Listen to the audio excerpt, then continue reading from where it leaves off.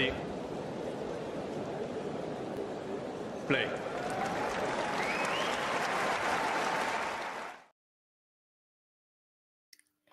Hello there. Welcome to the Wimbledon Marathon. It's Talking Tennis's own Manic Monday. We are going to be live for the entire day to cover all the action from across Wimbledon. We're going to start with me.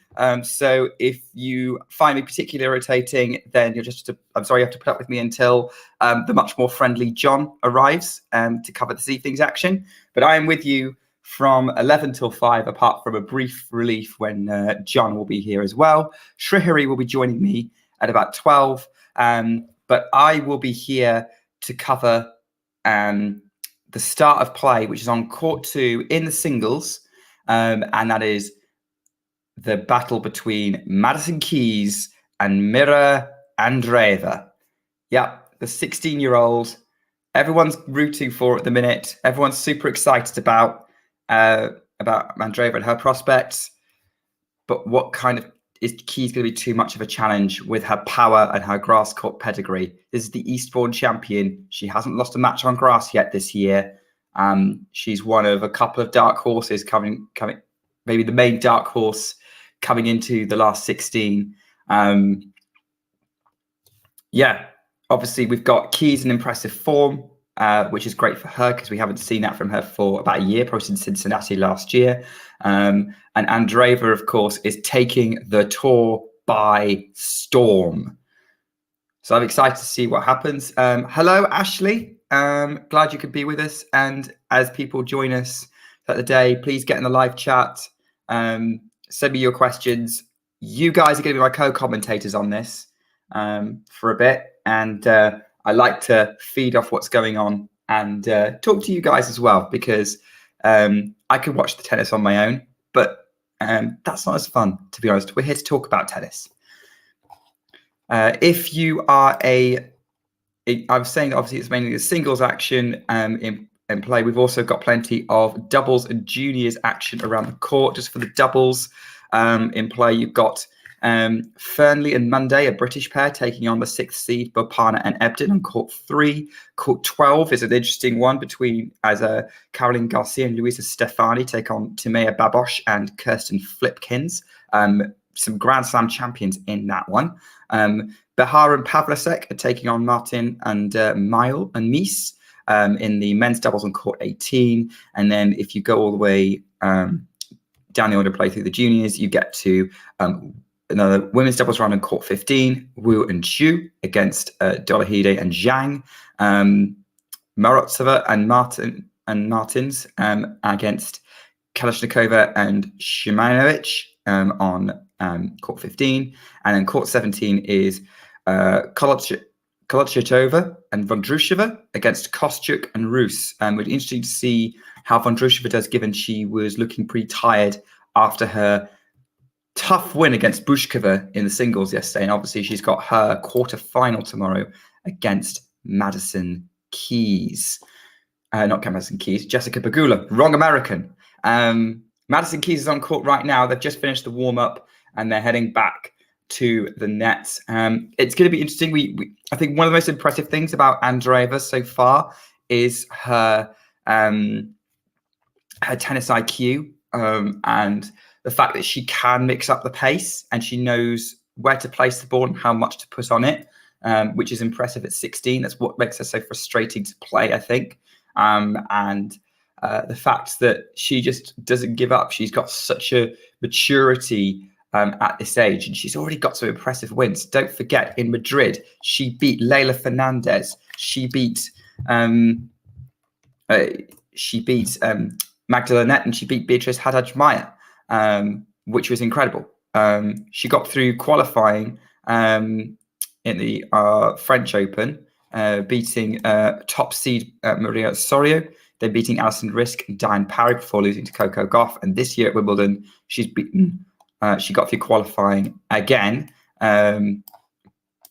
beating some top players. But then in the main draw, she beat Wang Zhu, then beating Barbora Krejcikova, albeit fitting for retirement from Krejcikova, and then really just being the better more resilient player against Anastasia Potapova in the last round. As Keys wins the opening point for 15 love, and is getting ready to ball. She's bouncing the ball for her second point. Serves into the box. Forehand Andreeva into play. Inside out forehand from Keys. The backhand of Andreeva. Forehand Keys. The forehand of Andreeva going cross court. Keys going back cross court towards Andreeva. They're trading fines at the minute. Now it goes to the Keys backhand. Andreeva goes up the line, puts it long on the forehand, and that is 30 love to Madison Keys. Ashley, I can see you are absolutely right. If Andreeva wins, she will be ranked in the top 50, which is a 16-year-old who's only played 3 main tour matches, 3 main tour events. That's an incredible start. That very few other players got to that level that quickly. I don't even think Coco Gauff rose that quickly. Definitely a huge, huge talent. It's now 40 love, by the way, to Madison Keys. Again, bringing the power, as we expected she would, to this court. I think we've got a fantastic lineup in the women's last 16 at the minute, as Keys aces, and they are now changing ends at 1-0. Going to go to love. Andreeva now about to serve. But yeah, it's interesting at the minute with the women's last 16 lineup, and even the quarters lineup. There's definitely that we've still got the sort of the big 3 of Swiatek, Sabalenka, Rybakina. We've got our players we were expecting to do well at Wimbledon, like Petra Kvitova and Ons Jabeur. But still in play, we've got Keys is a legitimate contender. Beatrice Haddad Maia, who's playing Rybakina later, is a potential contender. Jessica Pegula has kind of flown under the radar, but her progress through the draw, other than dropping a set to Lauren Davis in round 1, has been super impressive. She's got through everyone she's expecting to beat. There's literally half the lineup. Vondrousova is playing incredibly well. Svitolina playing possibly the best she's ever played right now. I think it's probably worth doing a full quarter-final preview lineup, but once we get the results, a big forehand from Madison Keys right by the baseline. Return winner, love 30 on the Andreeva serve, and already it's a bit of a challenge for the young Russian. Andreeva puts the first serve into the net, top of the net. Hello, KC. I think we're seeing a lot of excitement about Andreeva, but it's an ace from Andreeva, or untenable serve even, 15-30. So finally gets a point on the board after losing the first 6 of the match. This is going to be an interesting battle in the chat, as well, as KC supporting Keys and Ashley is supporting Andreeva, probably. Hit the like if you're going to enjoy the stream. Let's let everyone else know what we're doing here. That was a double fault. It's 15-40. Keys already has a chance to break very early on in this match. At the minute, it's not looking good. Grand returnable serve from Andreeva, though. That was brilliant. 30-40. And that was 109 mile an hour serve from a 16-year-old, which is probably fairly normal, to be fair, but still impressive. Great return from Keys there off that return of serve. He then slices and has to draw Andreeva into the net. Keys then goes for a backhand passing shot. Winner. Really great moving Andreeva up the court. Keys breaks 2-love. Yeah, that was some really smart play from Keys, changing the pace, bringing Andreeva in out of position, and the backhand passing shot was there to be hit.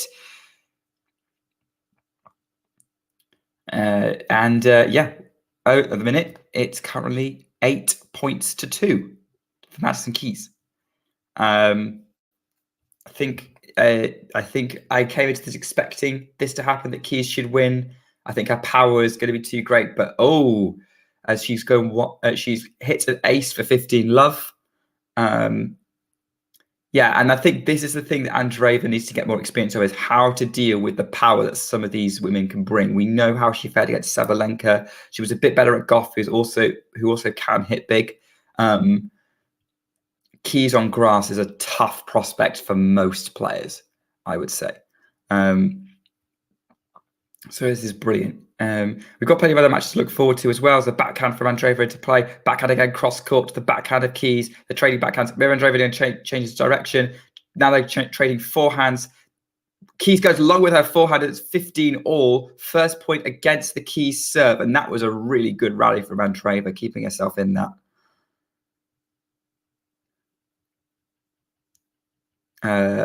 Keys getting ready to go. Serves down the middle. Backhand in play from Andreeva. Backhand slice from Keys to the backhand of Andreeva up the line. Keys has to run for it. Is on the defense. Andreeva trying to move with the forehand. Now they're trading forehands a minute. Andreeva gets inside out. The backhand of Keys tries to go up the line and misses it just wide, 15-30. And that was really, really good from Andreeva, just pushing Keys out of court a little bit and forcing her to try and hit the winner.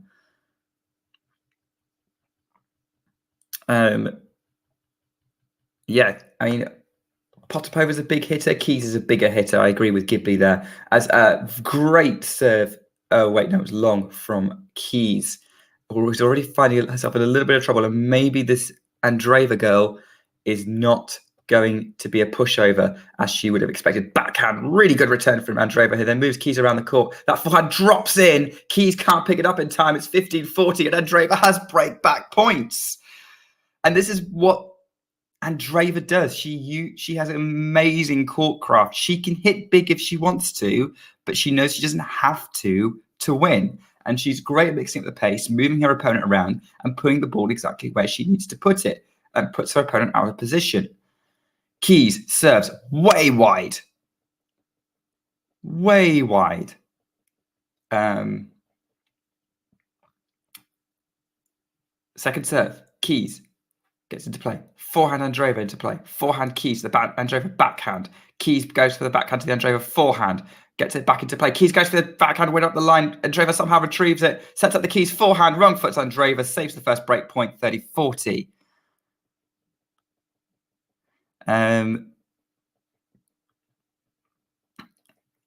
Great from Andreeva to just keep retrieving everything. Yeah, you don't want to get yourself into a rally with Miro Andreeva who could possibly help it. Keys gets the first step into play. Andreeva somehow gets the return into play there with a really awkward spot. Oh, no, it wasn't. She just missed it. I thought it was in, but the angle was deceptive and it's actually deuce. So really good first serve from Keys. That return from Andreeva was almost brilliant, but it is deuce and Keys has saved 2 break points.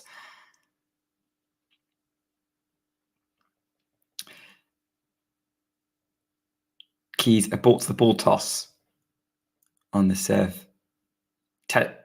This could be a critical game, as again, Keys aborts the ball toss, maybe having an interest, maybe just not feeling very confident with the sun or something. You know, the sun can get play a part in this. First serve in play, though. Andreeva gets the forehand, cross court, really tight angle, and Keys has to put it in the net, and it's advantage to Andreeva.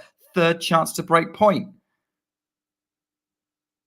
Absolutely brilliant return from Andreeva and tough for Keys to pick up.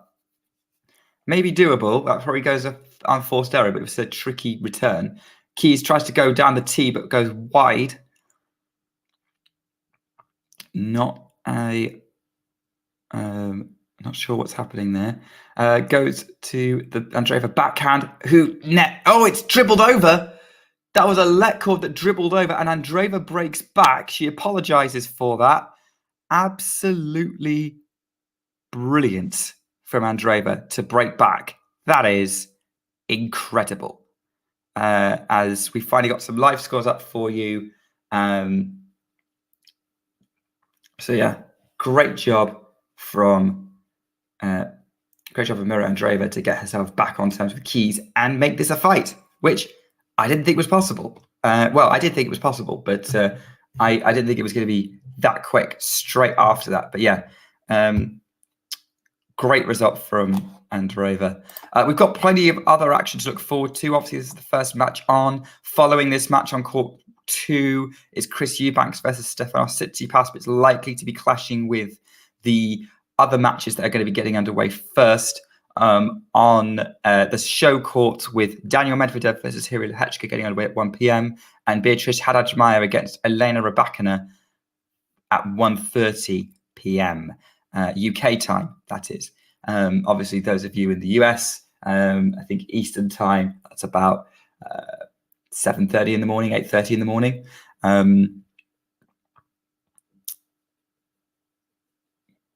But yeah, and then we've got other matches to look forward to on centre court. Novak Djokovic finishing against Hubert-Hurkacz from 2 sets to love up after going to 2 close tie breaks in the match. But really, that match has been all about waiting for tie breaks. So into a backhand rally now. Andreeva lifts up the forehand. Keys goes on attack with her forehand, but it goes long, and Andreeva wins the first point, 15-love. After Djokovic and Hurkacz on centre court, it's Jabeur versus Kvitova, and then Alcaraz versus Berrettini. Whereas on number 1 court, after Medvedev and Lehecka, it's Alexandrova versus Sabalenka, and then Dimitrov versus Rune. Big matches all over the place as Keys goes wide with an overhead, and it's 30-love. And Keys looking a little frustrated here, I would say. Like, those are some frustration shots of feeling like she has to really go for it to hit through Andreeva. And maybe Andreeva's defense is stronger than we anticipated. As Keys gets a short return in, Andreeva drops shots, but it's very loopy. But Keys still can't quite run it down and puts it in the net. 40-love for Andreeva. Yeah, I don't think this is going to be a power match, and Andreeva knows she can't match Keys for power, so she's going to try other ways. Have to try other ways to diffuse Keys. Big serve from Andreeva, who then goes up the line with a backhand, which is brilliant. But Keys gets it back somehow. He goes to the forehand in the middle of the court, and Keys loops it long, trying to lob Andreeva, and Andreeva holds for 2-all. Very much in this match. Really good rally there. Trying to keep her in the point, keep herself in the point, and dictate to Keys, who obviously her big hitting makes it tricky because she can obviously turn the point around very quickly. But moving Keys around enough to just put her off balance. Keys gets a first serve in play. Andreeva can't really get that over the net. It doesn't even reach the net. 15-love.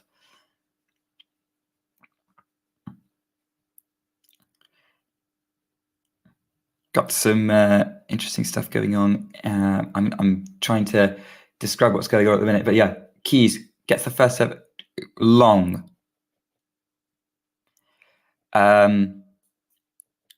Actually suggesting Keys should move Andreeva wide. I think that's a good tactic generally. I think it's probably risky with Keys' power though, because if she's going for the line, she's risking missing it. Like, it's going to have to be casino tennis if Keys tries that. As Keys slices, Andreeva can't pick that one up, and it's 30-love. That was a really tricky slice. I've never watched Petra Tsitsipas play, to be honest, Ghost, who I think I've just introduced to a new fandom by the look of it.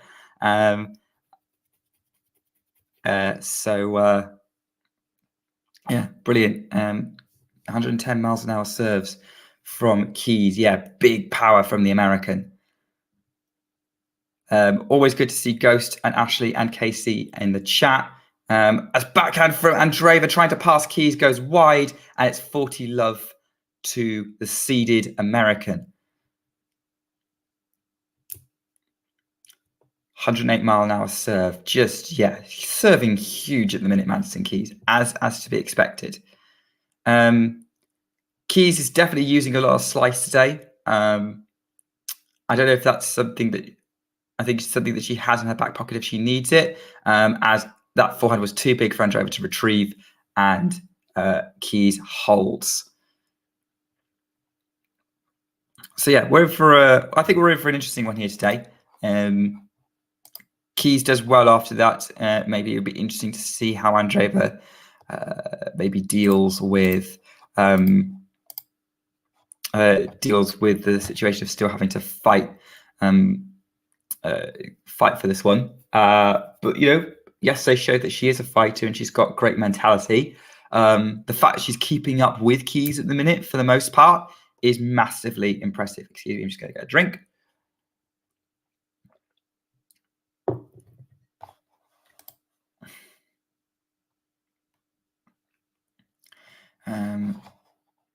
So we're going to keep going for now. Meanwhile, on the live scores, so far, not much to report across the grounds. I think very early stages for all the other matches. But if any of you are doubles fans, I will let you know if there's any big results. Great.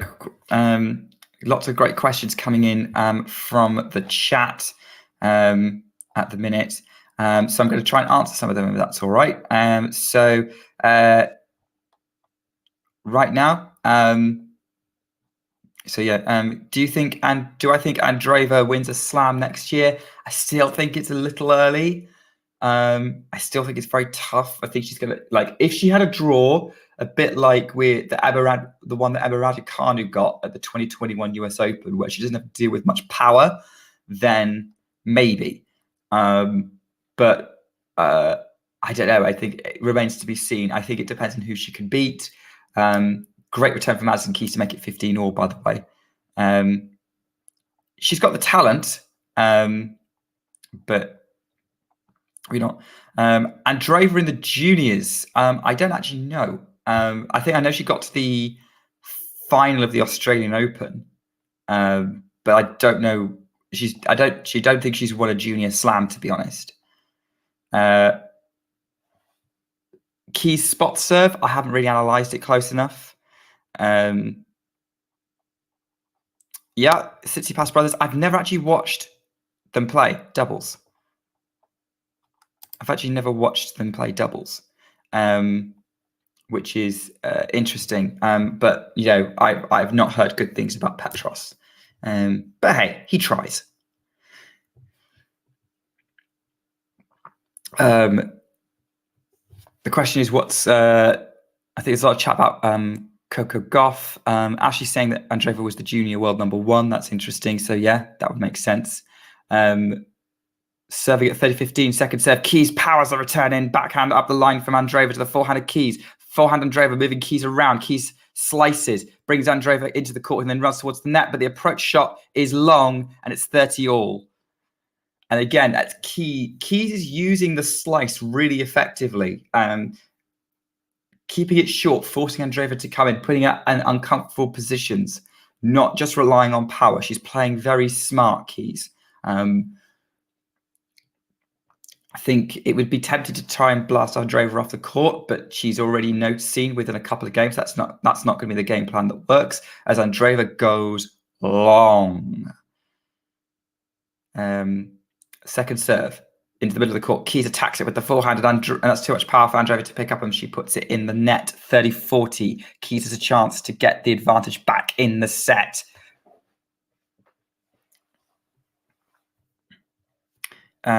Lots of great chatter going on as well. So I will come back to you all in a second. As Andreeva serves but goes long, trying to save break point. She's faced 2 so far, saved 1. Serves again. Really aggressive second serve. Then she hits the backhand. Keys again slices. Forehand. Andreeva cross court, pushing Keys out of court. Andreeva moving Keys around with the forehand. Keys loops that one up. Andreeva comes in, hits the forehand back behind Keys, saves the break point. Deuce. Brilliant job. Absolutely brilliant job. Lots of juniors chat at the minute going on. I actually don't follow juniors. I probably should, but there's a lot of tennis to follow. And I guess with juniors, it's really hard to tell who's actually going to be good. There's a lot of people who show a lot of promise and never quite deliver in junior tennis. But so far, Andreeva doesn't seem to be one of those.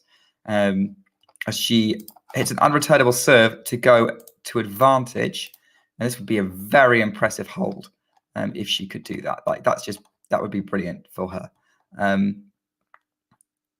They're into a rally now. Forehand, Andreeva up the line. Keys has to sort of slice it back into play because it was really far out. Backhand up the line from Andreeva, moving Keys around, goes cross court, but Keys seems to have taken control of this. Oh, and the Keys backhand hits the net, dribbles back her own side, and Andreeva holds. Gives a fist pump. It's 3 games all after 20 minutes. Great job there.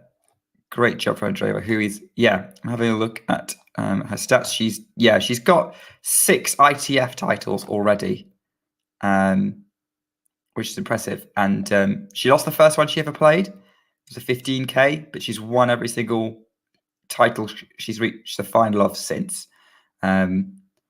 Beat some good players as well as they're into a rally again. And Keys puts a backhand into the net.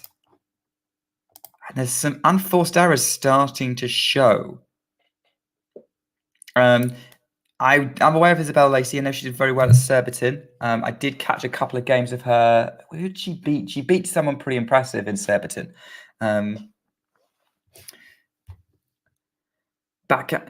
Keys goes long with the first serve. But yeah, Isabella Lacey's definitely someone one to watch, obviously getting that amazing result in Surbiton. Who was it she beat? Ashley, can you remind me who was she beat in Surbiton?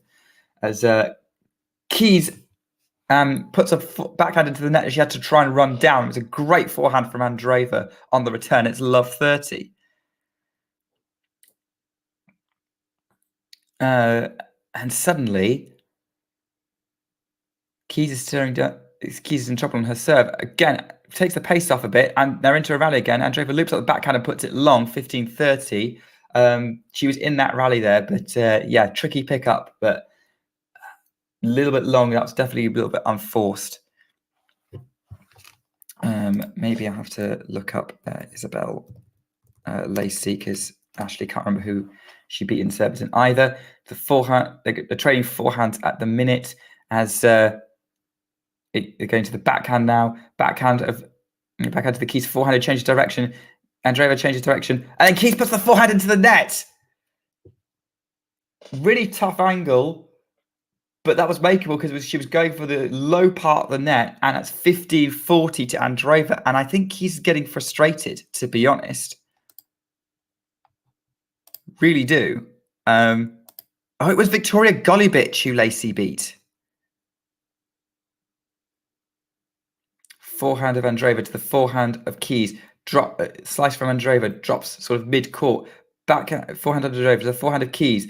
Forehand up the line, Andreeva. Keys has to kind of run for it, chop it back into play. Andreeva comes in, plays the drop shot. Keys has to get to it. Andreeva has the court to hit the backhand into, and she does, and she's a break up. Mira Andreeva is leading Madison Keys 4-3 with a break.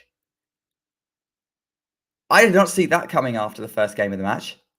First couple of games. It's not just you go see. Andreeva is winning the rallies. She is a really tricky rally player to deal with. And tricky rally player to deal with.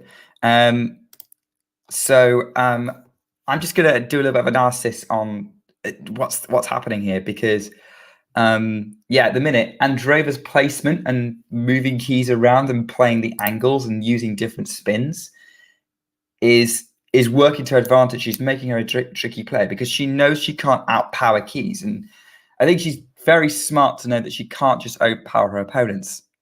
Sean's asking if that's what Hingis used to do. Yes, it probably was. Although I haven't, for what I hear, I will be honest, I've never actually watched a Martina Hingis match. It's something I need to get around to doing. I think Andreeva has the power when she needs to use it. She can hit winners, but she's very good at knowing when to go for them. So that's what I say. I mean, maybe that's why she's so good so young, is that the power element's not coming into it. So maybe as she becomes fitter and her athleticism builds as she ages and matures, that's going to help us. They're into a rally now. Trading forehands. Keys puts the forehand into the net. Again, it's Keys who's breaking down in the rallies a lot more often. Keys Keys is the one breaking down the rallies. Like early on, it felt like Andreeva was the one more likely to make the errors. Now it's Keys. Great serve from Andreeva. Keys right at the body. Keys has to put the backhand into the tram lines, and it's 30 love. Everyone's kind of comparing different people, Andreeva to different people. Maybe she's just her own person. Maybe she's just a very unique style. It's certainly interesting watching her and getting to know how she plays. Jack saw her live. I'd love to see sort of him to get him on a stream and hear his thoughts of what he of everything.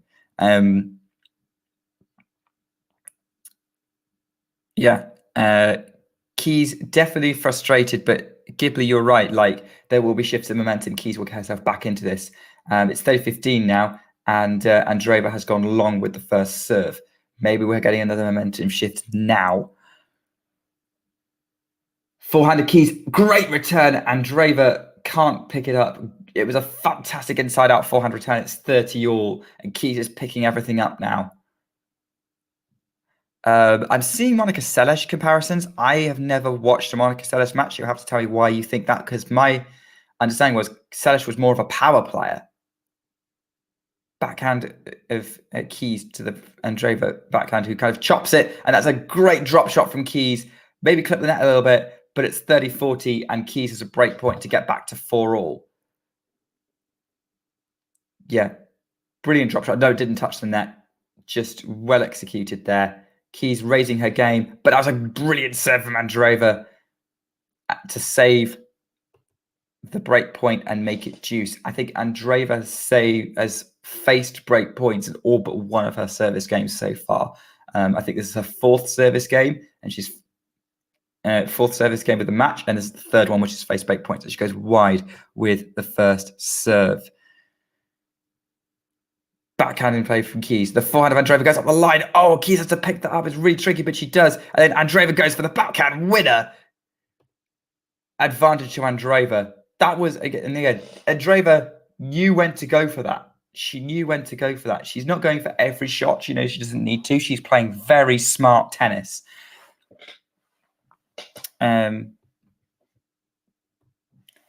So, yeah. Andreeva serves to Keys backhand, but it's unreturnable, and it's game to Andreeva.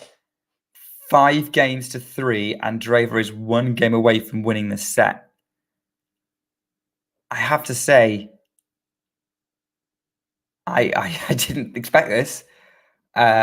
This is amazing. This is an amazing performance, and we're only 26 minutes into the match, or 28 minutes. Just brilliant tennis for Andreeva to frustrate Keys and keep herself into it. The defense and the resilience from Andreeva is probably what's making us so good this young. Very similar with Coco Gauff. Just you can have all the talent in the world very young, but it's the mentality that will deal with it. As that's a forehand return winner from Andreeva. I didn't think that was in, but everyone else says it was, and it's love 15. And Andreeva's going for her shots a little bit, and again taking the opportunity to go for her shots, and she's doing it. Keys puts the first serve into the net.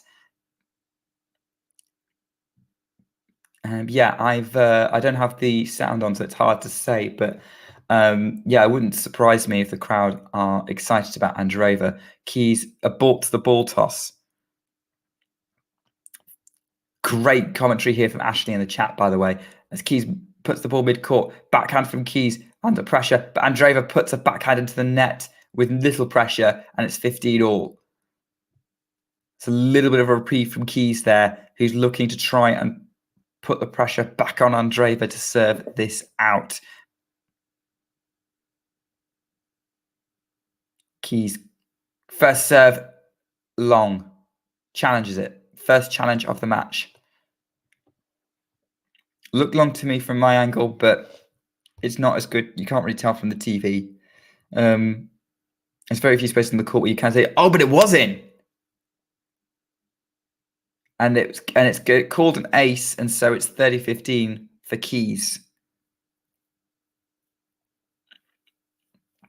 If you enjoy this, by the way, please like the video And if you're new, please subscribe for more content like this. Most ambitious live stream we've ever done of all tennis all day. 40-15 to Madison Keys.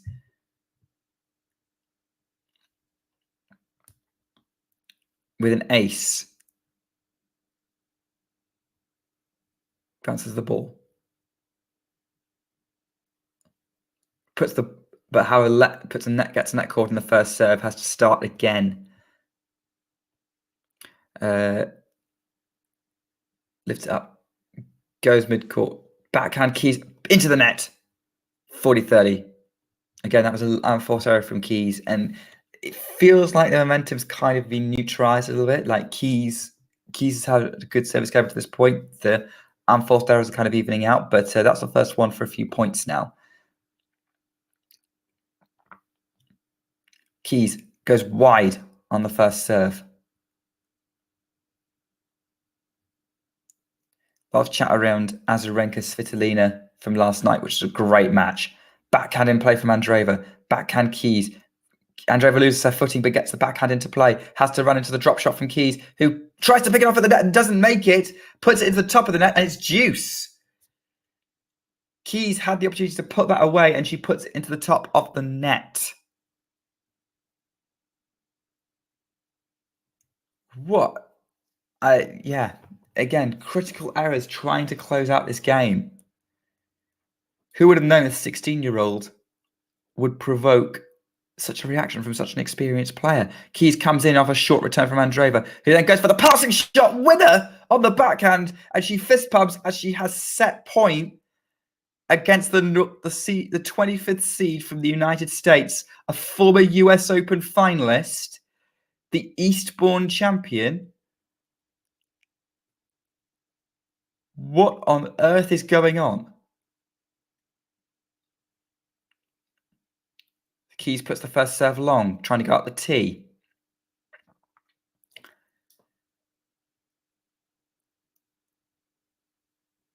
Goes for the serve out wide.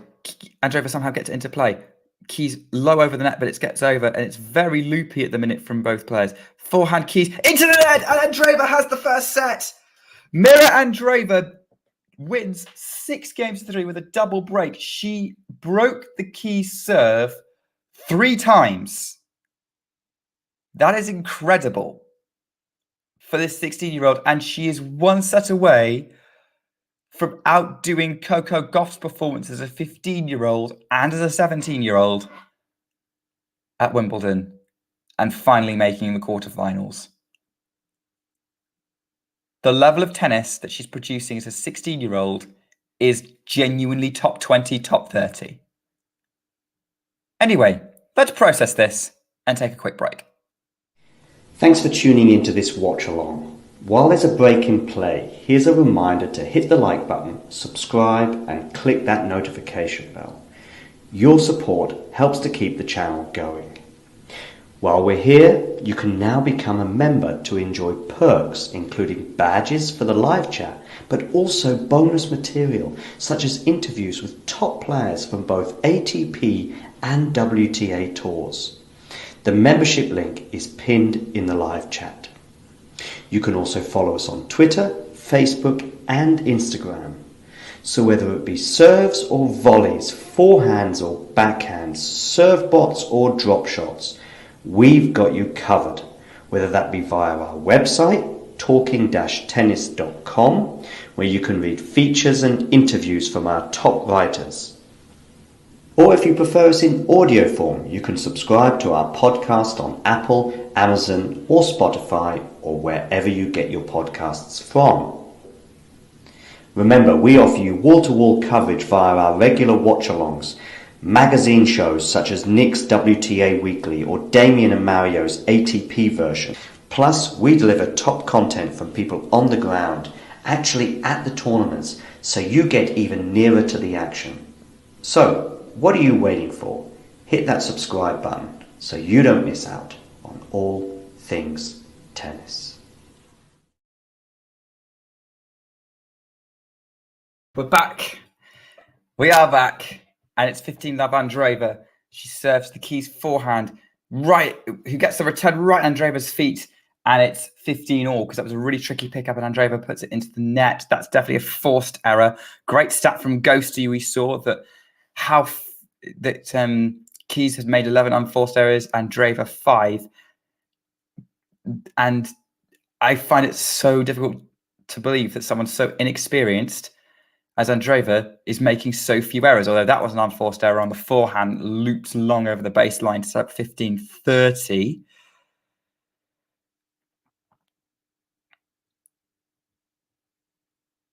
Andreeva goes for the body serve. Keys puts it into the net, 30-all. Yeah, it's impressive. It's just impressive how few errors she can make. And no, she's not invulnerable to it, but it's like that she doesn't. She just has so much confidence in her game, and she has so much stability. And I think that's the key for any player at any age. Maybe she'll go through rough patches in her career. No, she's going to have a long career ahead of her. But if this is her baseline level, wow, as Keys puts that forehand into the tram line, it's 40-30. The wind's picking up a little bit. We're seeing a flag fluttering, the Union Jack fluttering across Wimbledon. Maybe the wind's taking Keys' looped up shot quite a bit. And then, unfortunately, Andreeva goes long with the first serve.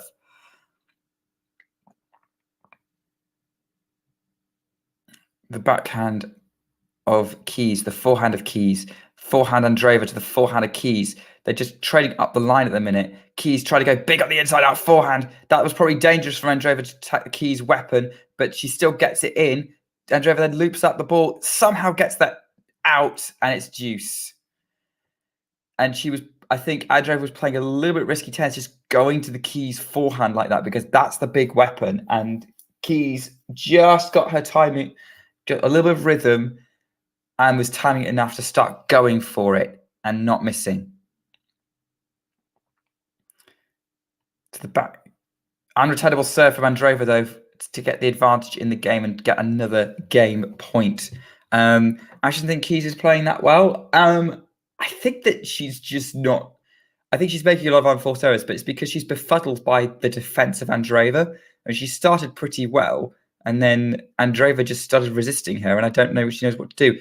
Andreeva loops it up, gets it over Keys' head. Keys can't reach up for it, and it's lands inside the baseline. Andreeva holds. Tough hold, but she got it. First game, second set. Yeah. At the minute, Keys, she had a great start. She only dropped a couple of points in the first 2.5 games. Looked very much in control, Keys, just bossing Andreeva around, and Andreeva just seemed to get used to the pace and figured out how to diffuse it. And I genuinely think Keys is frustrated that Andreeva was running everything down. Gets the first serve into play, but again, Andreeva returns it, and Keys puts the forehand into the net. And again, I don't think Keys is expecting these to come back. Love 15. Keys' 14th unforced error of the match, which is double that of Andreeva, according to the stat that's just flowed up on the screen. Keys puts that first serve off the top of the net, and she's going to have to try again. Agreed, Ghosty. Andreeva is being the more clutch player right now. For sure. I mean, like, how many break points has she saved? Backhand in play from Andreeva to the backhand of Keys, which puts it into the net. And I don't think, as I say, Andreeva's not putting the same amount of pace on every shot. Like, that was a big backhand. But that's not how she always plays it. And Keys probably doesn't know, Keys doesn't get any rhythm off these rallies because they're just so many different paces and spins. Forehand from Keys to Andreeva backhand Keys to the Andreeva forehand, who's moving Keys around, and that's what she's doing. She's moving her opponent around the court, just playing into space. Keys gets the forehand to the Andreeva forehand, goes back behind Keys, goes for the big forehand and puts it over the baseline. It's love 40. It's 3 break points for Mira Andreeva. 12-shot rally. Keys trying to go big on the forehand to finish it. Yeah, what is Keys' first serve percentage? Ghost is the one with the stats, probably. But that would be interesting to know. Maybe I'll have to look it up. First serve in play, though. But Andreeva, again, is getting it into play. Back, forehand looped up. Keys finishes at the net, though. Overhead, job done. Yeah, Andreeva just looping it up and putting it there for Keys to put away. Yeah, I might actually see if I can get the stats up for this. Yeah, okay. We'll wait for the end of the game and then I will bring it to you as Keys first serve wide.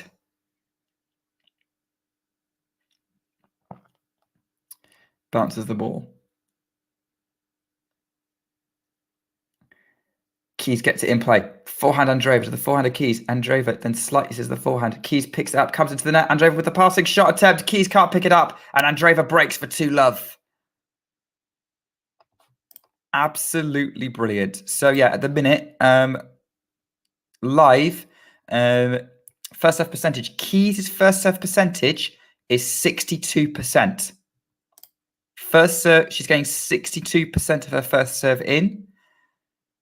And she is winning 57%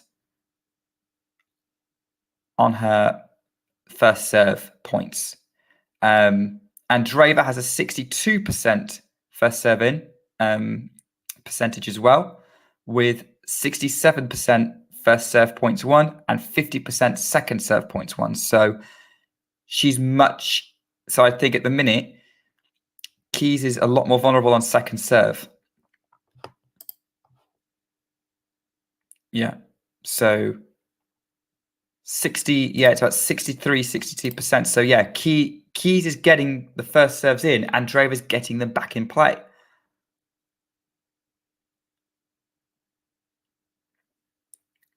Yeah, it's the returns. She's just picking everything up. I agree with Ghost. She's winning on the court. Serve to the Keys forehand. Andreeva picks up on the backhand to the backhand of Keys. Andreeva goes with the forehand to the backhand. Keys puts the backhand cross court into the net. 30-15. Maybe it's the errors coming for the backhand. Probably need to break down what the backhand errors are. But yeah, so the winners unforced errors ratio is it's not great for either players. Keys comes in and finishes at the net with a backhand volley. Andreeva scoops it up, can't get it over the net. 30-all. Keys coming in behind it, just trying something different, trying to force the play back in her favor. 30-all. Tight on the Andreeva game again. Ghost is asking if there's no Americans in the quarters. I mean, Ghost, Pegula's in the quarters. She won yesterday, unless you don't count her. As Andreeva puts a forehand into the net, and it's a break point for Keys. Critical unforced error for the 16-year-old.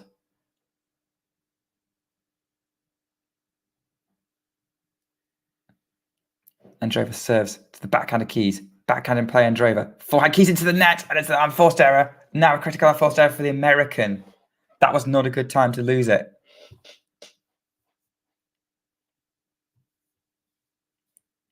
At the minute, yeah, Keys has had plenty of opportunities on the Andreeva serve. Andreeva's had more opportunities on the Keys serve, though, weirdly, as Keys' forehand return goes long and nothing's working from either wing right now for Keys. Advantage Andreeva. Now, I didn't think Pegula counted for you, Ghosty, but, well, I think there's a reason why she's the US #1 right now. Backhand up the line from a middle from Andreeva to the forehand of Keys. Then goes up towards the forehand of Keys, who goes long, and it's 3-love Andreeva. Second set. She consolidates the break, saves the break point, avoids any costly unforced errors. Well, this is odd. I mean, everyone's kind of looking at Keys, and I think she started playing well, and then I don't think she's worked out how she can hit through Andreeva. I think only if you're a Sabalenka can you hit through Andreeva, and even then, maybe she's got used to it. I mean, this is Andreeva's very first grass court tournament, which is impressive. Very, very impressive. The fact that she's adjusted so quickly, so young. And hey, look, regardless of what happens here, yeah, I think Jake's got it spot on. I don't think he's watching right now, but yeah, you should follow Jake on Twitter if you don't already, because he's actually really knows what he's talking about a lot of the time. I can't think of a better summary of what's happening. I might retweet that actually.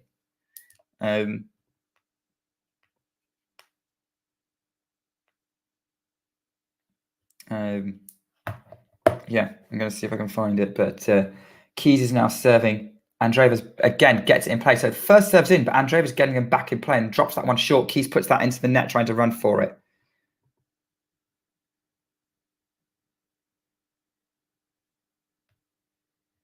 That's love 15. I'm just going to try and find Jake.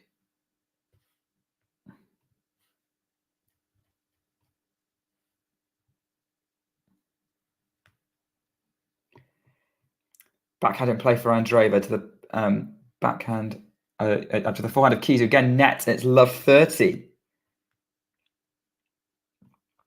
Yet again,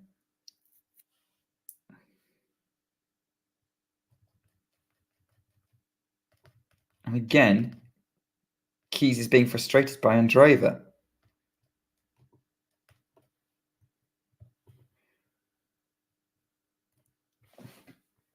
It's 15 all. Andreeva gets the forehand into play. Again, off a first serve. Forehand Andreeva to the Keys backhand, which is an awkward situation, kicked up. Keys backhand to the Andreeva forehand, but it was long from Keys, and it's 15-30. Yeah, it's definitely a lot of errors coming through here.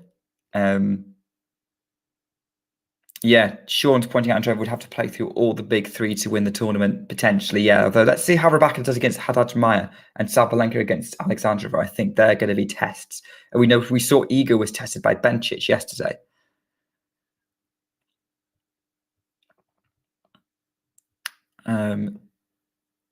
Goes for a mid-court second serve. Keys for the forehand to the Andreeva forehand, looped up and short. Keys goes on the attack with the inside-out forehand, 30 all. Short ball. Keys just picks it off.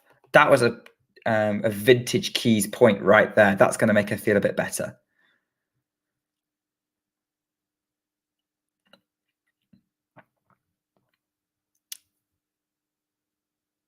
Yeah.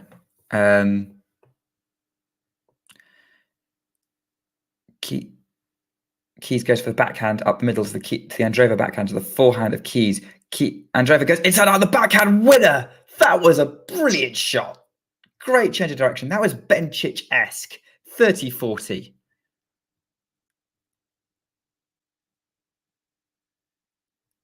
And this would put a break here, would put Andreeva well in control of this match. Unbelievably.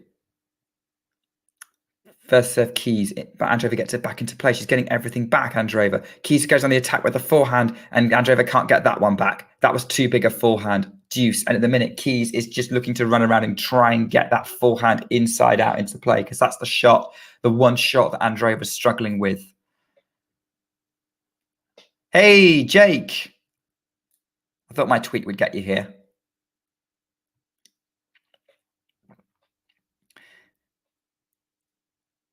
So serving to play from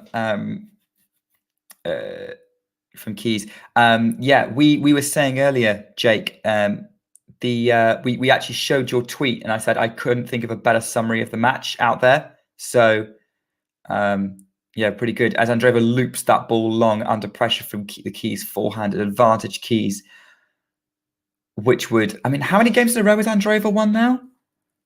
4, 5? Yeah, it would be at least 5 games in a row. So this would stop the rot. Keys serves, but it's long.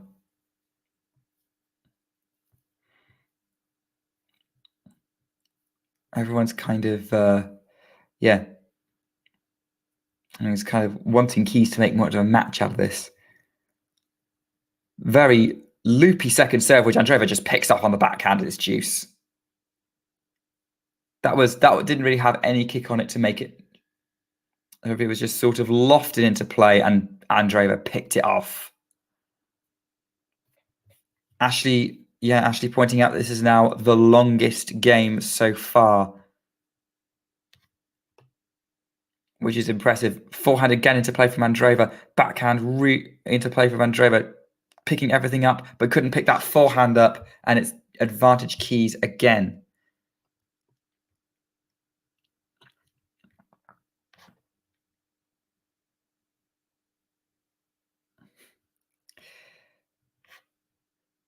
Ghost, obviously you've changed personas. Does this mean you're a Formula One fan now?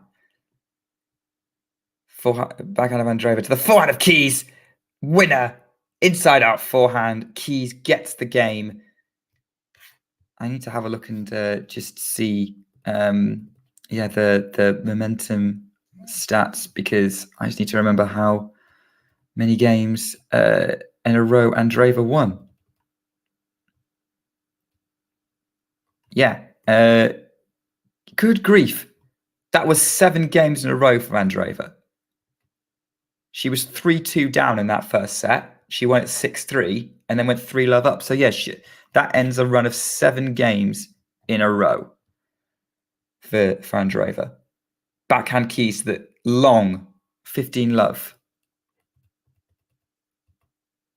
The first serve percentage from Keys is now going down. It's now 57%. And don't forget, that probably does include the first few games of the match, where Keys was playing a lot better. So maybe since then it's dropped a lot more, as unreturnable serve from Andreeva, 30-love, and she's fist pumping.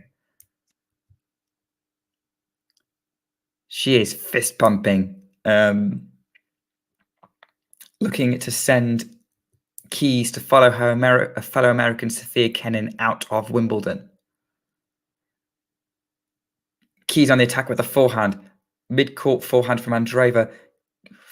Backhand from Andreeva to the Keys forehand, who's like looking to tee it off right to the Andreeva backhand. Keys picks it off at the net with a volley. And it's 30-15. Great aggressive play from Madison Keys.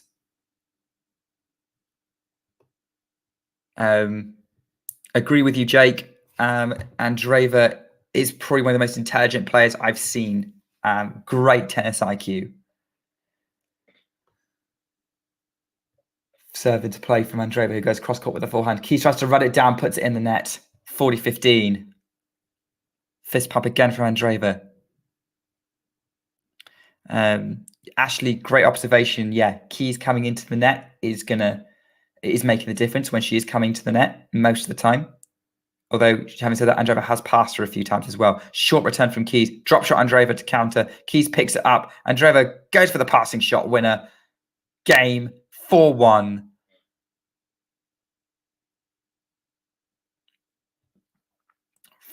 Absolutely brilliant. That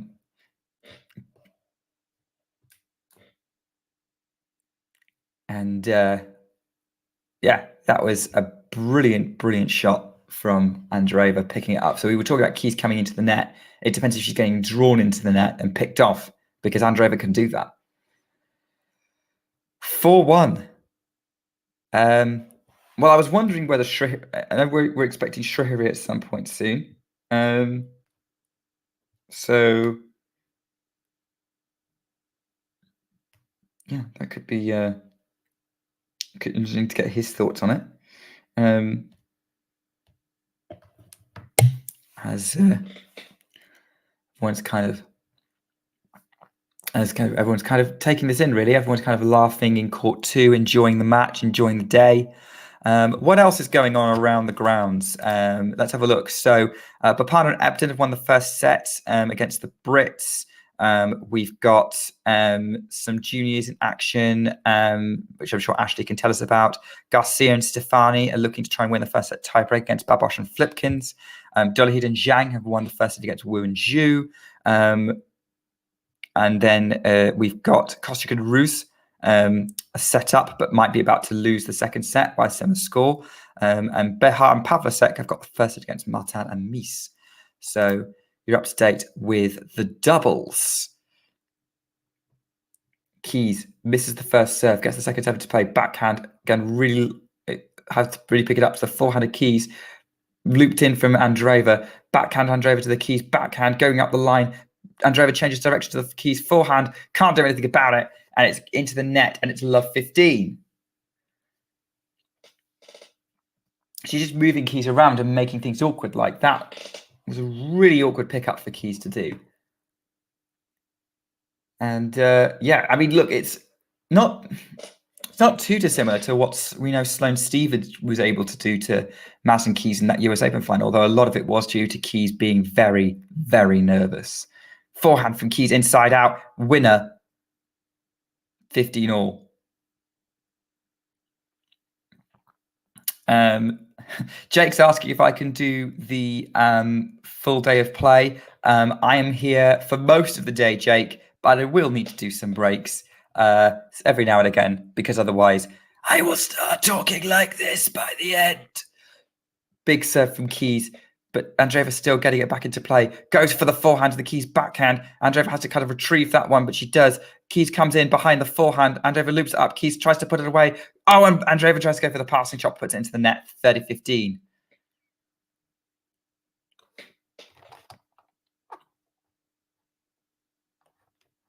Casey's asking, will we still have an America at the end of the day? Yes, Jessica Pegula.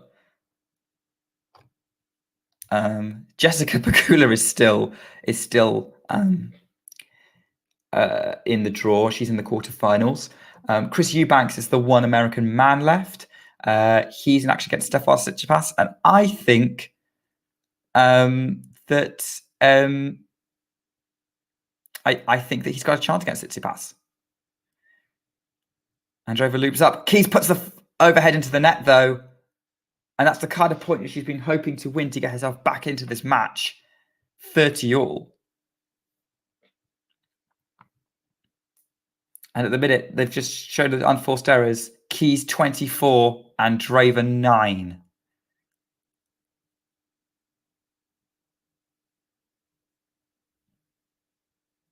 Backhand in play from Andreeva, again off the first serve to the forehand of Keys.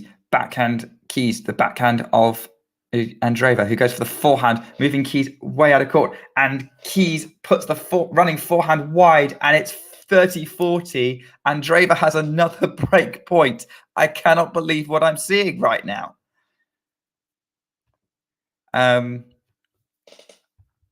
This is, yeah.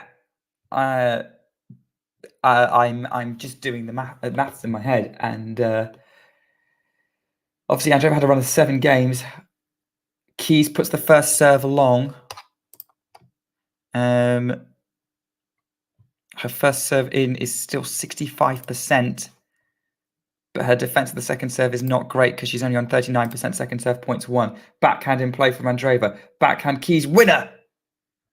Great defense behind the second serve this time. John's asking who the winner of this plays. The winner of this will play either. It will play. I think is due to play either Sabalenka or Sabalenka. Yeah. Hello, Shrihari. This is your first time watching Andreeva. I'm shocked. I have no words for what's going on right now. I just got a chance to look at the score now. I don't know how the match panned out until now, but yeah, pretty surprised with the result or with what's going on. Right. Well, we'll finish this game and then we'll talk us through it. But yeah, I'll talk through it. But essentially, Keys goes for a first serve. Andreeva gets it back into play. Keys goes for the backhand winner, gets it 4-2. So yeah, I would say the way I would describe it is Keys came at the blocks firing, a lot of power, and then Andreeva got a read on it and started mixing things up a lot. Keys has got 65% first serves in, but Andreeva's getting almost all of them back in play. Wow.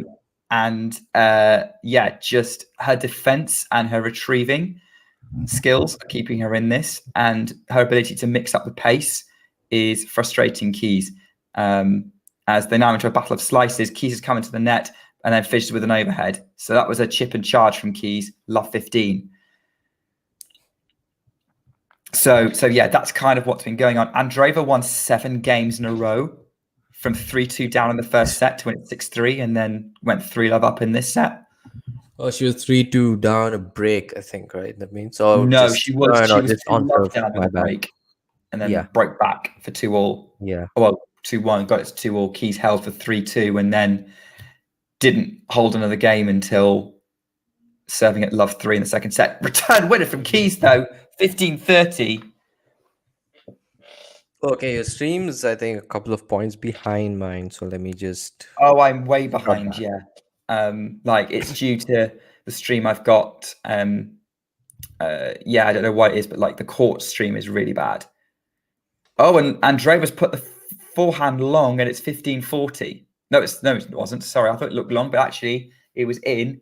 Keys couldn't pick it. No, yeah, it's 15-40. Oh, it was long. Yeah, it was long. So it's 15-40. I don't know what's going on there. Andreeva gets the first seven to play. Keys gets an excellent return into play, though.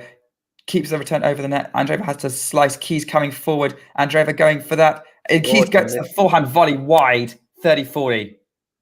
First break point saved. Pretty bad miss that. Should have put that away. Yeah. So how exactly has Madison Keys fared on grass over her career? I know that she made the final at the US Open. There was a semi-final at the Australian Open as well. I think last year, if I'm not mistaken. Yeah, that's right. Yeah, she's great on hard courts. I'm not sure what her. She's a 2-time Eastbourne champion. She did win a title just before beating. Yeah, she's won Eastbourne twice. Yeah. And her Wimbledon record, she's been to the quarterfinals here once before in 2015. Madison Keys is just broken back, by the way.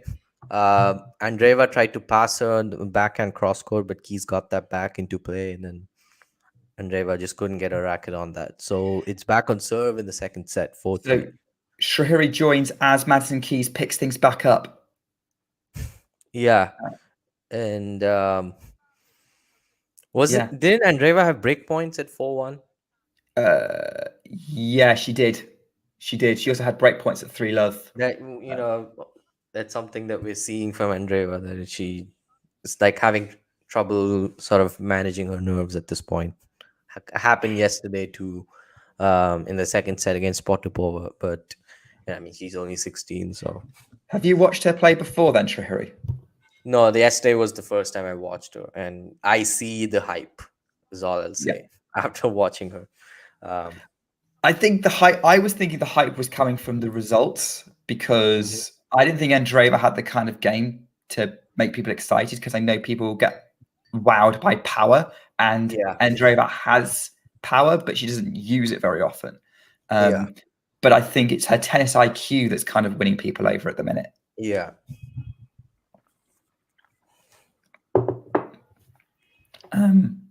I've actually seen Andreeva play in person. I know Jack has as well. I've seen Madison Keys in Dubai earlier this year. Is that power as monstrous as it looks on the television? It is, yeah. I was pretty taken aback by because I know, as just speaking in terms of all of the players I watched Medvedev. Doesn't look like he generates too much power. It was the first time I watched him live this year as well. But then someone like Madison Keys, obviously she did overwhelm Azarenka, who was not 100% when they played in Dubai. But yeah, it is. Inside out forehand win from Keys to make it 15-all in this game. I'm not saying she doesn't use power. I'm saying that that's not her plan A. Power is not plan A. Yeah, something like Sloane Stevens, you would say, right? Like she has the power, but just keeps it in her reserves. And we know how much for headaches Sloane Stevens is for Madison Keys, although Andreeva's just put a forehand into the net to make it 30-15. Yeah, that's true also. It was a US Open final and a first round, I think 2 years ago. Yeah.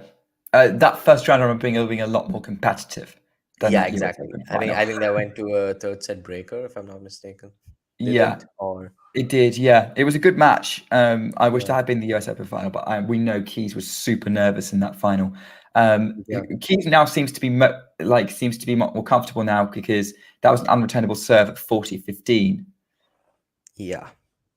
And maybe she's going to go on her own momentum run here. Andreeva can't get that She one back into holds, play. yeah, Another more excellent outside. serve. Yeah, we're at 4 games all. And given we were 3-love to Andreeva with break points and then 4-1 Andreeva with break points, well done for Keys to get herself back in this. And it's amazing how quickly momentum can shift. Ashley rightly saying that she's won 8 matches in a row at the minute on grass. So it was always going to be a tough ask for Andreeva, but she's got the first point in her service game, which is what she needed.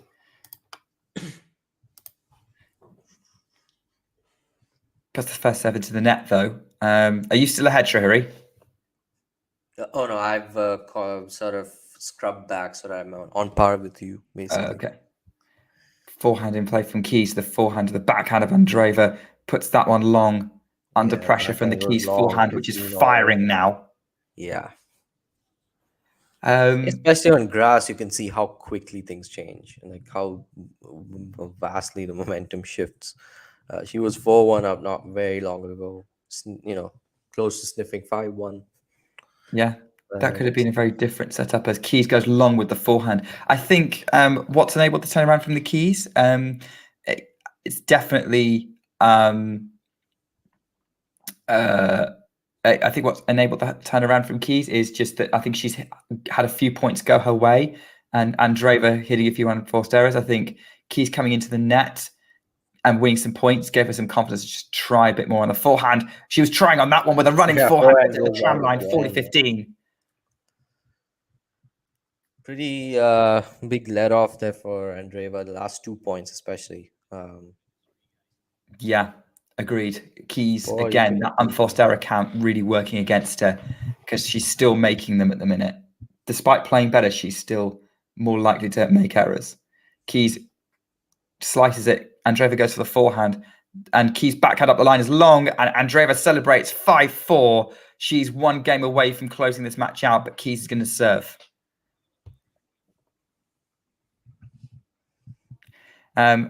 Youngest How is it? Grand Slam quarterfinalist since, if she wins. Sorry? She would be the youngest Grand Slam quarterfinalist since who, if she wins this? Gosh, I don't know. That might be something you have to look up. Yeah.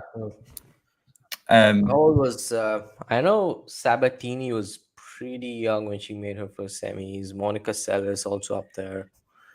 I mean, no one was quite as young as Jennifer Capriati. Yeah, Capriati, yeah.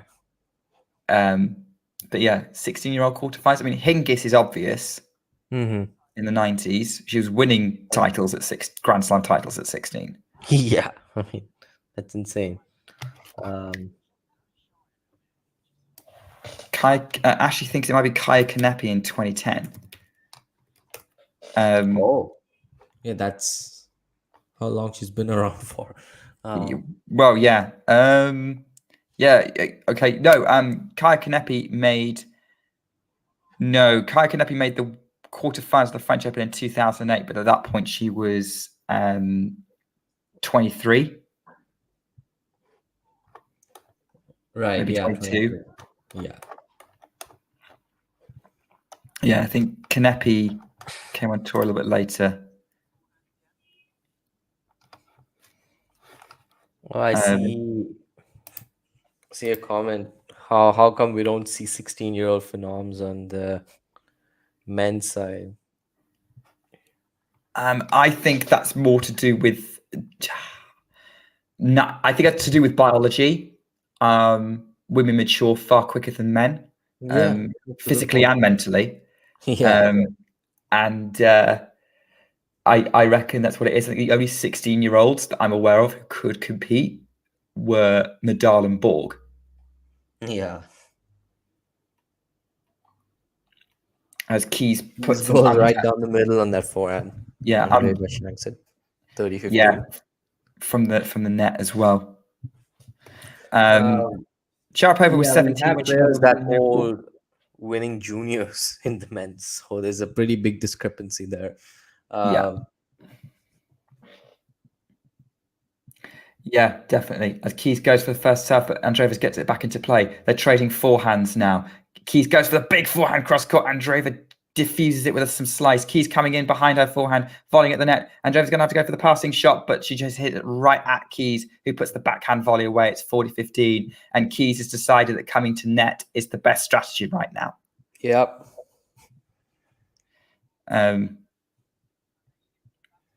Yeah. They're just going to put more pressure on Andreeva if she holds here, because you're always going to think about how close you are to winning. Obviously, Keys had her in a couple of points at 4-all, but just went pretty wild on her forehand. Keys holds for 5-all. Yeah, unreturnable serve. Yeah, that was a pretty good game from Keys, showing her experience here. I mean, Andreeva did win the last match with 7-5 in the second set. She can deal with the pressure. I think a lot of it's going to come down to how much Keys can get in on this service game, which she has been doing most of the time. This was never going to be easy. Let's be honest. Yeah. Unreturnable serve from Andreeva though, or maybe Keys just putting a backhand return long. So unreturnable serve or return error, depending on your perspective.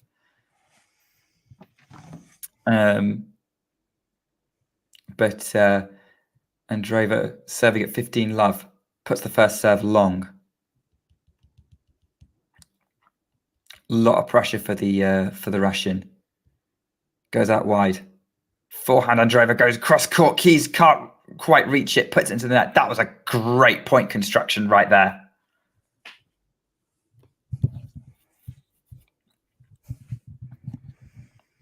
Yeah. Here we go. Goes for the forehand of Andreeva to the backhand of Keys. Keys is now running around to hit a forehand. Andreeva backhand up the middle. Keys goes for the forehand right at the line. Andreeva still manages to pick it up though, but it goes long and it's 30-15. Keys, I think some of Andreeva's shots are going right at Keys, and maybe she needs to start moving Keys around again, just because I think the errors are becoming fewer from Keys. And I think Andreeva was just doing what she could to force the error. Oh, forehand into the net from Keys on the return, and Andreeva celebrating. That was a let-off, 40-15. Yeah. No, that's probably her biggest weapon, and she's just gifting a lot of errors with that. Yeah, absolutely. So she's got an opportunity to close this one out. We have our first result in the doubles. As unreturnable serve from Andreeva takes us to 6-5. But Parna and Ebden are through in straight sets against Fernley and Monday. 6th seed safely through. Not so great news if you are a British fan and looking at the juniors, as Hafsabat Al-Aradi has been defeated in straight sets. So unfortunate for her, but that's on court 8. A little bit of an update on the doubles for those who are interested in it. Garcia and Stefani ended up winning the first set against Babos and Flipkins 10-8. By the way, so I called that as one to watch if you have a Grands Pass.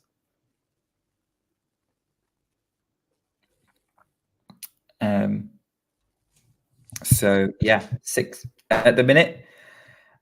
Keys is now serving to try and take this to a tie break. I mean, the way she's been serving at the minute, I would back her to do that, right? Yeah, that's what I see happening as well. And I think Andreeva just didn't do too much in the previous service game. Keys was pretty comfortable. She is holding on, but I would say right now Keys is the one who's playing more freely and is also like dictating a lot of play. Approaching the net and like going big on the forehand. I mean, not always being rewarded, but she's the one who's taking initiative, playing on Yeah, her terms, basically. yeah, for sure. Which is what she was trying to do at the beginning of the match, I think. And then Andreeva befuddled her for quite a lot of it. Again, really heavy backhand from Keys that Yeah. Andreeva can't pick up. 15 love. Yeah, I would probably back Keys to win a tiebreak if it gets there. And then Yeah, me too. final sets, I think it really depends on how much Andreeva is going to be able to regroup, because if she does, and diffuses Keys again, I could see her still winning this. 400 Keys return from Andreeva is misses long. It's 30 love. at 15. Oh wait, no, never mind. Andreeva's shot went long, so it's 30 love. Yeah, Someone's saying I've heard some horror stories about boys' locker rooms. they're just discussing high school. Okay. That are discussing high school. I think Ghost took offense to the idea that girls mature more than boys, which has started that conversation. I mean, what I would say is, regardless of emotional maturity, because let's face it, kids are still kids. I also, it's biological facts that physically girls mature quicker, and so are probably more able to keep up on the sporting world with with their sort of older counterparts, as Keys takes an overhead out to go 40 love up. I like how the smile emoji on the Twitch stream is ever so creepy, but Someone needs to get started. I think John is ahead of us, to be honest. yeah, he is. So we are into a tie break. I'm calling Keys to win this tie break. Same here. I'm going with Keys, probably 6-7-4 or 7-5. Okay. Yeah, that would work. And then, as I said, deciding set would be, it's really going to depend on how Andreeva manages the situation. Yeah. Which, in theory, should be pretty well.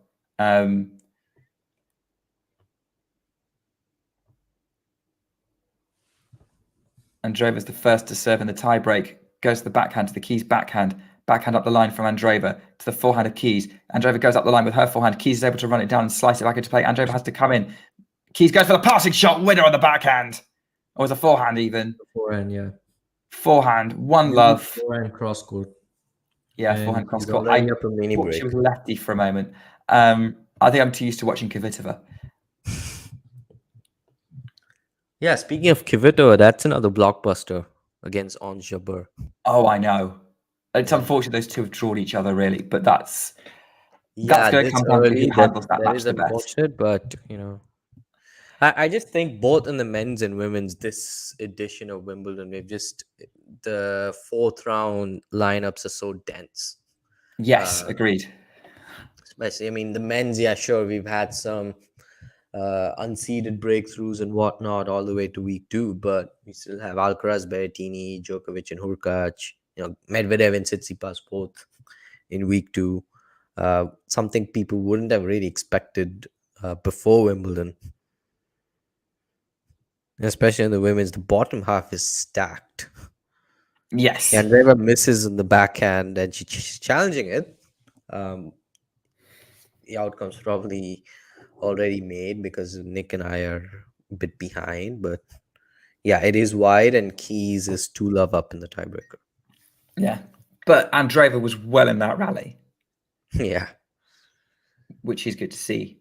Keys goes for the forehand serve again. Andreeva gets it into play, but Keys puts the forehand winner away for the +1. It's 3 love. Yeah. It's a tough one. But I think Andreeva was in that rally at 1-0. for sure. I don't think she's out of this tiebreak at all. She is able to rally with Keys, and a great first serve to get the first point in the tiebreak for her.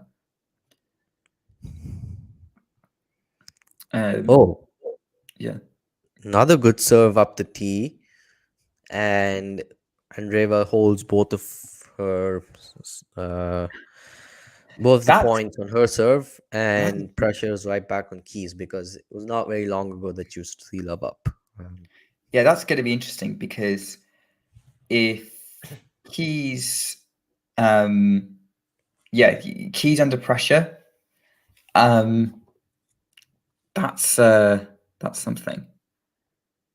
Yeah, I don't know what's with my camera, because I keep looking like a silhouette every now and then. So, yeah, maybe you need to adjust some settings or something. Let some light in, maybe. It's just really annoying. Yes, Shahiri is now currently running his latest meeting of his shadowy criminal organization. Call him Moriarty from now on. Backhand in play from Andreeva. Keys fires the forehand at Andreeva. Backhand 4-2. Oh, yeah. I mean, great resilience and defense from Andreeva to keep herself in the point, but it just felt inevitable that Keys was going to win it. But credit to Andreeva to making her play one more shot. Yep. I mean, Ghost is right. Andreeva's never played a tiebreaker on grass, but this is her first ever tournament on grass. So there's a lot of firsts here. I don't really like tiebreaker odds, to be honest. I think the only person that really tiebreaker odds make a difference to is Novak Djokovic, and that's it. He's the best at playing tiebreaks in the world right now, but for every other player, tiebreaks are a lottery. Okay, forehand deep return from Andreeva, and Keys cannot get that back. It's 4-3 back on serve. That went through the bottom of the net. I've never seen that at a professional Grand Slam. I've seen that on like a public court, but never never at the professional Grand Slam. Yeah, we're back on serve in this tiebreak. That's going to please Andreeva. And I kind of thought we would be at some point, just by the way it was going. Andreeva aborts the ball toss, though. Goes for the first serve. It's a let. Bit tight there. Doesn't look like the wind's playing much of a factor. Goes for the first serve, gets that one in. Backhand back towards the Keys. Backhand cross court again. Andreeva, they're trading backhand at the minute. Keys puts it into the net. It's 4-all. And Andreeva is geeing herself up, saying, "Come on, come on." It's 3 points away now. They both are, but obviously one from extending the match, and winning it.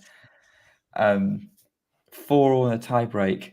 I think the nervy tiebreak score is probably 6-6. Yeah, I think it would be 5-all, because the next point would be either it's going to be a set point or it's going to be a match point, depending on the circumstance. Great return from Keys, who has to pick up an awkward forehand. Wow, goes inside out. Oh yeah, great volley from Keys at the net. Yeah, I am a bit ahead of you. I'm going to pause for a few seconds. Yeah, I think Andreeva loops that up. Keys attacks the forehand. Andreeva has to loop it up on the backhand, and Keys just comes in to finish it. Great aggression there from Keys. Yeah, super tiebreaker is only in the deciding set. 5th set in the men's and 3rd set in the women's. Yeah, super tiebreaks not until the decider. So this is 1st to 7. So yeah, Keys is 2 serves away from this. Loops up a backhand. Andreeva puts the forehand into the net, and it's 6-4 Keys. Yeah. Well, I wouldn't have called this a few minutes ago before you joined. I'm blaming you, Shahiri.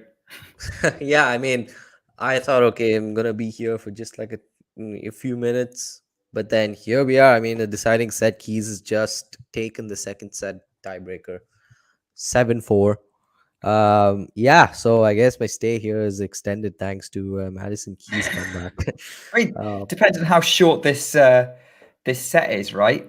I mean, it could be half an yeah, hour. well, let's hope it's not a blowout either way, because it's finally a match now after Andreeva was so close to being 5-1 up, serving for the match.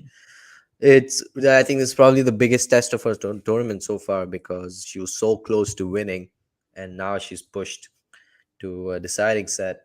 How does she regroup from this? How does Andreeva regroup?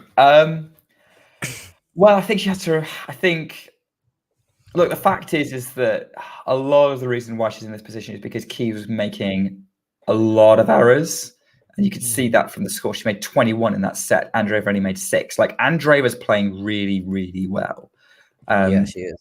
I think in order to regroup, she has to remember what she did to irritate Keys so much that she went off the boil, because that's what happened. Keys basically wasn't expecting Andreeva to suddenly challenge her in the way that she did, and took her about a set and a half. As Andreeva threw her racket after losing it. Interesting. Yeah, I mean, it's fine to let out steam that way, at least, Yeah. Like she chucked it towards her chair from quite a distance. That could have hit someone. People have their reservations about chucking rackets or smashing them. But I just think that as long as no one else is harmed, it's fine. Not a big deal. And you most likely are gonna get a code violation anyway, I guess. So Ghost asking what's off the boil. So the idea is that obviously if a player's hot like a kettle, they're boiling the water inside. So off the boil means they've gone cold essentially, and they're not playing as well as they could. It's kind of as a great return from Andreeva, put at the Keys forehand, and he puts it into the net. We lose Srihari temporarily, but Keys. I think at the minute Andreeva just needs to remember what she was doing to irritate Keys. I think she needs to be going back to moving her around as much as possible, which he is doing here. Andreeva kind of drop shots. Keys comes in. That wasn't a great drop shot though, and that was a difficult pickup for Andreeva on the 15-all. That was definitely right choice, but not well constructed from Andreeva. Who am I picking for the third set? I think Keys. I think Keys has it. I think it's going to literally depend on if Andreeva can find another gear, and whether at 16 she has that gear yet. Shriri, just give me a thumbs up when you're ready to come back in. Yeah. okay, I didn't realize you're sort of moderating the stream. I mean, it's myself and our producer, but okay.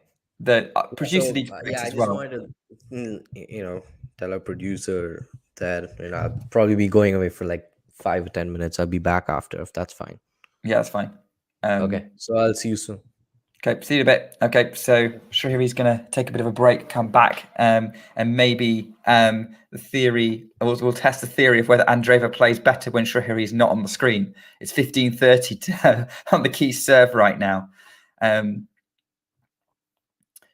Serve from Keys. Andreeva doesn't get the backhand over the net though, and it's 30-all. So that's not great for Andreeva, because she's been picking off Keys' first serve, and that was a bit of a tight return there, given how close to going over the net it was. Maybe going for it a little bit too much. Big serve from Keys. Again, Andreeva gets it back into play. Keys stepping in on the forehand. What a passing shot from Andreeva on the backhand. It's 30-40. And she was ready for that. And Keys' approach shot was really good and really deep. But it was always right at the Andreeva backhand. And she just charges it up the line. 30-40. Yeah, this is going to be an interesting one. Keys, first serve in play. Andreeva loops it gets the return in Keys, but it's like really high and loopy. Keys is right there for an inside-out forehand winner. Deuce. Keys does not want to lose the momentum so quickly in this set and have to come back again. It is interesting, actually, that the player who was a break-up in both the previous sets didn't end up winning it. That is worth noting. Both players had to come from a breakdown to win the set. Really short return from Andreeva, and Keys puts it into the net, forehand into the net, trying to run in for it, and it's another advantage. Yeah,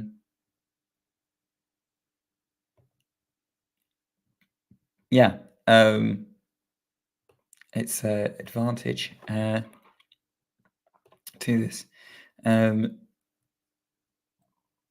Yeah, Simon's probably on the point. Yeah, she's not been winning from the baseline up to this point, so she's trying to get to the net where possible. Having said that, it was a brilliant forehand from the baseline that Andreeva couldn't pick up.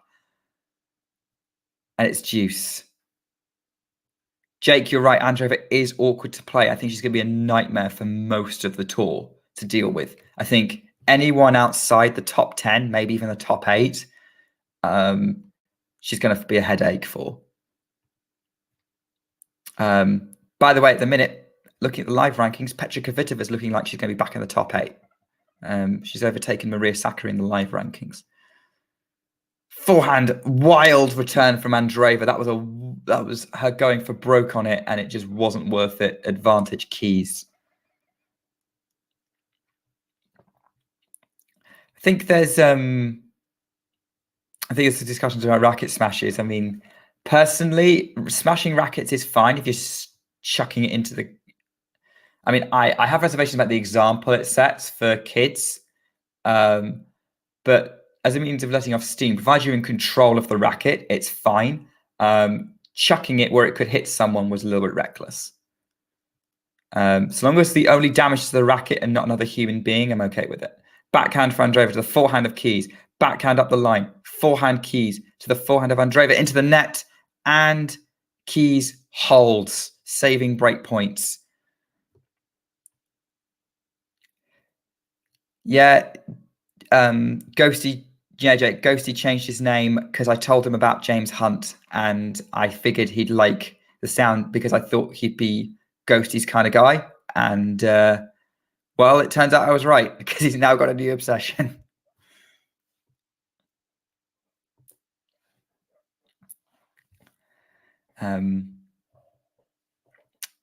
So yeah. Well, anyway, we've done the initial change of ends here. And Andreeva is now probably under a lot of pressure. I mean, she's only has been broken twice this match, which is impressive. Keys gets in there, but gets to the net, and Andreeva puts her backhand into the net, kind of intimidated by Keys' presence.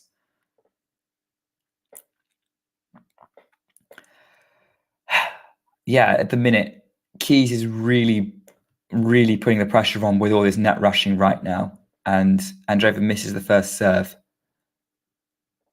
Actually, yeah, what's the break point conversions? Yeah, so Andreeva's broken the Keys serve 4 times. Andreeva's been broken twice. Andreeva's had 9 break points. Keys has had 7. So they have even chances, but Andreeva's been better at converting or being more clutch. Depends on your perspective. As we're at love 30.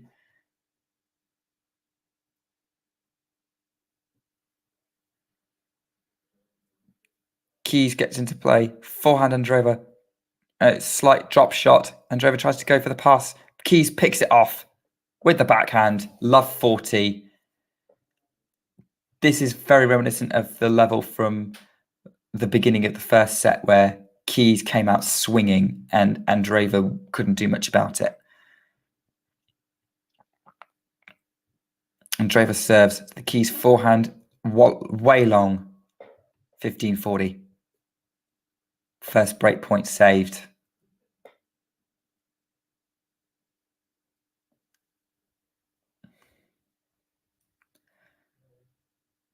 First serve into the net from Andreeva.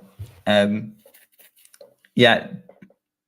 I mean, and then she double faults and concedes the break, and it's 2-love Keys, who is probably in control of this match now. I feel like. I think Keys, the tables have turned, and Keys has got Andreeva rattled with how aggressive she's figured out how to be. Hey, Max. Thanks, Jake. It keeps me occupied. Gives me something to say when I'm flying solo.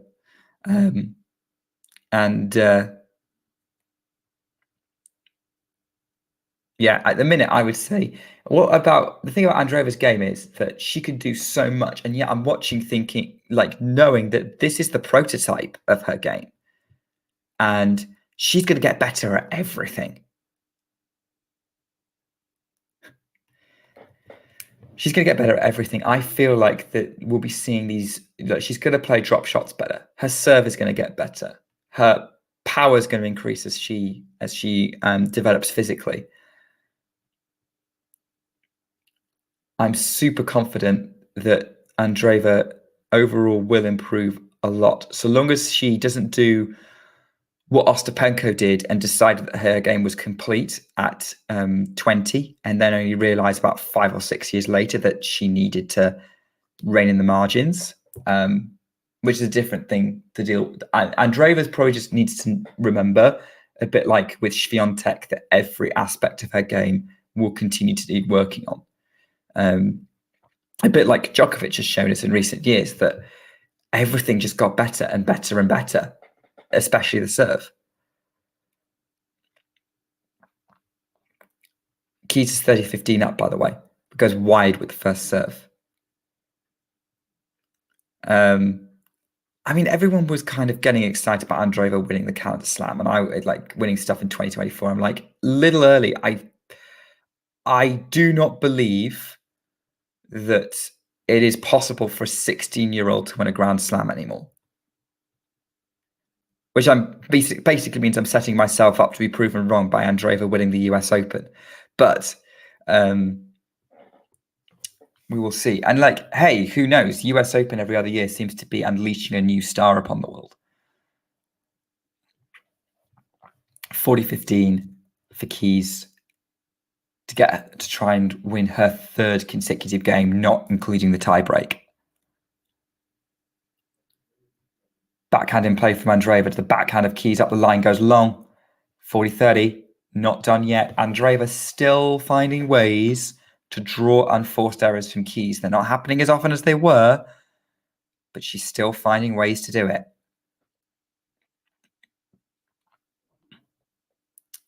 40-30, Madison Keys.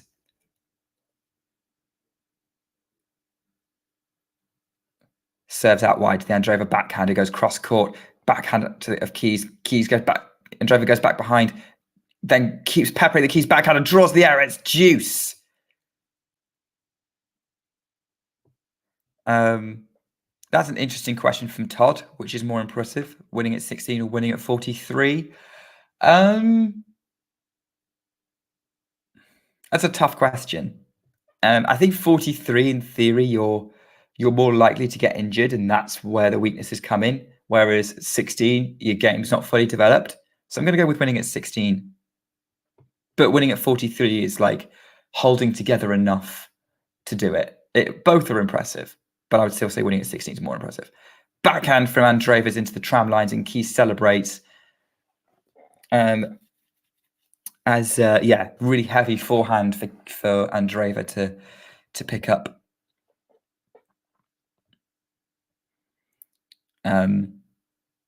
I know probably, I just think it's unlikely that a player is going to be physically developed enough against professional athletes in the modern era to win it at 16. But I'm sure maybe someone who knows a bit more about maybe the medical side of things, the sports science side of things can do it. Great drop shot from Andreeva, who passes Keys and makes it deuce.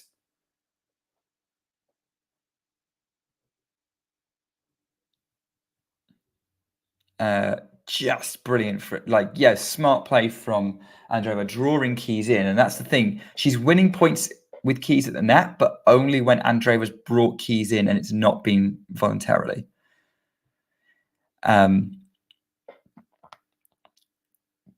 Keys goes for the serve, forehand into the net from Andreeva on the return. That was a makeable return. Advantage Keys. Tough game here. Andreeva's still in this match. She still feels like she's in this match, but I feel like she needs to win this game.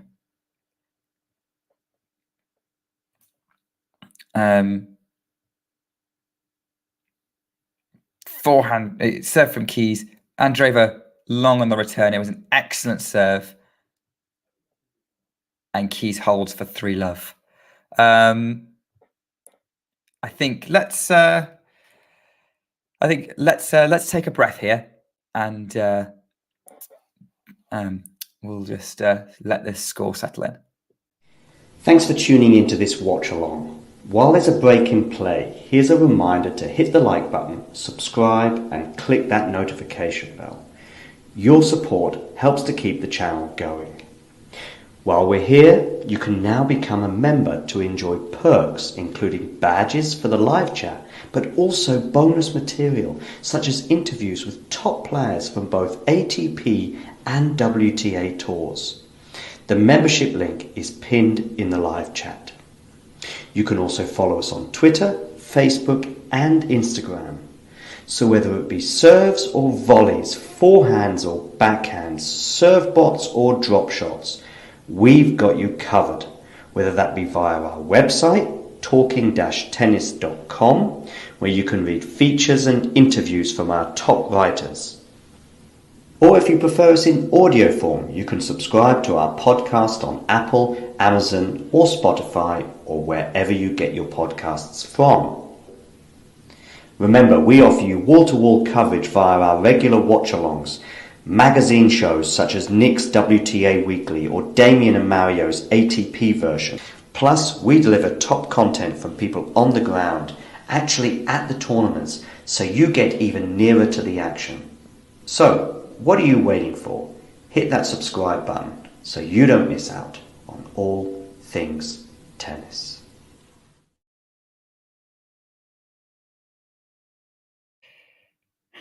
Thanks very much. It's now 30-love to Andreeva on her serve. She's hoping to try and stem the tide of Madison Keys here and keep herself in this match. But a double fault for 30-15. Not ideal for the Russian. By the way, interesting doubles match getting underway on number 3 courts. The top seeds, Kulhoff and Skupski, are up against one of the Australian Open champions, Riki Hijikata, and his partner, Jason Kubler. Forehand from Keys to the backhand of Andreeva up the line. Keys runs for the forehand. Andreeva again goes for the middle of the court. Backhand from Keys inside out. Forehand Andreeva to the forehand of Keys into the net. Keys is still more likely to make the error right now.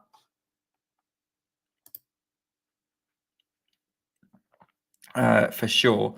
I think either Keys is overpowering Andreeva or she's making errors. And Andreeva just needs to work out how to draw more of those errors from the Keys racket. First serve's long from Andreeva. This is not going to help her, really, to be honest. Still, amazingly, very strong behind the first serve for both players.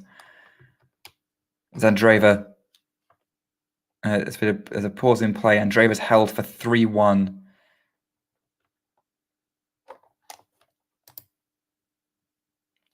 We look at a set-by-set breakdown because we were talking about Keys's first serve earlier. In set 1, Keys's first serve percentage was 62%. In set 2, it was 74%. And in set 3, it's 77%. Keys has been getting better and better and better this match. And interestingly, Andreeva's first serve percentage has dropped to 50% in this set compared to, well, it was 74% last set.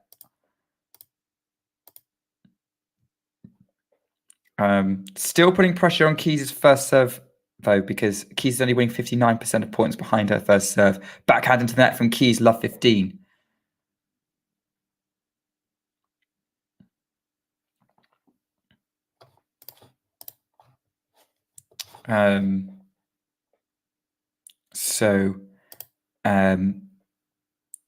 We need to go for this. So yeah, first serve up the middle for Keys, gets it to 15 all. It was a great serve. Andreeva was already waiting to take the return because, well, she was already on that side of the court, so she may as well stay there. Reminder, Andreeva was a set 4-1 and had break points for 5-1 into the good, and Keys has turned it around. Still think there might be a twist in this match, but Keys did raise her level. She found a key to unlocking her game by rushing Andreeva by coming to net. Forehand from Keys is wide. Andreeva has picked it up. It's 15-30. There's a challenge here, I think. It was on the line from Keys. So there's a bit of a discussion here about what to do. Keys is claiming she should have the point. The umpire's saying they should replay it. Keys accepts it begrudgingly. But at least she's not lost the point. Could have been worse. Tosses the ball up, completely loses it a little bit.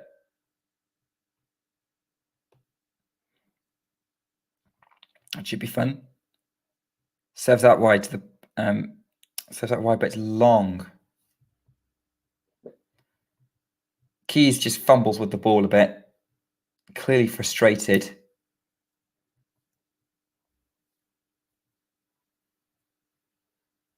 Mid-court second serve. Andreeva tries to attack on the return and has a monster forehand from Keys in response. 30-15.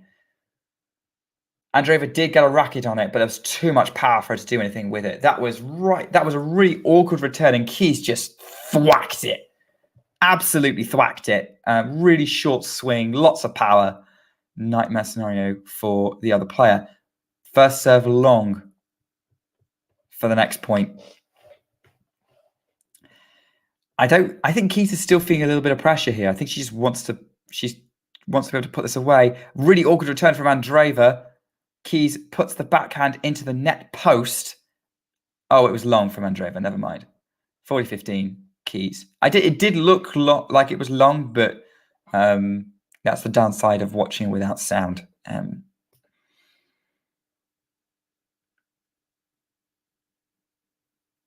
Andreeva maybe starting to go for a little bit too much on some of these shots. Forehand in play from Andreeva. Backhand Keys to the backhand Andreeva. Forehand Keys. Andreeva attacking on the forehand cross court. Keys goes cross court. Andreeva changes direction, but it goes wide, and Keys is up 4-1 in this set with a break. Similar score to how far Andreeva was ahead in the previous set. And what I will say is that it looks like Andreeva is, she's overdoing it now. She's going for too much, trying to maybe change tack a bit and rush Keys, and it's not working. Actually, Ghost has literally just posted saying something very similar. And I agree with you because Andreeva's patience was what was rattling Keys and getting everything back. And maybe Keys is ready for it. Maybe Keys is like, well, anything short, just come in behind. And Andreeva is trying to keep Keys at the baseline and force errors. But yeah, at the minute, I think Andreeva's rushing her shots now.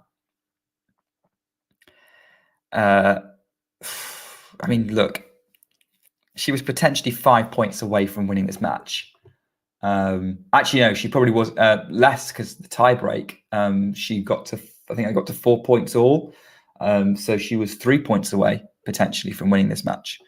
But tie breaks are slightly different beasts. There have been people who've been coming closer. Think of Belinda Bencic yesterday. Yes, I'm going to still ride high on this. Again, it's a category. Perfect example. Andreeva mid-court had a short ball from Keys with not a lot of pace on it. Had a forehand, decides to go cross court and just sharpens the angle too much and goes wide. Love 15. Forehand from Keys. The Andreeva forehand attacking up the line. 15 all. there's the power we know she can generate. I'm just worried she's going for a little bit too much. Like, it works now, but I'm not entirely sure that strategy is going to work long term. If we look at the stats for this set, Andreeva's unforced error count is 8 so far. And she had 12 in the first 2 sets combined before that. So that tells you something, that she's being a bit more high risk. 15-30 now for Keys as she comes in and puts the volley away over the net. Shahuri's probably getting very excited because we're 3 minutes away from Medvedev coming out on court 1. Serve from Madison Keys. Backhand for Keys to Andreeva, backhand.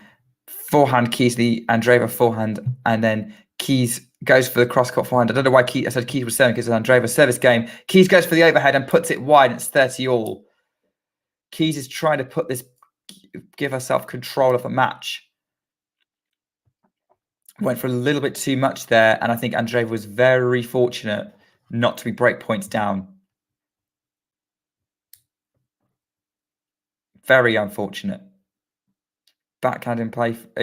Great serve from Andreeva to get to 40-30. Keys' backhand kind of limply in the net. Really awkward pick up off that first serve. Gets the first serve in play. It was a monster return from Keys inside out for deuce. Which I think is probably what Ghosty has seen. So apologies, I'm a little behind the curve, but for those of you who actually have a screen anyway. Great serve from Andreeva, though. And yeah, that serve is pretty dangerous. I think it's so flat. It's really hard to pick up. And another great serve, awkward serve from Andreeva on the first serve. Holds for 2-4. This should be interesting anyway. So, yeah, this match is definitely not done. Definitely not done. So we are looking around the grounds, the matches that are going on. Looks like Garcia and Stefania through on court 12.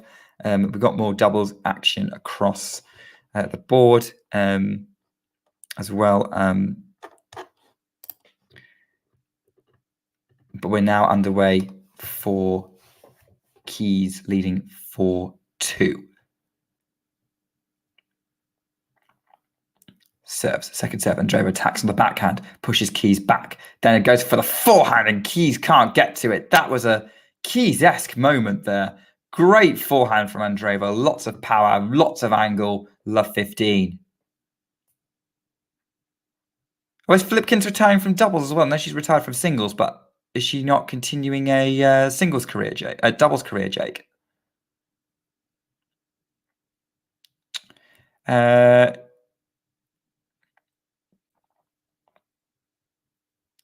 Keys goes for the out wide. The forehand of Keys inside out, chopped up by Andreeva. Keys goes for the winner, 15 all. Kind of coming in for that. And just in the stroke of 1, I believe we have the return of Shrihari incoming. So I'm sure he's ready to join us as and when. Here we go. As great as Andreeva's just gone into the tram lines, it's 30-15 Keys. You are here for the last couple of games, but I'm assuming your stream is already on court 1, Shrihari, for the start of Medvedev against Lehecka. Yeah, I mean, it is. But basically, I'm not the reason for Andreeva losing, essentially, because even though I was not on the stream, yeah, she's still a breakdown. Yeah. Well, how about Okay, I guess I'd you're a say, because bit we don't know how long behind. this is going to take, Yes, Andreeva could have a comeback. Why don't you stick with keeping an eye on when Medvedev starts, and then if the two are crossing over, we can kind of yeah, sounds good. update. Yeah, I think they're Um, just about to walk onto court. Or they Okay. have. So It's 30-all, by the way, as Keys kind of puts a slice into midcourt. Andreeva picks it off with a lovely drop shot. It's 30-40, and she's got break point to get herself back on, get us back on serve in this set. Okay. Okay. yep. Keys have bought to the ball toss. I don't know what, like, that's more reminiscent to what was happening late first set, second set. Big serve from Keys, but it's a kind of a mid-return from Andreeva, but it's a net cord from Keys. Finishes it at the net, though. Saves the break point. Deuce. Like, that rally could have gone either way. That was chaos. But short right to the net for Keys means she can put it away. At this change of ends, whatever the outcome of this game, I'm gonna ask you, or you can already think about what you want to say, like, how do you see the Medvedev Lehecka match going? But we'll do that when this game. Medvedev just won the toss and elected to receive. Players Not just warming up. surprising. Not surprising. He prefers. Yeah. We know how good a returner he is. Keys puts that volley away at the net to take us to advantage. Yeah, definitely. Plenty of. I think Keys just knows that coming into net to finish points quickly is her best hope, because getting into a rally with Andreeva just wasn't working for most of this match. Andreeva was diffusing everything, whereas if Andreeva's rushed like she was with that serve, it's not going her way. It's 5-2. Keys is a game away from a second Wimbledon quarterfinal 8 years after her first.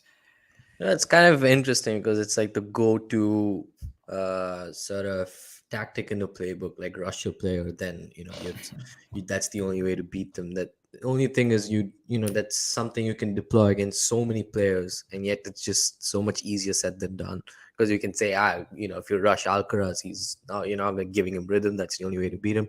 Do that with Medvedev, do that with Swiatek or Andreeva, all of these players who are such elite baseliners, cover the court so well, but not many people who are able to do it on such a consistent basis and in a way that it actually rattles these players. So go on. How do you see this Medvedev Lehecka match going? For their first meeting, obviously Lehecka's having somewhat of a breakthrough season this year, making the quarterfinals at the Australian Open. Last year, I remember him beating Shapovalov and Rotterdam. That's kind of when he sort of announced himself. But he's been quite hot and cold up post the hardcore season or stretch, I should say. Some pretty strange losses, easy losses, but then at the same time he just absolutely destroyed Cerundolo in the, I believe it was the second round. Again, he's another player who has he has a solid ground game. Both of his ground strokes are excellent. He's beaten players like Nori and Felix. But yeah, I just, unless at the same time, like if you look at his game style, it's just someone who Medvedev would love to play. I'm quite optimistic for that reason alone, but it'll be interesting to see if Lehecka does change up his tactics here, just so that, obviously there are players who play in a different manner against certain opponents. Medvedev and Lehecka have never played before, but yeah, that's the only thing I'll be looking. If Lehecka plays his game, I think Medvedev would like that, because he's not really, you're not bringing him in too many cat and mouse exchanges. He's happy to defend from the baseline, and he's a great absorber of pace, and he can stay with you for as long as he can, and experience is very much on his side as well. So there's that.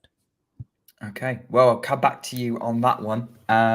It's 30-15 on the Andreeva Keys matches. Andreeva serving to stay in the match, goes for the drop shot. Keys comes in, goes wide with trying to on the pickup, and it's 40-15 to Andreeva.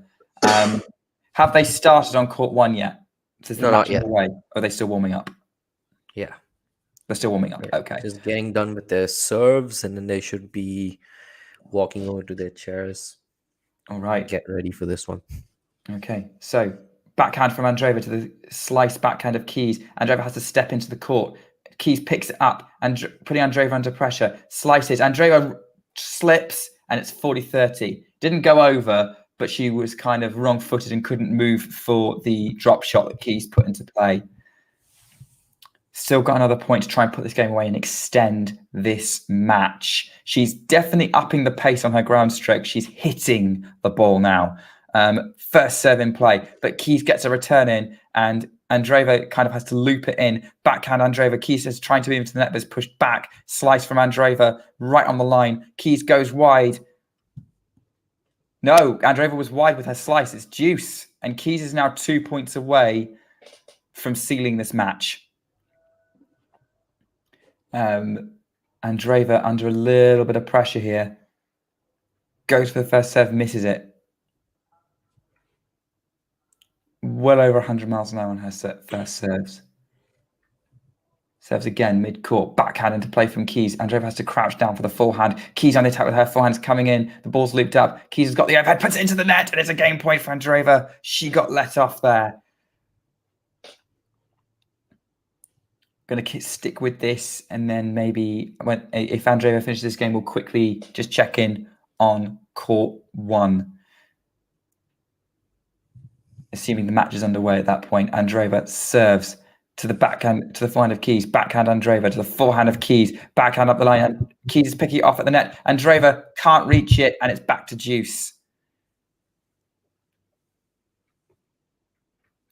Absolute, yeah. Just really tricky there. And then, almost tripped on her ankle. And she's just a little frustrated that just nothing's going away right now. And now, what's Andreeva arguing with the umpire about? I've got the sound off. So if anyone's got the sound on, can people tell me what they're arguing about? Oh, it's match point Keys. Oh, is it a time violation? What she got the point penalty for? Anyone know? No, I can't help you. Sorry on that one. I saw the complaint as well, but I had the sound down too. Okay.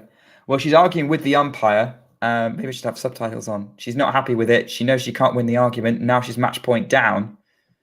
Yeah, I'll have to look at what that point. Maybe I can look on Twitter later and see what the point penalty was for.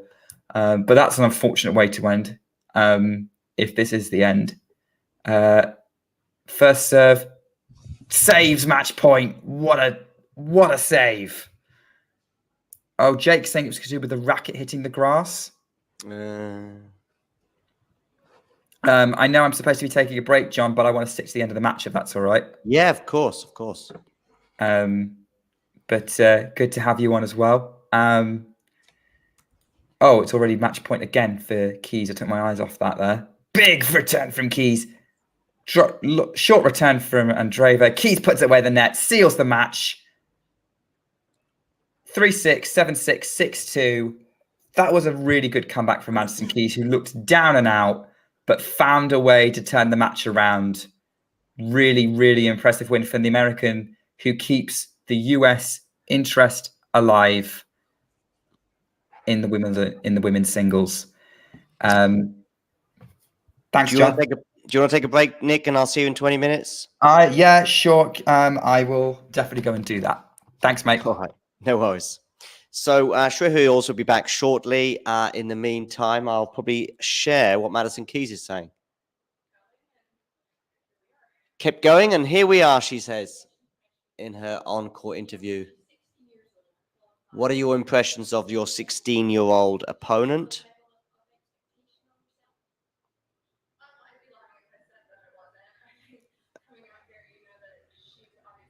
I think Madison probably admitted that she recognized a bit of pressure today.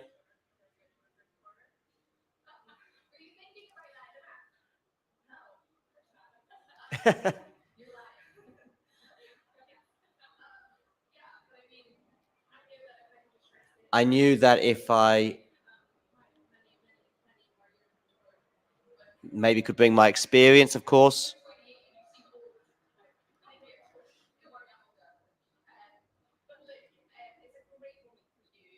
Great moment for you, says the questioner or person conducting the interview. To come through in a manner like that was absolutely amazing, Madison says. I've fallen short a few times, but it's so great to be back. Final question. Plenty of applause.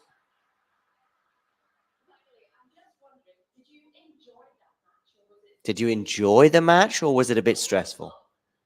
Bit of both, she says.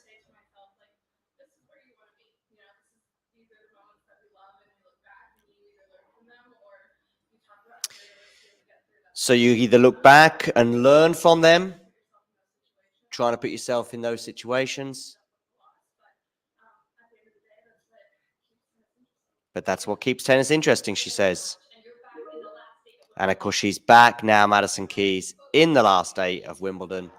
Having, of course, won Eastbourne as well, just on the eve of the tournament. I think there is a sort of an Eastbourne curse, but I'll lean on. I'll have to lean on Nick for that, because I think it's been dozens of years anyway since anyone won Eastbourne and went on to win Wimbledon, but maybe she can do that. KC, by the way, great to have you as a member. Thank you for joining the party. And I've got the Medvedev score up at the moment on the screen. He's already broken serve. I've probably got a private message here from Nick. 25 years. I said dozens of years without being too sure. Well, it's just a fraction over 2 dozen. Just looking at some of the stats, by the way, Andreeva didn't manage to achieve any aces whilst committing 3 double faults. Madison Keys edging the first serves in. She got 71% of her first serves in compared to her opponent's 66%. Both winning slightly less than 50% on their second serves. And both having a load of breakpoint opportunities. But the key being that Madison Keys was able to take a slightly higher percentage of her break points, winning 4 from 10 as opposed to 4 from 12. So yes, like I said, I'm sharing Medvedev Lehecka on the screen. Medvedev is already a breakup. I've also got Christopher Eubanks. He'll be playing Stefanos Tsitsipas up on my screen here in front of me while they have a break. Hi, Lakshamil as well, who's tuning in on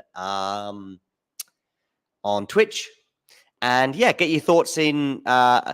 Jake is heading out for a coffee here as well, back in 5 or 10 minutes. I hope that's not on the count of my appearance, Jake. But if it is, it's fine. Ghosty's not particularly happy about the umpire exchange with Andreeva.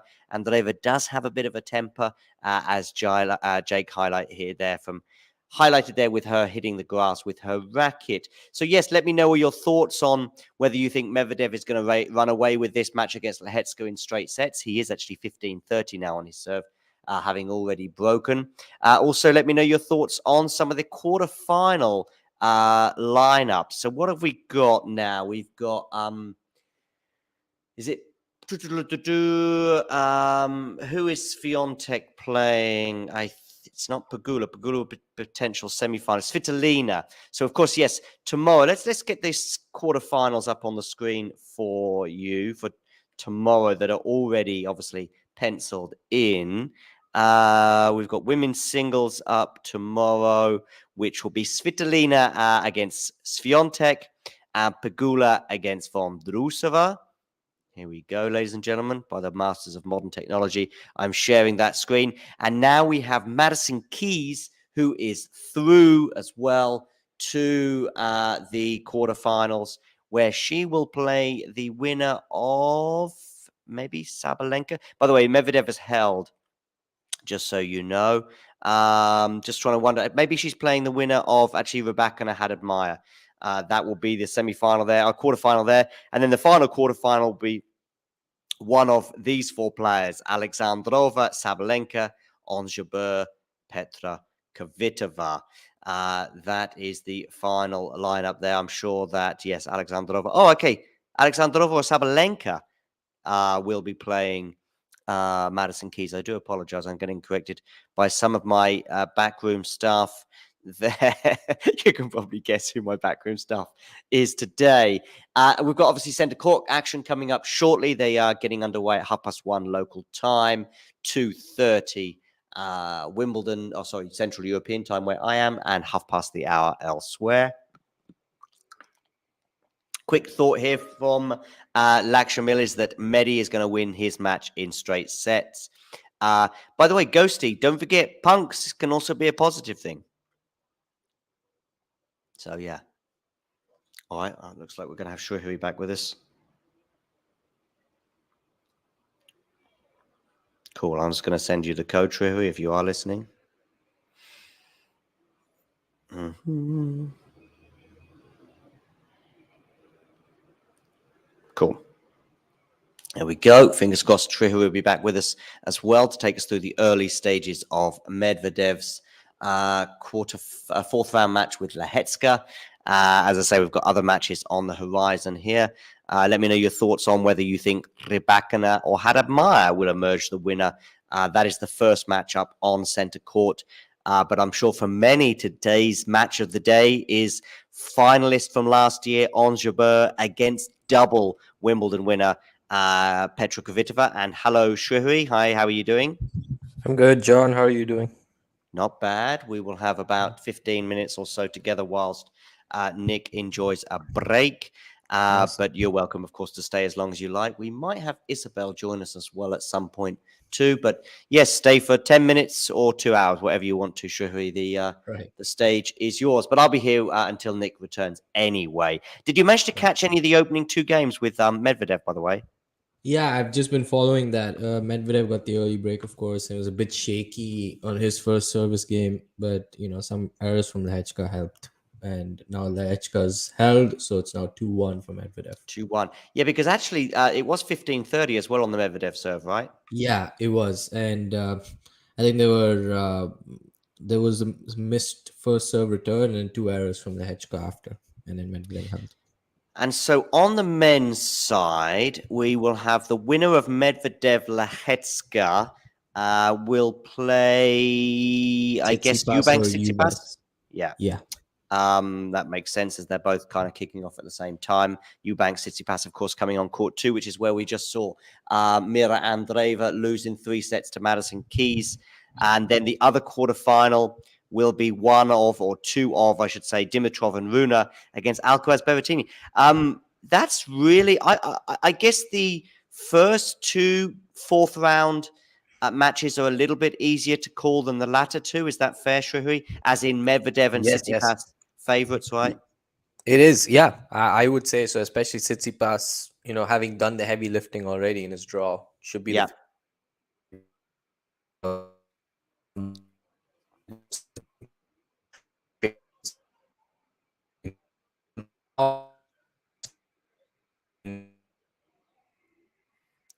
I think you're just breaking up a little bit, Shuhui.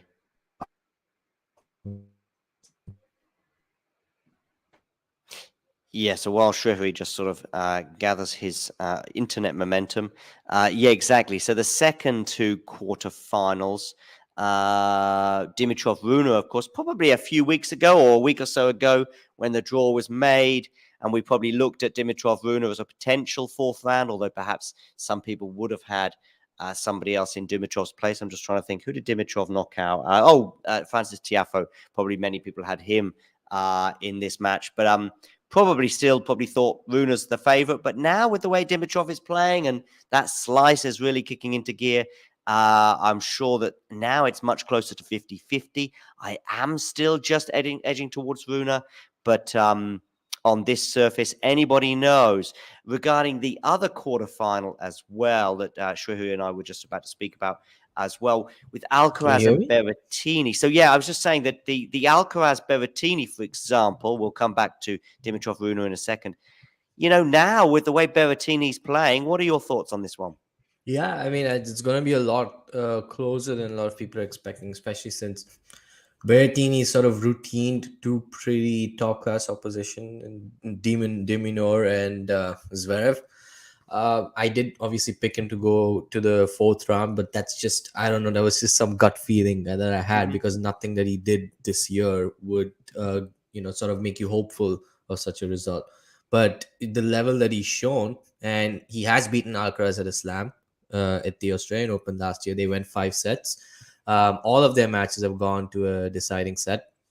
So Okay. that'll be a cracker, and rightfully so. It is the last match on center court. So I'm just hoping there's nothing like curfew sort of halting the match midway, which very likely would happen considering the lineup. But yeah, that is going to be a cracker. And same with Dimitrov and Rune. I think that's a complete toss up considering how well Dimitrov himself. Exactly. Yeah.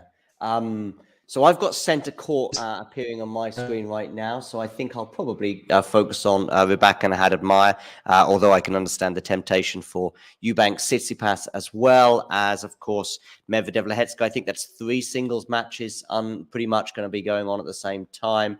It never used to be quite as relaxed as this, though, in years gone by before Middle Sunday got introduced, if you like, as a playing day. It used to be, of course, known as Manic Monday just because of the number of matches involved. Yeah, regarding Alcaraz-Berrettini, yes, I remember that Australian Open match on a hard court where you would think, I guess, Alcaraz would feel a little bit more comfortable than on grass. Likewise, Berrettini, not just because he's necessarily any better on grass, I think, than other players. It's just that there's so few grass court players these days, I would argue, that Berrettini's status gets elevated on the surface, so to speak. But Alcaraz has come a long way since 18 months ago. I would lean on you again, Shrehui, but I think you're frozen again. Quite an interesting pose that Shrehui has right now as well.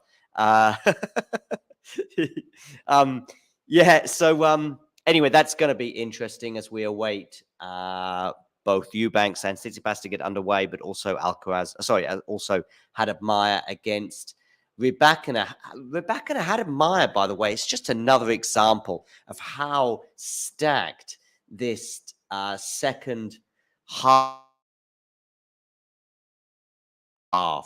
in my opinion. I think players such as Jessica Pegula, once again, have been a little bit fortunate with the draw. Excuse me.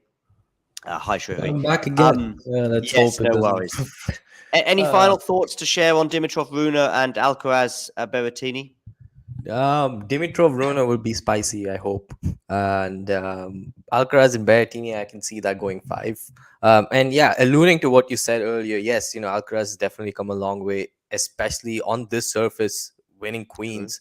These are the 2 most recent champions at Queens, and usually people say, yeah, well, the lead ups, how you perform there, not really a great indication as to how you tend to perform at Wimbledon, like historically speaking, because the whole Halle curse and whatnot that was going on. But yeah, like I guess if we were to point to one match, it would be the Australian Open third round, because that was the last 5-setter that Alcaraz lost. He's won, I think, every other that he's played since. He's played 4 or 5 since, and he's won all of them. So that, I guess, is going to mean something. And all of the matches that these two have played, especially, have gone to a deciding set. 2 of them gone to a deciding set tiebreaker. So clearly, this is a matchup that usually has been close historically. And the way Berrettini is playing is sort of on a resurgence at the moment. It should be really interesting. But if I were to pick, I'm tempted to pick an upset, but I'm just going to go with Alcaraz in 5 sets for this one. Yeah, me too. Could well be a 5-setter like in Australia, but this time perhaps going the way of the Spaniard. The other thing I said about Berrettini, and we sort of think of Berrettini and grass just because of winning Queen. I think I'm not sure how many grass court titles he has, but he's got a couple at least. Plus, of course, making the Wimbledon final in 2021, and probably would have done very well last year had COVID not struck. I do think that Berrettini's status on grass, though, is elevated partly by just how fewer sort of regular grass court specialists or opponents there are, in that only people with any sort of pedigree on the surface would be Djokovic, obviously, Nadal, of course, and Roberto Bautista Agut, I guess. Who else would strike me as... And then the others that are sort of grass court, sort of notion-ish players, Felix, Chapo, Fritz, they're all so badly out of form that that's why we've got Tsitsipas against Eubanks, for example, in our round 4. Yeah, I mean, like you mentioned, well,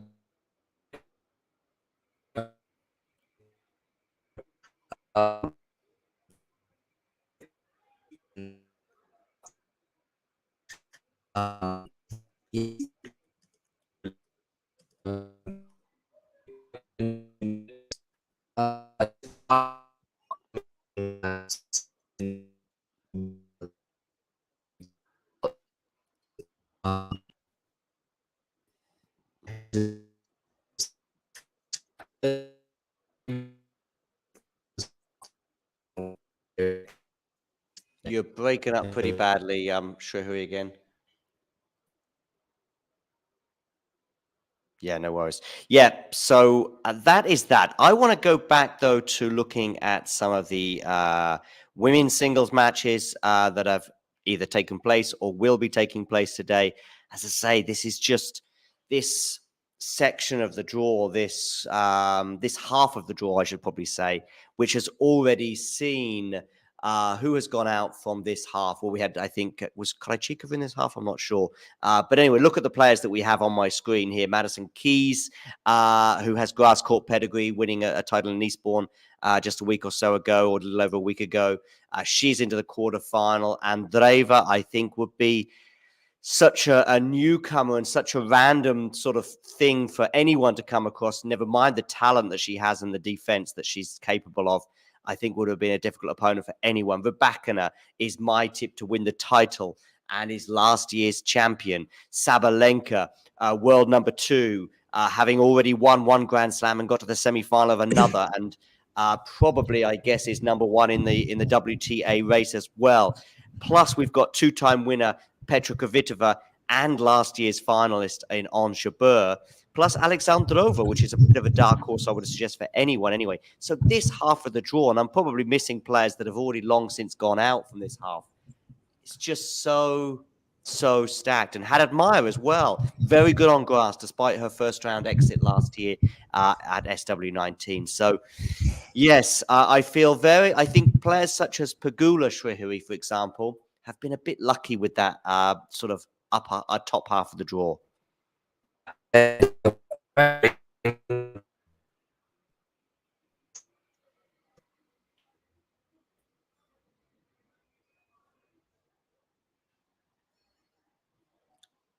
Yeah, we're still struggling with Shrehui.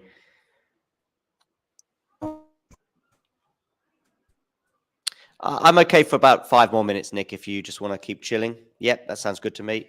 Can you see me? Yeah, I can hear you perfectly. Yeah, I talk about reliable players. My internet is clearly not nearly as reliable for some reason. But yeah, Pegula has navigated through her drought, to her credit, pretty well. Yesterday, she played amazingly against Surenko. Yeah, she did get pretty fortunate with, I guess, having a softer path than a lot of the players.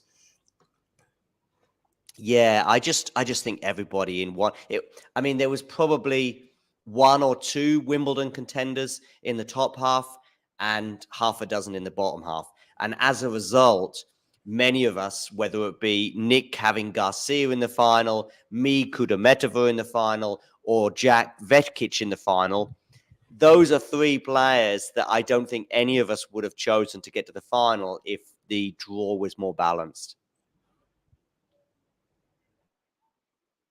And, of course, all of those players are out, by the way.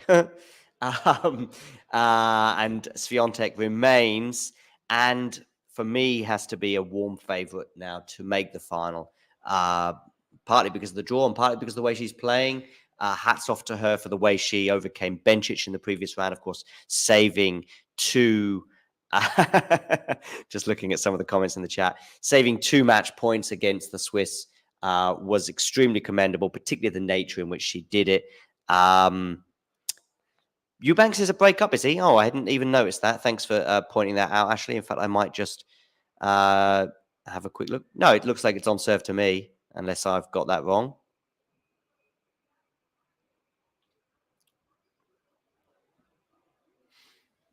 Looks like it's on serve at the moment. At least that's what I see on my screen. But perhaps there are screens elsewhere. Medvedev, by the way, is still struggling to hold on to his serve. He is a breakup on Lehecka, but he is struggling to hold on to his serve. It's now back at 30-all, but he was love 30, and he's been on 15-30 a couple of times in this first set as well.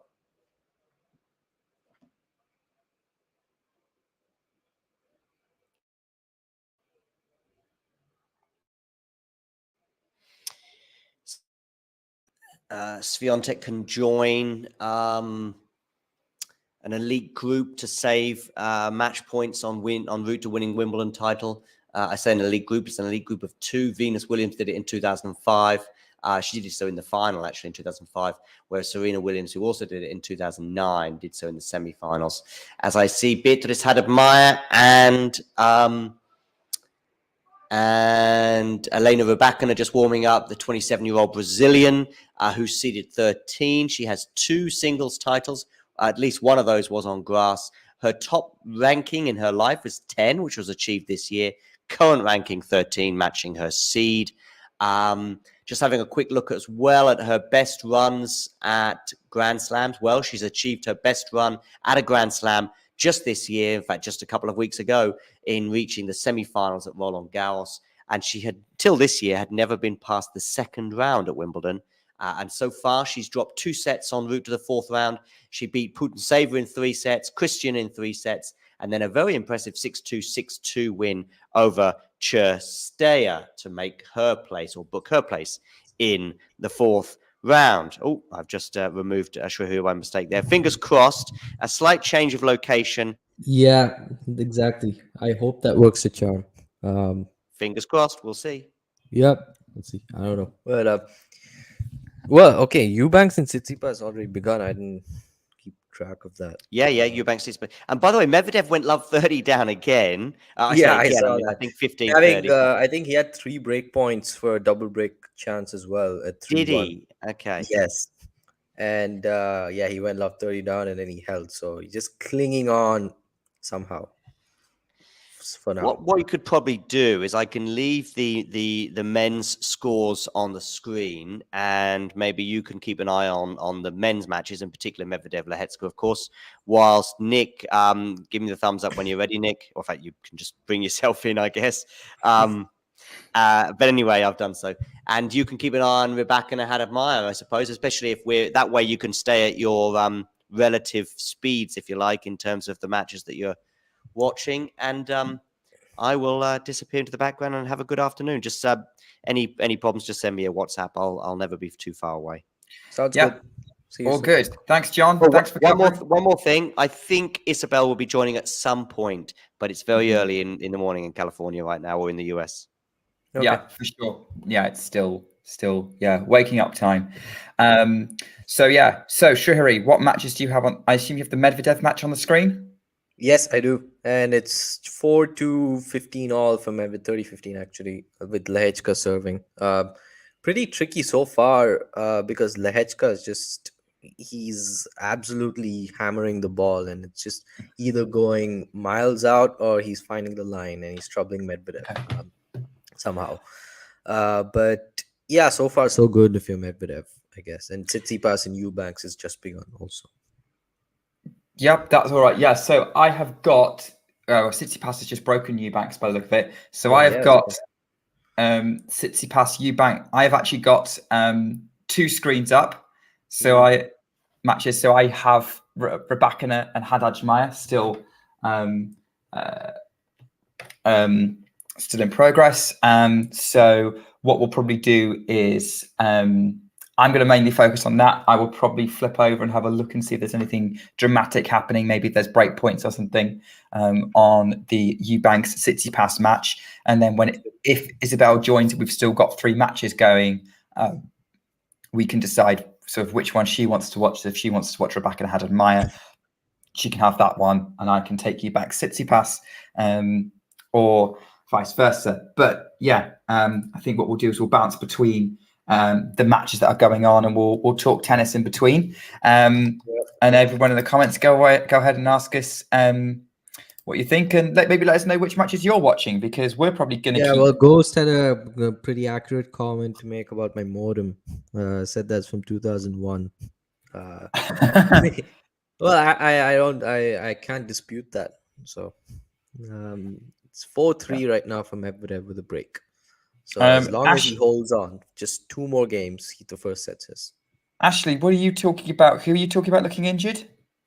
Ashley, in the comments, I'm not sure which player you're referring to at the minute. So hard to say. I know that you're kind of high on Eubanks at the minute, kind of calling him the best American grass court player out there.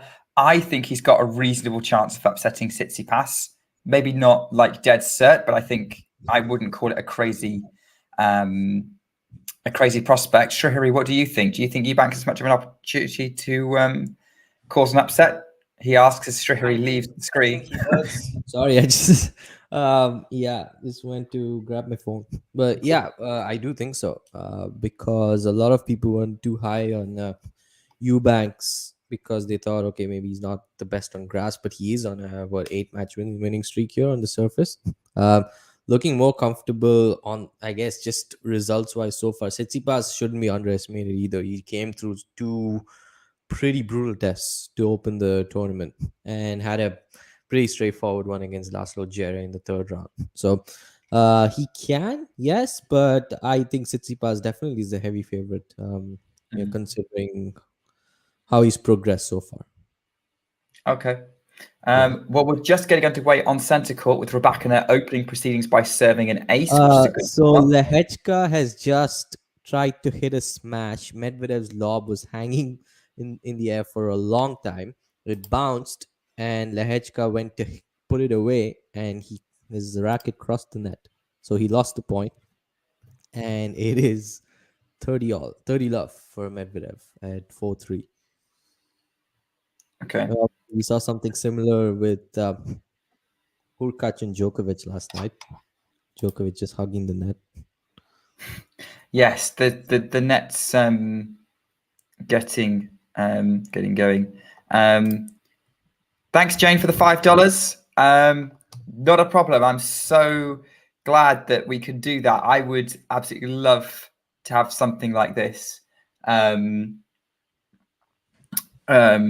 Something like this, back in the day, like people updating on what's going on. I'm coming to you from my Wimbledon hub with like multiple screens. So yeah, I'm definitely with multiple screens, but yeah, it's a lot easier for Shrihari to just tell me what's going on with the Medvedev match, which he seems in control, right? Sort of, yes. He would be in control if he manages to close out this first set. It's 40-30 for Medvedev. So somebody just caught the ball in their beer glass. I've never seen that before. Not at Wimbledon, anyway. Yeah, exactly. I mean, you could see that happening at the US Open. So Medvedev serves an ace, and it's 5-3 for him in the first set.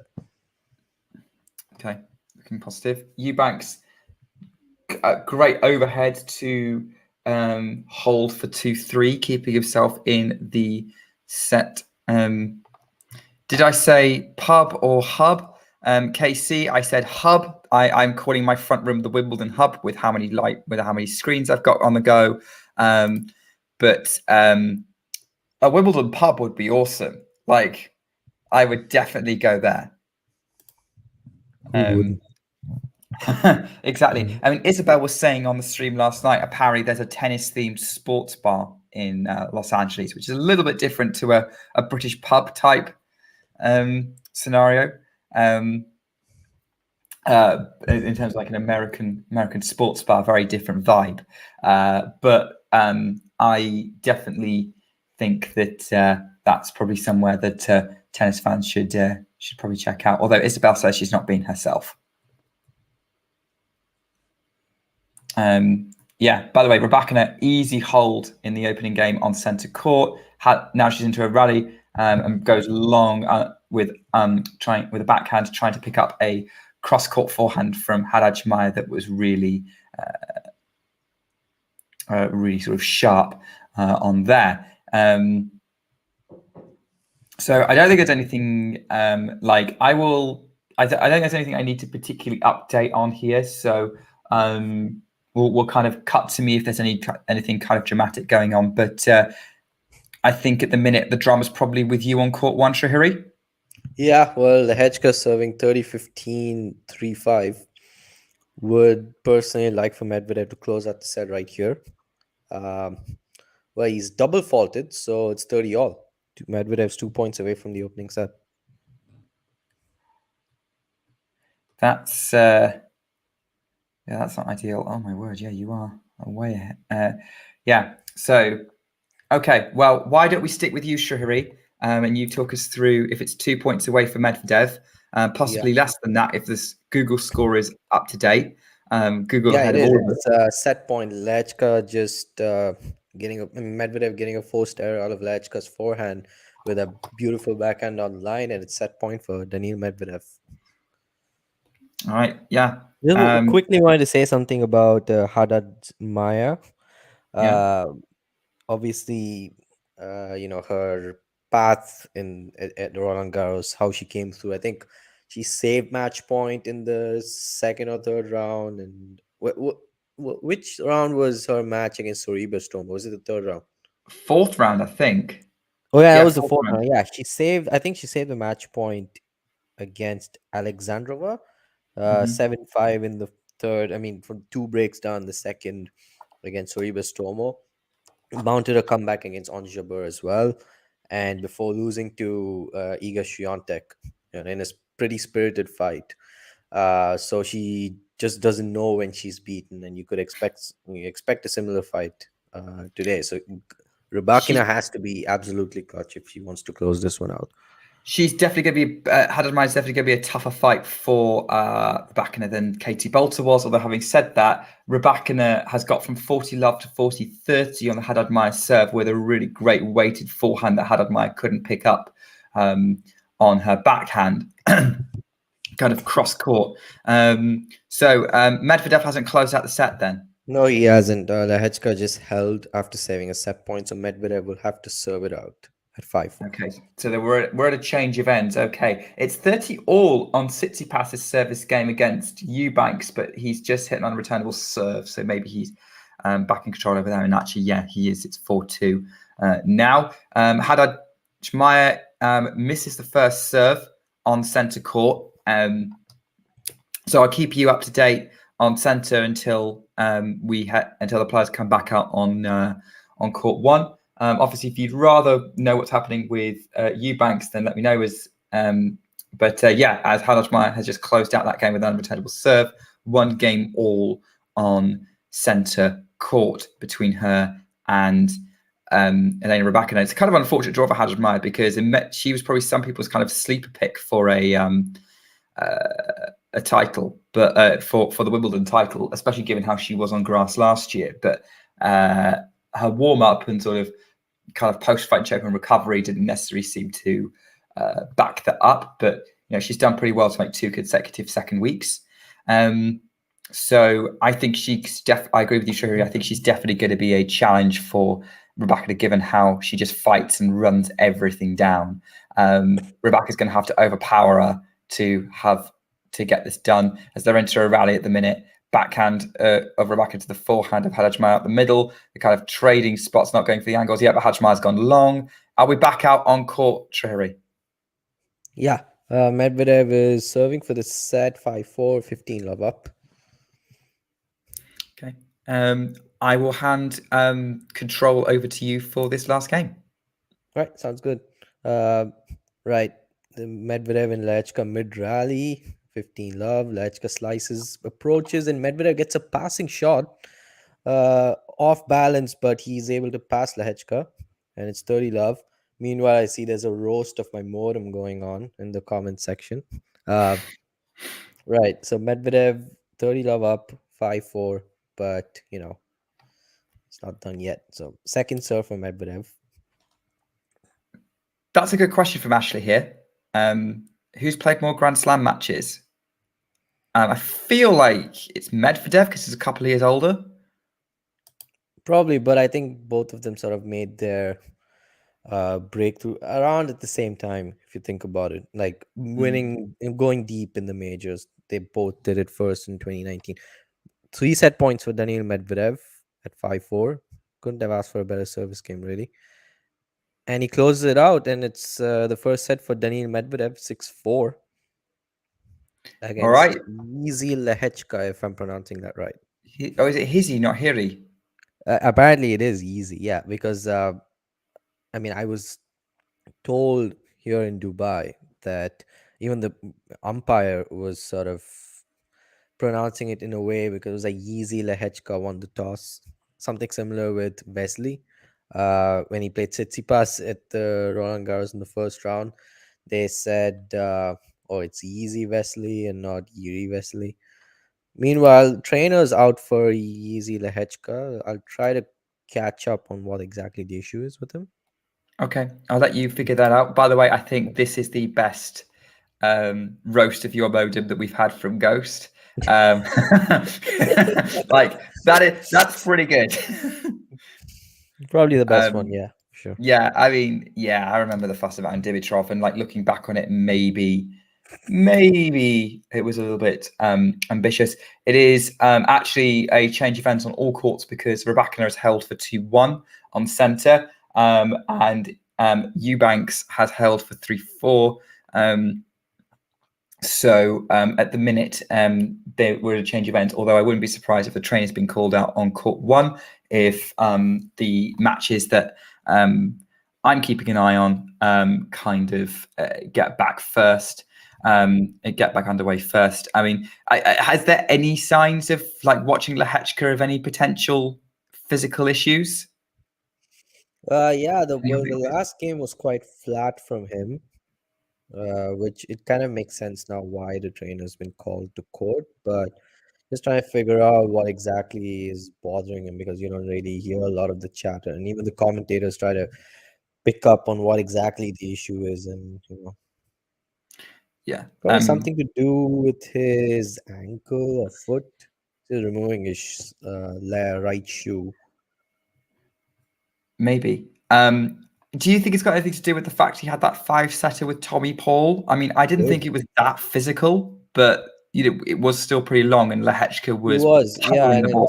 was also longer than he anticipated. I think it was a breakup in the third set, if I'm not mistaken, and had match points in the fourth. So maybe that's something. Also, I guess the experience part also plays into it. Right? He's not played too many of these matches in a row.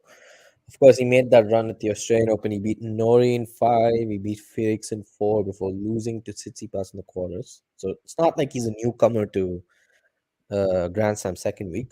But yeah, I guess it happens. No, yeah, but he's still pretty young. There's an experience level. We're back out on centre. We're back out on court 2. Tsitsipas is 40 love up on Chris Eubanks and about to close out for 5-3. Opening point on the Haddad Maia serve has gone to the Brazilian on centre.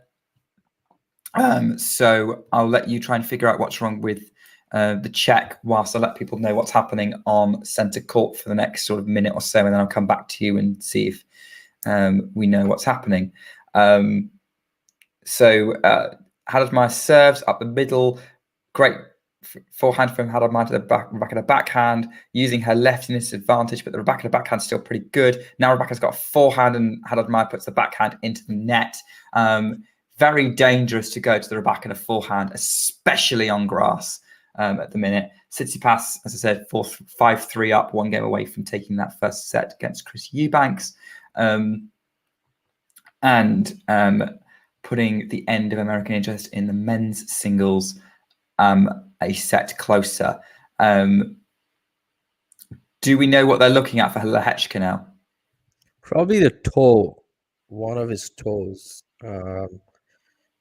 Maybe a blister, I'm not sure. Or is it That would make just... the most sense. Yeah.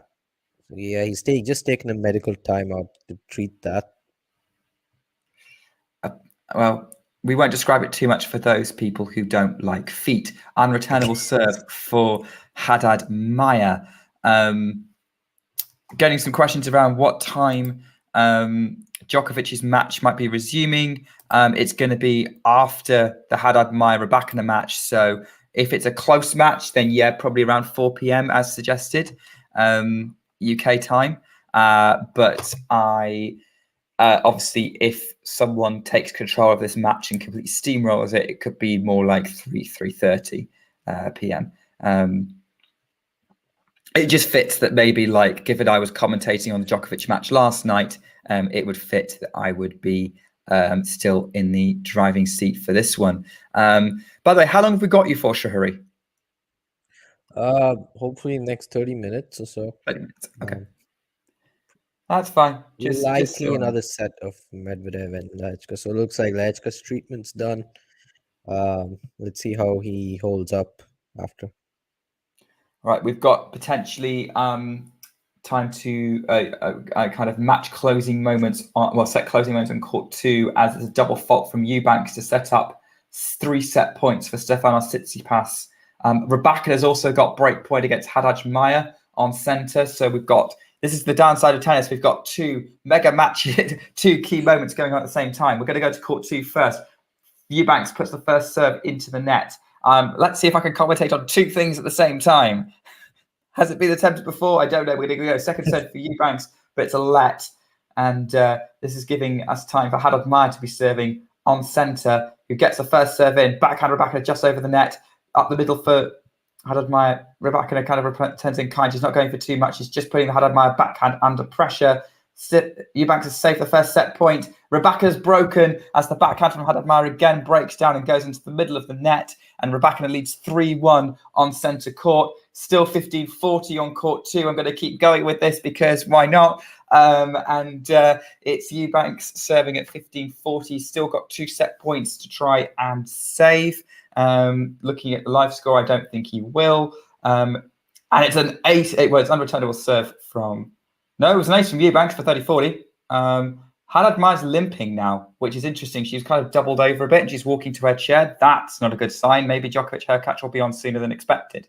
No, she's making gestures and she's limping. This is not a good sign for Haddad Maia and for Brazilian tennis fans.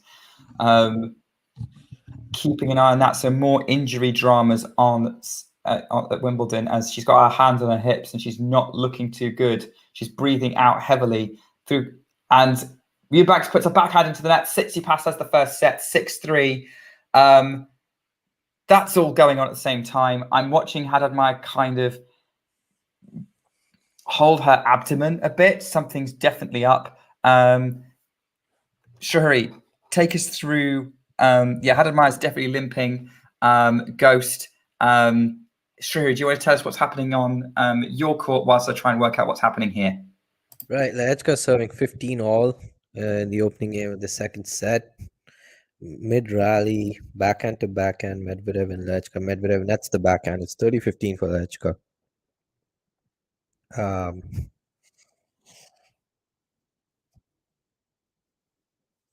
Medvedev yet to make it past the 4th round at Wimbledon. This is his 2nd consecutive appearance here, having not played last year, and he did make it to the 4th round in 2021, losing to Jabeur-Hurkacz from 2-1 up. I think a lot of people are aware of how that match panned out in the circumstances, with the match getting suspended to the next day. Medvedev being dominant on the first day and then completely flat in resumption, and Hurkacz taking it in 5. Meanwhile, Lehecka and Medvedev 30 all in the opening game of the second set. Lehecka serving. Ace down the tee, so it's 40-30 for easy Lehecka in the first game of the second set.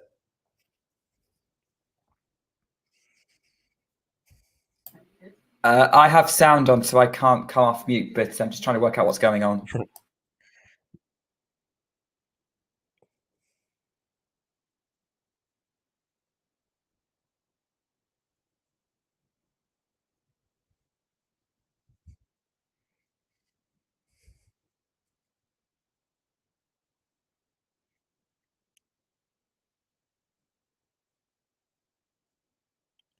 Medvedev passes Lehecka on the backhand. In mid-rally, Lehecka had control of the point, hit a backhand cross-court, approached the net, but got past. So it is deuce, and Lehecka is sort of waddling a bit here. Not a great sign. Again, not 100% sure as to what the issue is. Probably a blister on his toe. Very common sort of ailment to have, I guess, in tennis. Lehecka second serve, deuce, oh no, it's let the second serve. So he will have another second serve. Yeah, I'm having a look at this now and like looking at the treatment that Haddad Maia is getting. It's her lower back. There's an issue with her lower back. The trainer's manipulating it. She's had her bottom half of her shirt rolled up.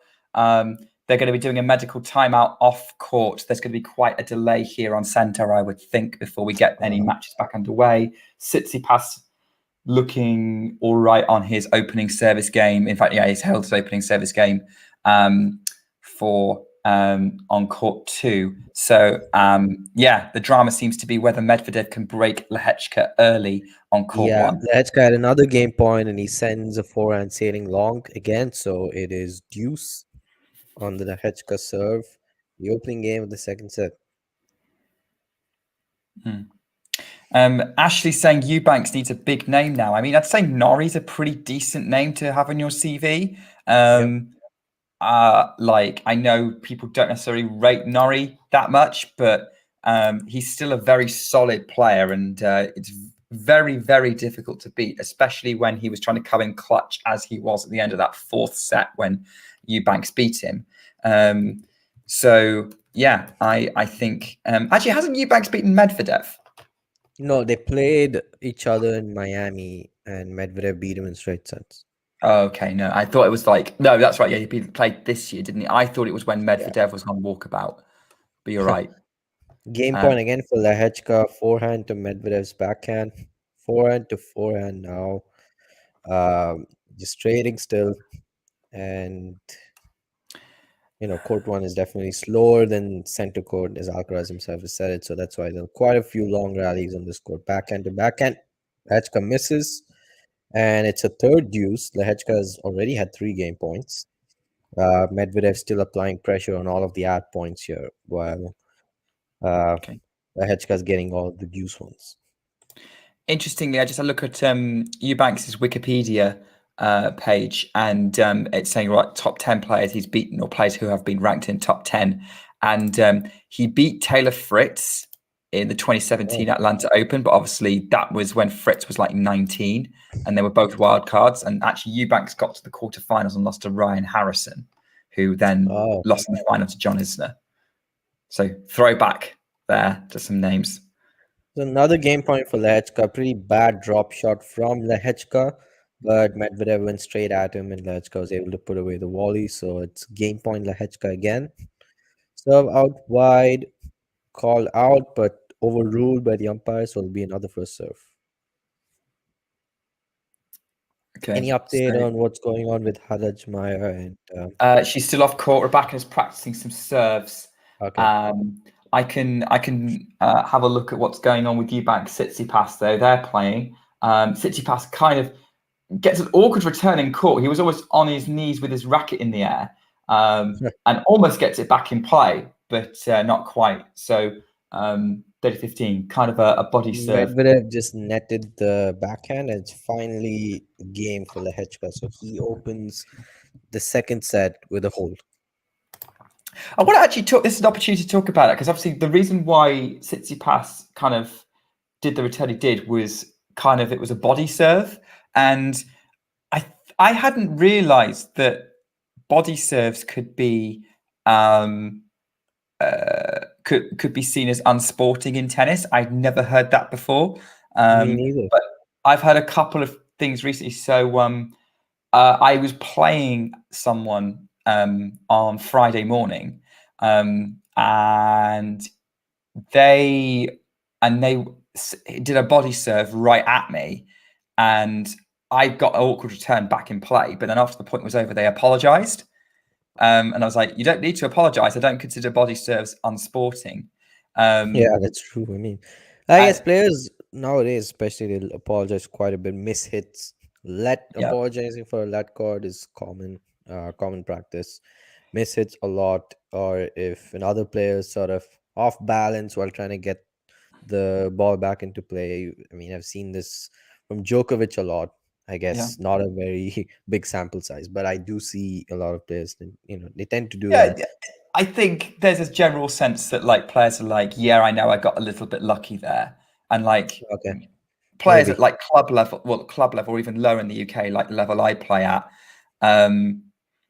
I like we know that like, yeah, sorry, it was a bit of a lucky shot there. Like if it comes off the net or it's a miss hit off the racket, it's more not an apology. It's just yeah, I get that was I get that wasn't the best situation there. Don't lose heart. Like keep competing. Like kind of encouraging each other to keep bringing it. I don't know, maybe.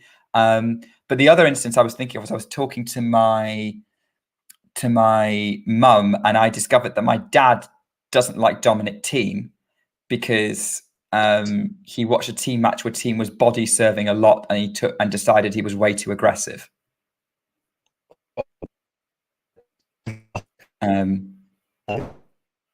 So yeah, it's different. But yeah, Ashley's saying if I hit a player, it's different. Yeah. Now I never made contact with this guy who I reckon must have been late 40s when I played him, maybe early 40s.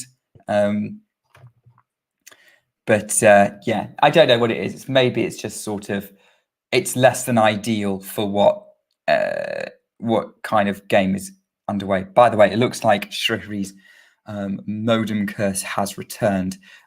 We will get him back as and when things start working. So I'm going to take Shrihri off the stream until he's fixed. What level do I play at? Are you British, Ashley? Because that will probably help with the context. But if you are British, then I play local tennis leagues. I'm not in a club.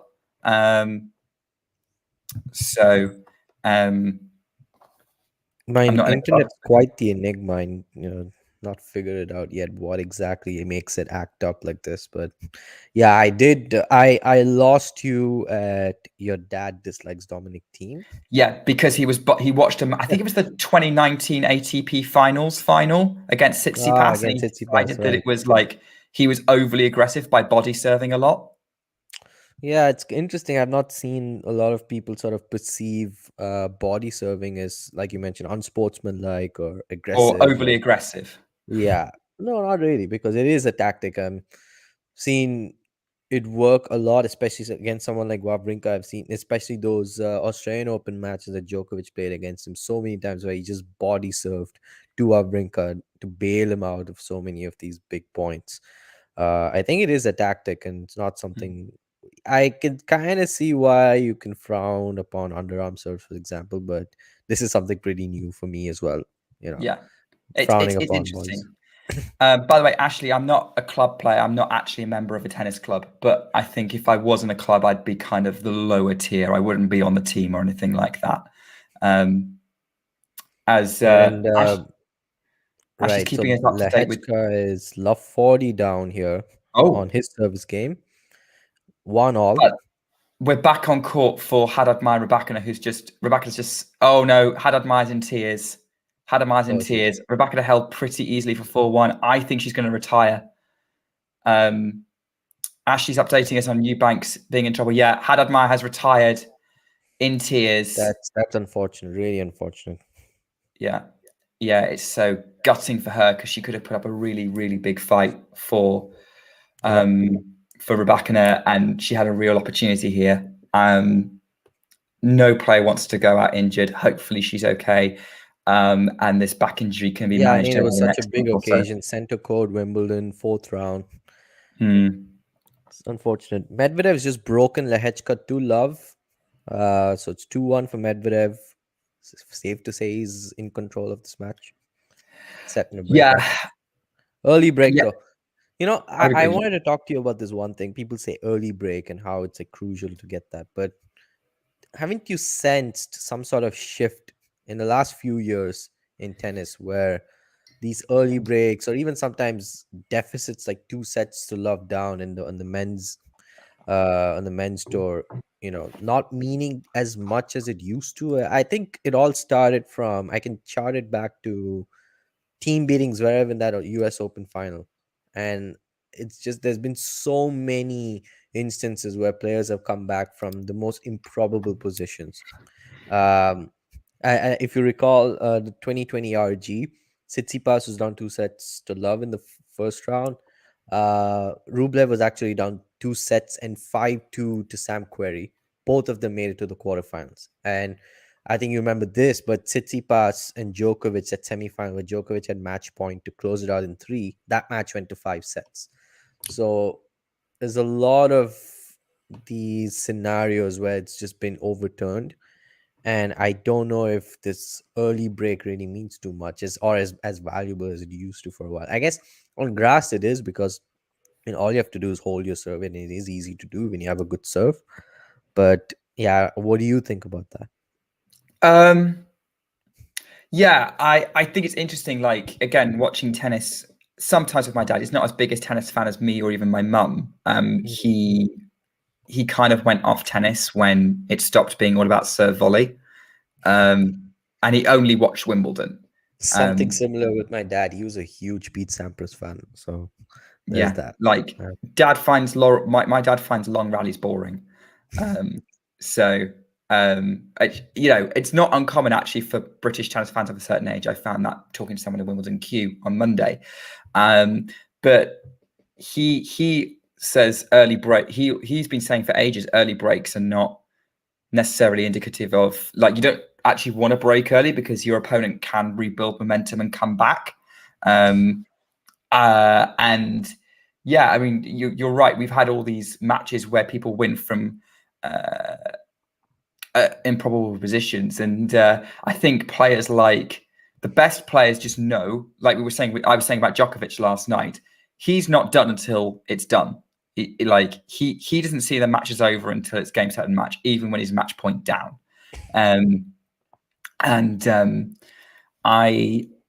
I think that's down to the mentality of players, maybe the improved sports psychology involved. So yeah, I think it really depends on the match, and maybe a less experienced player, a less confident player, an early break makes all the difference. That's a comment from Coast. I don't know if you noticed it. I mean, I don't know how old. I mean, if you want to know how old my dad is my dad's 57. So is he 50? No, okay. I've aged him. He's not 57. He's 56. He's not. Just something so bizarre happened. So 30-love mid-rally, one of the balls, ball from Medvedev's pocket fell down. So they had to replay the point. It was a let mid-rally. But obviously Medvedev won the following point and then held for 3-1. So it's 8 points on the bounce. Actually, more than that for Medvedev. I would say like around 10 points on the bounce for Medvedev this set. Yeah. Would you say Medvedev's looking very much in control? Like, aside from Lehecka, and like he seems to be struggling, how's Medvedev looking himself? Medvedev's looking pretty solid on serve. He had those shaky service games in the first set, 2 or 3 of them, but he is doing a lot better on serve now. Obviously Lehecka is just pulling the trigger big time on some of these ground strokes, and Medvedev just has to watch them sail past him. But he's not really getting rattled by it. Not playing at his optimal or best level either, but he is holding it together pretty well, I would say. Mentally, he seems in a good space, and he's taking good care of his serve. That's half of the headache taken care of if this is grass. And yeah, well, as we speak, it's love 30 for Lehecka at 1-3 in the second set, in danger of going 2 breaks down. Love 30 on Lehecka serve. Okay, so we'll keep an eye on that. Tsitsipas has just held for 3-2. The second set still going with serve on court 2. Unfortunately, my stream for Tsitsipas Eubanks is very far behind. but it's that's what happens when you're trying to stream it. So maybe we'll keep checking in with you regularly, Shahiri, with the minute. The Tsitsipas. I have to say, at the minute, the Tsitsipas serve is looking somewhat imperious right now. I mean, yeah, he's had lapses. I think he has been broken in all 3 of his matches, but for the most part, when he's needed it, it's come through this tournament. He's lost serve just thrice, though. 3 times. Right. So I thought Dominic Thiem broke him more than that. I think it was just once. Team won one of the sets, I think, in a tiebreaker. Yeah. The first set was 6-3, and that was the only time. And Team did have a break point in the decider, but yeah, Murray also broke him just once. And obviously, Jere broke him, I think, once in the second set, but then, Tsitsipas broke back and took it in a tiebreaker. So yeah, just thrice all tournament. Yeah. I mean, that Jere match could have gone very south for Tsitsipas, but he I think something's happened here at court 1. I think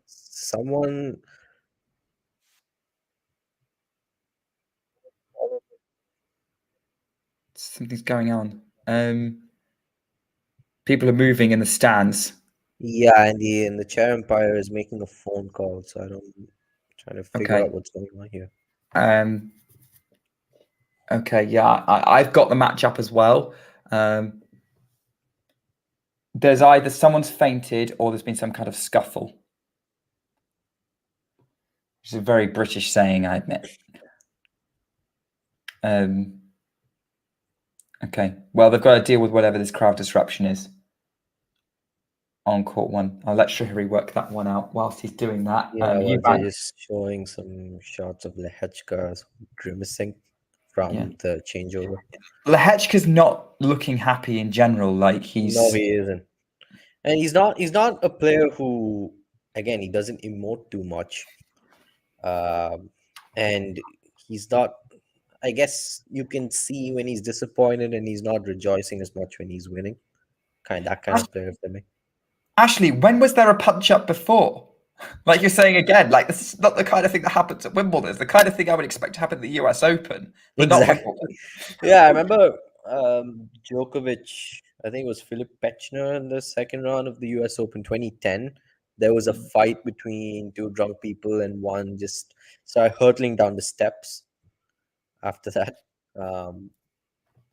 But I remember that. You're not referring to the protesters, are you, Ashley? I need some... Oh, you're talking about the protesters. Oh, makes sense. No, that's a different thing to an actual, fight. Thrice. What's fascinating about that? I don't know.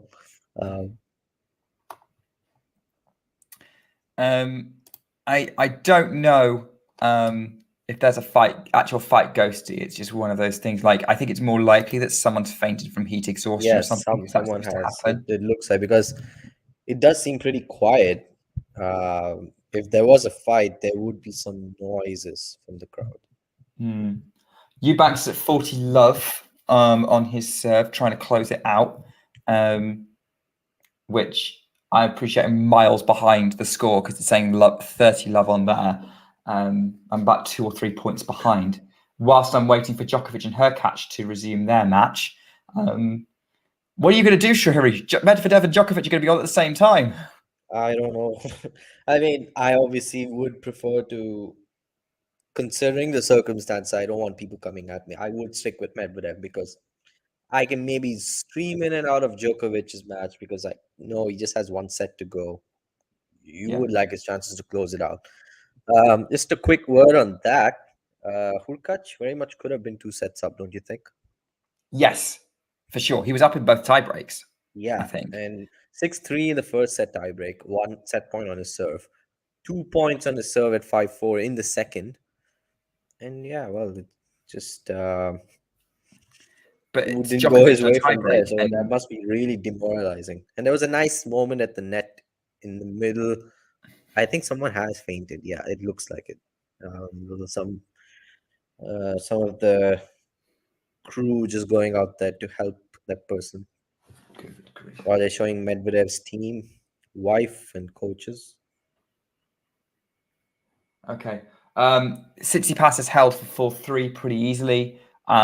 So going with serve on court 2, still waiting for Djokovic and Hurkacz. Yeah, I agree. I think Hurkacz was unclutch in the first set, and then Djokovic was just brilliant the rest of the time. That was the only thing I could really work against Hurkacz.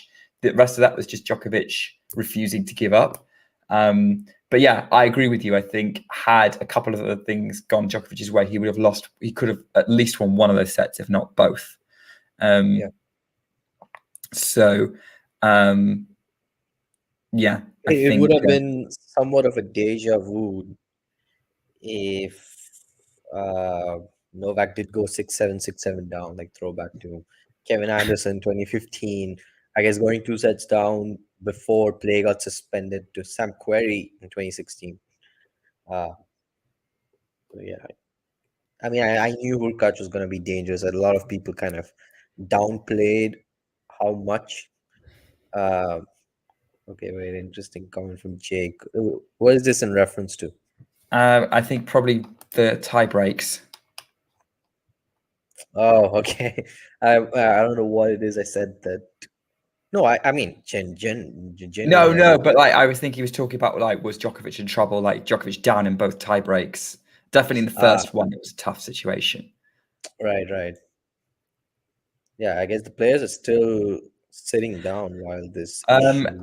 Ashley, I don't think they need to do a warm up again. I think they can come straight out. Yeah, I think it wouldn't I be a think long if it enough break. crosses like 15 to 20 minutes, maybe they do a warm up, something like that. But Yeah. I don't think the players would want that really. They just want to get going. Get back on with it, yeah. Yeah, probably.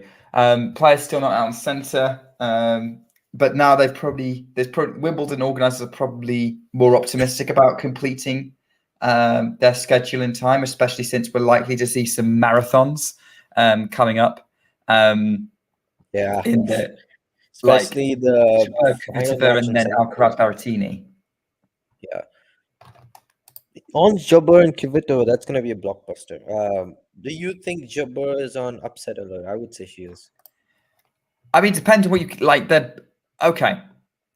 It depends on what you think, because I had Kvitova. I predicted this match, and I predicted Kvitova would win it pre-tournament.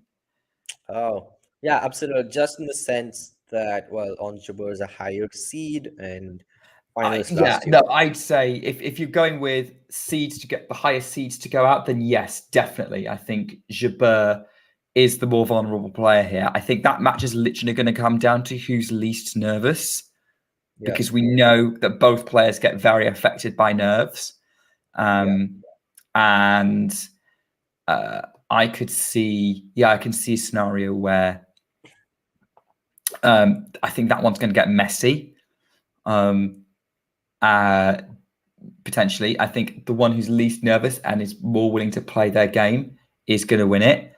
If they're both playing well, then Kvitova has the edge. Just with her game. I would think so too. Just going around the grounds a little bit. Number 3 court, we've got a mixed doubles match between Kravitz and Yang against Ebden and Perez. That's just literally got underway. A lot of these are juniors. Dodig and Krajcek, the second seeds in the men's doubles, are set up. But Galloway and Harris, that is Lloyd Harris, have break points to go break up in the second.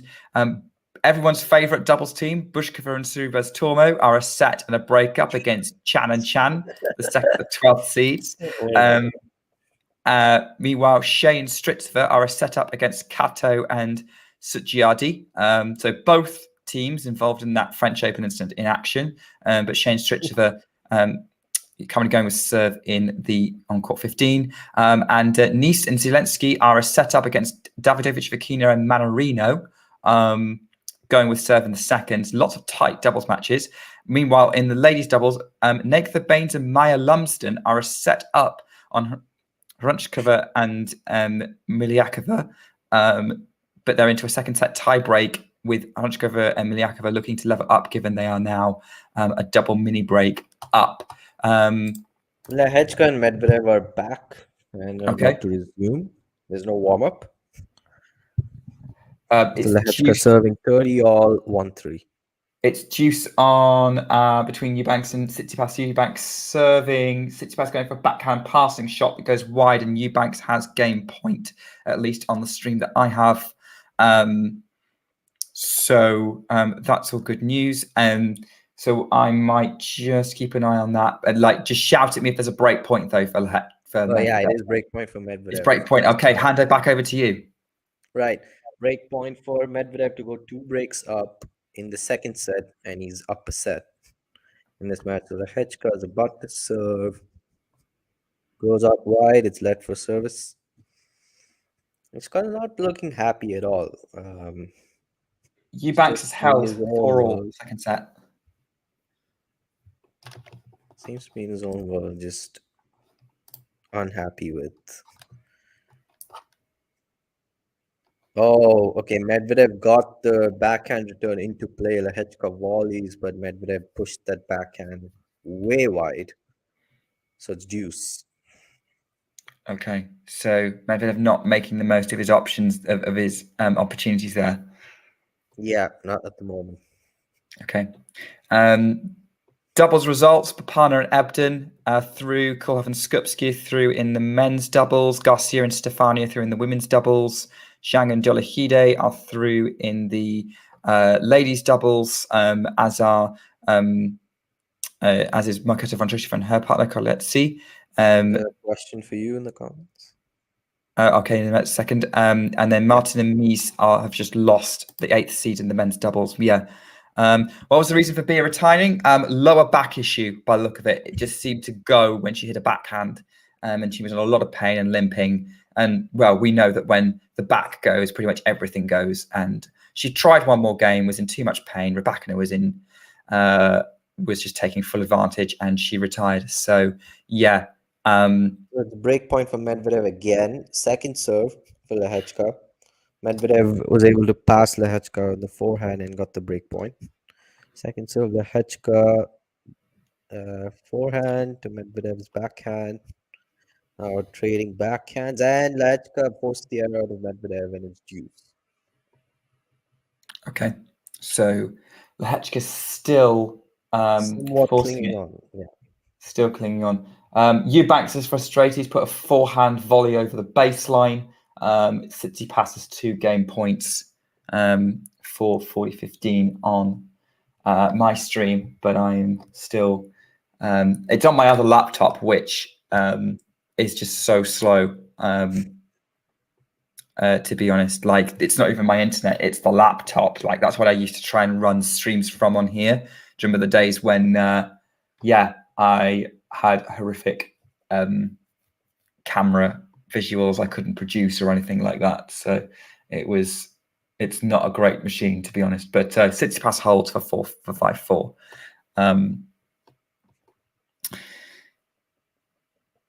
I got another break point. And way wide. It would have been out even if he was playing doubles. And it is third break point. It's the third break point for Medvedev in this service game to go 2 breaks up in the second set. Okay, stay with you then. Stay with you because that's where all the action is on court 1, I would say, because it's a changeover on court 2. From Lehecka, backhand to backhand. Medvedev slices the backhand. Lehecka on his forehand. Backhand from Medvedev. Backhand from Lehecka. Forehand from Medvedev. Backhand to backhand. Medvedev goes long on the backhand down the line. Third break point opportunity.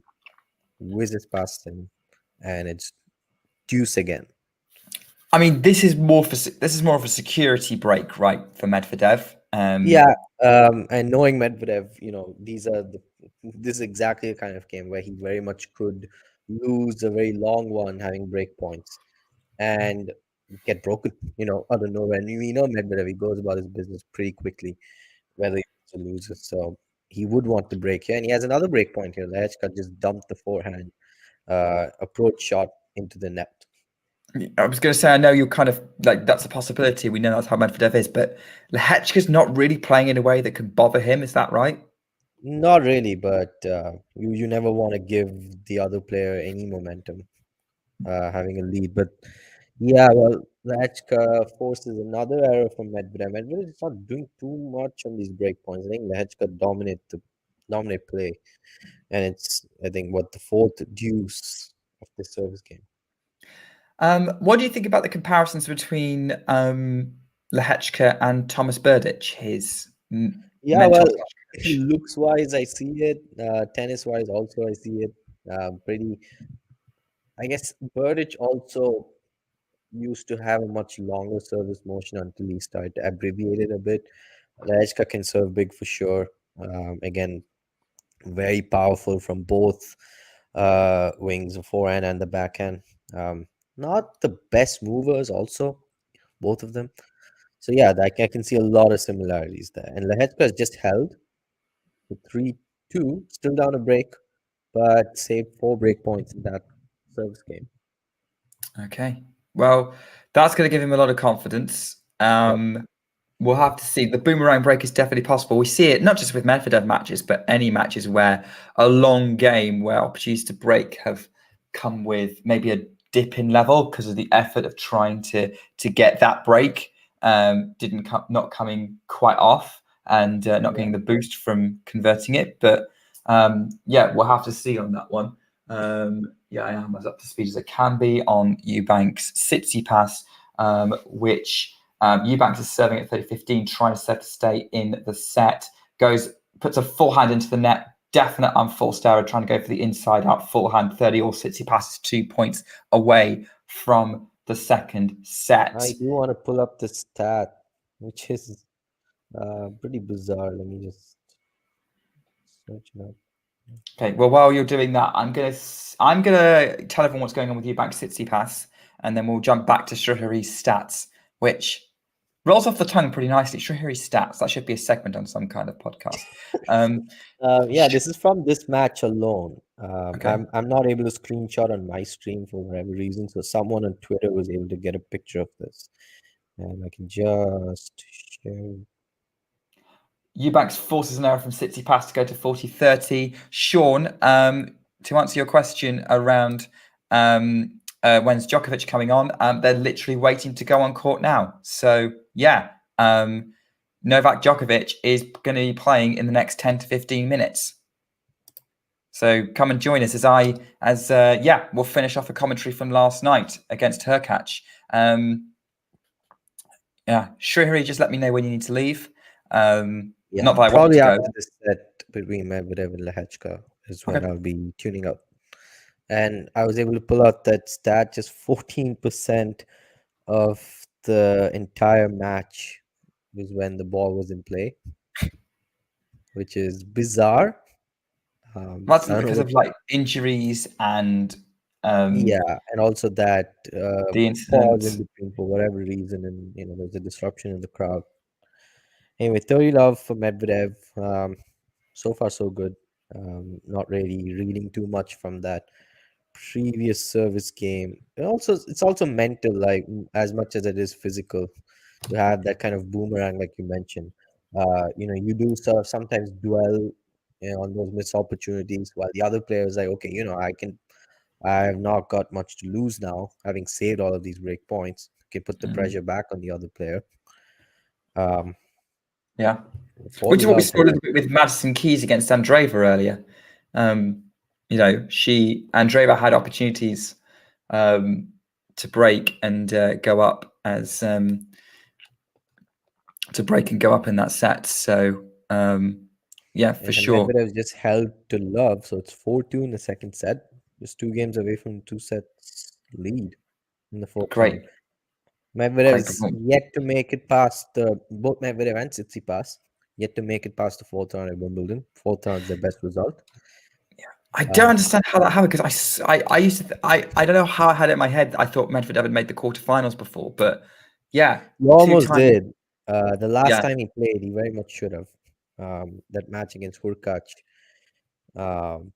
One of the most bizarre outcomes I've seen, especially 2 sets to 1 up on serve in the fourth, just 1 break point faced all match. He comes back the next day, loses 8 of the next 11 games, and he's lost the match. So it's crazy how the momentum just switches so quickly on the surface. If you recall, team against Query here 4 years ago in the first round, Team was up a set, had set point on Query's serve at 5-4 in the second. But Query managed to turn that around. Won the Was that second set. 2017? Yeah, Query and Team in the 2019, not 17. 2019. Yeah.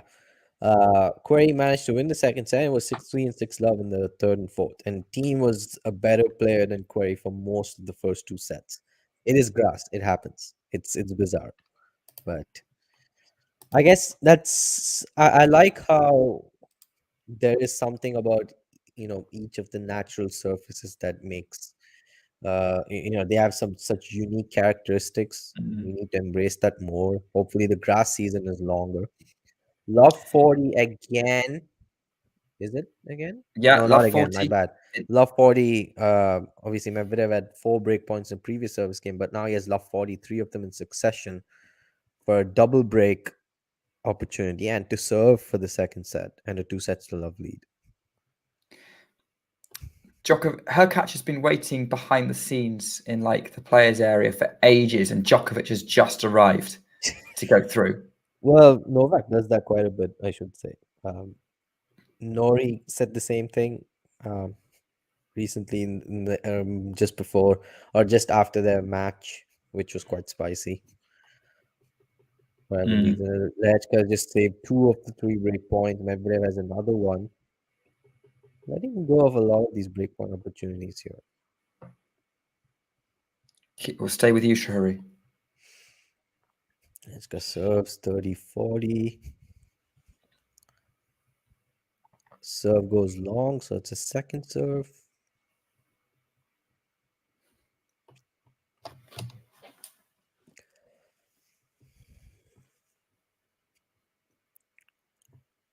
Oh, Medvedev had the pass, but goes wide. Oh, so he's missed 3 more break points. Yeah. Okay, that's interesting. It is. I would say that I was gonna say, like, in the parallel world, say, where Medvedev closed out against Hurkacz, we know he would have beaten Federer because Federer was on one leg. Yeah. In 2021. Yeah. How do you think that semi-final versus Berrettini would have gone? I think Berrettini would have won it. You're probably a bit more. Yeah. Well, I think it would have been a 50-50 because Berrettini is just so much better on the surface. But at the same time, Medvedev is comfortable in that matchup. So that would have made that match close. But yeah, I mean, it's not far-fetched to think that Berrettini would have won it or that Medvedev would have won it is what I think. I think either way it could have gone. And the one thing's for sure, though, Medvedev would have been a much tougher opponent in the final for Djokovic. Oh, for sure. Berrettini. I think they would have gone 5 if it was in the final. I think Djokovic would have still won it. Yeah, it would have gone 5. It would have been his first real test. Yeah. Speaking of which, Medvedev has finally broken Lehecka, courtesy of Lehecka's double fault on the 4th break point. So Medvedev will serve for the second set and a 2 sets to love lead at 5-2. Okay. It is a tight second set tie break on court 2 between Eubanks and Tsitsipas. So we're going to be keeping an eye on that one. There's another reason I regret that, or maybe I don't know if Medvedev's thinking along these lines, but he's not beaten Federer. He's beaten the other 2 of the big 3. That would have been a chance, I guess, to just beaten all of the big 4, if you will. What did Medvedev ever play Federer? Played thrice, yeah. And Federer, so 3 love Federer. Yeah. Federer the GOAT. No. No, it was 2018 Shanghai, 2018 Basel, and 2019 Miami. The Shanghai one was really close. It was 3 sets. The other 2 were not really close, straight sets. So that was just as Medvedev was starting to reach the level we would expected from him. Oh, what a passing shot from Eubanks, but he's just missed it and throws his racket up in the air and catches it in frustration. He just missed the pass, and that would have given him 1-0 in the tiebreak, but it's now 1-0 Tsitsipas. No mini breaks. So yeah, that's one to keep an eye on. Loving the single-hander from Eubanks. He's doing great. But yeah, I sometimes think, parallel world. Didn't hear that. We didn't have the big three or big four. I mean, the big three sort of post Murray's hip issues. I reckon if you didn't have Djokovic on the draw, the 2019 Australian Open final would have been Medvedev and Tsitsipas, and that's when everyone would have heard of them. Oh yeah, I didn't think of that. Yeah, because Djokovic beat Medvedev in the fourth round. I looked at the rest of the draw, and I was like, Medvedev would have beaten everyone else in there. Yeah, that was his toughest match. I mean, obviously, Shapo also took a set of Djokovic in the third round, but Djokovic was 4-1 up and lost 5 games in a row. Pretty strange way. And then he bagels him in the fourth set. So, yeah, strange end to that match. Medvedev's 30 love up, by the way, 5-2. Pretty comfortable on his serve. 40 love now, 3 set points. All right. So yeah, this would, and you could expect some kind of nerves from Medvedev towards the end of this match. Just thinking about the fact that this is the only slam where he's not made it to the quarterfinal yet. Yeah. But no other reason really. He's just been bossing Lehecka. Lehecka's out of ideas pretty much since the get-go. I tell you what, I am very excited at the prospect of a Medvedev-Tsitsipas quarterfinal if we get it. Me too. But I don't know. Do you want to stick with that? We'll stick with you because you've got to go in a minute. We'll stick with you for closing out. Yeah, Lehecka just passed Medvedev, so Medvedev has 2 more set points. Okay. I will let you know if there's any drama. Like, there's no mini breaks in this court 2 tie break yet between Eubanks and Tsitsipas. So, stick with you for see if Medvedev can close us out, or when. More likely. Well, Medvedev's missed the backhand, so 40-30. 3 set points become 1 set point. Medvedev is not doing well on these big points, is he? Despite winning the set. Something just tends to happen. He makes life more difficult than it needs to be. So I guess I could say that. Eubanks gets a net cord that dies on Tsitsipas' side of the net, and he apologizes because that was a really fortunate net cord. It's 3 all the time. Lehecka goes long on the backhand, and Medvedev's finally sealed the second set, and he's 2 sets to love up. Set away from the quarterfinals here at Wimbledon for the first time. Wow. About time, let's be honest.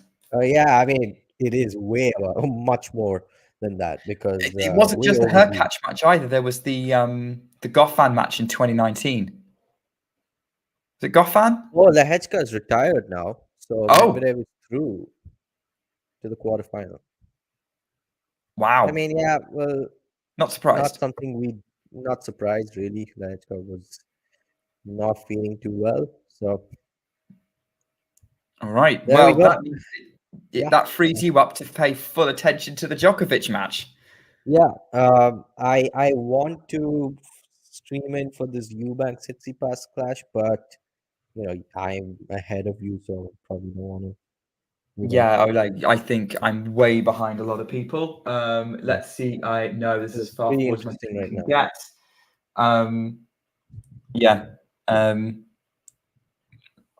But yeah, absolutely. So I know, they're still warming up on centre. Tsitsipas has double faulted. So that's what's happened there. 5-3 for 5-3 for Eubanks. I know the score's a little ahead of things, so I'm probably going to take the score off. So I'm watching it. Shame about Lehecka going out. Ashley, yes, I can see the match, but I'm a little bit behind you because I'm not on an optimal device for it. Tsitsipas forehand winner for 5-4. There's more modem jokes here, which I think, to be honest, is Eubanks 5-4 serving at the tiebreak. He's 2 service points away. I'm not looking at the score. We're going to keep this. We're going to keep this going. 6-4 Eubanks. Great serve to set up 2 set points to level this up with Stefanos Tsitsipas. 113 mile an hour serve. We're back underway on centre, by the way. Hurkacz serving first in the set and expertly hitting a volley that just dies before Djokovic can get to it. 30 love. Has Eubanks taken the second set? Not on my stream, he hasn't. Oh, I'm sorry. He has now because that was an unreturnable serve. Steph shanks it and he's roaring to the crowd. He is 1 set all between Eubanks and Tsitsipas. Wow. We might not get that Medvedev-Tsitsipas quarterfinal. It might be a rematch of that Medvedev-Eubanks match from Miami. Maybe we're jumping a bit too ahead, but yeah. Yeah. Oh, yeah. I'm miles behind. I know. But yeah, Ashley's probably very, very happy right now. She is very much believing in Eubanks as Hurkacz serves brilliantly, spot serves on the outside, then comes into the net to finish it. Djokovic passing shot is not even in the tram line, and Hurkacz holds in the opening game of the 3rd set. This is going to be a very, basically the same as last night. Hello, Jean. Lovely to see you here today. I'm going to be honest, Shrihari. Most of the stream yesterday was basically us chatting about other things other than the tennis, because it was not competitive until we got to the tie breaks, because it was very. I mean, it was just boring, if you want to call it that. Until sorry. Yeah. It wasn't. It would only be interesting. I think it would be much more interesting if Hurkacz had won one of those tie breaks, or even both. But even if Hurkacz had won both those tie breaks, I'd still think Djokovic was coming back to win it. Yeah, it'd be great for Djokovic to win it in straights, probably because it's the simplest option. And it means that we've got more time to try and complete Kvitova-Jabeur and then Alcaraz-Berrettini, which is the matches that I think most people are looking forward to. They're still kind of changing ends on court 2, so it's all on centre right now as Hurkacz gets the return in play and Djokovic nets a slice. Love 15. Huh. I'll have to switch back. Anyway, I got to tune out. I just made my tweet. Thank you so much. Thank you so much for joining, Shrihari. It was mine, and I do hope to join. I don't know if you will be around at the time, but I do hope to join for Alcaraz and Berrettini. That's the last match on center court. Pretty likely have after Haddad Maia and Rybakina was this shortened. Pretty likely that match would end tonight, hopefully. So let's see. Great cat and mouse rally that Hurkacz wins. He's lobbed Djokovic over the backhand over his head, and it's love 30 on the Djokovic serve. Okay, I'll have to tune in this one. I'll see you later if you're around. We'll see. I'm finishing this in 3 hours, so probably not. But it was nice to see you. Okay, we'll see you. We'll see each other at some point, of course. So we'll be back. Have fun with this one. Right? Yeah. Cheers, everyone. Bye. All right, Shrihari is gone. We might have Isabel at some point, but I'm very aware that it is 6:45 in the morning. So you may have to make do with me for quite some time. Yeah, I'm going to try and see if I can refresh the background a little bit, make things a little interesting. Tsitsipas is at love 15 on the Eubanks serve. But again, that's my stream being a little bit behind. Right, well, I'm going to be very ambitious here. I'm coming to you live from my crazy multi-screen madness, where I have all 3 matches, all 3 courts in front of me. Not all 3 matches, because there's nothing happening on court 1. But I will have court 1 up and running and ready to go once Alexandrova and Sabalenka are coming, but it's 15-30 on the Djokovic serve. He serves up the middle, too good, 30 all. Too good for 30 all. And it's going to be interesting because we've got some Eubanks fans in the chat, we've got some Djokovic fans in the chat, and we've definitely got some Hurkacz fans in the chat. So all very, very interesting. I do not know what we're going to be getting here. But hey, we'll see. As unreturnable serve again from Djokovic, 40-30. Djokovic for 40-30. Yeah, we're going to be, I think we're in for a good one here.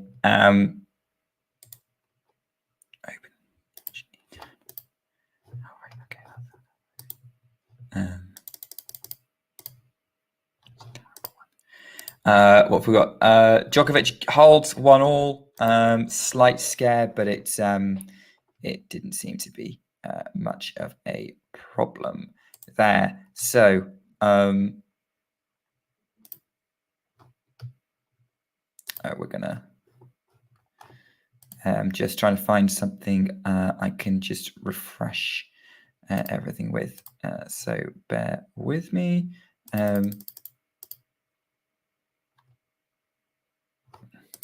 No, it's not working at the minute. I think whilst we are, so yeah, Hurkacz is now serving. It's 15 love, still comfortable. Eubanks has served. We've got a Stefanos fan in the chat in Jake, which is good to know. Yeah, lots of retirements here today. Yeah, Haddad Maia, I thought, yeah, her defense might frustrate Rybakina as well, but I'm not so worried because A, I do like Rybakina, and B, I did predict Rybakina to win the tournament. So I definitely don't mind being right about something. Yeah, for sure. That's not the right button. Let's have a look. Here we go. Right. So let's focus on this match. So we're gonna. So I'm just gonna bear with me, guys, while we sort this out. What have you done, Stefanos? I mean, let's not panic just yet. But yeah, so this is the match we're kind of. There's a couple of matches going on here for sure, but we'll keep an eye across everything right now. Hurkacz is 30-15 up, make that 40-15. Stefanos is 30 love up on his serve.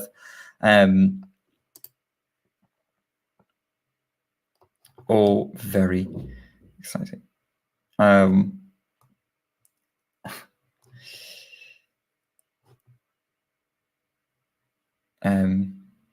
Yeah, bear with me today. Might be a little bit more of a challenge.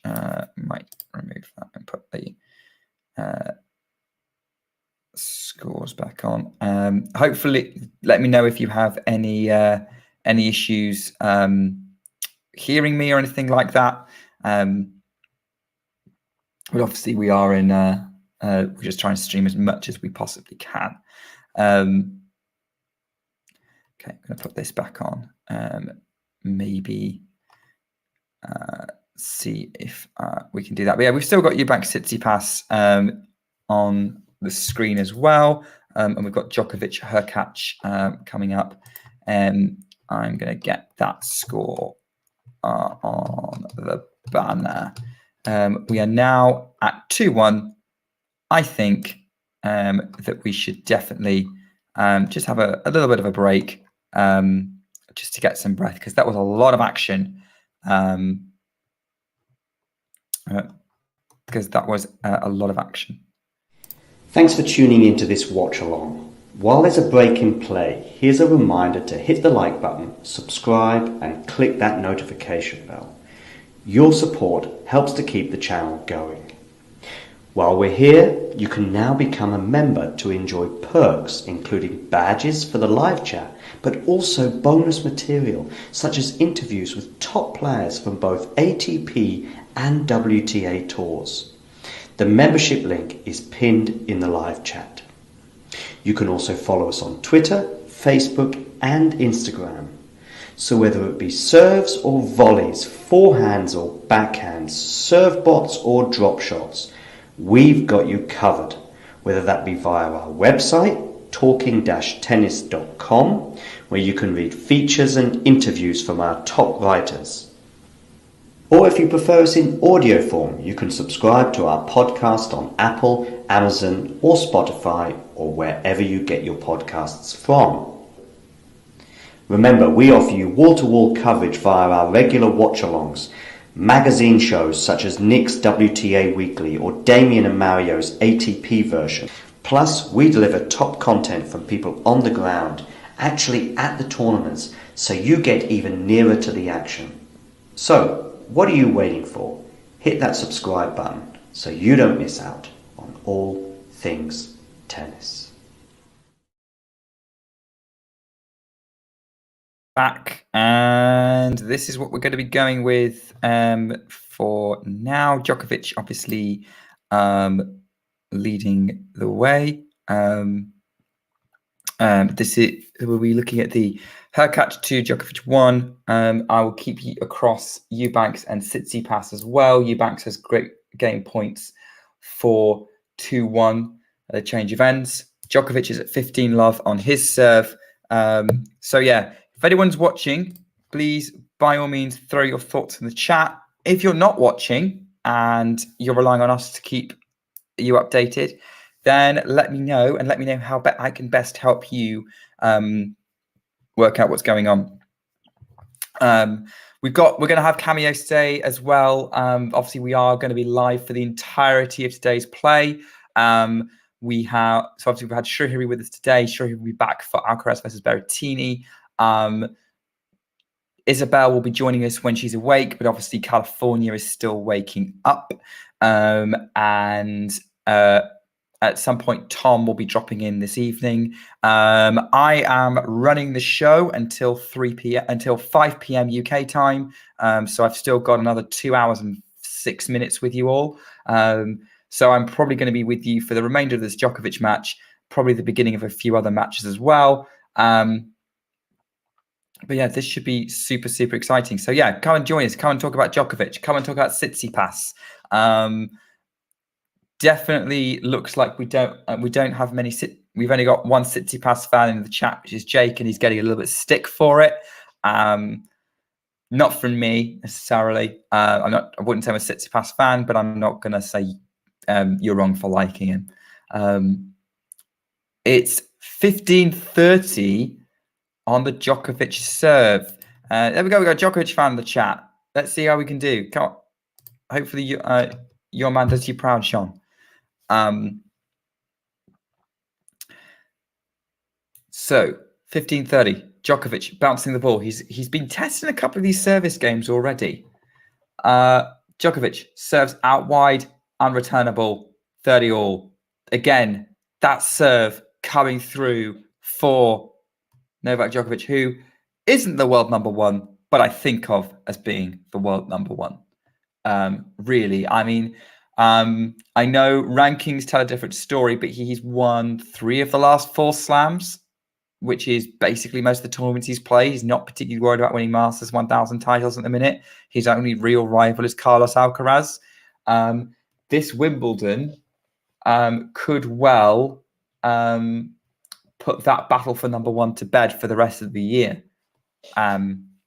Because it's a knife edge between the two of them. It's basically whichever one of them gets further is going to do it.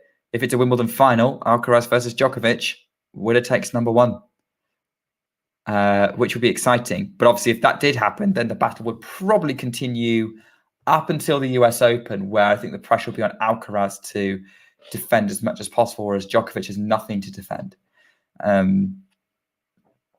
I think Djokovic is probably on track to get number one at the end of the year. The only way he wouldn't would be maybe if he has a shock or Alcaraz beats him at Wimbledon and gives him a bit of a foothold in it.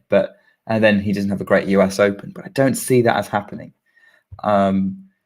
Big serve from Hurkacz. Djokovic is held for 2 all, and Hurkacz goes inside out for a winner. So excellent result there. Hurkacz is serving at 2-all because I had the wrong person serving. We're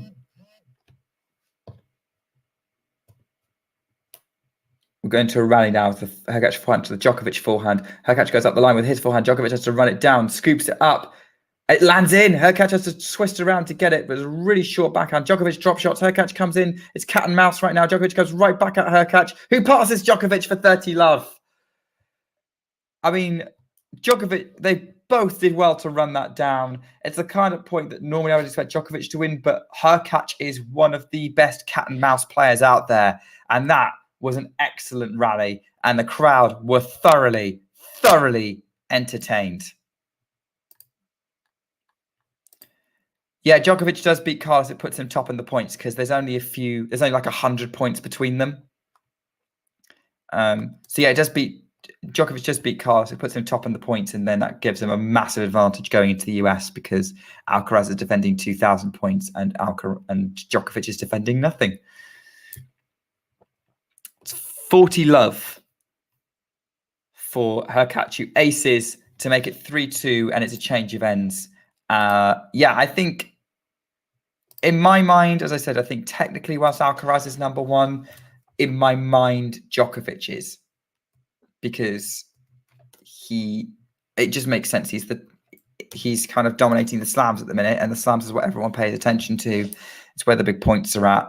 And at the minute, maybe has an edge on Alcaraz. Not a big edge, but a slight one. Yeah, incredible defending still from Djokovic. I think we've definitely got another year or two of him playing at this level. I'm not sure. Look, no, even Federer and Nadal have been able to maintain it past 38. Not even Jimmy Connors managed to do it past 38. I think if we get into 20, I think I could imagine that Djokovic wins all of, or at least one of, this slam and the next two. And maybe Roland Garros next year is where we may see him dethroned, but we'll have to see. In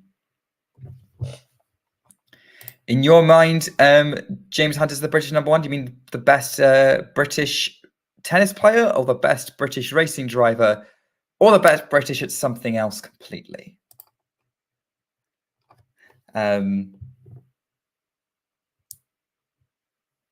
But we'll see how it goes. But yeah,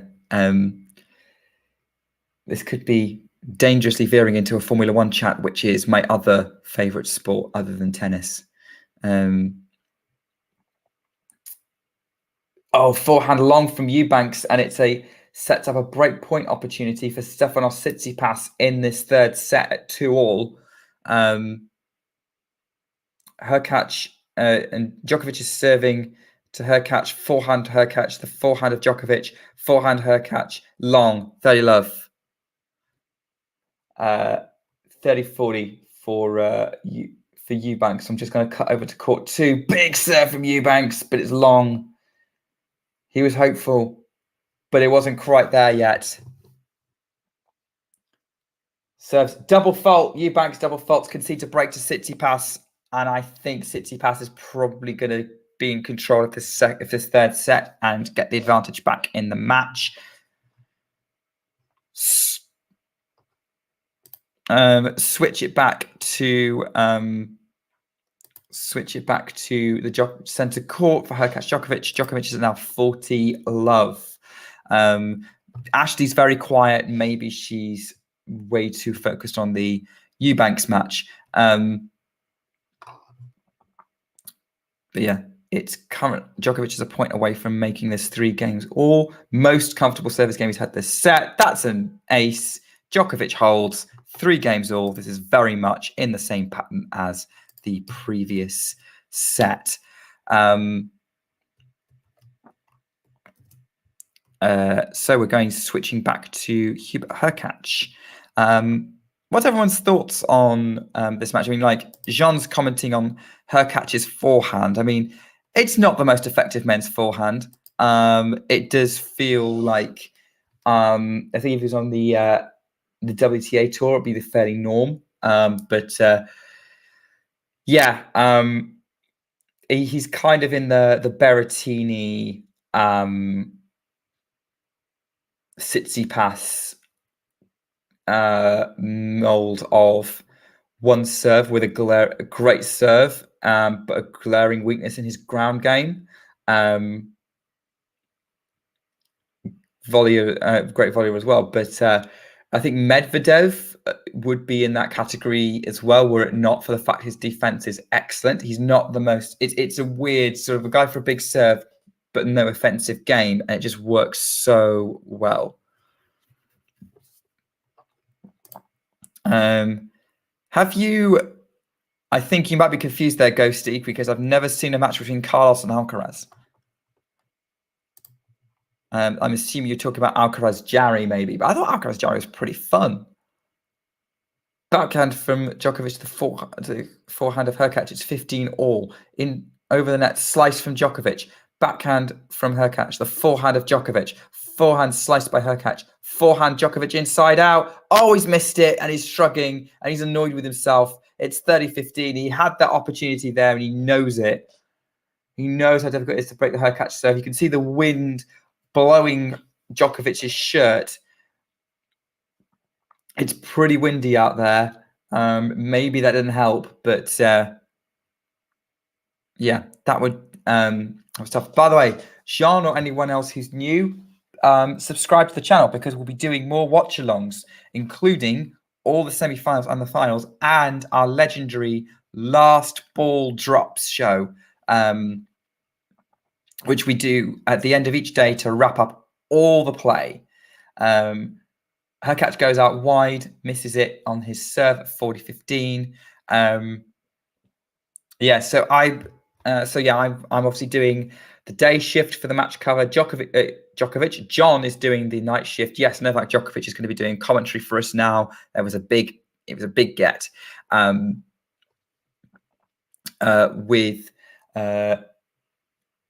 then afterwards, I will return for last ball drops with Miles. Hey, Jean, okay, you've been with us for a while. I just haven't seen you in the chat very often, but welcome back, and it's good to have you here. Glad to see you've stuck with us in the last year as we've been growing. We're still trying to get to 3,000 subscribers. If we can get to 12 months and got 3,000 subscribers in the year, that's a very good start for a YouTube channel. And the more we get, the more opportunities we get to go and actually cover tournaments. We've actually been able to cover ATP 250s, 500s, even WTA 250s, and even a Masters 1000 in Madrid. We'd love to get enough clout that we can start getting Grand Slam press passes. Maybe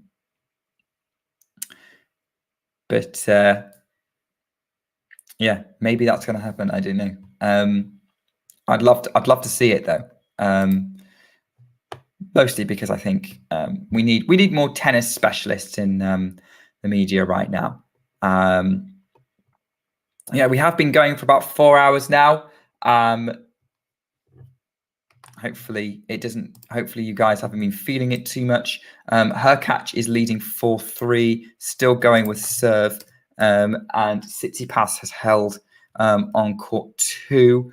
And I think they've just changed ends with Eubanks also having held. It's 4-3 on court 2 in the third set. So same score on the Tsitsipas Eubanks match, but the key difference being is that Tsitsipas is up a break. There have been no breaks of serve in this set, or indeed the entirety of this match between Hurkacz and Djokovic.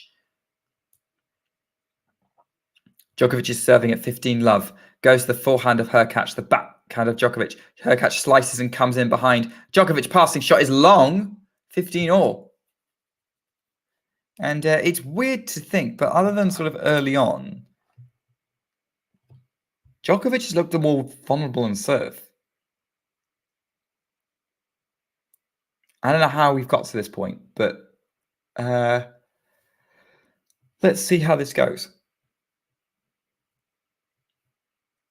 Big serve from Djokovic, though, 30-15. They're already crossing over. I mean, this set should be done fairly quickly, and I think the organisers will be very happy to be getting back on schedule. If anyone's doing a curfew countdown, we have 8 hours to go. I'm pretty sure we can get a women's match done and a men's match done in 8 hours that are marathons. Just about. Maybe more like 7 hours by the time Jabeur and Kvitova actually come out on court.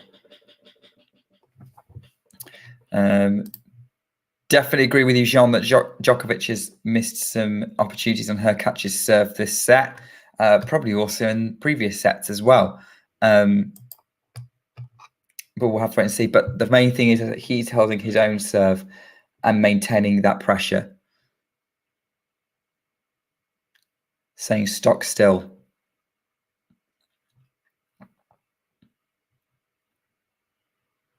Djokovic serves out wide to the backhand of Hurkacz. Goes cross-court with his own backhand and apologises because it looks like it came off the top of the net. Or maybe it was just a little bit of a mishit. But it's game Djokovic, 4-all. We're in the real business end of this set now. And it's odd because this match has been going super quick. They're not taking massive amount of time between points. The rallies are not very long. As a general rule, apart from maybe that cat and mouse one a few games ago. Yeah, this has all been very quick, efficient tennis from both. And I think Hurkacz must be ruining this draw because had he not got Djokovic in the last 16, I think he'd been looking very good to get a very good to go deep quarterfinals, maybe even semi-finals. We know he's probably one of the best grass court players on tour right now.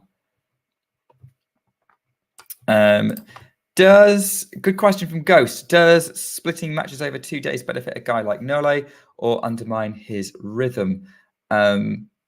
I don't think it matters that much, to be honest. I think I don't think it benefits or undermines the rhythm. I think if anything, Djokovic is probably one of the best at sort of regaining rhythm. Great update from Ghosty, who's down. Eubanks is down 3-5. I think he's serving now to stay in the third set against Stefanos Tsitsipas, who was held fairly easily. Djokovic tries to lob Hurkacz, but it goes over the baseline. It was a bit of a cheeky shot there, just almost directly up and over. 40 love for Hurkacz. Yeah. Way out on the Hawkeye. I don't know why the TV was showing that. Love 15 on the Eubanks Tsitsipas game. Yeah, Djokovic getting ready to go. According to Ghost, it's 3 set points for Tsitsipas. Let me see if I can get back up to date with my stream, which has fallen behind quite dramatically. So we'll see. As court 1, Alexandrova and Sabalenka are waiting to be led out onto court. Hurkacz holds for 5-4.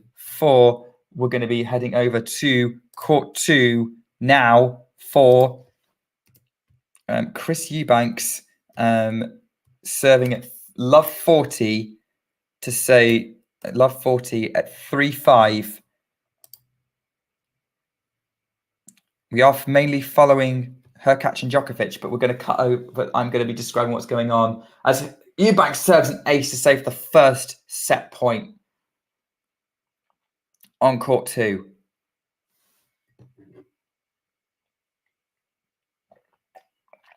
This is water, by the way. I'm not drinking cold tea. That is unthinkable in Britain. Big forehand from Eubanks, the Tsitsipas backhand. Eubanks comes into the net, trying to finish it, but it's not a great volley. Steph reaches it with a forehand passing shot and gets the third set, 6-3. He now has a 2-1 advantage, and he is 1 set away from making the quarterfinals at Wimbledon for the first time. And a rematch with his old rival, Daniil Medvedev. The man who challenged him to a fight when they were teenagers.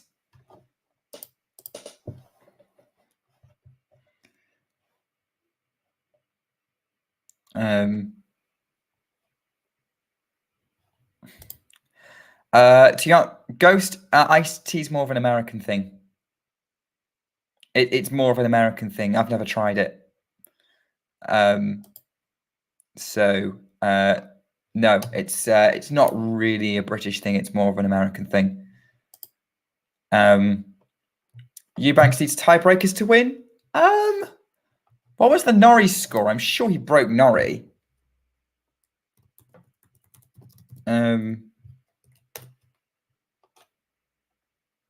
Yeah, he broke Norrie a few times. But yeah, I agree. But I see what you mean. Like the last 4 sets that he's won.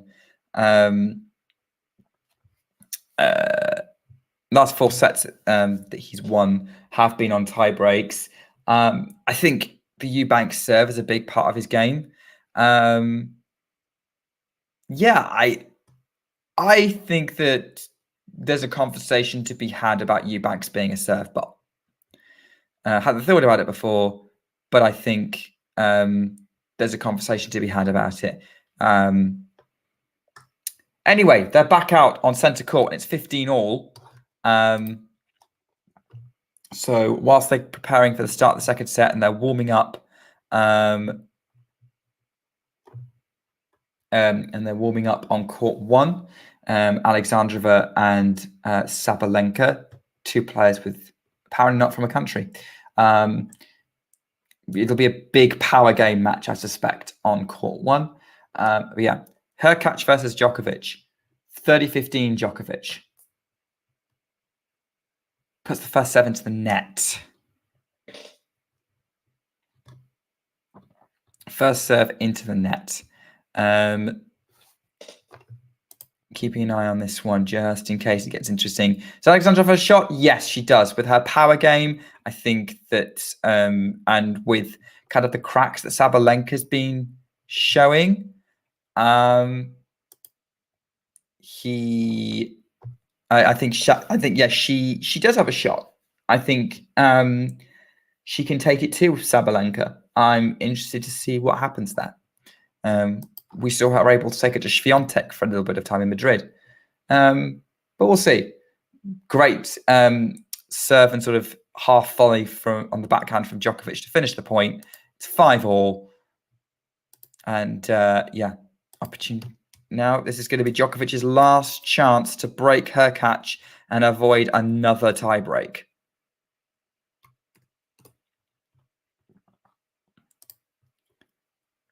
Avoid another tie break. All eyes on Hurkacz's coach. It's a lovely day out at Wimbledon. The clouds are not dark, but they're white and fluffy, which is always good to see. Tsitsipas has held for the first game of the 4th set. Eubanks under a lot of pressure now. Back to centre court. Hurkacz serves at 5-all. Really short return. Hurkacz is coming in, puts the forehand volley away from Djokovic. The passing shot was not attempt was not great, and Hurkacz easily puts it away. 15-love. I mean, let's face it, if you're feeling super confident in tiebreakers, you're probably not going to worry too much if it ends up going in that direction, but we'll see. Hurkacz serves at the middle. Djokovic can't get purchase on it, and it's 30-love.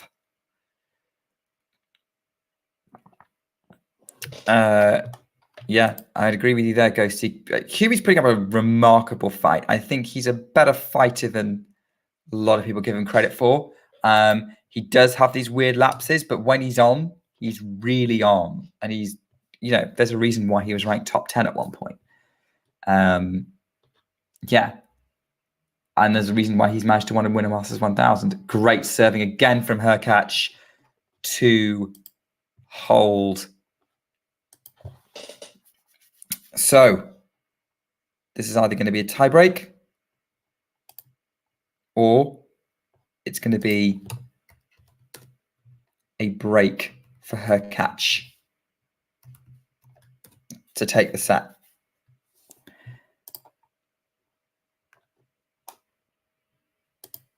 But who knows? Who knows what's going to happen? This is tennis.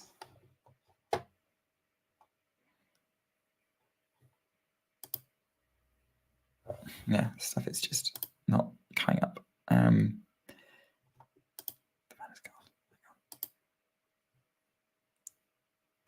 There we go.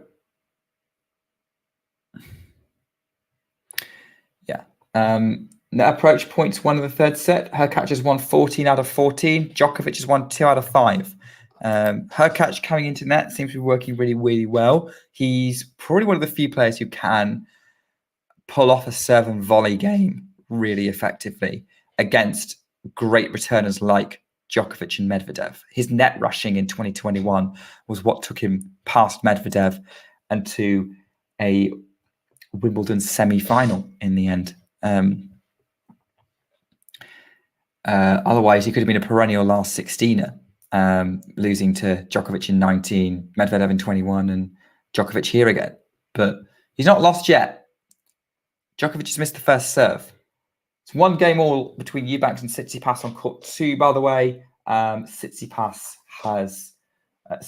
is serving to make sure that I'm back up to speed on that one.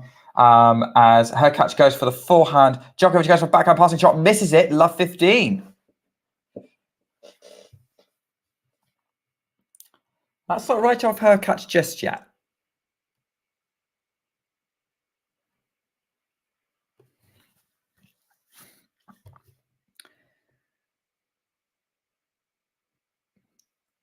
Tsitsipas serves to Eubanks, who's trying to net rush and loses the point 30-15. Just a bit of the latest update from court 2 there. And we're underway. Alexandrova for Sabalenka. Hurkacz is net rushing as well. Gets it down. Djokovic lifts the ball up. Hurkacz hits a tweener, just misses it. Hurkacz challenges it.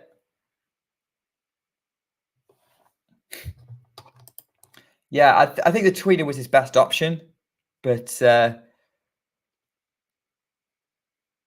maybe not. I don't know, but it was unnecessary. Yeah, it was out. So it instead of love 40, it's 15-30. Can you imagine though if he'd set up break point? Sorry, instead of love 30, it's 15 all. Can you imagine if Hurkacz had set up love 30 with a tweener? Would have been one of the matches of the tournament. Still not quite beating Rublev's crazy. Rublev's crazy shot to set up match point against Bublik yesterday, but still great forehand from Djokovic. The Hurkacz backhand, and Djokovic tries to sort of scoop a squash shot cross court, puts it in the net 15-30. Little bit of trouble for Novak Djokovic. The wind's picking back up again. Not going to help someone who needs their serve to be reliable.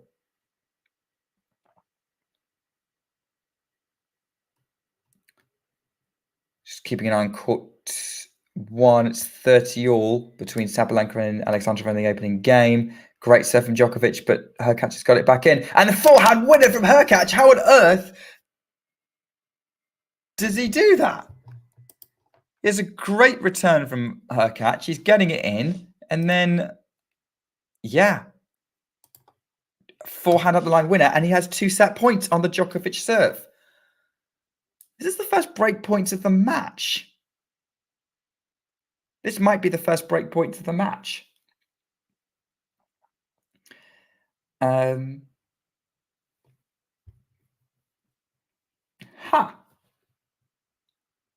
Djokovic goes out wide with the serve and Hurkacz goes long.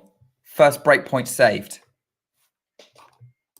I think, look, Ghosty, there's been so many good matches this tournament. It's been ridiculous. So I think Svitolina Azarenka, if it ends up being match of the tournament, I'm not going to disagree with it though. But I think there's other great matches to come. Maybe today. A little bit of disruption, slowing things down on centre court. Sabalenka is held in the opening game of court 1 against Alexandrova. Djokovic. Oh, what a shot. Oh, that was looked in. It was called out. Djokovic is challenging it. If that's in, that's an epic ace. Leani is looking at the challenge board. We're waiting to see what happens. It was just out. Just out. And it's a second set point on a second serve for Hubert-Hurkacz. Serve from Djokovic. Hurkacz gets the backhand into play. Forehand up the middle. Hurkacz attacks, net rushes. Djokovic nets, and Hurkacz has set 3. We are going to a 4th set. This match became a competition. Hello there.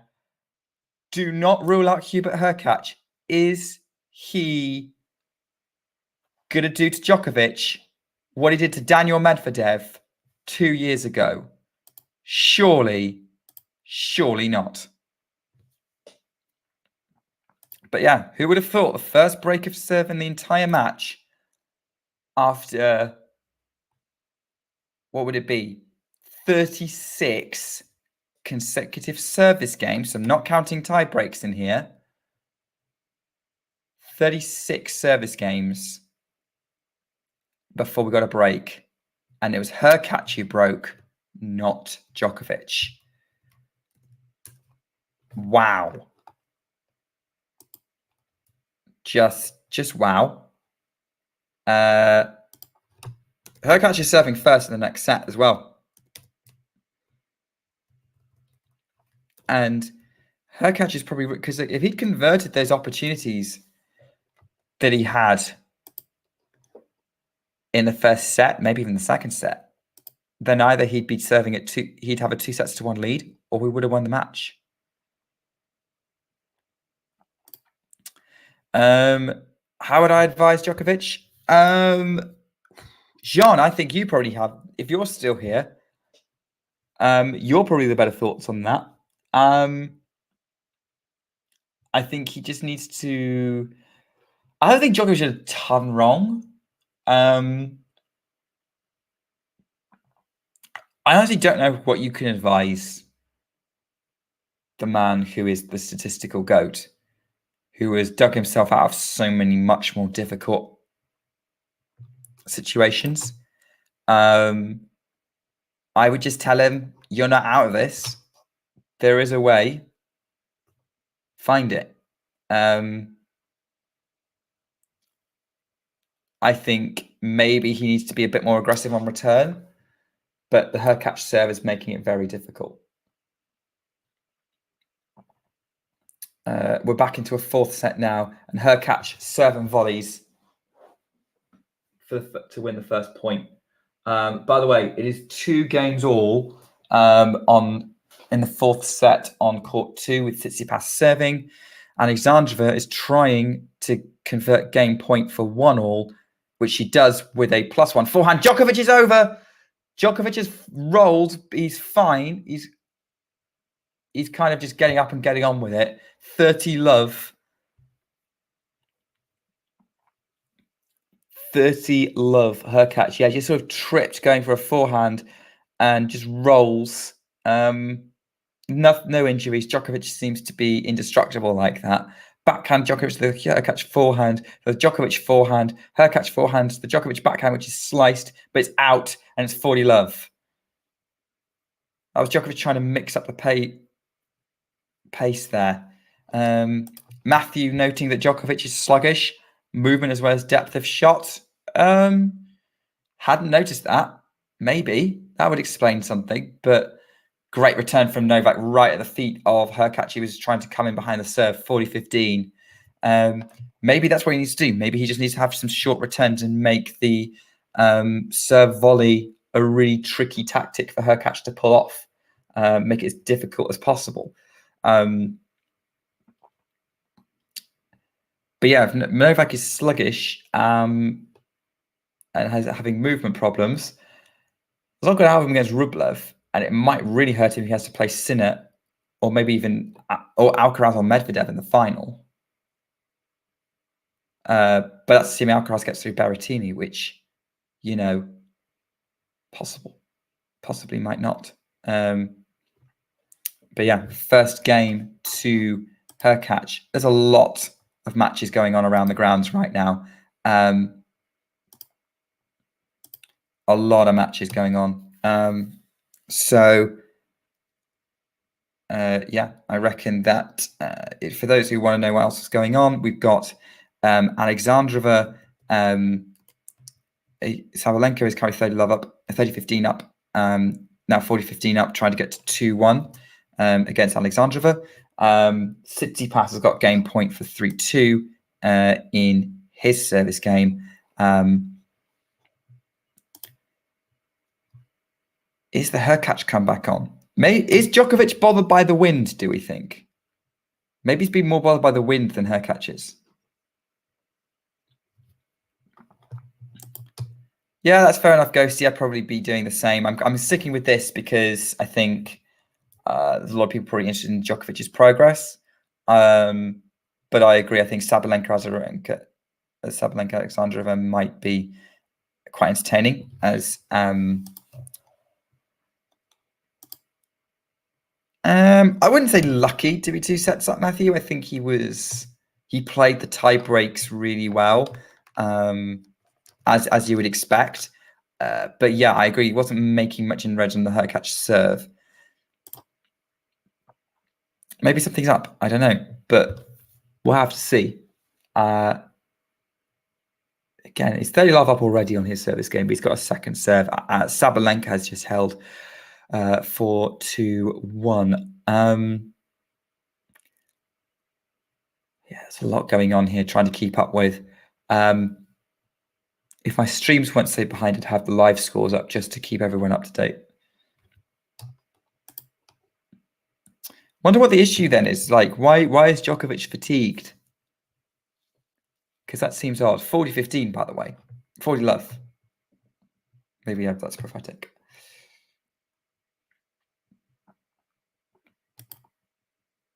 Yeah, maybe he's just trying to get this done efficiently. That's a question then. If Djokovic gets through this, which I have no reason to suspect he wouldn't, is Rublev, with his physicality, going to cause him some problems in the quarters? That's a thought.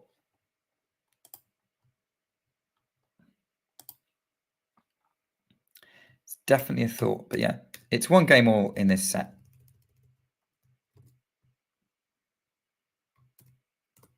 I would love to know what Shahiri is thinking right now. Absolutely love to know what Shahiri is thinking right now. 15-love, Hurkacz. In this opening game. I'm going to keep you updated on everything I possibly can. I have got 3 screens with all the matches on.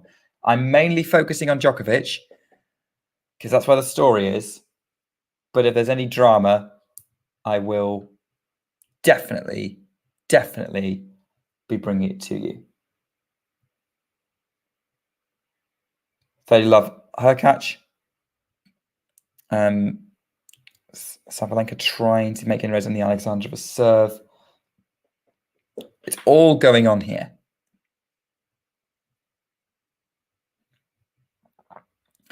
It's all going on here. At some point, maybe in the next change of ends, probably have a short break.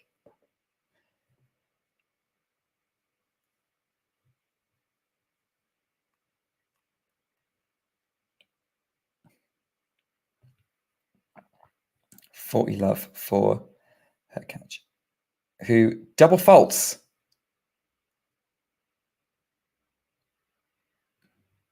Well, 40-love up is the best time to double fault, I suppose. Maybe. Alexandrova hits a winner against Sabalenka. Great job. Great backhand back in play from Sabalenka, though, putting that returns, pushing Alexandrova back and giving Sabalenka 15-30. This is an opportunity for Sabalenka to get this break against a potentially challenging opponent. Djokovic has got the backhand and forces the error on the Hurkacz forehand. This is better from Djokovic. Much better. 30-all, Alexandrova, Sabalenka.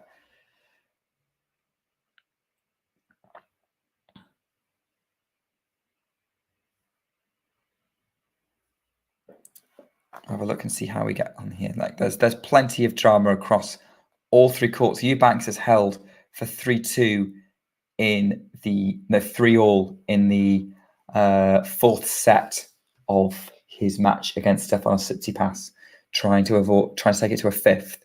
Backhand in play from Djokovic to Hurkacz forehand. Djokovic slices, but it's wide.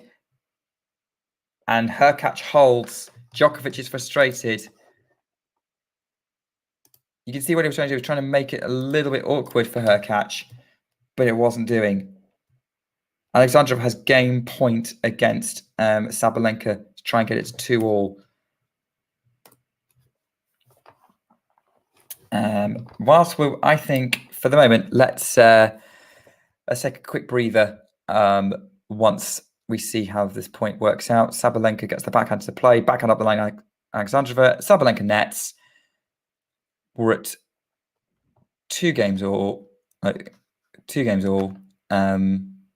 in the first set on court 1. Thanks for tuning into this watch along. While there's a break in play, here's a reminder to hit the like button, subscribe and click that notification bell. Your support helps to keep the channel going. While we're here, you can now become a member to enjoy perks including badges for the live chat, but also bonus material such as interviews with top players from both ATP and WTA tours. The membership link is pinned in the live chat.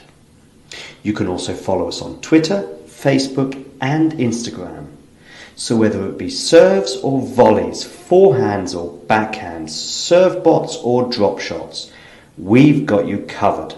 Whether that be via our website, talking-tennis.com, where you can read features and interviews from our top writers. Or if you prefer us in audio form, you can subscribe to our podcast on Apple, Amazon or Spotify or wherever you get your podcasts from. Remember, we offer you wall-to-wall coverage via our regular watch-alongs, magazine shows such as Nick's WTA Weekly or Damien and Mario's ATP version. Plus, we deliver top content from people on the ground, actually at the tournaments, so you get even nearer to the action. So, what are you waiting for? Hit that subscribe button so you don't miss out on all things tennis.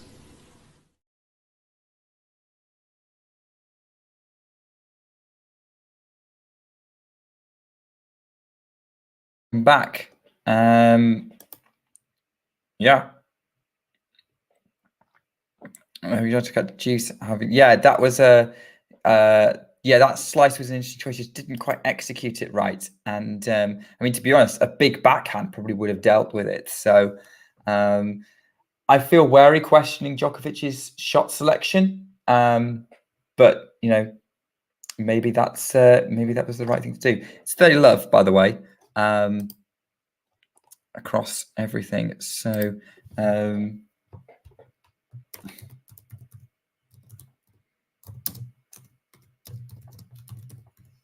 right, action. So yeah, we're still going, by the way. 30 love. Hurkacz is returning to the net. 40 love.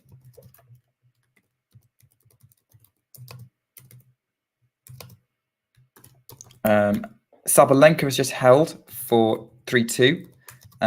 So they're changing ends. Tsitsipas is frustrated. It is relieved to have saved break point against Eubanks and is held on court 2. Otherwise, he was very much in danger of going to a fifth. Both second seeds in action, by the way, Djokovic and Sabalenka at the minute. But yeah, 3 singles matches in progress. It's Wimbledon madness, but not as Manic Monday has traditionally been. So yeah, lots to cover at the minute. Lots to cover. We're going to try our best to keep across everything we possibly can.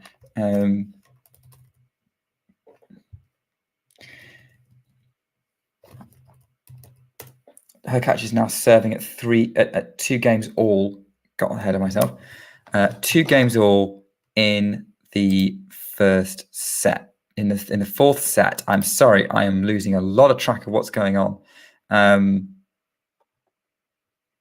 yeah, there's definitely some big names going there. As Hurkacz puts a forehand into the net, love 15. Huh.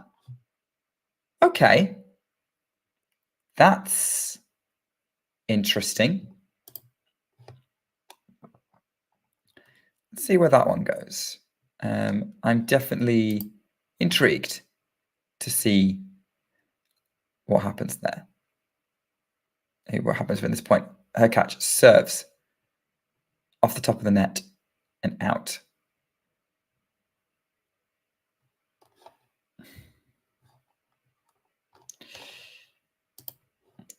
Unreturnable serve from Djokovic. Return doesn't quite get him though, and it's 15-all, and Djokovic is smiling sarcastically up.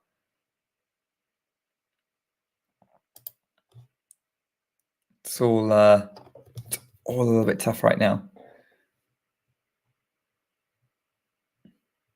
Great shot from Hurkacz. Great serve. Djokovic very short, high return, and Hurkacz just took it out of the air with an overhead for the +1, 30-15 for the pole. Great backhand winner from Alexandrova, by the way, for 30 love on her service game. Big serve from Hurkacz. Slightly too close to that one, though, but still gets that forehand into play. Backhand, the Djokovic forehand, moving Hurkacz around to the forehand. Djokovic is trying to move Hurkacz from side to side. Hurkacz gets the backhand into play and gets the forehand looped up to the Djokovic forehand, which he puts in the net. And it's 40-15. That could have been 30-all. Another opportunity missed for Novak Djokovic.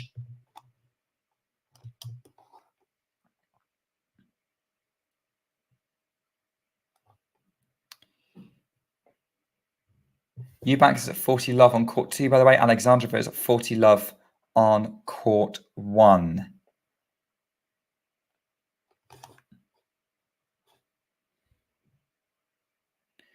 Backhand from Hurkacz into the net off the Djokovic return. It's a few more errors coming from the Hurkacz racket now. It's 2-all, 40-30. Tsitsipas puts a backhand into the net, and Eubanks holds on court 2. He's smiling because he knows he's still in this match just about. Sabalenka's frustrated. She's dumped a backhand into the bottom of the net, and it's 3-all on court 1 in the first set. It's 4-all in the fourth on court 2, and Djokovic can't pick up the approach shot from Hurkacz, and Hurkacz holds, and they change ends with Hurkacz leading at 3-2, going with serve in the fourth. I mean, this match feels like it's going super quick, to be honest. Super quick. Yeah,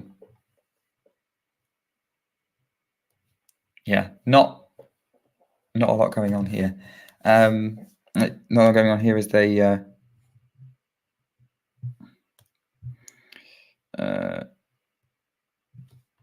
so we'll see what kind of happens here. So we're kind of change of ends, or kind of not change of ends for Hurkacz Djokovic.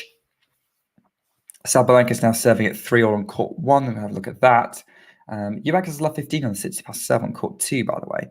Backhand from Sabalenka to the backhand of Alexandrova. Forehand from Sabalenka is long.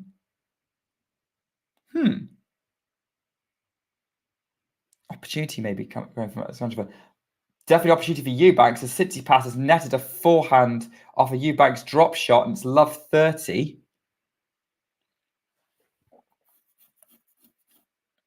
We're still getting there. There's lots of interesting things kind of reaching boiling point in this matches. Sabalenka to the Alexandrova backhand comes in, finishes at the net, 15-all. It's hard to know where to look sometimes. I'm going to do my best for everyone, though. Djokovic goes cross court to the Hurkacz forehand, backhand. Djokovic into the net. Not a great start to that game. Really not a great start to that game. Tsitsipas gets a point on the board on court 2. Love 15.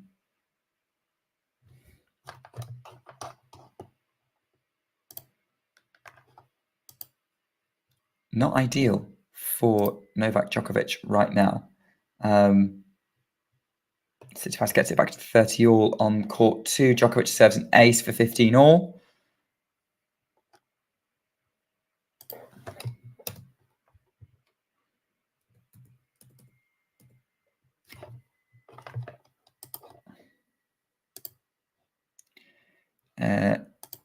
Djokovic serving at 2-3, 30-15. Ace. Great job for Djokovic. 30-15.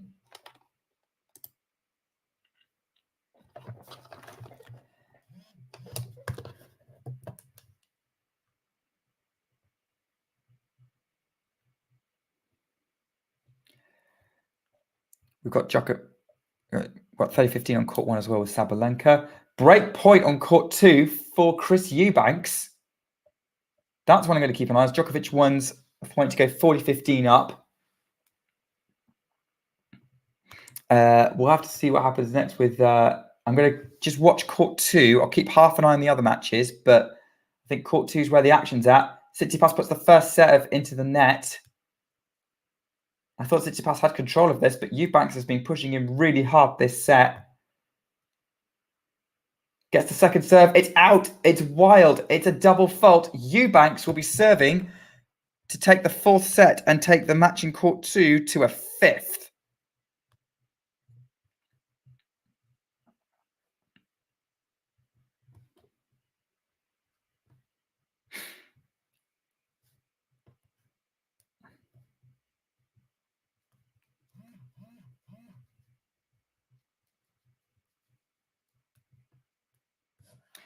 We're a change of ends on the other 2 courts. Let's go back to centre court. Djokovic is held.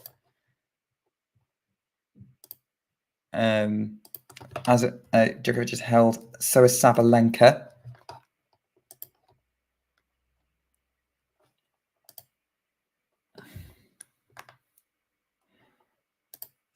It's exciting times over on court 2, has to be said. And Eubanks keeping the American interest alive in the men's event. Hurkacz tries to go, gets a forehand wide, trying to go for an awkward court placement and puts it wide, love 15. And I'm noticing some more errors creeping into the Poles game. And maybe he just can't sustain this level. Is he due a dip? He's been playing so well this entire match. Long on the first serve as well. That's not the start that he needed for this game. I need to adjust something. Hold on. Yeah, we're all good. Eubanks is 3 points away on court 2. I'm going to keep an eye across everything. We still haven't had a second serve yet on centre court. Big roll hand into play from Djokovic, who's now scrambling around. Hurkacz tries to finish in there, but Djokovic's going to get there. But he doesn't quite get that sliding backhand over the net. It's 15 all. That could have been a Djokovic special there. Sabalenka's put a forehand wide. Alexandrova at 15 love. 30 love for Eubanks on court 2. It's all kicking off everywhere at the minute. All kicking off everywhere at the minute. Big forehand for Djokovic. The backhand of Hurkacz. Djokovic is scrambling now. He's running for it. Goes back behind Hurkacz, though, who then gets it really tight cross court. Hurkacz lifts up the lob. Djokovic gets to go overhead. He's got it. He's in mid-court. It's 15-30. Hurkacz yells an annoyance. The crowd is applauding. Djokovic is fist pumping. The wind is blowing. And it's all building to a crescendo on centre court. It's also building up on court 2. Why is all the cool action happen at the same time? I don't know, but it seems to be how everything's going. Great return from Sabalenka. Makes it awkward for Alexandrova. 30-15 on that court, but it's 40 love for Eubanks. 15-30 on centre. I'm not sure where to look, to be honest. We'll go for centre. First serve missed by Hurkacz, and a forehand missed by Eubanks misses the first set point off a great return from Tsitsipas. Hurkacz second serve. Backhand Djokovic in play. To the forehand of Hurkacz, back behind Djokovic. He tries to move Djokovic around with the forehand. Djokovic really short with his forehand. Hurkacz attacks with his forehand. Hurkacz is now in the net. Djokovic goes for the passing shot. It's a winner on the backhand. And Djokovic now has break point on the Hurkacz serve. Can he punish it? Great serve from Eubanks to take the 4th set. We're into a 5th on court 2.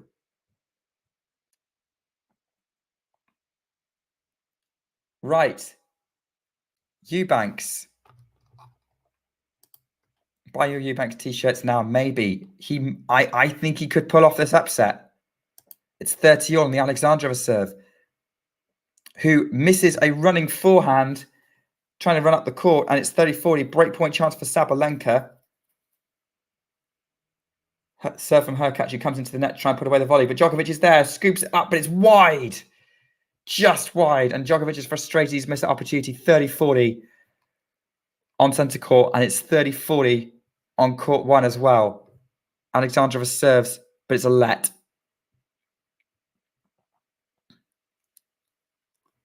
Alexandrova serves, but it's a let.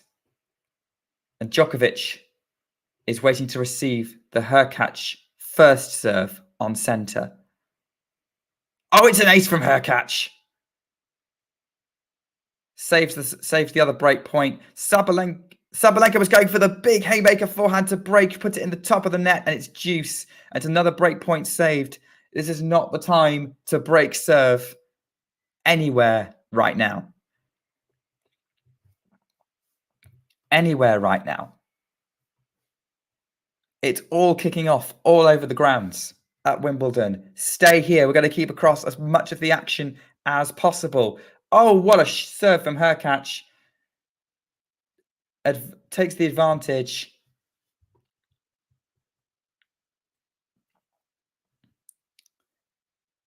He's going to be serving again. By this point, Alexandrova is serving at deuce, but it's a long return from Sabalenka is long, and it's Alexandrova's advantage in this game. Hurkacz is serving at advantage on centre. Forehand Djokovic in play to the backhand of Hurkacz. But it's long, and it's a second deuce. Turns out that Sabalenka return was not long, and they're replaying the point on court 1, thanks to an overturned challenge. Great serve from Alexandrova for putting Sabalenka off balance, trying to move Sabalenka around with her power, but Sabalenka's equal to it, then runs it down. So Alexandrova just mixes up the pace. Sabalenka steps in, though, and puts the forehand away mid-court. Breakpoint chance again. Hurkacz not looking happy. I think he's missed a serve. Gosh, they're taking time between serves at the minute. They're just starting the 5th set on court 2, by the way. Great serve from Hurkacz right in the corner, but Djokovic gets it back into play. Drop shots. Hurkacz has to come in, lifts it up. Djokovic is there to reach it. Hurkacz can't. Just makes it. Djokovic has got an overhead to set up break point, which he does, and Hurkacz is down. Hurkacz slips, drops his racket. He gives the thumbs up, say he's okay. But Djokovic has another break point chance. Alexandrova has saved break point again on court 1. She's refusing to go away. She is keeping herself in this first set. This is critical because if Djokovic can break Hurkacz, he should be in control of this match now. And Sabalenka, if she can break Alexandrova, will be serving for the first set at 5-3, but it's 4-3 in deuce. Wind affecting everyone on all courts in the minute. You can see everyone's clothing fluttering in the breeze. Backhand slice from Djokovic. Forehand Hurkacz. Backhand up at the middle, Djokovic. Forehand Hurkacz. Djokovic goes for it on his own forehand. It's really deep. Now he's pushing Hurkacz on the forehand side. Hurkacz slices on his forehand. Djokovic keeps attacking the Hurkacz forehand, which eventually breaks down. Hurkacz puts it in the tram lines. Djokovic breaks 4-3. He's finally broken the Hurkacz serve. The first time all tournament that Hubert Hurkacz has been broken. And it only took him 2 hours and 56 minutes combined from last night. That was Novak Djokovic pushing and breaking his opponent down where it mattered. Alexandrova has held as well for 4-all on court 1. It's 30 all in the opening service game of Tsitsipas Eubanks, by the way, which is interesting. Yeah, Djokovic is going to be serving at 4-3 when they come off the change of ends. Sabalenka is serving now at 4-all. But I'm just going to cut over to the Eubanks Tsitsipas match. Definitely going to be, by the way, chat, I am just talking at you at the minute, but feel free to throw any thoughts from these matches at me. Willing to share everything. Have a chat with you lot. It's just a bit crazy right now with all the action going on. Tsitsipas has got the forehand, the Eubanks forehand. Tsitsipas goes cross court with the backhand, but it's really short. Eubanks can step in and hit the inside out forehand, which Tsitsipas just makes it over the net, and Eubanks can't run it down. It's 40-30 Tsitsipas, who is yelling in celebration. Don't forget, this is his third 5-setter in 4 matches. He's had to battle his way through this Wimbledon so far.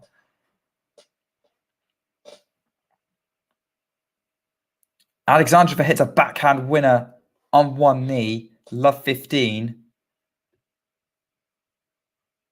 Djokovic misses the first serve. I'm going to be keeping across as much as we can. Sabalenka aces for 15 all. Great return winner from right at Tsitsipas juice in this opening game of the 5th set. Just going to double check how far behind I've fallen because I don't think I'm live with that match. No, it's still juice. Hurkacz frustrated. He's just lost the opening point on Djokovic's serve. Sabalenka stepping in with the forehand, which the backhand is just too long from Alexandrova, and it's 30-15.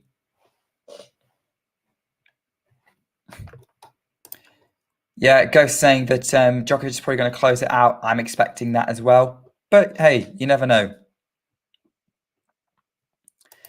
You never know. We'll keep half an eye on things anyway. Tsitsipas has got game point on court 2 to avoid a disaster.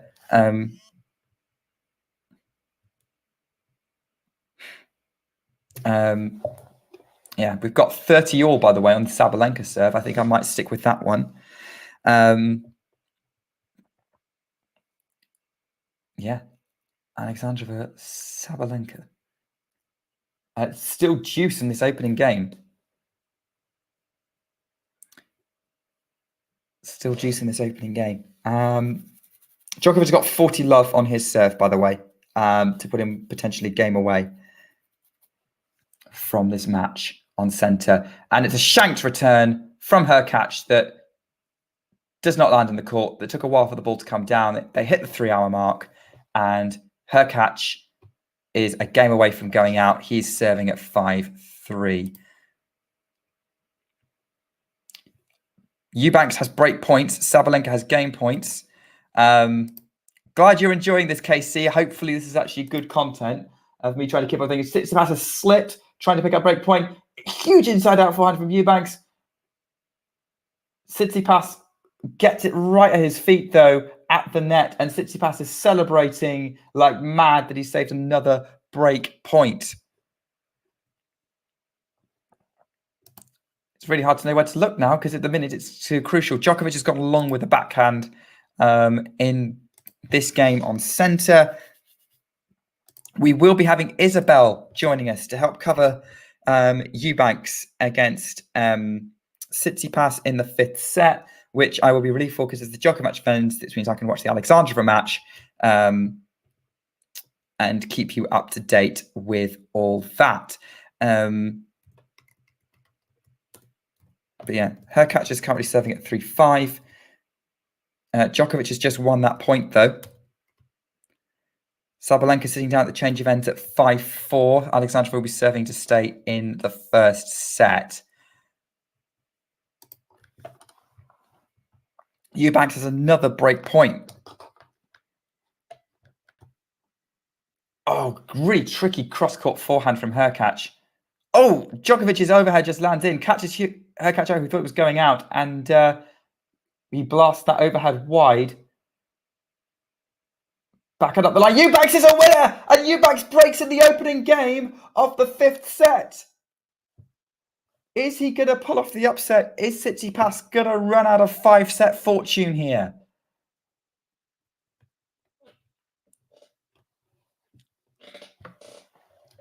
Right, cutting over to back to centre court because it's currently 15:30 on the Hurkacz serve. 2 points away from potentially losing this match. To the backhand of Djokovic, goes up the line. Djokovic runs it down. Backhand Hurkacz. So the Djokovic backhand right at Hurkacz's feet. I just gets it over the net. Great half volley from Hurkacz. 30 all. Sabalenka producing some monstrous hitting on court 1 at the minute, just trying to beat down Alexandrova, which she does. I keep calling her Azarenka. It's not Azarenka. Alexandrova. Go Yubi and Hubie from KC. Yeah. Hurkacz, ace. Takes it to 40-30. Potentially a change of ends. Eubanks gets the opening point of his next game. All the matches reaching crescendo points. Ace from Hurkacz. He's going to make Djokovic serve it out. We know how expertly Djokovic has done that over the years. Sabalenka hits a short ball to Alexandrova, has to come into the net and steers it long over the baseline. And Sabalenka is at love 30, 2 points away from the opening set on court number 1.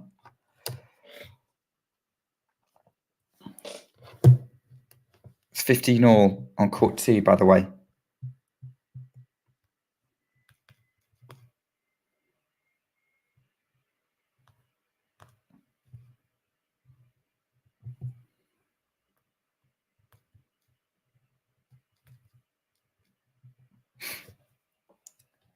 Backhand of Alexandrova to the backhand of Sabalenka.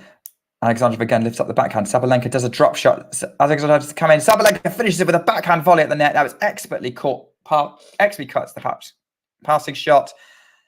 It's love 40 for Alexandrova.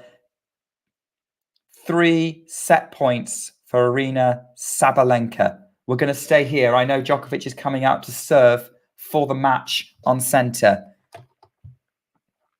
We're going to stay here as long as we can. So Alexandrova serves. Not quite there. Forehand from Eubanks is wide. It's 30 all. This 5th set's a real battle on court 2. Short return from Sabalenka, but with a lot of backspin. Really short forehand. She keeps on just bringing Alexandrova in and making her uncomfortable. But that looped lob passing attempt is wide, and it's 15-40. Ace from Djokovic to start his service game off.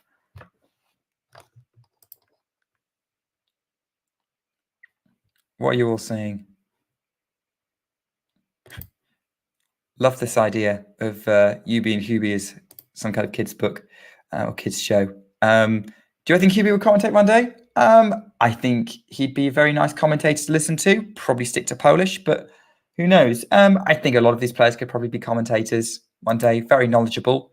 But hopefully Hurkacz is not close enough to the end of his career. We need to think about that. Ace again from Djokovic, 30 love. It's another break point saved on court 1.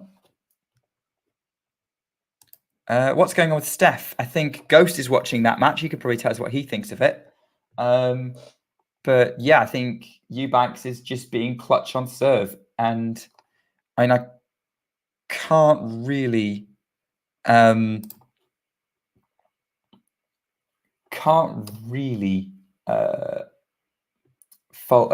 describe what's kind of going on there. Here we go. Djokovic has 40 love to put away Hubert Hurkacz. He's dropped his first set to him to the championships. Passing shot winner from Alexandrova to save the 3rd set point on court 1, by the way. Ace from unreturnable serve from Djokovic. No, it's still in, but The backhand puts Hurkacz's backhand under pressure. It's in the net. Djokovic seals the match in 4 sets. What a match. 7-6, 7-6, 5-7, 6-4. Only 2 breaks of serve the whole match. That was a tight one for Djokovic. But he's very happy to be through on centre court. Well done, Novak Djokovic. Well then, I guess I'm going to take a bit of a breather. Oh wait, no, it's set point for Sabalenka. We'll talk about Sabalenka at the minute. It's too much going on. That's the problem. Yeah, great performance from Hurkacz. It's just unfortunately he was against Djokovic. I think against anyone else he would have won. Literally anyone else he would have won that match. He was an absolute machine today. Double fault from Alexandrova. Sabalenka takes the first set 6-4. Hopefully you guys aren't sick of this video, but I'm just going to take a break for a moment. Thanks for tuning into this watch along. While there's a break in play, here's a reminder to hit the like button, subscribe and click that notification bell. Your support helps to keep the channel going. While we're here, you can now become a member to enjoy perks including badges for the live chat, but also bonus material such as interviews with top players from both ATP and WTA tours. The membership link is pinned in the live chat. You can also follow us on Twitter, Facebook and Instagram. So whether it be serves or volleys, forehands or backhands, serve bots or drop shots, we've got you covered, whether that be via our website, talking-tennis.com, where you can read features and interviews from our top writers. Or if you prefer us in audio form, you can subscribe to our podcast on Apple, Amazon or Spotify or wherever you get your podcasts from. Remember, we offer you wall-to-wall coverage via our regular watch-alongs, magazine shows such as Nick's WTA Weekly or Damien and Mario's ATP version. Plus, we deliver top content from people on the ground, actually at the tournaments, so you get even nearer to the action. So, what are you waiting for? Hit that subscribe button so you don't miss out on all things tennis.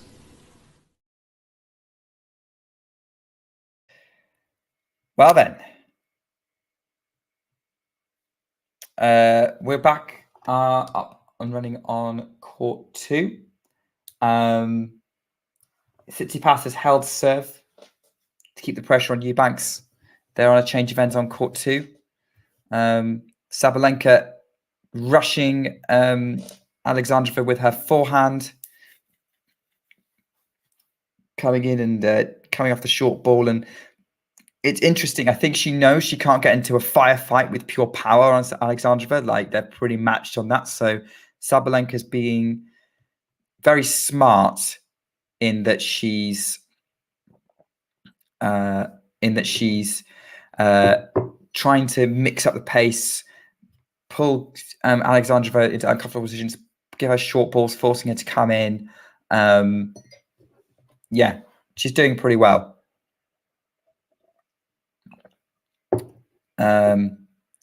It's a let on the initial one. Okay, might have a co-commentator shortly. I will just wait for them to give me the thumbs up when they're ready. So to come on. So, all right. Well, ladies and gentlemen, great timing. We have the wonderful Isabel Wing. Good morning, Nick. Good morning. Good grief. I've been going all night. Have you? Oh, I'm all right. I'm all right. I've just been commentating for 5 hours. Oh my goodness. Alone this whole time?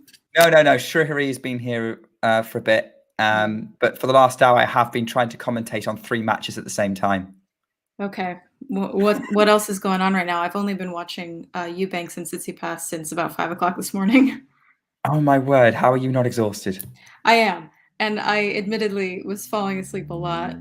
Like, I set an alarm for 4 o'clock when the Madison Keys was on. So I had that going, but I was kind of waking up and then falling asleep. Right. And I only really was fully awake for the 4th set of this match. So I'm really in it now.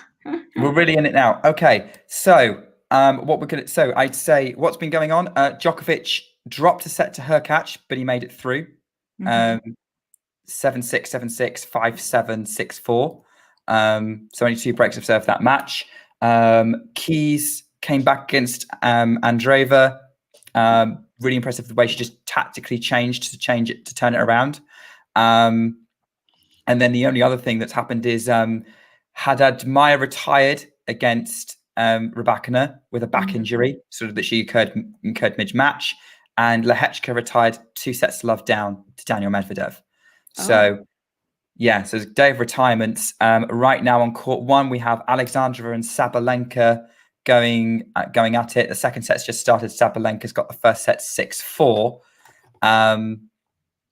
So I can keep an eye on that while you're keeping an eye on Eubanks versus... Have you watched any of the Eubanks? I've been updating people on it, so I commentated on kind of the set points as Eubanks has just put away an ace to take it to 3-1 in the set, but I think you're way ahead of me because I'm using my worst device for that match in preparation for knowing you'd probably join at some point. But yeah, what's been your impression of what is it that Eubanks? Obviously, I know you've only been awake for the last 4th set. So. Yeah. But what is it Eubanks has been doing in that 4th set? Because I thought Steph had it. Yeah, I'm not too sure, but he's just admittedly I was half asleep for this entire match, so don't take my word as truth. But I think Eubanks is just like a bit of the smoother player. He's just not making as many errors, I would say. Obviously, his backhand is what Tsitsipas wishes his backhand was. He's had some and you were totally right. He does have a one-handed backhand, and it might be the best one I've seen in a while, like since Stan. Hey, Casey. Yeah, there you go. This is what I was saying to you last night. Like, there's hope for the one-handed backhand. There's hope for Chris. Chris is going to save us. Chris is saving us Federer fans from having to look at boring two-handers and bad one-handers. I can't really say what exact. Steph isn't playing poorly, I would say. I think he was serving pretty well for a while, but Chris did have that nice. I think it was I guess it was a couple of deuces to break Tsitsipas in this 5th. He really looks like he's having so much fun, which I also really enjoy seeing, because sometimes like when they're in this 4th round of 16 Wimbledon, they're like really taking it seriously. They're really competitive, and Chris just looks like he's having fun. It looks like he's just enjoying himself, which makes it so much more fun for the fans. I also love that Coco Gauff is there. Is she? Yeah, she and her parents are there. I don't know if they're sitting in his box, but it seems like they must be friends. Oh, that's great. I mean, I'm not surprised. Yeah. I think I've seen them in a video together at some point. Maybe. Well, there was a video that went round of a whole bunch of tennis players hanging out, and I know those two were there. But yeah, I'm not surprised that Eubanks is enjoying himself. I think that's probably been the key to his renaissance recently. He's just kind of gone out there, knows what it takes, and is just he's probably just a bit more relaxed. I think he's just been trying to prove himself for so long. Yeah. And he's here now. He's going toe to toe with a top 10 player.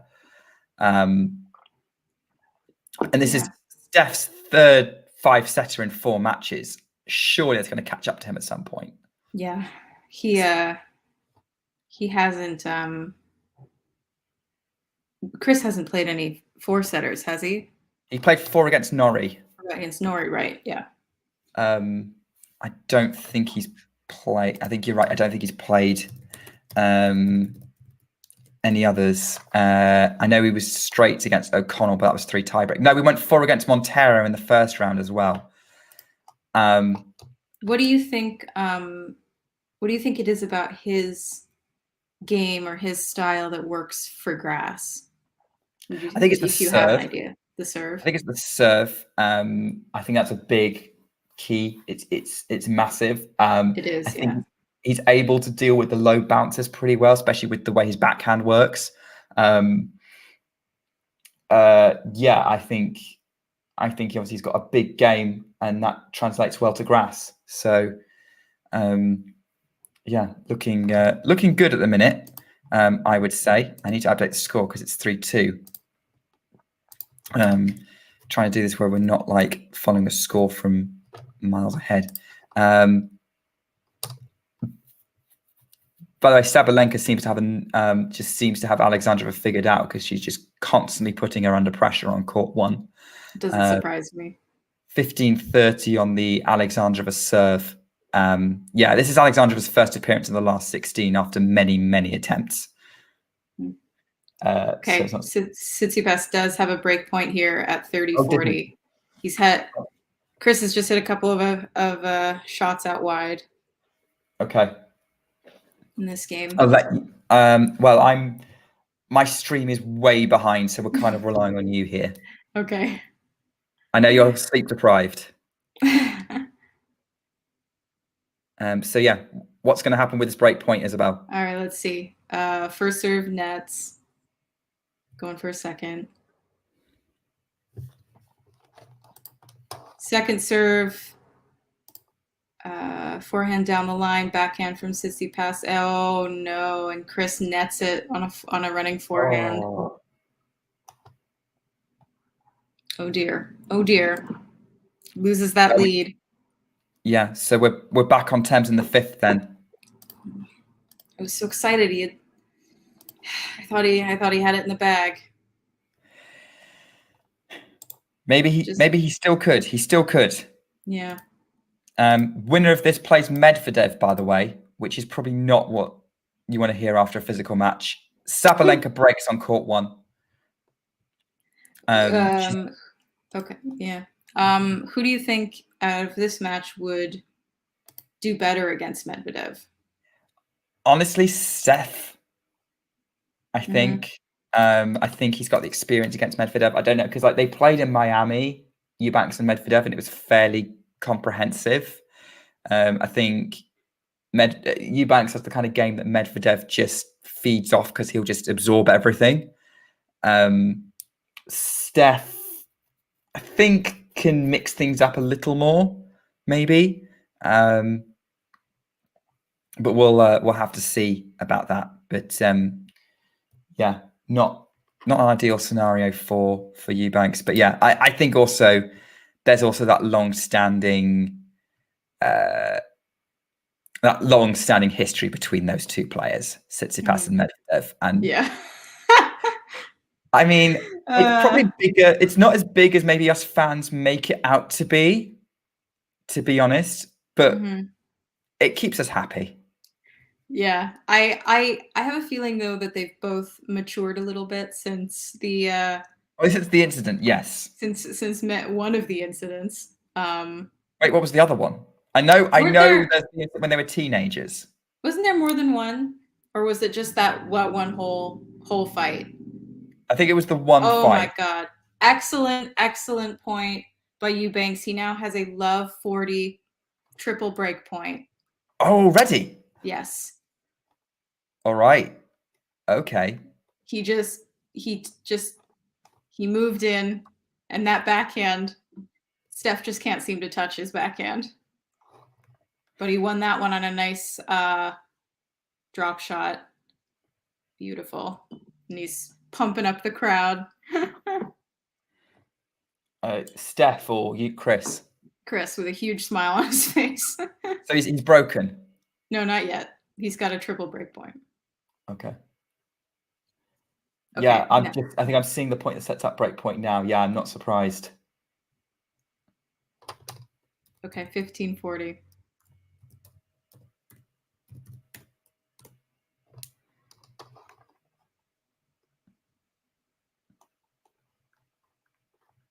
Okay. All right. Couple of good serves from Tsitsipas, 30-40. Okay. I can tell you the US Open's already getting excited about this. About Eubanks? Yeah. Oh, yeah. Oh, Yes. again with that gorgeous one-handed backhand down the line. Breaks him at 30-40. He's got his break back. And I think is he going to serve for the match? No, because it's 4-3, right? So he's got to serve. No, yeah, it's 4-3. Excuse me. I thought it was 4-all. You know how the tennis scoring system works, right, Isabel? You know what? You know what? I got up at 4 o'clock this morning. Yeah, fair. So I don't want to hear it from you. This is the first time I'm having coffee today. So I tell you, you've done well if you've not had coffee in 4 hours. yeah. Like, respect. There we go. This is the best photo of Chris Eubanks I could find. Yeah, upset alert. 5th set. Okay, so maybe I think much as we want, maybe it's a more interesting matchup for Tsitsipas and Medvedev. I think we just want Eubanks in the quarters for the story. Oh, absolutely. It's Cinderella, you know. Mm-hmm. And it's just I think everything's just an upward trajectory for him. Yeah. So for sure. I think would this result make Eubanks seeded for the US?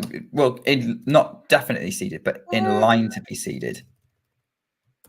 I would have to think so. If he beats, I think he was live ranking 38.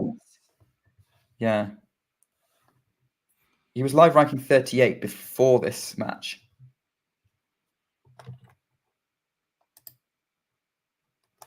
I've got it kind of on a thing to hand, but my device is not playing ball. I think my internet is also asking me why I am trying to live stream and watch loads of tennis at the same time.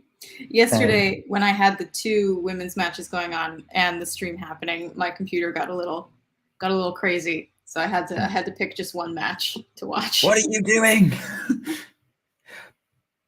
By the way, there are multiple matches going on because Ons Jabeur and Petra Kvitova are warming up on centre. Oh my. It's currently 3-love 30-all between Sabalenka leads by a set in 3-love, and it's 30-all on the Alexandrova serve. I think Sabalenka might be about to make her way through to another Wimbledon quarterfinal, and she set up break point with forcing an error on the Alexandrova backhand with a really deep, powerful forehand. So yeah, break point chances there. Ghibli thinks there's a Steph comeback happening. Is he getting into Eubanks' service game yet? A little bit. It's 15-30, but Chris just had a really nice cross-court forehand winner. Okay. So he's not out of it yet. Not quite a comeback.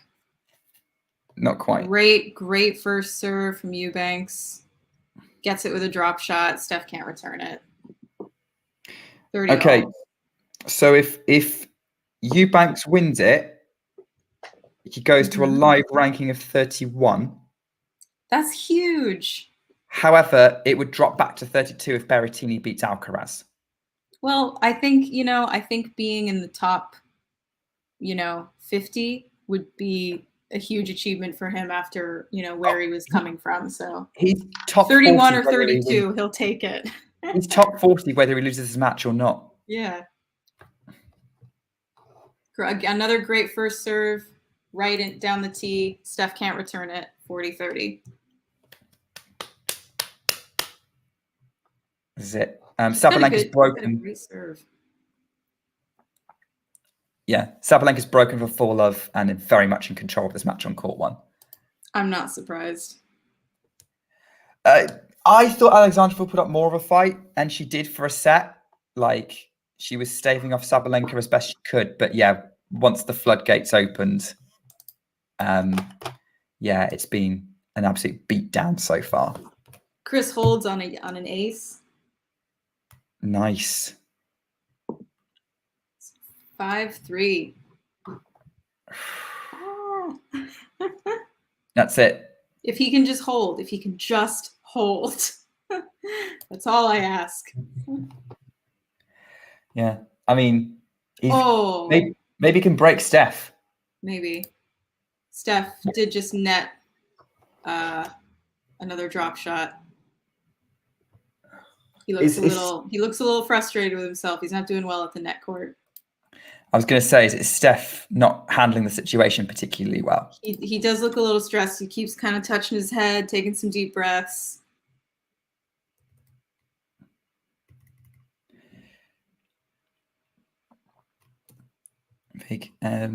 Not sure what just happened. Sabalenka is frustrated she didn't win that game at 40 love. Just tapping her head, but I missed the reason why she's doing that to herself.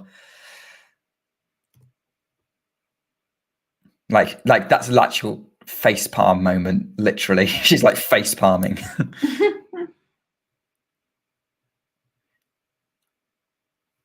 Great return from Alexandrova, but comes in behind it and goes long on the forehand.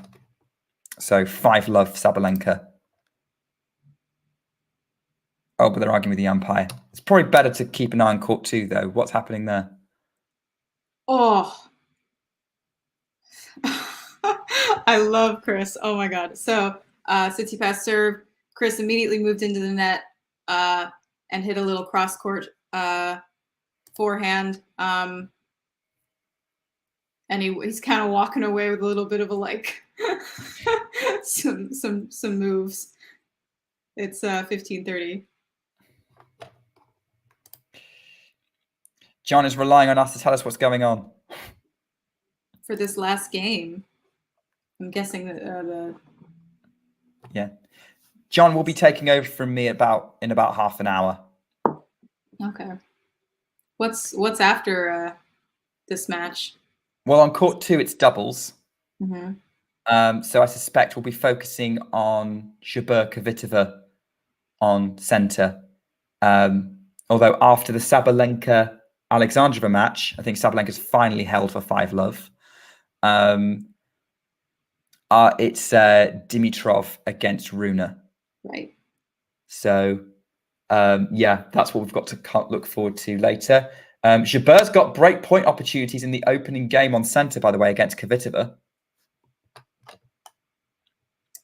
Tsitsipas holds is at 5-4, and Eubanks is serving for the match. Well, we think we would get here? Obviously I was hoping for a 5-set. This is everything we want in like a 4th round of 16 match, right? Like we want long, we want intense, I want trading of breaks. Like this is everything I could want. And on top of it, it's brand new, like unseeded, like older American, like it's so cool. I'm never patriotic, but I'm going to be patriotic in this. I mean, you'd be more patriotic if he was Canadian. Oh, absolutely. But those Canadian guys have been letting me down for years. I mean, yeah. Where has Felix been for the last 6 months? Maybe he needs a new coach or something. He's just lost himself.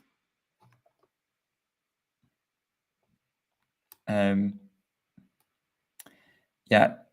So, by the way, Jabeur has broken in the first game against Kvitova on centre. So that's a good start for Ons. I did suspect that the match would be down to who's going to be the least nervous out of those two. Considering this is Kvitova's first time in a 4th round since 2017, and only the 2nd time since she last won it. Which is mad, given it's 9 years ago that she last won Wimbledon. It's very windy out there at the minute as well.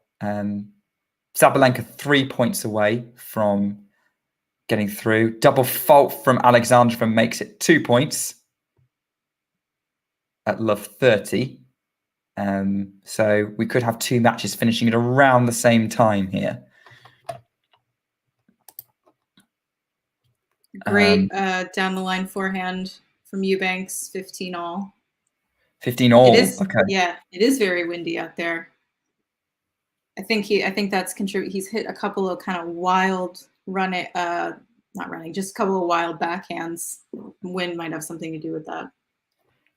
We have match point on court 1 as Sabalenka takes a high ball out the air at the net. It's love 40 on the Alexandrova serve. Sabalenka could be serving a bagel out here. Rune has her own bakery. What's going on? Eubanks hit a great serve. Steph could barely get it back, and he immediately went classic serve and volley, went to the net, hit a nice little cross-court drop shot, and then he just stuck his tongue out at the crowd like he can't believe it.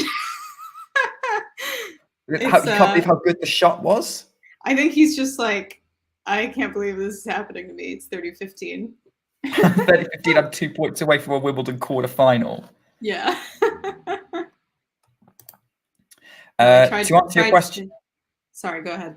To answer John's question, if Sabalenka wins, she will play either Jabeur or Kvitova.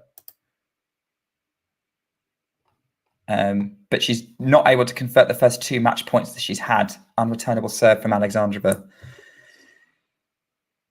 But if we get a match point on court 2, then we'll go straight to that over this. Ugh. Oh dear. Oh dear.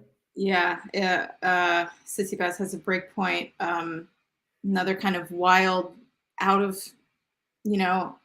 one-handed backhand, just like went high, way out from Eubanks. Okay. I don't know if it's the wind or if he's just getting a little crazy. I don't know. But Tsitsipas has a break point at 30-40.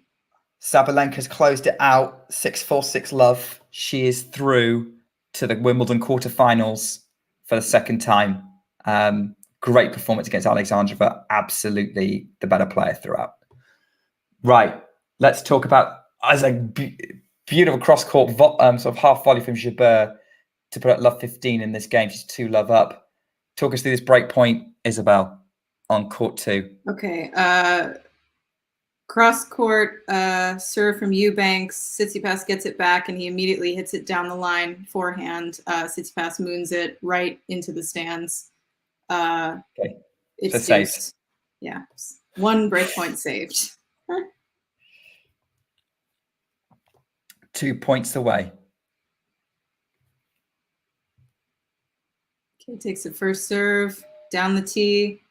Tsitsipas gets it back, cross-court, out wide from Eubanks. Another break point. Okay, this is not going to be simple, is it? I guess not.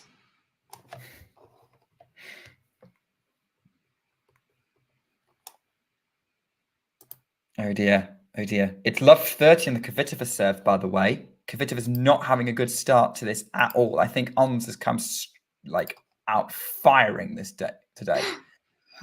Okay. Cross serve from Eubanks does again that 1-2 kind of punch where he immediately hits it back the other way with the forehand, and Tsitsipas nets it on his forehand back to deuce. 2 break points saved. Does John McEnroe not say things like he moons it? I don't know, but we've got a match point. He would. Hits an ace. Match point for Eubanks. My word. We have match point for Eubanks. For a place in the quarterfinals against Daniel Medvedev. Chris Eubanks. At 27. He's my age. Okay, here we go. Hope, Isabel. Serves. Down the line forehand to win it. Oh my God. Eubanks has beaten Tsitsipas in 5 sets. Oh my God, this is so cool. What a story. Oh my god, I'm gonna cry. Okay. We will This now is have awesome. now have live crying on Talking He Tennis. is he's standing there, taking it all in. I think the crowd really likes him too. Yeah. Oh, look, I don't think the crowd could not like Eubanks. No. Like, I think the only way they would not like Eubanks if he was playing Roger Federer. And even then, he seems so likable. He's given really like thumbs up to the crowd. I think they probably Oh lifted my him God. today, right?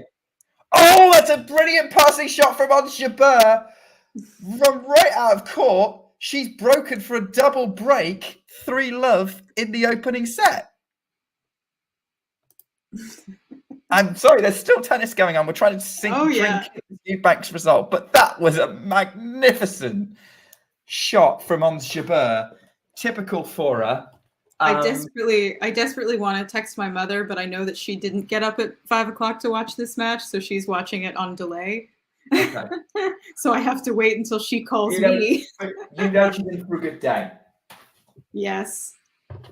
Sorry, just fixing some equipment. Chris. Cheers to you. Oh, tell you what, he's in for a battle. He's in for a battle on Wednesday. Yeah, but now I'm like, you never know. I mean, Medvedev, again, he's a hard court specialist, so he might stand a chance. Yeah, that was pretty good. Yeah, great. I think Eubanks the underdog story of Wimbledon. Oh yeah, are you kidding? Miles ahead of Andreeva. Oh yeah. Well, I mean, now that he's in the quarterfinals, yeah, and she isn't, yes, but definitely like two very different, but still underdog stories. Yeah. I'm being a little bit. No, you're not wrong. I mean, you're not wrong though. Fairy tale for both of them. For sure. So yeah. Yeah, Eubanks just said, "I'm living a dream right now." Yeah, he probably is. I mean, who would have thought this time last year he'd been a Wimbledon quarterfinal? The man was doing commentary. I know. This is a guess, but I'm assuming the last time an African-American man was in the Wimbledon quarterfinals was probably Arthur Ashe. I'd have to look it up. Yeah, I'd have to look that up, but I'm assuming it would be Arthur Ashe. Meaning that was like, God, what, 50 years ago, 40 years ago? Oh yeah, Ashe won it nearly 50 years ago, yeah. Yeah. It was 48 years ago since he won it.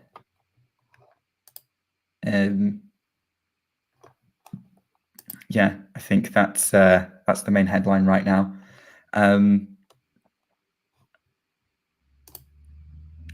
Thank you so much for some more $5, Jane. Much appreciated. Clearly, you're absolutely loving the.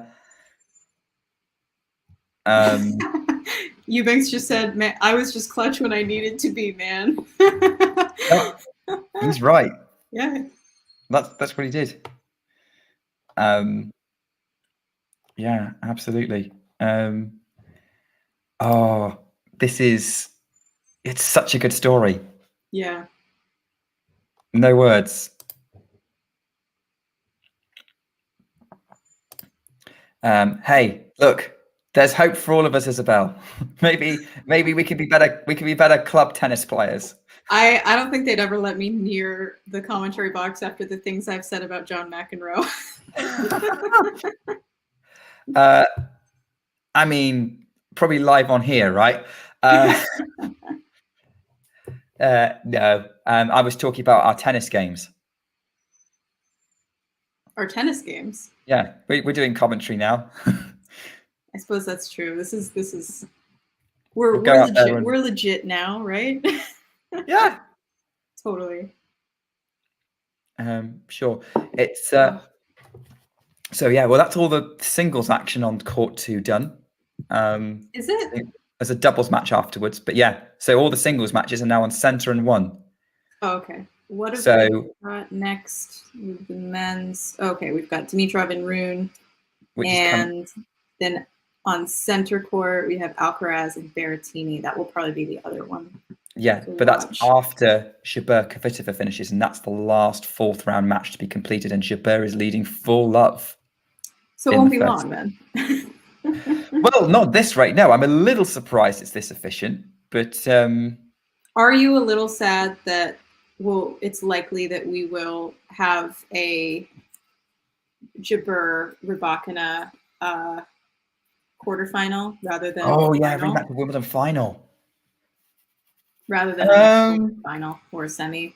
I mean, look, the fact is Jabeur this year didn't do enough to maintain her top 4 ranking. Mm-hmm. I'm not massively gutted. I mean, I'm glad that there's going to be a rematch. I'm intrigued to see what happens. I think Rybakina is still the favourite, just judging by it, but then she might be a bit cold from the fact her opponent just retired. So I could see that going 3, to be honest. Thank you so much, Ghost, for the $5. Oh, he has a new name now. Yeah, I introduced him to James Hunt, and now he's obsessed with him. I don't know if you know who James Hunt is. I've seen Rush. Of course, I know who James. Okay, good. You've seen Rush. Of course, I know who James Hunt is. Yeah, apparently he's probably the only Formula One driver I can name apart from the other guy in that movie. Oh, Niki Lauda. Yes. Yeah. I mean, yeah. So I basically told Ghost about James Hunt's existence, and now he's obsessed. Didn't know who he was before? Nope. Surprising. Yeah. I mean, to be fair, James Hunt is not necessarily well known unless either you've seen the movie Rush or you're a hardcore F1 fan or old enough to remember James Hunt. I guess I assumed Ghost was old enough to remember James Hunt. Let's not make assumptions about Ghost's age.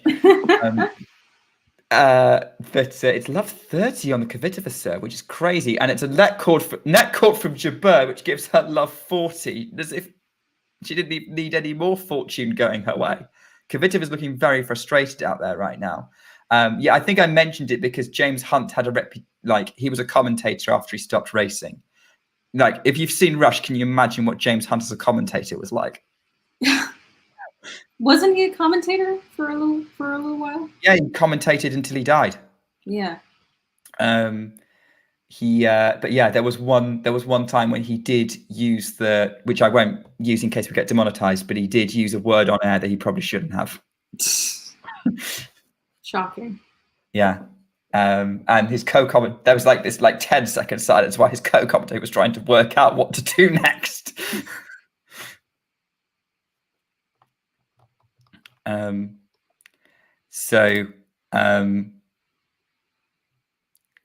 Yeah. Oh, okay. NASCAR guy. Yeah, not surprised. I enjoy a bit of NASCAR, but I grew up a bit of a petrol head.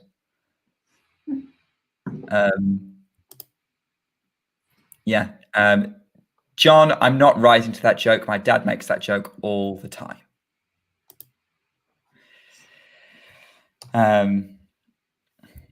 Right. Anyway, back to the tennis. At this rate, I'm going to end up having to start a Formula One channel and have Ghost join me on there. Then we might actually find out who he is. He wouldn't be Ghost anymore. I don't know, but Jabeur is coming out to serve for the opening set at 5-love. Are we going to have bagels within minutes of each other, given Sabalenka just bageled? Sabalenka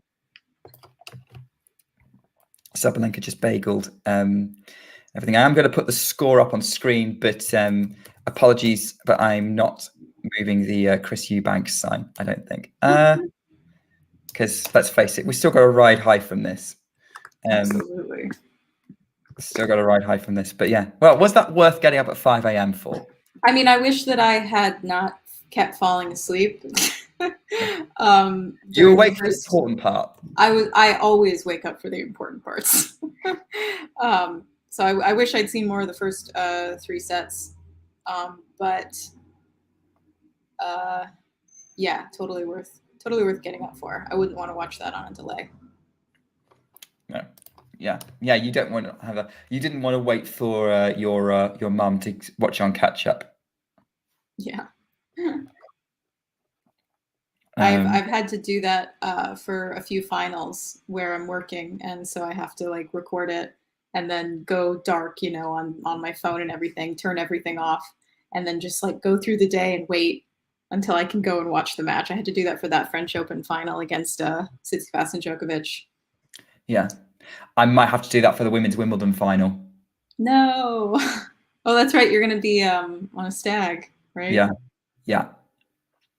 Yes, I might be able to sneak away and watch it. We'll see. Jabeur's definitely not upset. She goes up the line with a forehand. It's like mid-court, but there's so much spin and pace on it. Kvitova can't get to it. It's 30-all, and Jabeur is 2 points away from the opening set. Although she's probably already won it on Isabel's screen. I don't know. I'm not. I don't have it up right now. Okay, that's fine. I'm relying on you. Okay. This is a bad idea. Many people have relied on me. Many people have died. No. Oh my God. Probably shouldn't say that on a stream. Kvitova tries to sort of slice it desperately, and Jabeur puts the backhand into the net. A little bit tight, 30-40. So, yeah, like Kvitova was like down on that point. Like Kvitova's barely moving, weirdly, I think. I don't know. Jabeur puts the first serve into the net. Maybe she doesn't have a bakery. But it's a big forehand return from Kvitova, which misses the line. Yes, we love tennis. Tennis. We love tennis too. I mean, let's face it, who could not love tennis after that Eubanks win? Oh, come on. And watching Ons Jabeur in full flow as well as she comes into the net and puts away a forehand to get to advantage.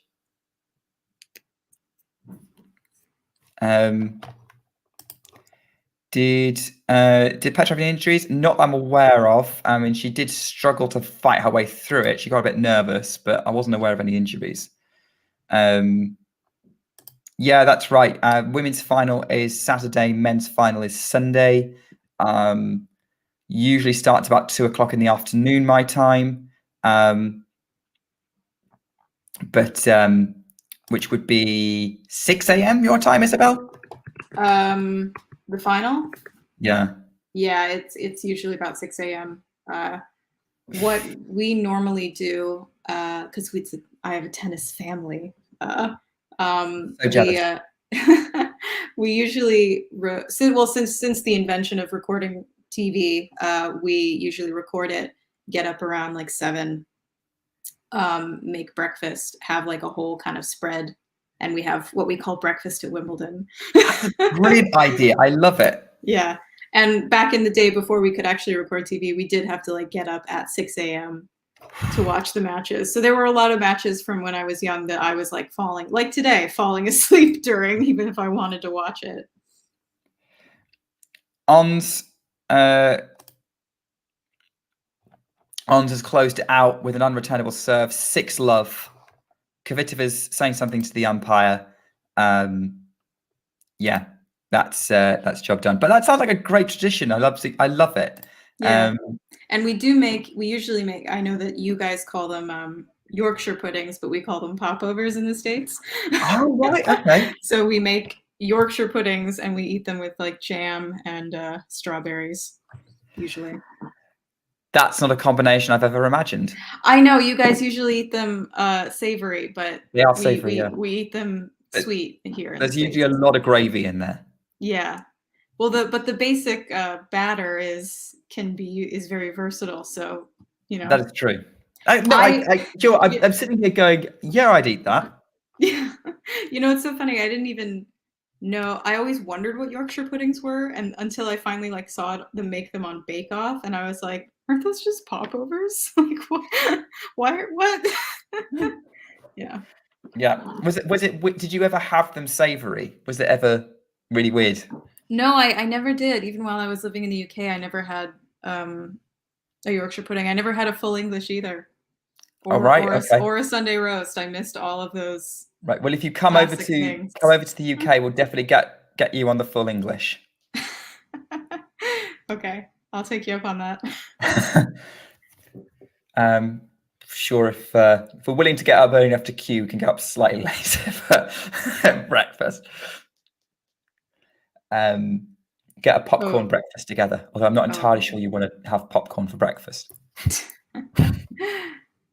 James seems to be making fun of me in the comments for coming to women's tennis late. I admitted yesterday I came to women's tennis later in life. I mean, I'm not so ashamed. did I. It's not really something to make fun of. I'm I not ashamed of it. Women's tennis was boring. I didn't get fully into women's tennis until 2 years ago. Yeah, women's tennis was pretty boring for about a decade.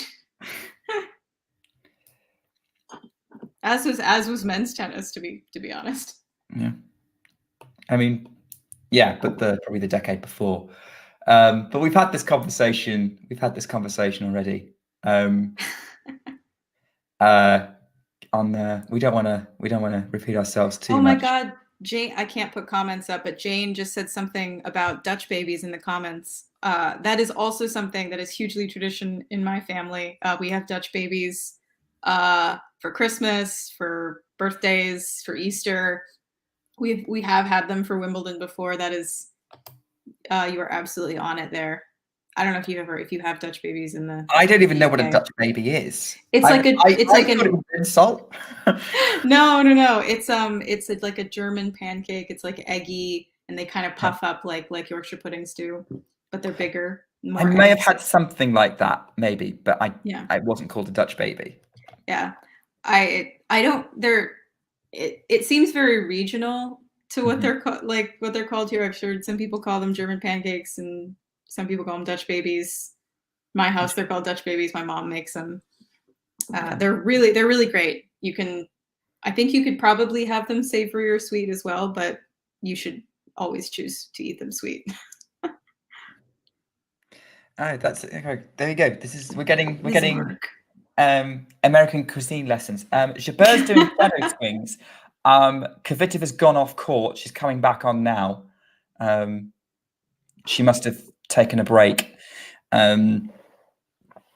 So Kvitova's trying to reset, get herself back in this because, well, this match is really not going her way. It has to be said. What do you think she can do? I mean, it's hard to say, really. It's hard to say. I think she's not. I think she probably needs to be moving a bit better. She probably needs to get her forehand in gear, as well. But I don't know. I think I haven't been paying close enough attention to see what's going on. But at the minute, it's just Jabeur placing everything perfectly at the minute and frustrating it. And I think she just needs to push herself to maybe move a bit more to where it honestly speed. That's how she's got her forehand into gear for that first point. She's now going cross court to the Jabeur backhand, which goes long. So positive start for Kvitova in this second set. For sure. So, I don't think it's definitely not going to be an easy one by any means. And, coming back from losing a bagel is usually pretty tough.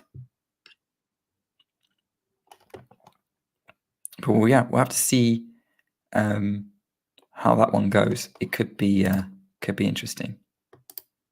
But she's got love 30 now, which is great, but goes wild. First serve is pretty wild. It's. I'm just trying to see what I can see from this game. But she's just trying to play her game and hit as big as possible, and hopefully that's going to hit through Jabeur. But that's an excellent Jabeur slice that looked like it was going to be a drop shot, and Kvitova runs forward to get it to the middle of the court. Only the slice had way more on it than just a regular drop shot, and just sort of skids through the court right past her. Wow. So, that's a Jabeur special, that one. I mean, what are your thoughts on Ons? Do you enjoy watching her play? On Jabeur? Yeah, Ons Jabeur. Yeah, I do. I haven't really seen many of her matches this tournament. I saw her play. I watched the her play against Bianca Andreescu but you know what was annoying is they weren't even showing it on the main feed. Really? Even though they're both Grand Slam finalists, they were not showing it on the feed in the US. So I had to go on ESPN Plus and dig it up. And that was a really fun match. Yeah, that was a good match. Yeah, although I was rooting for Bianca, so I was a little disappointed with the outcome. But no, I like Jabeur. She's hard to dislike. She's just so she's fun, she's sweet, and she's so powerful on the court that she's you can't really dislike. You can't really not root for her in a certain way. So I don't know if she can get past Rybakina again though, because Rybakina as well has just been breadsticking people. Yeah. So I think she's had an easier time of it than Jabeur has. So I could see Rybakina maybe having a bit more struggle because I said her opponent retired. She might be a little cold. Mm-hmm. Jabeur's put a return from Kvitova's serve in the net for 40-15, so Kvitova might finally get a game on the board. But I do agree with you. She's probably going to have some trouble with Rybakina, who does seem to be. I'm calling Rybakina to have a very special Wimbledon career, to be honest. I think that she's going to be one of those players who comes into Wimbledon every year is going to be one of the main players to beat. Yeah. I would love it if she won again and was actually able to receive points. Yes. That would be nice. Yeah, I agree. That would be nice to see. Sorry, I'm just trying to find. I do agree with you. Ghibli, Canadian tennis has dropped off in the last few years. But we're still on. I think it's just some bad luck. Bianca has been injured, and Leylah Fernandez is coming back from injury. But Leylah is doing well for her comeback. She was looking pretty good against Garcia. Yeah, she did really well against Garcia. Shame she didn't win, but and she's still pretty young, so she's definitely got time. I fully expect to see her in the top 5 in the next 10 years or so. Yeah. And she's definitely been more consistent than Raducanu post US Open final, and she's been injured. That wasn't hard. No, but maintaining that consistency with a fracture is something. So I have more faith in the Canadian women dominating than I do the Canadian men, because we also have Rebecca Marino coming up. Not Manarino, excuse me. Marino, yeah. Marino, yeah. We have her coming up, I think in a few years. She'll also be pretty good. Isn't Rebecca Marino like one of the older players, I think age-wise? Is she older? Yeah, she's 32. Oh my God. Yeah, she was young. No, she had to take some time out from the game for mental health. Took a long time out. So she's climbing her way back in, and yeah, she's doing really well. But yeah, she's 32. So I had no idea. But yeah, I have more faith in the Canadian women than the men. The men have been around a little longer and been far more disappointing. And unless Felix changes something soon, I don't know that we'll ever see the full potential.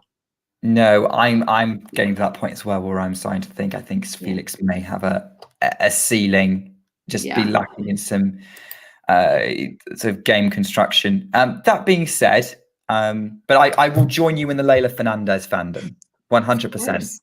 And the Bianca fandom, both of them. Yeah, I enjoy Leylah more than Bianca, but yeah, really, yeah.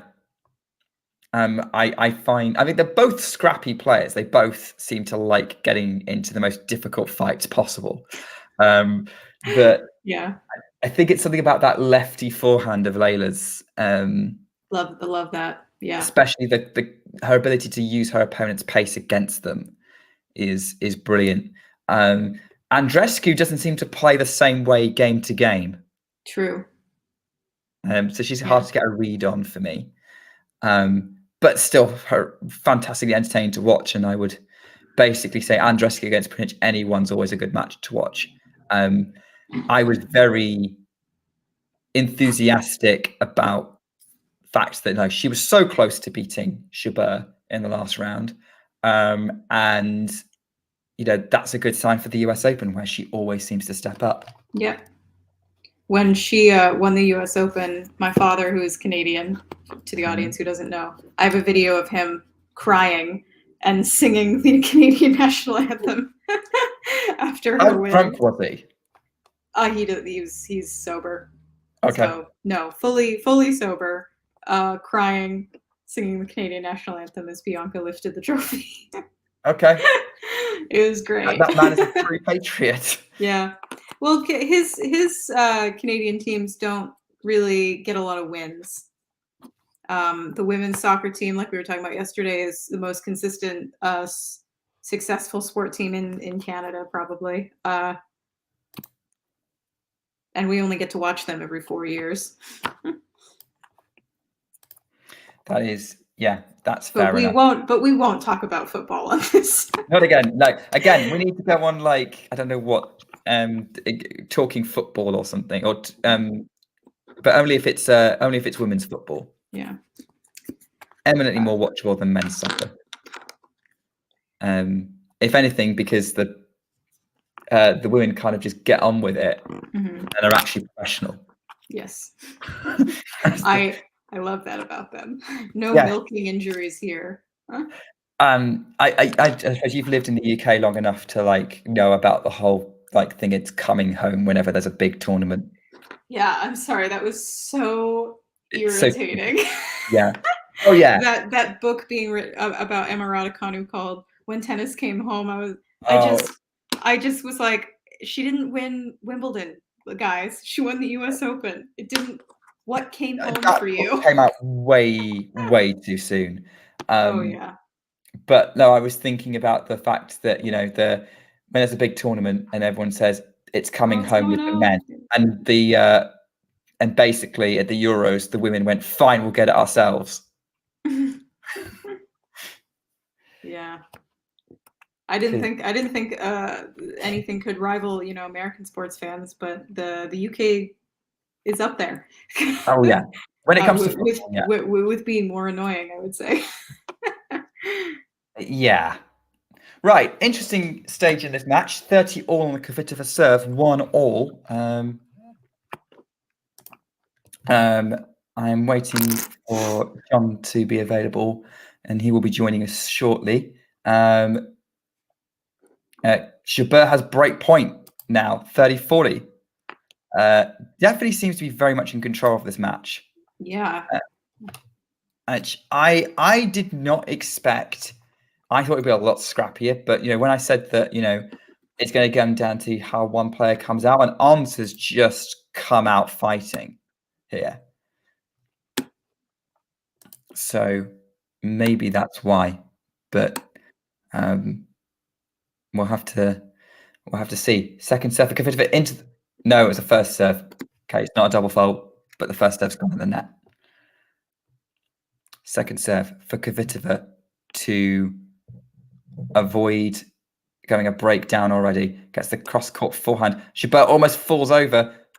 Challenges the fact that her ball was called wide. She's kind of feeling her tailbone because she kind of fell on it. Oh, she's just walking around. She's fine. It was in. Her ball was in. Oh my.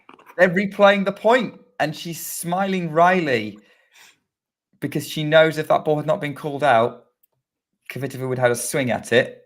Kvitova's shaking her head, not wanting to replay that point,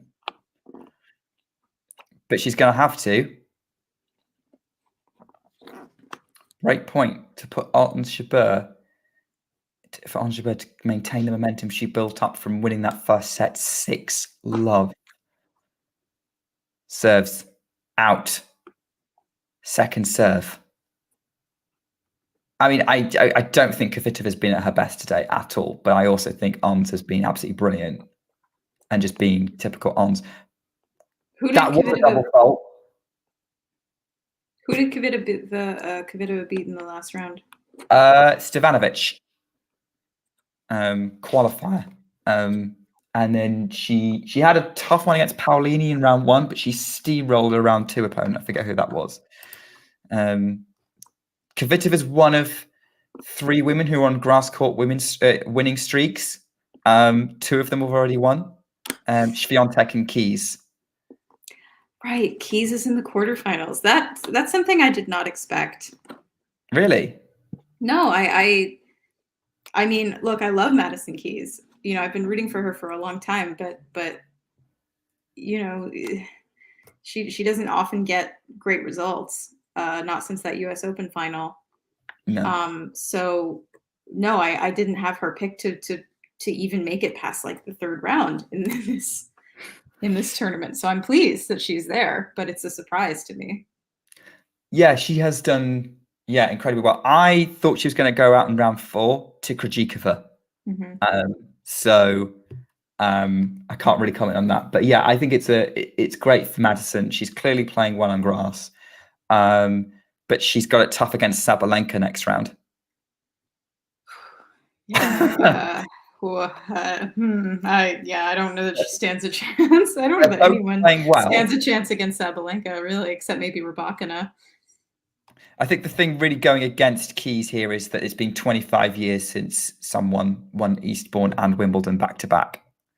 Did she win Eastbourne? She won Eastbourne. She beat Kasatkina in the final. How did I miss that?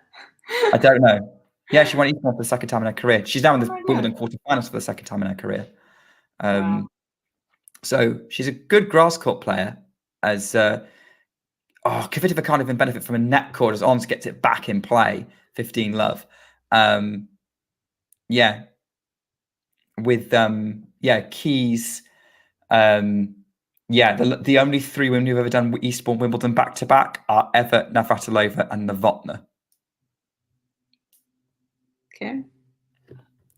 But it's tough to win a Grand Slam straight after winning the tournament the week before. Like, not many people do it full stop. I think Krejcikova did it a couple of years back, but still there. Well, if Alcaraz could manage it. That is true. Did Alcaraz do it? Did he win a tournament the week before the US Open? Didn't he? Am I wrong? Maybe he did. I thought he did really well at Cincinnati. That's before the US Open, isn't it? Oh yeah, but not the week before.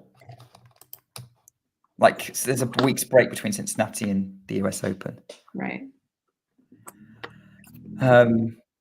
It's hard. It's much harder for me to follow the tour during when there isn't a Grand Slam on, because they often don't show any of those tournaments on television. Even on Tennis Channel. On Tennis Channel, yes, but I don't pay for Tennis Channel Plus, so I can't watch most of what is on Tennis Channel. Ons Jabeur pulls off an interesting, just this fun challenge motion of like Kvitova's return was right at her feet, and she's just still, while bent over from trying to pick it up, just sticks her hand out. She's wrong. It was in, and it's 30-all on the Jabeur serve. John looks like he might be ready to come in. Good afternoon. Good morning, Isabel. Who's here? Good morning. I suspect, can you hear me okay, by the way? Yeah. I suspect I might be a little bit ahead of you. What's the score where you are, Nick? Jabeur is literally just held for 3-1. Okay, yeah, so I'm about a point ahead of you. Okay. Feel free whenever I'm enjoying listening to you. There was at one point when I was almost answering a question for Nick. I think Isabel said, what has Kvitova got to do? And I just thought, play better. maybe. I mean, that's true. It You could is. say that about everyone. Yeah, I know. Yeah, win more points. It's been a bit. I mean, I haven't seen much of this match, Nick. It's been a bit easier than I would have imagined, though, in terms of the scoreline. Yeah, for sure. I mean, I'm watching these now. Like Kvitova's stepping up a little bit this set, and it's pushing it. But I think Jabeur's been brilliant. Like Jabeur's been typical brilliance and getting stuff back in awkward places and making Kvitova suffer. But I also think that Kvitova's been a little bit sluggish, moving around. She's had a bit of a break. She's kind of tried to rejuvenate herself, but yeah, she's making a few errors as well. By the way, the men's match on court 1 has started. Dimitrov has saved break points in the opening game to hold serve. Oh, what is Jabeur doing there? Oh, you'll see it in a minute. Yeah, she was doing a bit of football. That's all I'll say. I'm not surprised. Jabeur likes to use her feet. Yeah. Oh yeah, and she has been very entertaining this match. You've got to see this. It's funny. Okay, I'm looking forward to it. Okay, you'll see a replay. It's even funnier as well, actually. Good grief! I think you're much further ahead than my stream. But you've seen the football moment? I'm on 15:30. Yeah, that's about now she does it. Okay. Well, I'm looking forward to it. Yeah, I think probably you better take over the main duties here. Oh yeah, there we go. That's your standard on moment. I tell you what, yeah, you've probably heard like myself and Isabel talking like if we are going to get this rematch with Rybakina in the quarters, how do you see that going, John? Well, I heard you talking about it earlier, and I was thinking to myself, it feels like a long time ago that Ons Jabeur was up 1 set. I don't think she went up a break in the second set, did she? I don't remember. All I remember thinking is, boy, she's very close to the finishing line, 7.5 matches or 6.5 matches, through this. And I went into the final thinking Jabeur was the favorite anyway. I think now looking back, I'd underestimated Rybakina because she was awesome for the next 2 sets. But looking back, I do wonder if Ons maybe just felt the pressure of seeing the finishing line and knowing that these chances are few and far between. She was to be in a Grand Slam final again a couple of months later, of course, in New York, but that was never as close as Wimbledon. So how do I see it going now? A year later, Rybakina goes in as a fairly warm favorite, I would say, just because Jabeur's game, I think, does require a bit of time. A bit of sluggishness today from Kvitova would help. I know you mentioned how Rybakina might go into it cold. Well, to be honest with you, if Jabeur gets a double break here and wins comfortably, she might go into it a bit cold as well. That's a fair point, actually, yeah. If Kvitova's not picking up, I've just got the stats up, by the way. So far this match, Jabeur has hit 13 winners. Kvitova has hit 2 winners. And Jabeur has hit 7 unforced errors, and Kvitova has hit 22. So Kvitova is definitely not firing on all cylinders today. Are you watching another match, or are you watching Jabeur, Isabel? I don't have anything on at the moment. She's still recovering from Eubanks' win. Yes. I thought she switched over to Dynasty or Dallas, if she knows what they are. They were US soap operas in the 80s. I couldn't think of another US soap opera in the last 20 years. I know Dallas, but you mean Dynasty? Did you say Dynasty? We would call it Dynasty. Yes, true. You call it Dynasty. Yeah. Yes, which was something similar, I think. Okay, it's the Englishness that's confusing. Sorry, it's been at least 7 months since I was in the UK. Jabeur now has a double break advantage. Nice to see you, Jamari. Yeah, hi, Jamari. I created a challenge to join this chat and others in the future. Great. So he's Jamari's obviously part of joined the popcorn YouTube community. Oh, We love okay. getting more Cool. fans. Well, make sure you hit the like button and subscribe to the channel if you haven't done so already. This is very much a Jabeur domination. By the way, Isabel, if you do need to get some sleep, then yeah, feel free to. I should probably start my day. Yes, do that. But I might hop back in during Alcaraz-Berrettini. Come and go. The door is constantly revolving and it's constantly unlocked. I mean, let's face it. I think the Alcaraz-Berrettini match is the one that everyone wants to be on for. Yeah. I mean, I'm surprised more people didn't want to be on for Eubanks and Tsitsipas. That match had everything. I think it was the timing, though, for a lot of people, because it was either in the daytime, as in people are working in the UK, or sleeping still to some extent in various parts of the US. Yeah, I mean, I was sleeping through half of it. There you go, exactly. I did get up and turn it on, but I was half asleep. In and out. I mean, I thought this was the match of the day, Jabeur-Kvitova. I mean, I could see some potential in the Berrettini-Alcaraz. That certainly could be a classic. But this is the one that I thought was going to be this is the one with the most pedigree on the line. Alcaraz is still building a reputation. Berrettini, of course, is yet to win a Grand Slam and is coming back, if you like, into some form. Whereas Jabeur has been a constant threat at Grand Slams for about 18 months now. And was last year's finalist, Grand Slam quarterfinalist recently in Paris. Kvitova, two-time champion, recent winner of Wimbledon. I could see this being a 7-5 in the third, but oh well. As the rally I've just seen, which I'm probably a point behind you, John, but that was Jabeur brought out the big guns, and in a battle of the big guns, she just won it. She forced the error from Kvitova, and it's usually the other way around, or what you expect it to be the other way around.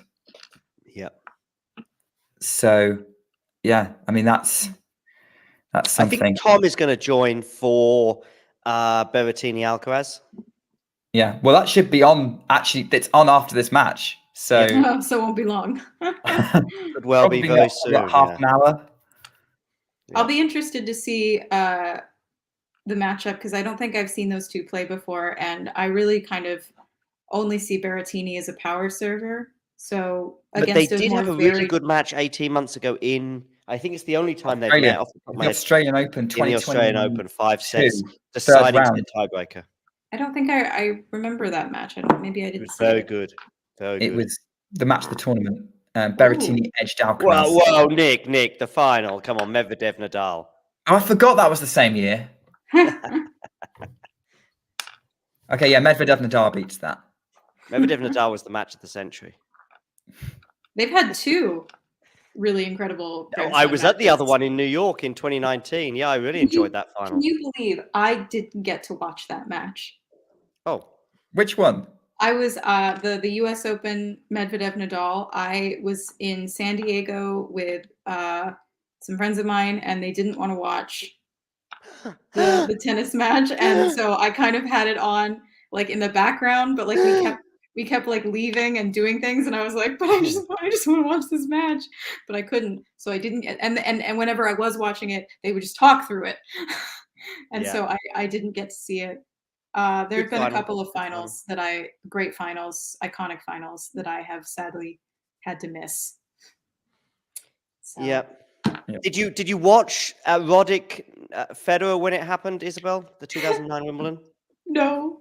Oh no, you missed that one too. I missed that one too because I was in Paris, and where we were staying, we didn't have any television, any internet. We weren't even in Paris. We were in we were outside of Dijon, and yeah, we had no internet, so there was no way for me to watch it.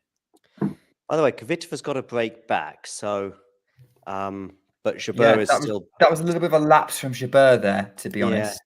Yeah. So it pushes back the start time of Berrettini Alcaraz a little. We may have Shrihuy on for that one too. So Shrihuy. Everyone's going to come on that one. I'm more than happy to go back in the background. I like producing. I enjoy it. I enjoy putting things on the screen just to confuse Nick. I did it this morning. I think there was I forget what it was. I put some I think it was Sofia Kenin saying goodbye to Wimbledon or something. And I just saw him look at the screen like this. He was like, huh? And Why is he? We're supposed to be talking about Mira Andreeva and her unbelievable performance at this point against Madison Keys. And there's a picture of Sofia Kenin waving. Not She's the weirdest walking down thing you put on Wimbledon the Common. screen, John, that I've had to react to. Like, why is that there? I'll Sometimes see if I it's can catch funny. you out again tonight, because of course you and Miles will be back tonight for last ball drops. Yeah, absolutely. Which I'm looking forward to. I like it when I'm on and I'm tweeting at the same time, and John will put up the things that I'm tweeting while we're streaming. And sometimes I'm like, I didn't really need that to be displayed. Yeah, if it's relevant, it's interesting, or if it just amuses me, I'll. Excuse share me, the whole world does not need to see my tweets. Well, Is that what you've you're got saying as 1,000 well? followers, Nick. So Well, I feel like, on my Twitter, I get to be more vulgar, and on here, I have to contain myself. But then sometimes John will put up the crazy things that I say on Twitter, and I'm like, we don't need to look at that right now. Ooh. Okay. Good point. Point coming up. What happened? You'll see. Okay. Fine. Okay, I'm gonna leave you guys to it, and maybe see you later. Okay, Isabel, take care. Isabel. Enjoy. You'll know why within a few seconds, Nick, why I just sort of reacted like that. Probably, yeah. I mean, I've just seen Kvitova netting to make it 30 all from a really tight one. By the way, like you're clearly very relaxed, John, because you're showing off your legs in full. Oh, view. am I? Yeah. Yeah, your legs been on camera a few times. You look like someone you're asking someone to paint you. I'm on my chaise lounge. Yeah. Have you seen what I like? That's it, yeah. Yeah. She's okay. Yeah. Hopefully. But Jabeur's one of those players who could go down. I'm not massively worried because she just a bit like with Djokovic. Yeah. Looks fairly indestructible. And also, or maybe more like Rybakina, like diving around.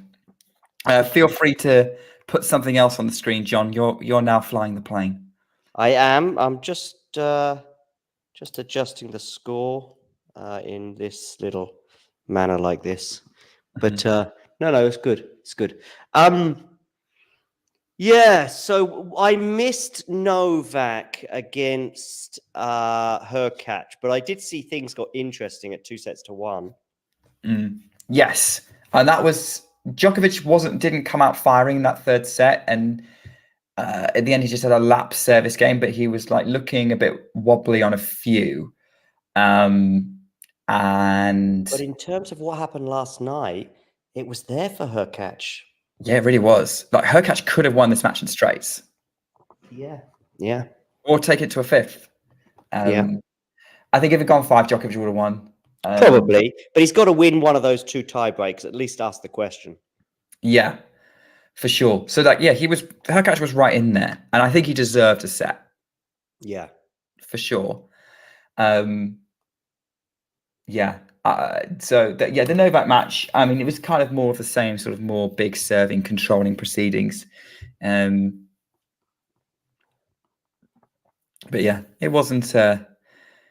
It wasn't necessarily thrilling, but it was like Hurkacz kept it interesting and kept that tension in there. And Novak didn't need to be in top gear to get through, though. Rublev next. We'll see how he is with that.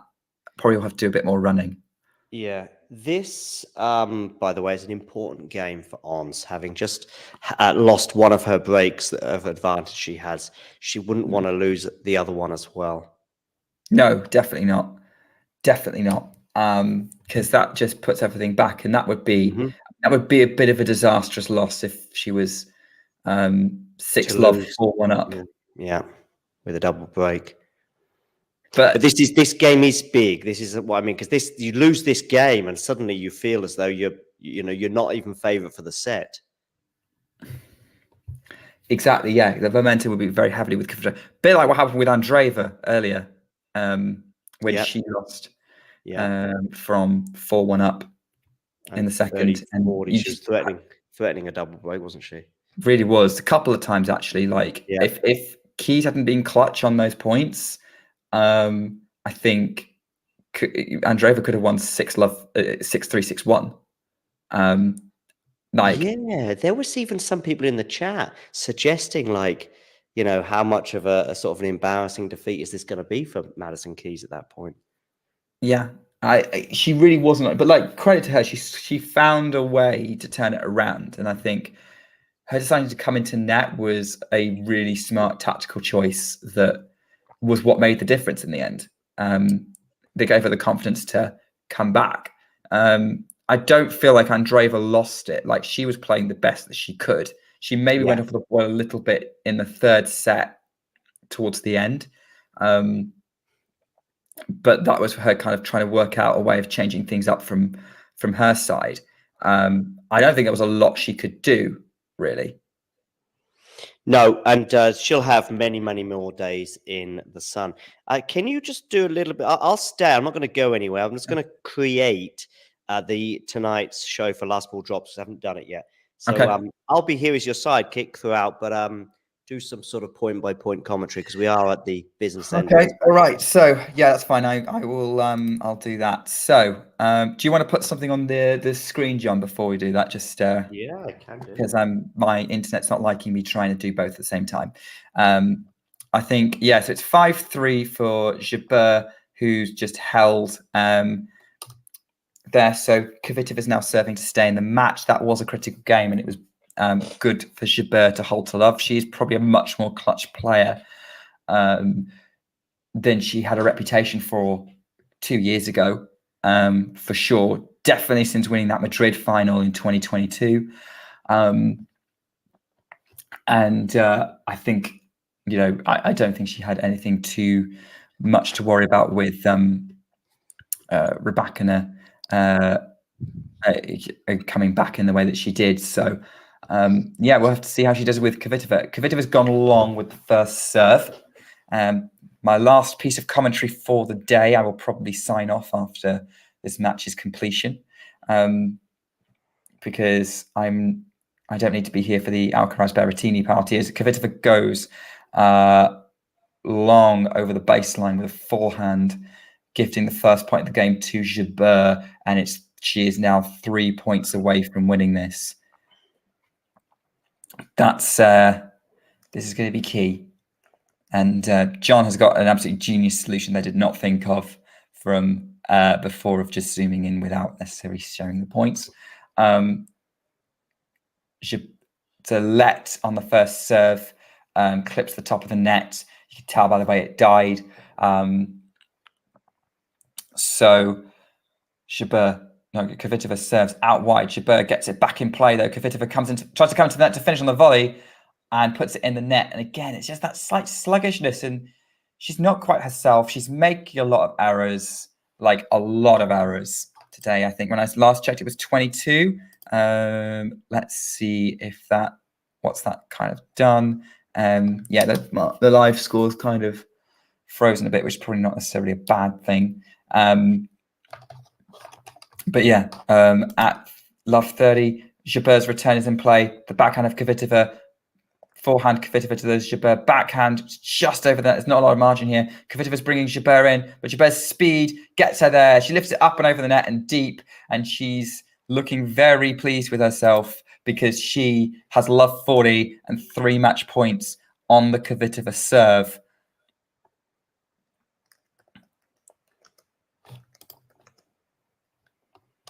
This is probably all over already. Let's be honest. This is probably all over already. Let's be honest. Kvitova into the net. First serve. Jabeur steps in, ready to receive, going on the attack to try and clinch this point. Body serve from Kvitova, short return from Jabeur. Forehand ons, the Kvitova forehand goes cross court, backhand up the line from Jabeur, moving Kvitova around, who slices. Forehand on Jabeur into the corner. Kvitova lifts it up, but it was too awkward, and Jabeur is through to the Wimbledon quarterfinals for the 3rd successive year. She has knocked out the informed Petra Kvitova. The first grass court winning streak has been broken. Kvitova's down. Keys and Swiatek remain, as does Ons Jabeur, who is loving life at SW19, as she usually does. And she sets up a quarter-final battle with Rybakina, and she's looking for revenge for last year in the Wimbledon final. Nick, before you go, I've given you sort of one or two of my thoughts on that and how it's not really a rivalry because they haven't played that often, but how I viewed last year's final going into it and then during it and then after it, and how I view this quarterfinal as in Rybakina for me is a warmish favourite, something like 65-35. Yeah. How do you view this quarterfinal between Jabeur and Rybakina?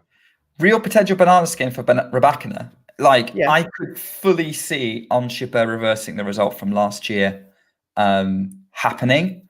I also think Rybakina's playing super confidently right now on the grass courts, and I haven't seen her do an awful lot wrong. I think Jabeur's going to test her. It's going to be the first big test for Rybakina this tournament. I guess what I'm saying is it could go either way, but I'm 65-35 in favour of Rybakina coming through. Same as me. Yeah. I mean, I don't disagree with anything you say, potential, but banana skin, not going to be easy, could go 3. But actually, if they'd met in the quarterfinals last year, I even think Jabeur might have won it. I know you said that she's got nothing to be ashamed of, and you're absolutely right. Oh, by the way, have you seen that she's changed her screen save or whatever you call it on her phone? Because last year it was the rose water dish, wasn't it? The Venus rose water dish. Oh yeah. And this year she's changed it to a picture of her nephew or something like that. Wow. Yeah. Maybe a bit less pressure on her. All right, Nick. Well, thank you very much for your sterling efforts for the last 6 or 7 hours or whatever it's been. It feels like quite some time. Go and give your voice a well-earned rest, and we'll see you again later. I will be back on for last ball drops. You enjoy Berrettini versus I will. Alcaraz. You might want to put Rune versus Dimitrov on because it's looking pretty evenly matched. Yes, I will. I'll be switching between actually both is it just 2 matches left now? Just those 2? Yeah. So I'll be flicking between the 2 because obviously, as you say, there's going to be a little break before Berrettini Alcaraz start. I guess Berrettini Alcaraz probably will finish. Certainly if it's 4 sets or less, I would imagine they should finish before 11. Even 5 sets, they might well do it as well, no? Yeah, probably. I think so because they've got 5 hours. I don't see Berrettini causing marathons. No, especially the speed of his serves and some of the rallying. I mean, I know Alcaraz can be, back of the court stuff, but actually he quite likes to shorten points at times as well. All right, listen, let's not lengthen this conversation any more than it needs to be because we could be here all day quite easily. I'll see you in a few hours. I'll be quick, short, sharp, and ending this stream before switching over as well to you in a few hours. I'll be producing, so we'll see each other then. Take care. See you later, John. Thanks everyone for joining. Thanks, Nick. So, as Nick blends into the background for a few hours at least, you are stuck with me. By the way, let's have a quick look at the live chat. There's been a few messages there. Hi, Jamori. Yeah, I addressed you earlier, but that's cool. Great to have you on board. And it would be great to have you maybe on Talking Tennis someday. Let me know your sort of specialities, Jamori, and particularly if there's sort of a particular area of tennis, whether it be fandom or whether it be a particular player or a particular country in terms of tennis. Would be great to have you on board someday to talk tennis. Casey as well. Yala Ons, yes, indeed. Nice one there. And I believe this is 2 Grand Slam tournaments in a row where a quarterfinal match was the final the year before. We saw that a few weeks ago at Roland Garros with Swiatek Nikov. Oh, yeah, nice little stat there. Maybe that's your area of expertise. And Casey there just saying thanks to Nick. Who shall I have in the other picture? I guess we've got to have Eubanks, haven't we? I'm just doing the thumbnail for later. By the way, some Jabeur-Kvitova statistics. Kvitova, 5 double faults. That's certainly been costly today. But Jabeur getting just 38% of her first serves in. You'd imagine she'd have to get that stat up somewhat. albeit that she won 82% of her first serves. Kvitova, second serve points won 24%. And in fact, first serve points won as well, 46%. I mean, just a very, very bad serving day for Kvitova. First serves in 62% is fine. But if you're losing less than 50%, so if you're winning less than 50% of your first serves and you're winning less than 25% of your second, well, you're not going to win many tennis matches. That is for sure. I'm going to switch over, as Nick suggested, to Dimitrov and Rune. So we'll switch to that one whilst we, before we have a look at Berrettini against Alcaraz. As I said, I think Tom and maybe Shrihari and even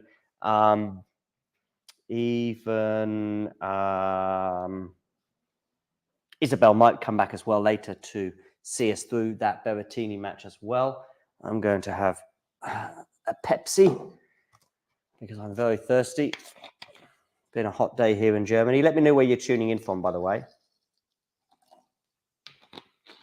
Let me know your thoughts on Berrettini against Alcaraz. Maybe I should put a poll up, actually, on YouTube to see who you think is winning between Berrettini and Alcaraz.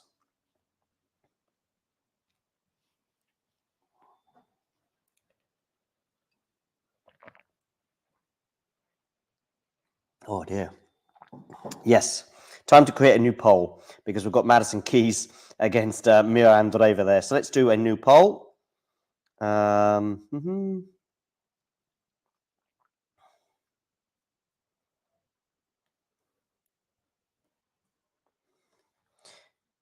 let's end this one because Madison Keys and Andreeva are long since finished. Who's winning Wimbledon? That's what I want to know. But also who's winning between Berrettini and Alcaraz. And what's going to be the difference?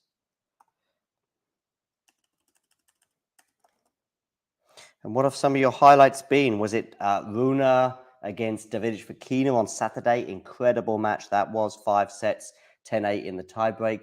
What about Rublev against Bublik? What about Bencic against Swiatek?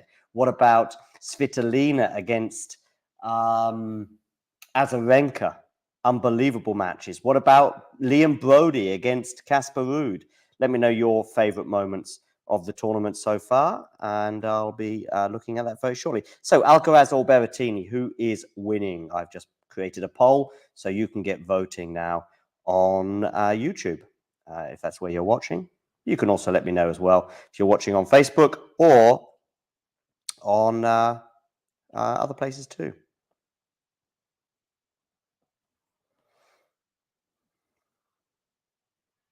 What about Jabeur? I can see we've got already one vote for Alcaraz.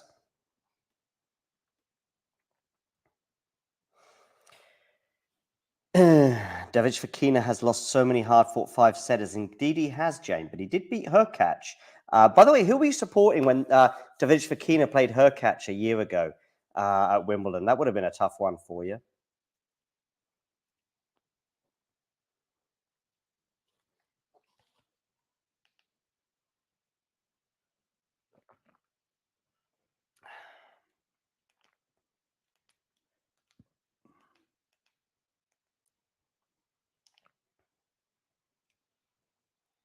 Okay. So, Carlos Alcaraz against Matteo Berrettini is on the way. Jane, so you like Hurkacz, but ADF is your favorite. Is that right? Am I getting those vibes?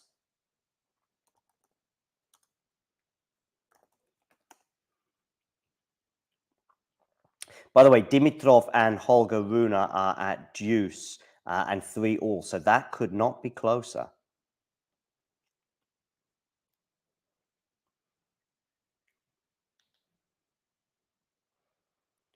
Just having to switch between channels to find this match. Okay, finally I've got it. Yes, they are on deuce at 3 games all, with Dimitrov a second serve here for the Dane to look at.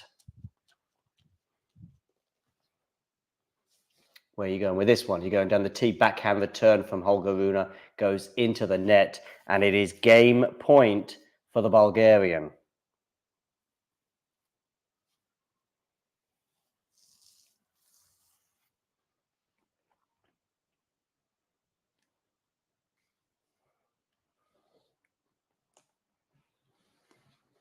Make sure you hit that like button. And if you are new to the channel, subscribe. Subscribe to the channel if you are new. More Wimbledon stuff to come. Last ball drops tonight, where we give you a review of the day's play. It'll be Miles and Nick bringing you that daily review later this evening.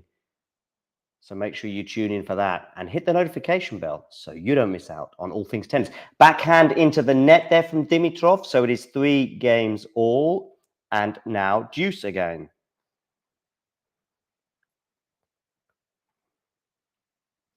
What about Rublev, Djokovic-Hurkacz? If those two meet each other, Jane, who is your preference?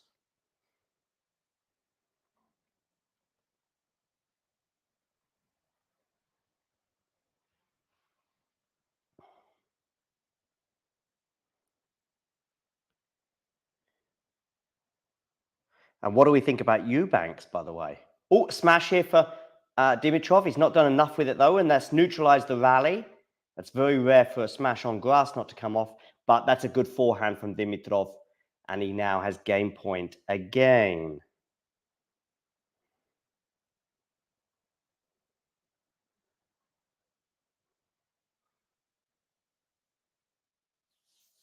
Rune there was really back in the rally. So, of course, the winner of this will play the winner of Alcaraz and Berrettini. I would love to know your thoughts on which is going to be your quarterfinal. I have Rune against... Dimitrov has just aced, by the way, and held for 4-3. I have Rune against Alcaraz. I guess it's quite predictable. At least that was a predictable prediction. I know now that, you know, I think I understand people that are suspecting that Berrettini has a chance, and Dimitrov definitely has a chance as well.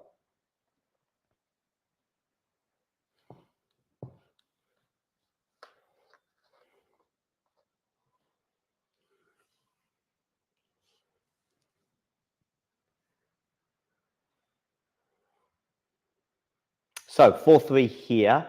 Let's take a very short break, and I'll be back with you very, very soon.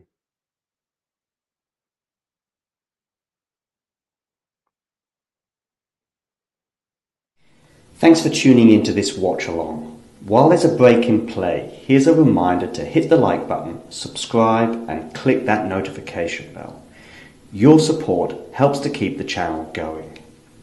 While we're here, you can now become a member to enjoy perks including badges for the live chat, but also bonus material such as interviews with top players from both ATP and WTA tours.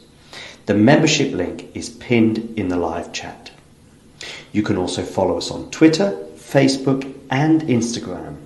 So whether it be serves or volleys, forehands or backhands, serve bots or drop shots, we've got you covered, whether that be via our website, talking-tennis.com, where you can read features and interviews from our top writers. Or if you prefer us in audio form, you can subscribe to our podcast on Apple, Amazon or Spotify, or wherever you get your podcasts from. Remember, we offer you wall-to-wall coverage via our regular watch-alongs, magazine shows such as Nick's WTA Weekly or Damien and Mario's ATP version. Plus, we deliver top content from people on the ground, actually at the tournaments, so you get even nearer to the action. So, what are you waiting for? Hit that subscribe button so you don't miss out on all things tennis. And we are back, ladies and gentlemen, and Holger Rune is serving, and it is 15 all. As that video suggested, make sure you hit the like button and subscribe to the channel if you are new. Holger Rune forehand, backhand slices here from Dimitrov has forced the error from Rune, 15-30. The slice is working very well on the grass of SW19. That is for sure. Eubanks is cool. I haven't had a chance to watch him as much. I need to sit and watch a whole match, but I'm glad a guy that has been plugging away for so long is getting some time in the sun. Could not agree more, Jang. Oh, what a backhand pass from Dimitrov down the line. Grigor, take a bow. 2 break points now for the Bulgarian. Wow, wow, wow.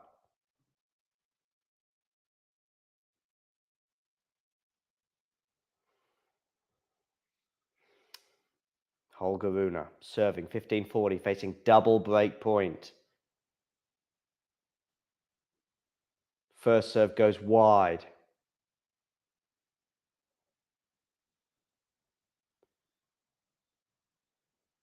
Forehand return is good from Dimitrov. Now he's on the forehand again. Rune in a spot of bother here, I would suggest. Down in the rally, some good depth from Dimitrov.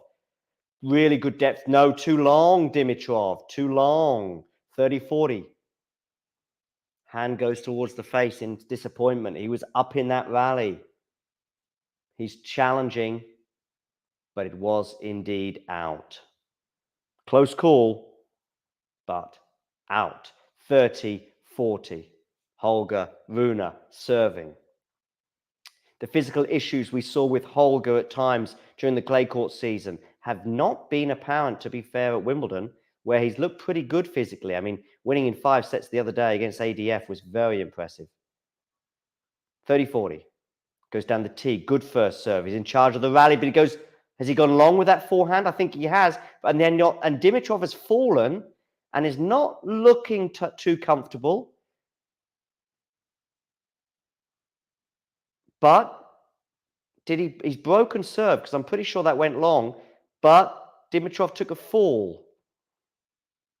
So Dimitrov has broken, I believe, 5-3, but he fell quite badly there. And he's just gingerly got back to his feet. He's stuck his finger in the air to suggest he just wants to go and take a breather. Not sure.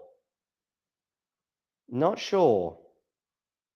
So he's going to serve for the first set, but he's actually clutching at his chest as well. But I think he's going to be okay. He's only going to serve for this first set anyway. I mean, the good news is he broke. Bad news for Holger Rune is that was an easy forehand that he just put long. Nevertheless, Grigor Dimitrov will serve for the first set.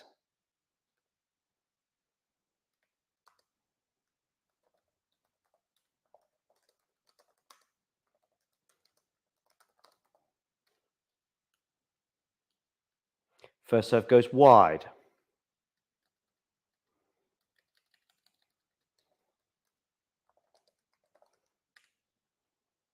Good return there from Holger Rune. The sunshine now beating down on the court. I can barely see what's going on. I hope the players can see.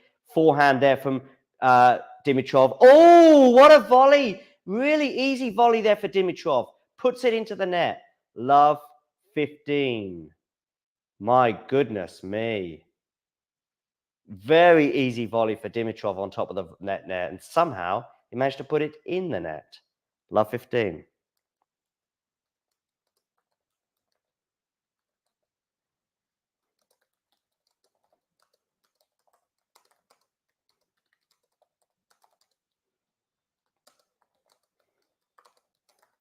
Wins earlier for Christopher Eubanks and Daniil Medvedev on the men's side, meaning they will meet in Wednesday's quarterfinal.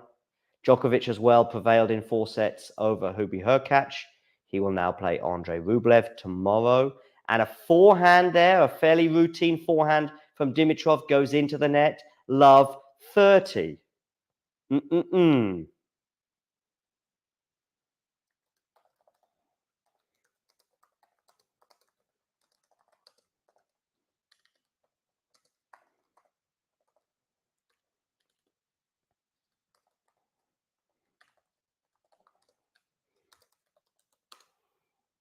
Good first serve there, though, from Dimitrov. 15-30. Still sort of breathing a little heavily, a little carefully to just check his sort of chest area.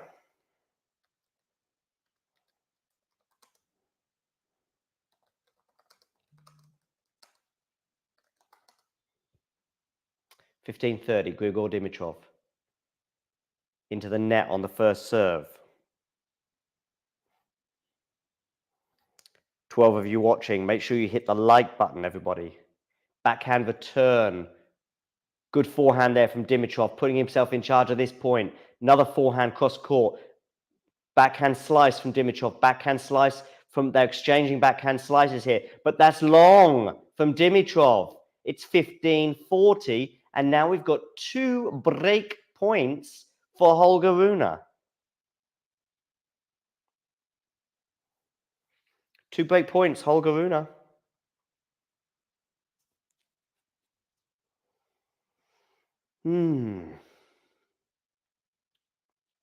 Dimitrov serving. Where are you going with this one? You are going to the forehand. Second serve. Didn't land in. Where are you going this time? Grigor. Probably down the tee. Yes, backhand return. Just over the net there. He's fallen again, has Dimitrov. This time on the volley, though, Dimitrov. It's a really good volley. It's a really good volley from Dimitrov. But another stumble. Grigor grimacing. Grigor grimacing. Not easy to say. It's a little stumble there, look, but he managed to get up onto his feet quick enough to get that volley. Probably, I can see him taking some time off court at the end of this first set. He'll be desperate to get over the line in this first set. 30-40, still got another break point to save. Good first serve there from Grigor.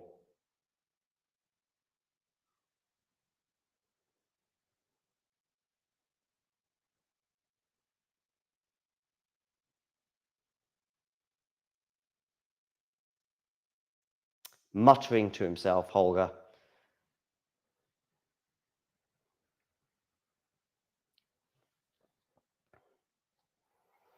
Okay, where are you going with this one, Dimitrov? You're going to the forehand of Holger Rune, and Rune has put it wide. So it's advantage Grigor Dimitrov.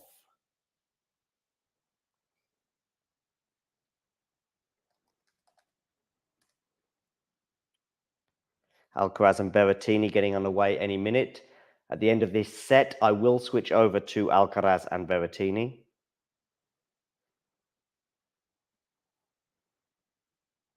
Goes down the tee. Good return there from Holger Rune. Backhand slice here from Dimitrov. Rune could have come into the net there. I'm surprised he didn't, actually. Backhand slice again from Dimitrov. Forehand Dimitrov. Good forehand there from Holger Rune. Good defense, though, from Dimitrov, to be fair. The slices again. Drop shot Holger Rune. And it wins him the point. Deuce. Ladies and gentlemen, deuce. Yes, make sure you hit the like button and don't forget to tune in later for the last ball drops where Nick and Miles will take you through the day's play.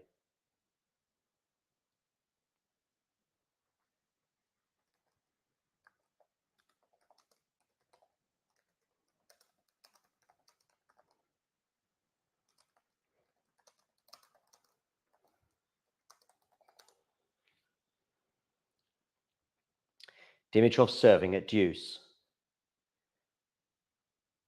Good first serve. Puts himself in charge of the point. 1-2 with a forehand. Advantage Grigor Dimitrov. Second set point for the Bulgarian.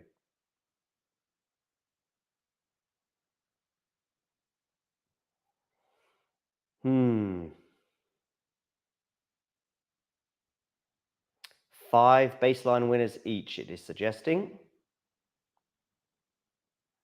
109 miles an hour, that last serve from Grigor. Okay, second set point.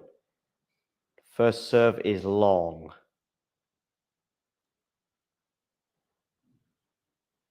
Second serve, Grigor. Where are you going with this one? Backhand return from Holger. It's pretty good. Good forehand there from Holger. Comes into the net. Excellent volley. Holger, Rune. If you can volley that well, why don't you come to the net a bit more? We reach our third deuce of this very tense game. Holger Rune has had 2 break points, don't forget, at 15-40.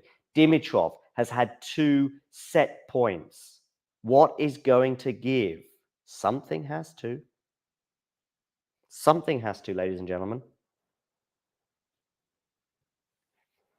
Dimitrov serving, deuce, 2 points away from the first set. Gets the first serve in, and it's a good first serve. Holger Rune can't deal with it. Set point number 3 for the Bulgarian, who continues to grimace a little bit. He's taken a couple of stumbles in the last few minutes, and I'm pretty sure he's going to take a timeout at the end of this set. May well take a timeout at the end of this game, no matter what happens.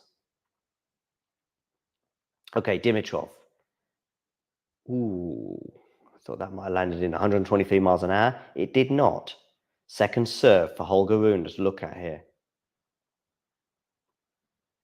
Decent depth on the backhand return. Forehand Rune. Could have come into the net there as well. And this time he puts the forehand into the net. And Grigor Dimitrov has taken the first set, ladies and gentlemen. We will take a short break. And when we come back, we will switch over to Carlos Alcaraz against Matteo Berrettini.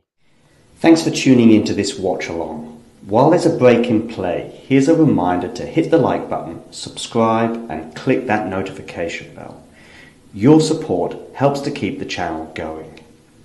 While we're here, you can now become a member to enjoy perks including badges for the live chat, but also bonus material such as interviews with top players from both ATP and WTA tours.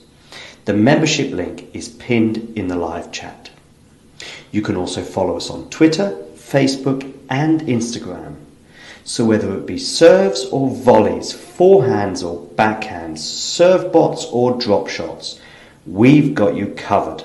Whether that be via our website, talking-tennis.com, where you can read features and interviews from our top writers. Or if you prefer us in audio form, you can subscribe to our podcast on Apple, Amazon or Spotify or wherever you get your podcasts from. Remember, we offer you wall-to-wall coverage via our regular watch-alongs, magazine shows such as Nick's WTA Weekly or Damien and Mario's ATP version.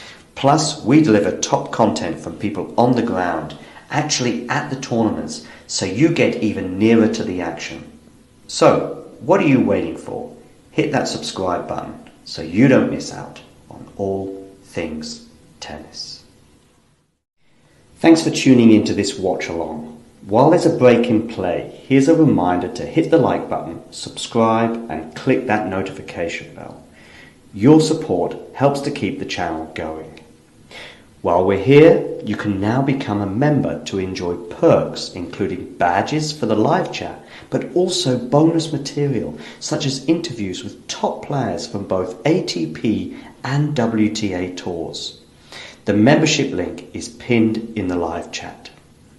You can also follow us on Twitter, Facebook and Instagram. So whether it be serves or volleys, forehands or backhands, serve bots or drop shots, we've got you covered. Whether that be via our website, talking-tennis.com, where you can read features and interviews from our top writers. Or if you prefer us in audio form, you can subscribe to our podcast on Apple, Amazon or Spotify or wherever you get your podcasts from. Remember, we offer you wall-to-wall coverage via our regular watch-alongs, magazine shows such as Nick's WTA Weekly or Damien and Mario's ATP version. Plus, we deliver top content from people on the ground, actually at the tournaments, so you get even nearer to the action. So, what are you waiting for? Hit that subscribe button so you don't miss out on all things tennis. And we are back, ladies and gentlemen. I'm going to switch over to Matteo Berrettini against Carlos Alcaraz. and we'll take us through that one, as well as Dimitrov against Holger Rune. Holger Rune looks like he's going to hold comfortably here. And I've got Berrettini against Alcaraz. Berrettini won the first game. He held serve, and Alcaraz has just netted with a forehand. So Alcaraz at the moment is 15-30 on his serve. Interesting times. Be interesting to know who you guys have winning this particular encounter. Of course, we've had Eubanks and Medvedev winning today. Medvedev got a walkover in the end over Lehecka. He was 2-0 up at the time.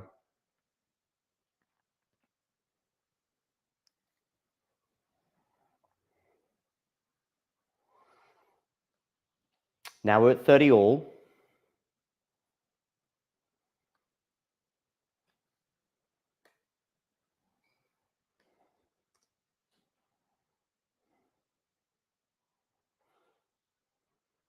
I'll come to the live chat, or more importantly, the poll that I have going in a second. Forehand Alcaraz to the backhand of Berrettini. Backhand slices exchanged there. Good slice there from Berrettini. Alcaraz here going big on the forehands, and it's enough, and he's brought up a winner. 40-30 to the Spaniard.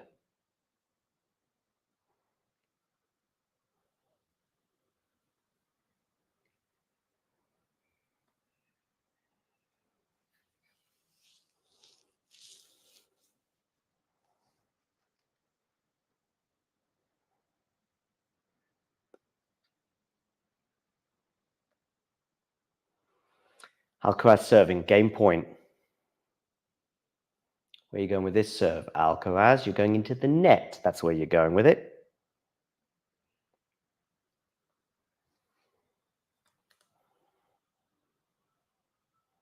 Alcaraz this time, backhand return from Berrettini. Forehand Alcaraz, low net clearance there for Carlos.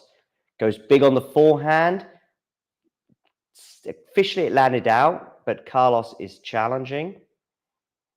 Makes sense to challenge that. I thought it might have landed in. We're going to see. It did land in. Clip the line. So it's going to be a winner, and Carlos Alcaraz holds. 1 game all.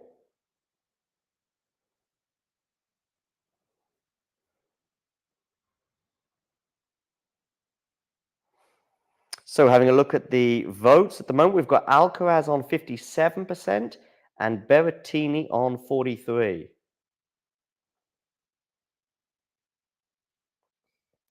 Get voting, ladies and gentlemen. 1 game all. Berrettini goes to the forehand of Alcaraz. And a Berrettini forehand winner, 15-love.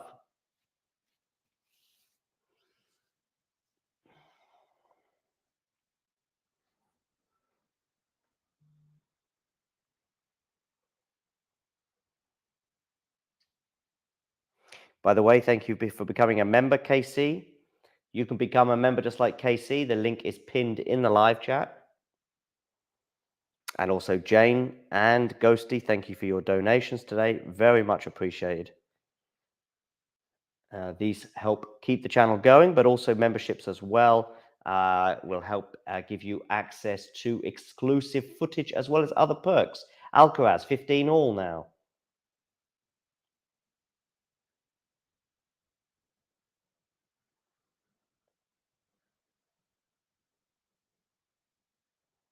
Djokovic has been tweeting after his 4-set win today.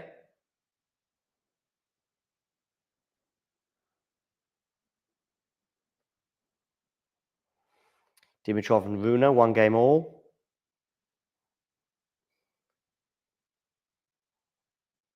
No, he didn't, actually. I thought he might, Jane, but no, he didn't. They just kept going. So I guess he's okay. Good news for him. Good news for everyone. Except maybe Holger Rune.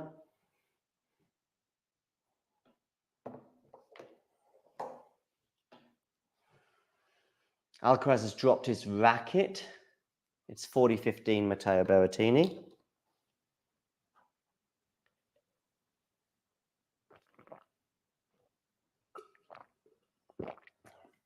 What did we think about Mira Andreeva and the penalty point that she incurred today? I thought it was very unfortunate. She basically drops her racket because she's off balance.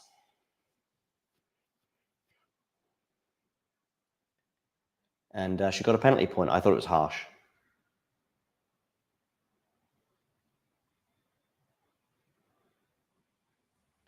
Backhand return goes awry from Carlos Alcaraz, and Berrettini holds for 2-1.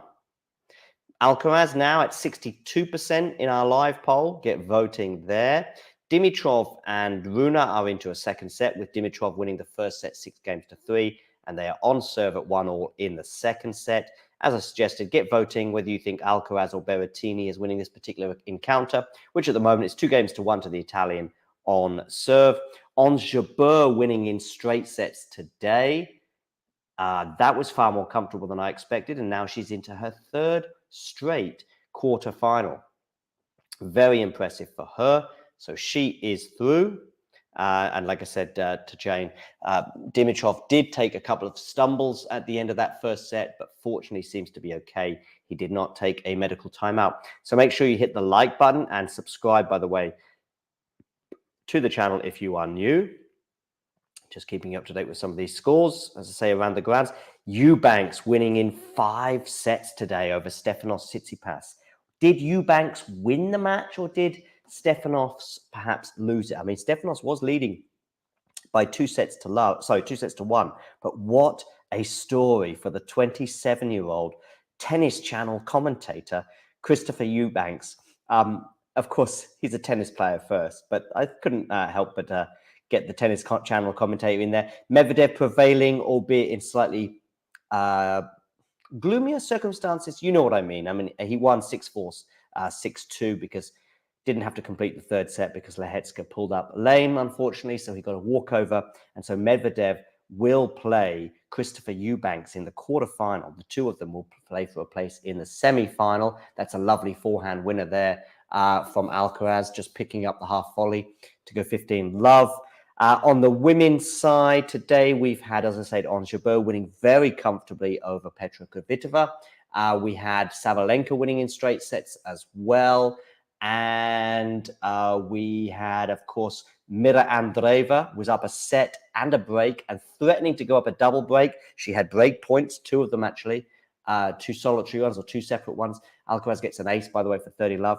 But Madison Keys managed to hold serve and then break back and gather that momentum and win in 3 sets in the end to book her place in the quarterfinals at Wimbledon. I think it's the first time since 2015 she's made it to the Wimbledon quarterfinals. Any other results today on the women's side? I'm just trying to think off the top of my head. Sabalenka through. Oh, of course, we had Haddad Maia, unfortunately, also withdrawing through injury. She was 4-1 down to Rybakina at the time. But sadly, she is out, or she has to go home, unfortunately, injured, so to speak. And we have, Dimitrov, by the way, has broken Holger Rune's serve. So now Dimitrov is up a set and a break. Berrettini nets. So Alcaraz and Berrettini are 2 games all.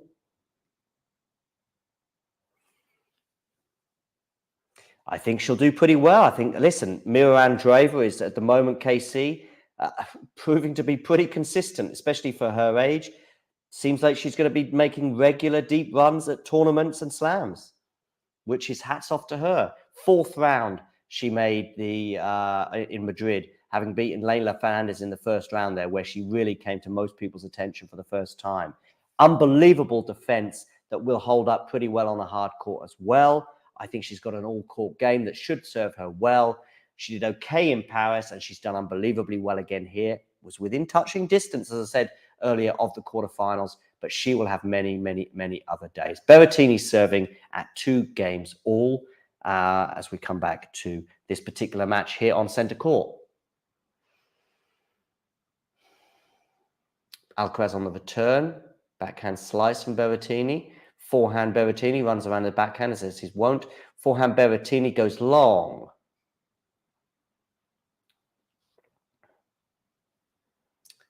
Forehand Berrettini goes long. So it's love 15 on the Berrettini serve.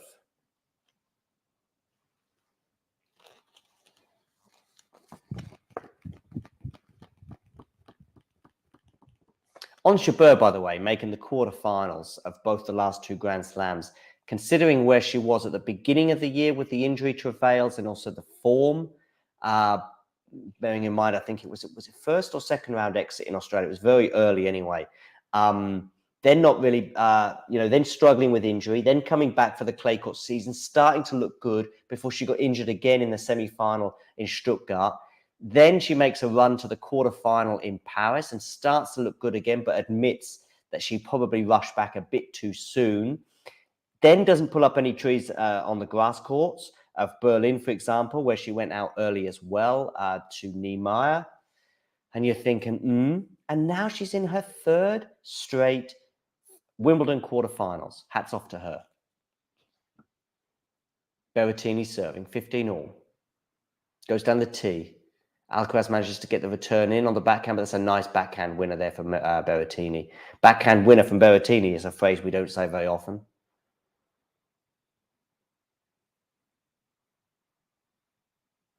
That one was a fairly rudimentary one, though. Quite a short ball there for him to take, and he took it with aplomb. For those of you just joining us, by the way, whether you're watching on Facebook or on YouTube, make sure you hit the like button. And if you're watching on YouTube, if you're new to the channel, make sure you subscribe.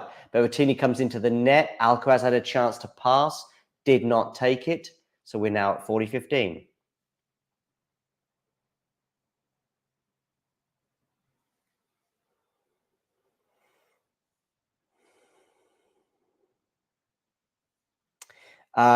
There isn't the same. Football, by the way, is the same as baseball in this respect, Jane. But as far as I'm aware, no, that isn't the case on the men's tour. Forehand return from Alcaraz is short. Backhand down the line. Winner from Alcaraz. Take a bow, my friend. Take a bow. 40-30. It's a good winner down the line, that is. Was in trouble here. Maybe Berrettini gave him a bit too much room, and he took advantage of it. Alcaraz now at 56% in our poll.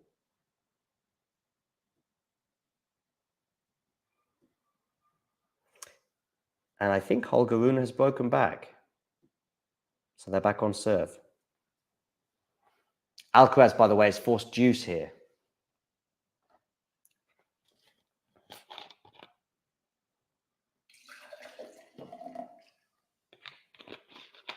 Berrettini serving. Deuce. A little bit of pressure now for the Italian.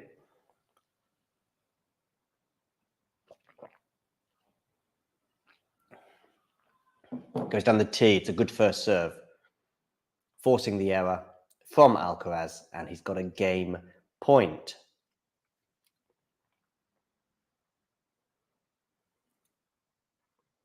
They did, but unsuccessfully, Casey.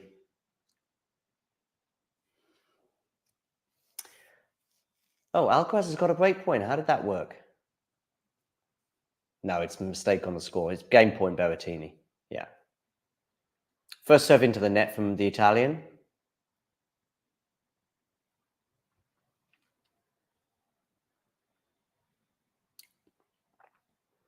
Alcaraz on the return goes long, and Berrettini has held for 3-2. We will take a short break, and then we'll be back with the remainder of the set.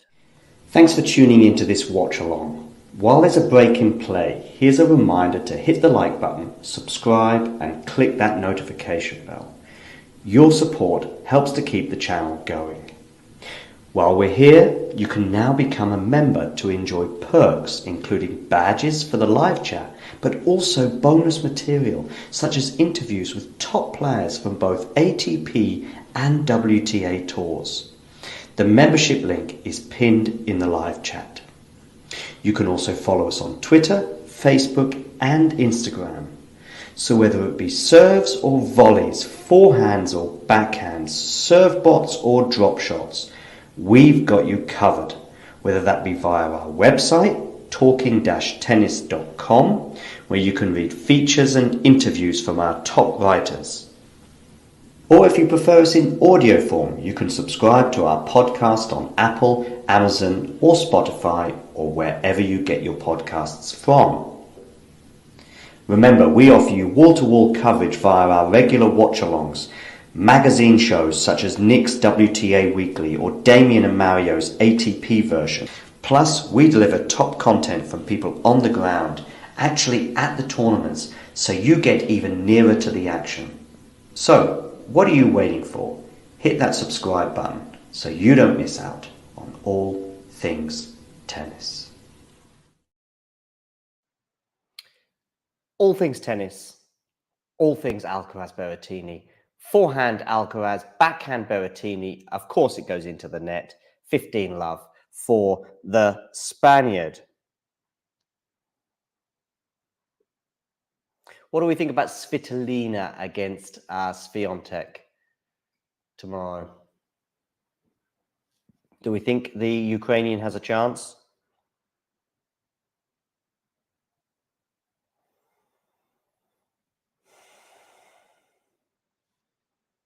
What about Eubanks against Medvedev? Does Eubanks have a chance? Lob attempt there from Berrettini goes long, and it's 30 love Alcaraz.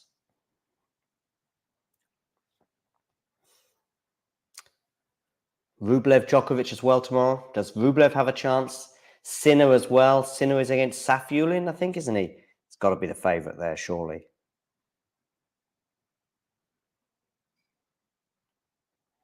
These are all matches coming up tomorrow.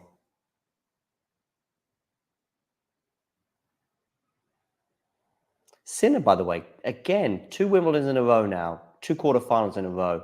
Not a game that we all probably thought was definitely going to be suited to grass, but doing pretty well. Talking of doing pretty well, Alcaraz has 3 game points.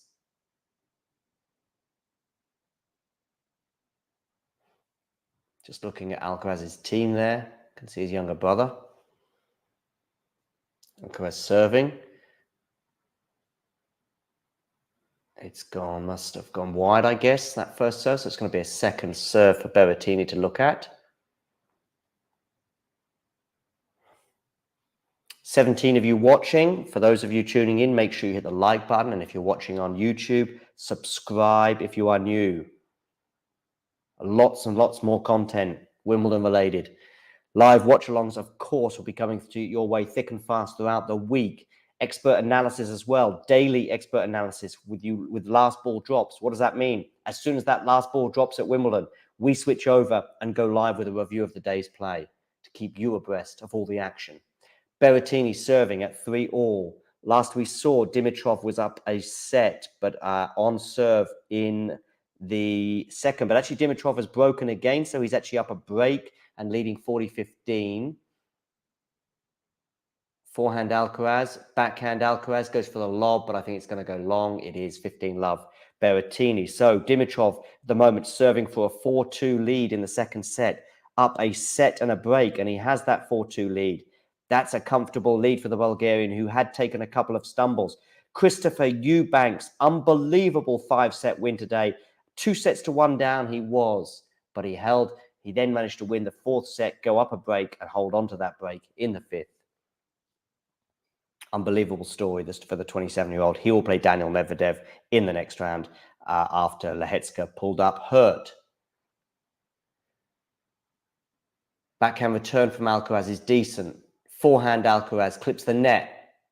Forehand Berrettini, forehand Alcaraz. Alcaraz running all over the court with the slice now. Forehand run around for Berrettini is good. Good backhand slice though from Alcaraz. A drop shot from Berrettini doesn't work.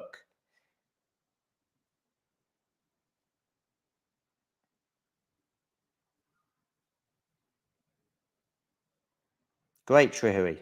Just got your message. That would be great. An hour and a half of your company would be much appreciated.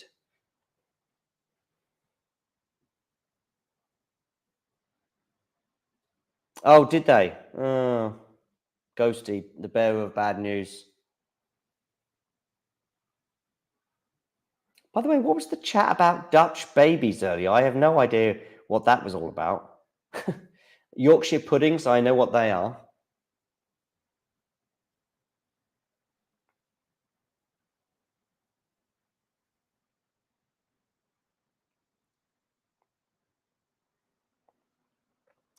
Okay, Berrettini's serving here at 3-all. 30-15.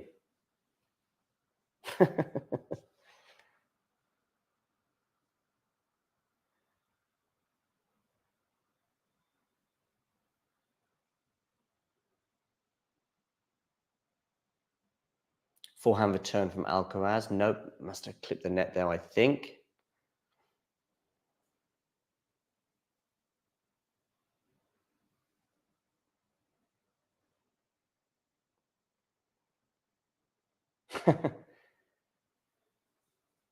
Second serve here for Alcaraz.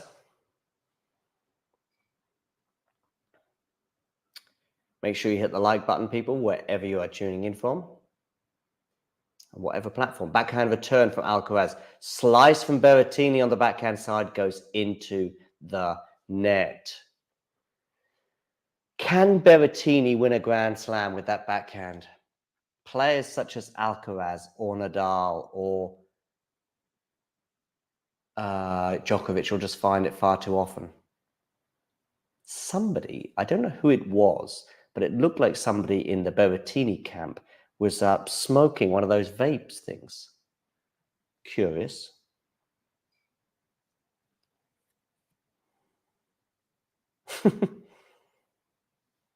I've never watched The Crown.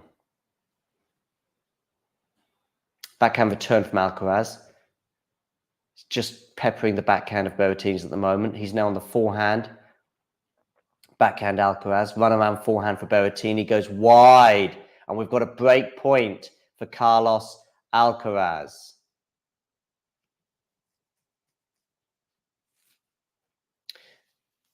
Who is more likely to beat Novak Djokovic? Carlos Alcaraz or Matteo Berrettini?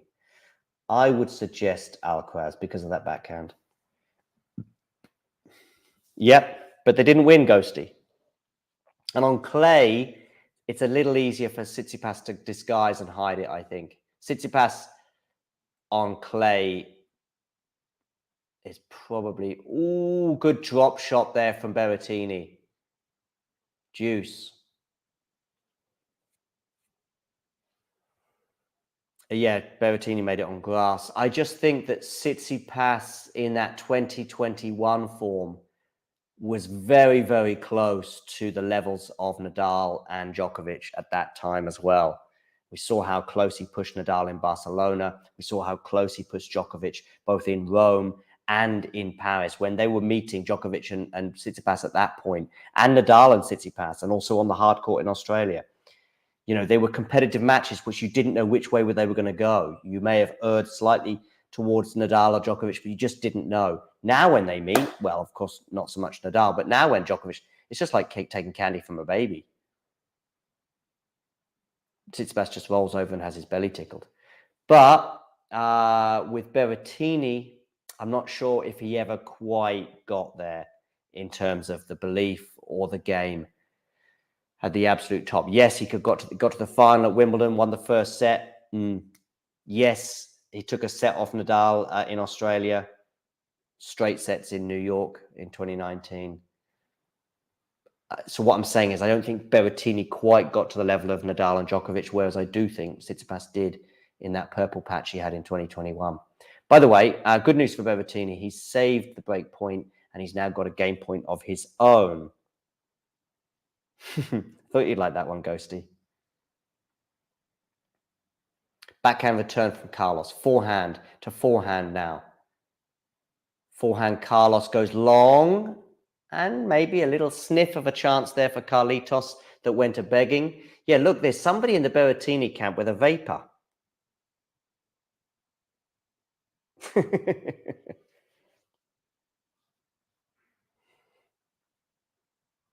Okay, so Carlos, 3-4. I think Shrihu is going to join, which will be nice.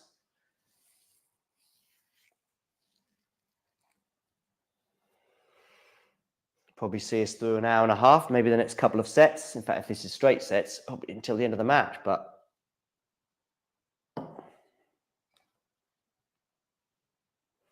Berrettini lost in the final to Djokovic in 2021.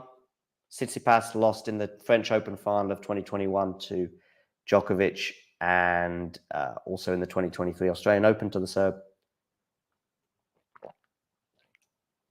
But Berrettini would get routined by Nadal as well.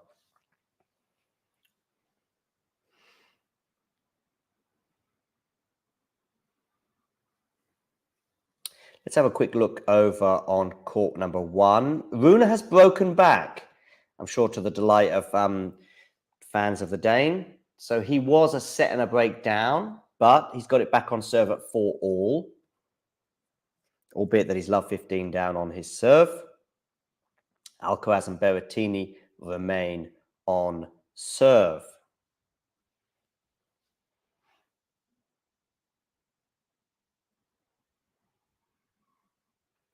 Alcaraz serving. Where are you going with this one? You are going into the net. That's where you're going with it.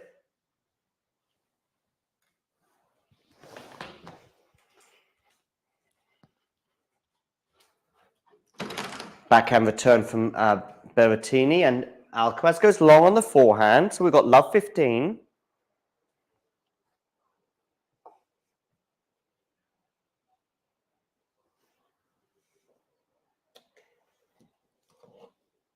Just had to open the window. It's getting a bit stuffy in here.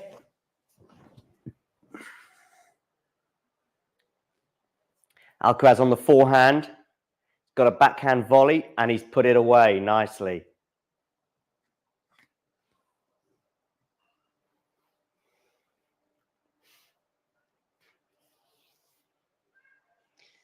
Nicely does it, Carlitos. 15-all.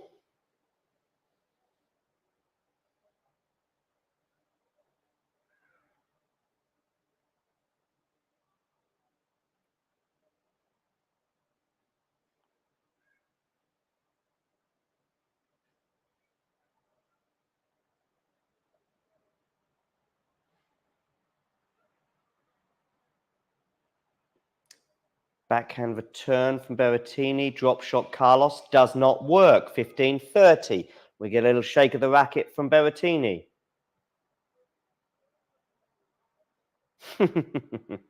Very good, Ghosty. Very good. Ghosty, what was the name of the Austrian driver who was in the film Rush, and who James Hunt was fighting for the World Championship? Nicky, someone. Ooh, what a rally this is turning out to be. Ooh, what a rally indeed. Smash for Berrettini, 15-40. Nicky, what was his name, Ghosty? Nicky, surname, Austrian driver. But James Hunt in this classic Formula One battle against Nicky, someone.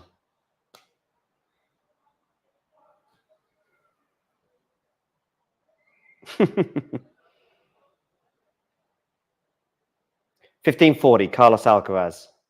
Well, I went for Alcaraz before the match, so I guess I'm going to stick with that, albeit we've got $15.40 and a second serve from Matteo Berrettini to look at. This is the best Berrettini, by the way. Good return there for Berrettini. Forehand Berrettini into the net. That was a chance, my friend, with an excellent return of serve. Great defense, to be fair, from Carlos. Great defense from Carlitos. Nevertheless, it was set up nicely for Berrettini. Perhaps had a little bit too much time. There's the vapor behind the coach. And 30-40 it is. Who is it, Ghosty? Nicky, can't hear you. Nicky, say it again. Forehand return from Berrettini. Backhand slice from Berrettini. Surely he's going to keep going to the backhand of Matteo. Ooh! Did that land in or out? It's been called out. Carlos is challenging. Carlos is challenging. It might have just clipped the line. I thought I might have seen chalk. No, I did not. It's landed out. And Matteo Berrettini has broken. And Ghosty has recognized my little cheeky joke.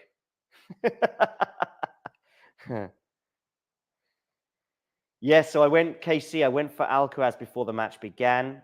Despite that break of serve and looking like he's going to win this first set, I'm going to stick with the Spaniard. But Berrettini serving for the set at 5-3, ladies and gentlemen. Okay, Matteo, where are you going with this serve? You are going into the net. Second serve, Alcaraz.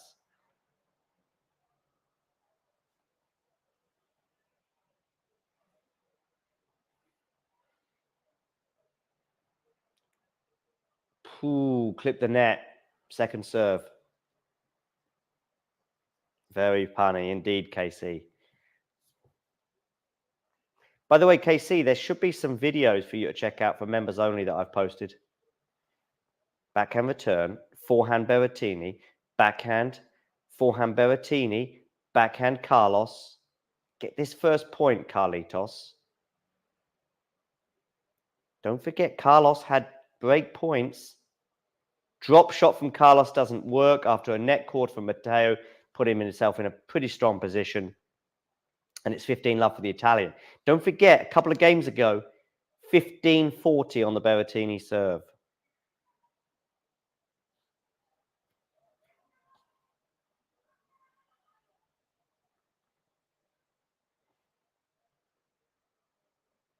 Yeah, plenty of interviews there for you to check out. One with Coco Gauff from memory. A show we did on Nicolas Jarry at the beginning of the year or earlier in the year after he won a tournament in Chile. Some other interviews as well. Doubles players.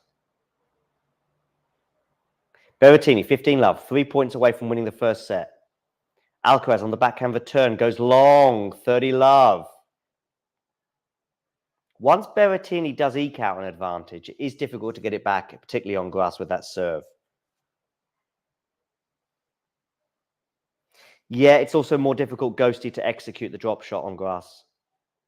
It can be effective because, of course, the bounce can be low, but it's just that bit more difficult because you don't get the same amount of time to pull it off.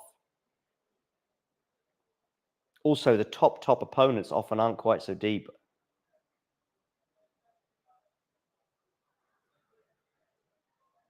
Anyway, Berrettini serving. Second serve here, 30-love.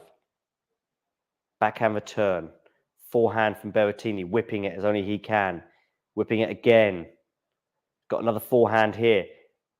Oh, good effort at the pass there from Alcaraz, forcing the error from Berrettini, meaning 30-15.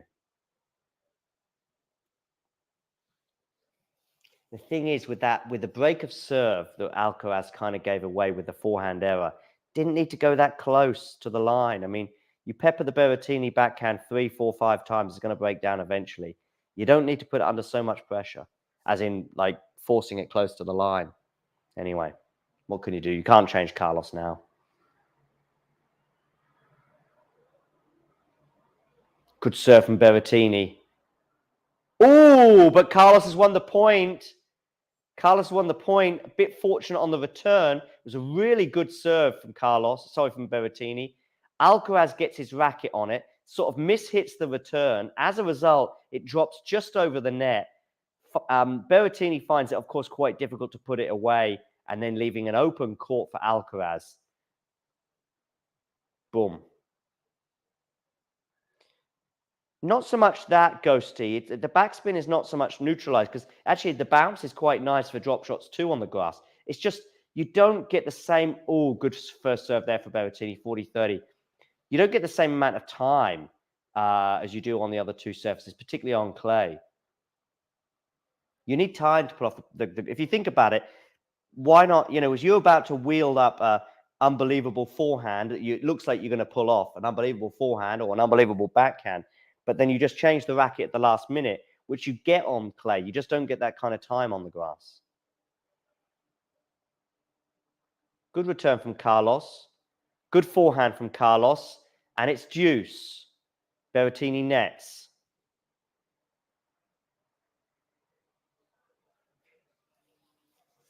So it's not so much about the bounce, because actually the bounce can be kind on grass.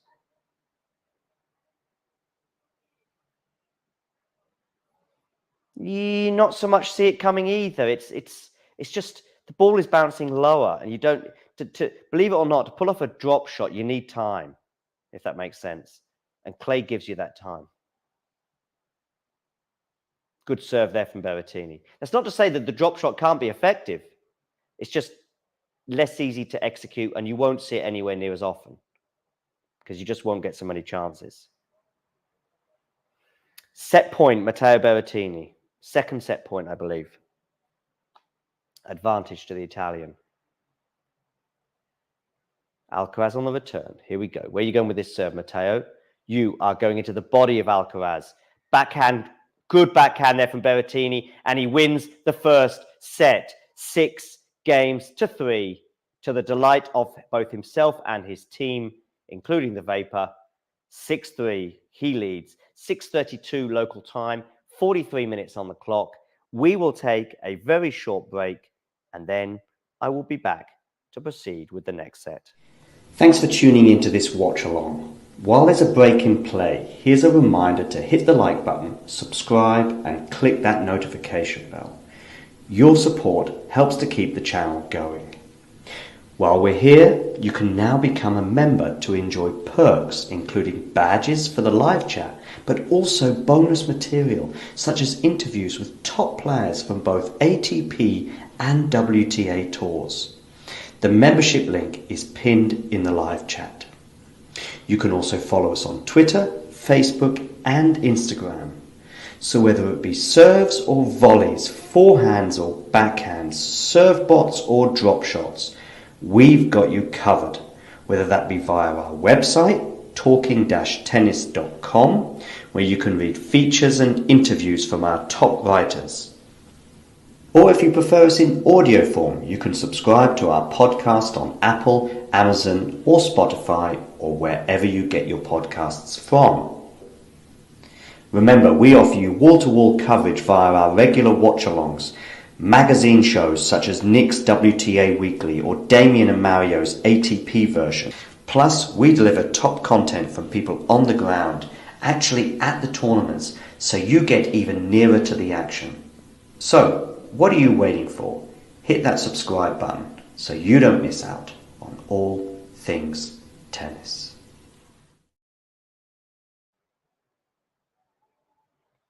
And we are back, ladies and gentlemen. We are back. Let me just get my phone. Carlos Alcaraz to serve. Get voting as well. Got the vote thing going on with the poll. Last I saw, it was about 60-40 in Carlos's favor, but I imagine that's getting a bit closer right now. 57-43. Oh, Berrettini's taken a tumble. Oh, Berrettini, you don't want to be getting injured. Alcaraz going over and checking to see if he's okay.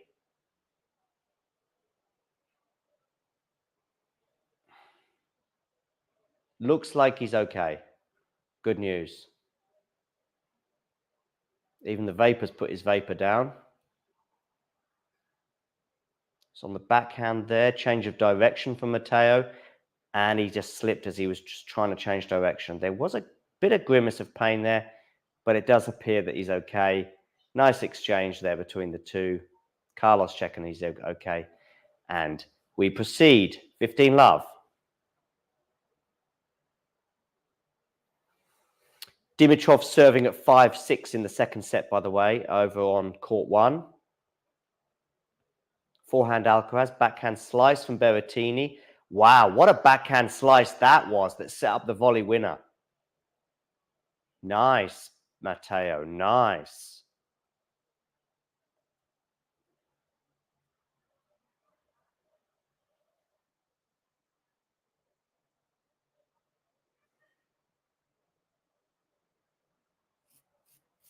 Hi, Jake. How's it going?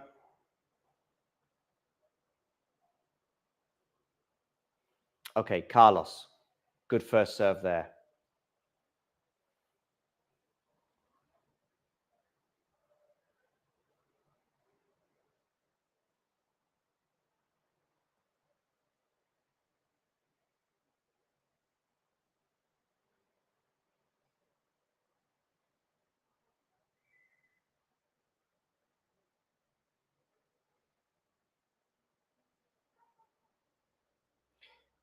Ooh, what's the? Oh, this is a nice one. 30 all. Forehand winner there for Berrettini.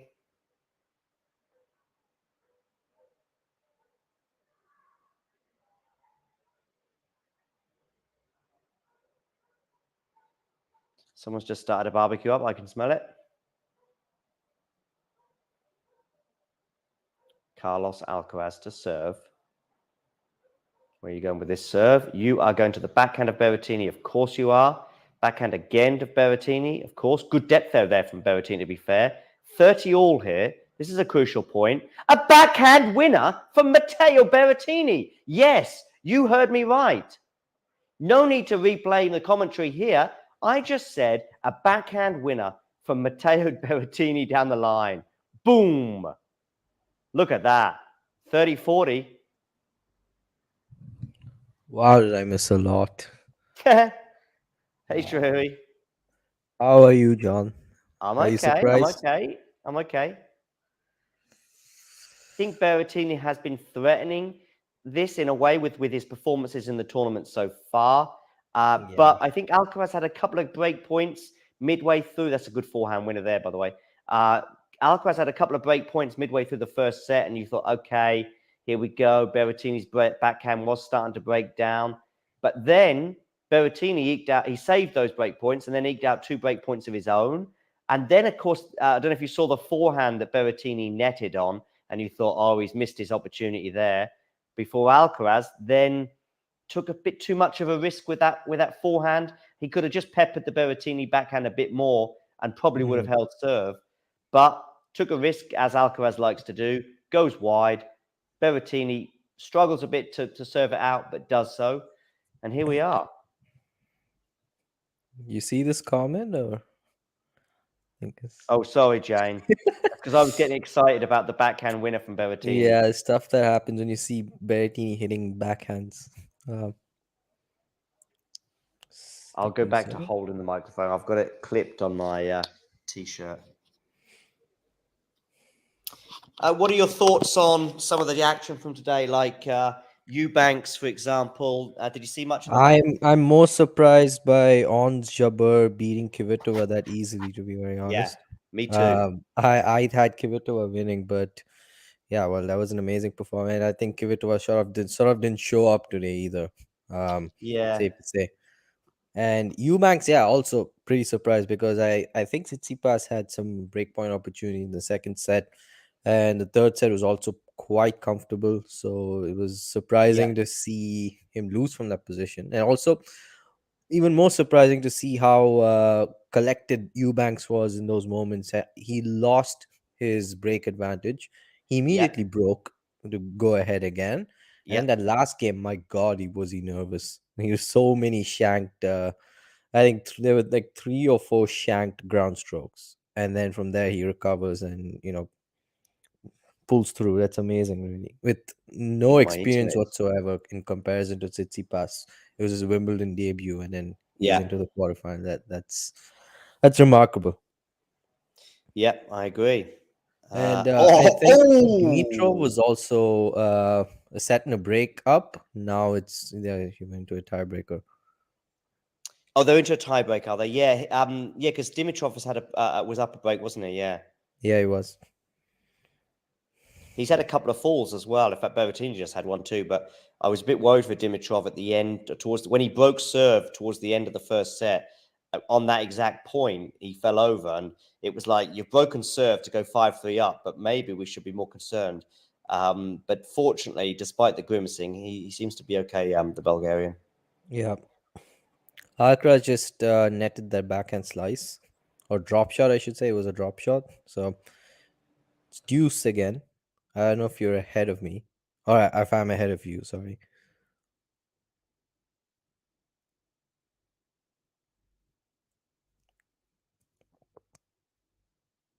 into the net. I've got him holding now. So it's 1 game all. So 1 game to love. I'm a point behind then. That's fine. Yeah, okay. What I'll do is I can conceal. Maybe I can pause. I can conceal my my reactions. That's for sure. Yeah, and of course we had Andreeva winning in 3 sets as well. Sorry, Madison Keys beating Andreeva in 3 sets as well. There's people probably tuning in going, "What? I got that one wrong." But of course, Andreeva was so close to a double breakup in that second set. Yeah, she was. It was kind of a running joke between me and Nick, where I joined the stream, and then Keys went on that tear, and then I left, and everyone thought, okay, maybe Andreeva starts to do better now, but it only got worse from there. Ended with that point penalty, which was so unfortunate. Yeah, I thought that was a bit harsh. What did you think? Yeah, I think yeah, point penalty was pretty harsh for that. I just think she umpire could have let that go, considering the situation and considering the intention as well. But it's a It didn't pretty seem to unfortunate be end like to an something. angry thing. It was more like I'm falling over here, holding onto the racket could mean I end up injuring myself further. Yeah. Often. And yes, it might have seemed like a sort of a theatrical dropping of the racket, if you like. But, in the moment, you just want the racket out of your hand. You want to make sure you don't cause yourself a wrist injury, which is a smart thing to do. Is anyone who's played tennis, or even if you Yeah. haven't, it's quite sensible to get the racket out of your hand, as it is like a ski pole if you fall over. So yeah, wild forehand there from Matteo. Oh, sorry. Anyway, yeah, so I thought that was harsh. But of course, on the flip side, she is probably going to be prone, to these point penalties with her reactions with the racket. I mean, you have to look at the first incident, which was obviously justified. That of course leads to the second. So she's probably going to have to sort of reel that in, or she will be throwing points away anyway. Yeah. But I did think it was harsh. It was. There was a pretty wild forehand from Matteo. It was wild, yeah. Oh, what happened to Lehecka? Because all I know is that he retired. I think, obviously, I was watching it on mute since I was streaming it on my laptop as well. It was something to do, I think he had a blister on one of his toes that just hindered his movement. Yeah. And he was grimacing a bit during the changeovers. And I mean, when he did retire, it wasn't surprising. But if you had watched him play, you wouldn't have thought that, okay, he is struggling physically to a point where he can't continue. So that's what I think Medvedev said as well. He said he was pretty surprised when he went to shake hands after the end of the second set, because it seemed like he was fine enough to continue, and then he just retires after the second set. Yeah, so of course it was 2 sets to love. Is that not something that you could? I mean, I wonder if he was if Lehecka was leading 2 sets to love, whether that might have been something they would just put as many bandages. Yeah, if Jack Draper can finish a match, I'm pretty sure Lehecka could too. But I hope there aren't any Jack Draper fans here who would probably get mad by By what the I said. way, But I don't know how far you are into this point, but there's a point coming up that's just full of running around from both players. It's incredible. yeah, I'm following it. Wow. It's one of those ones where they're Wait, just making each other run. How did he make it back I don't from being completely out of position? He almost gets it back. It's pretty impressive, but yeah, break point. Great point Right. indeed. Yeah. Yes, I just think if he's leading 2 sets to love, they put as many bandages on it as they possibly can and keep their fingers crossed. I'm just thinking that's a Grand Slam final. Lehecka's leading 2 sets to love. Good first serve there for Matteo, by the way. Yeah, so I think perhaps being 2 sets to love down may have an influence. I mean, a blister is obviously very, very painful and very, very horrible, but Yeah. it is something that you could, with a lot of care and attention at the end of a set, for example, do something with. However, he may also be thinking, if I do win this match, I'm gonna need another 2 to 3 hours to do it, if you like. So maybe that may well have come into their thinking. Berrettini still yet to be broken this tournament. He just saved the break Okay. point. I didn't know that. Okay. I mean, I knew that Hurkacz, he got broken in the end, right? Hurkacz Yeah, today? just once. Just once. Yeah. So I feel for him though, because that performance, if he played the bigger points better, I think that alone decided the match. Yeah. To be very honest, I think yeah. Well, there was not much until the tiebreakers in the first 2 sets, but yeah, Hurkacz had both of those tiebreaks on his racket. Yeah, 6 definitely. 5, played a very bad point there, and then 5-4 as well in the second set breaker. Yeah. So you just do the wonder. advantage there. Yeah, 2 serves, 5-4. Okay, Alcaraz and Berrettini at 1 game all. Berrettini was in a spot of bother there, having to face a break point, but managed to serve his way out of trouble, and it's 1 game all.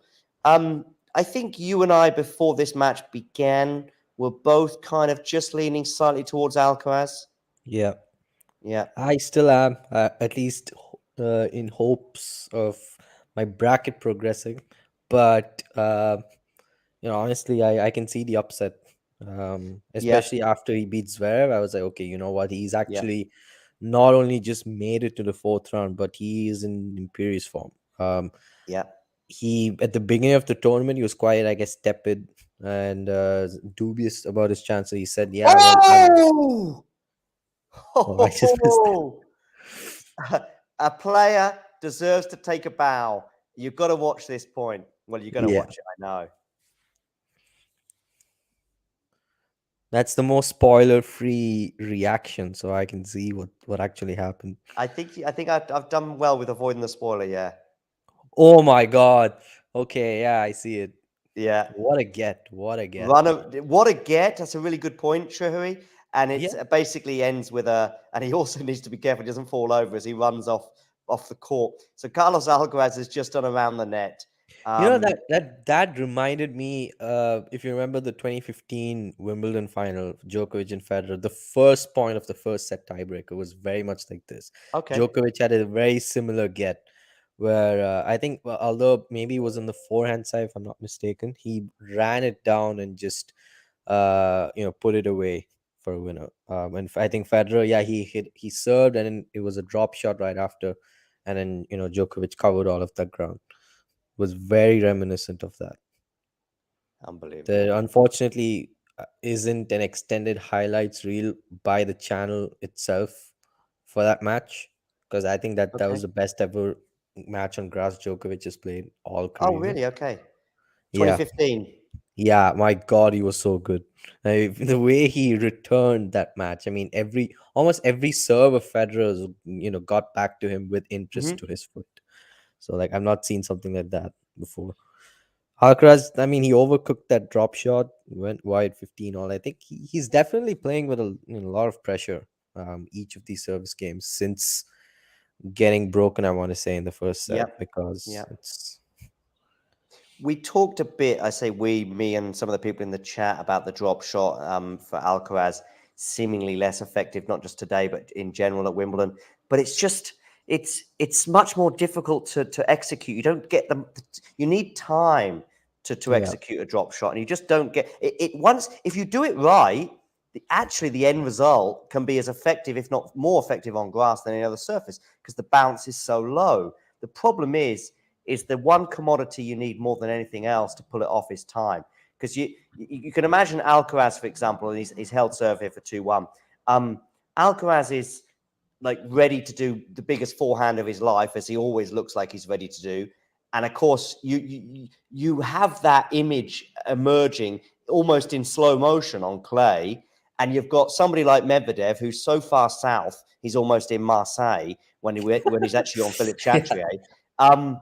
So, and then you've got, and then you just got the lovely, perfect moment to then you've got the disguise and the change. And then also you've got a higher bounce as well, normally, to receive it. That's also really important. So on clay, you've got a higher bounce. So that way it's just perfect for the drop shot.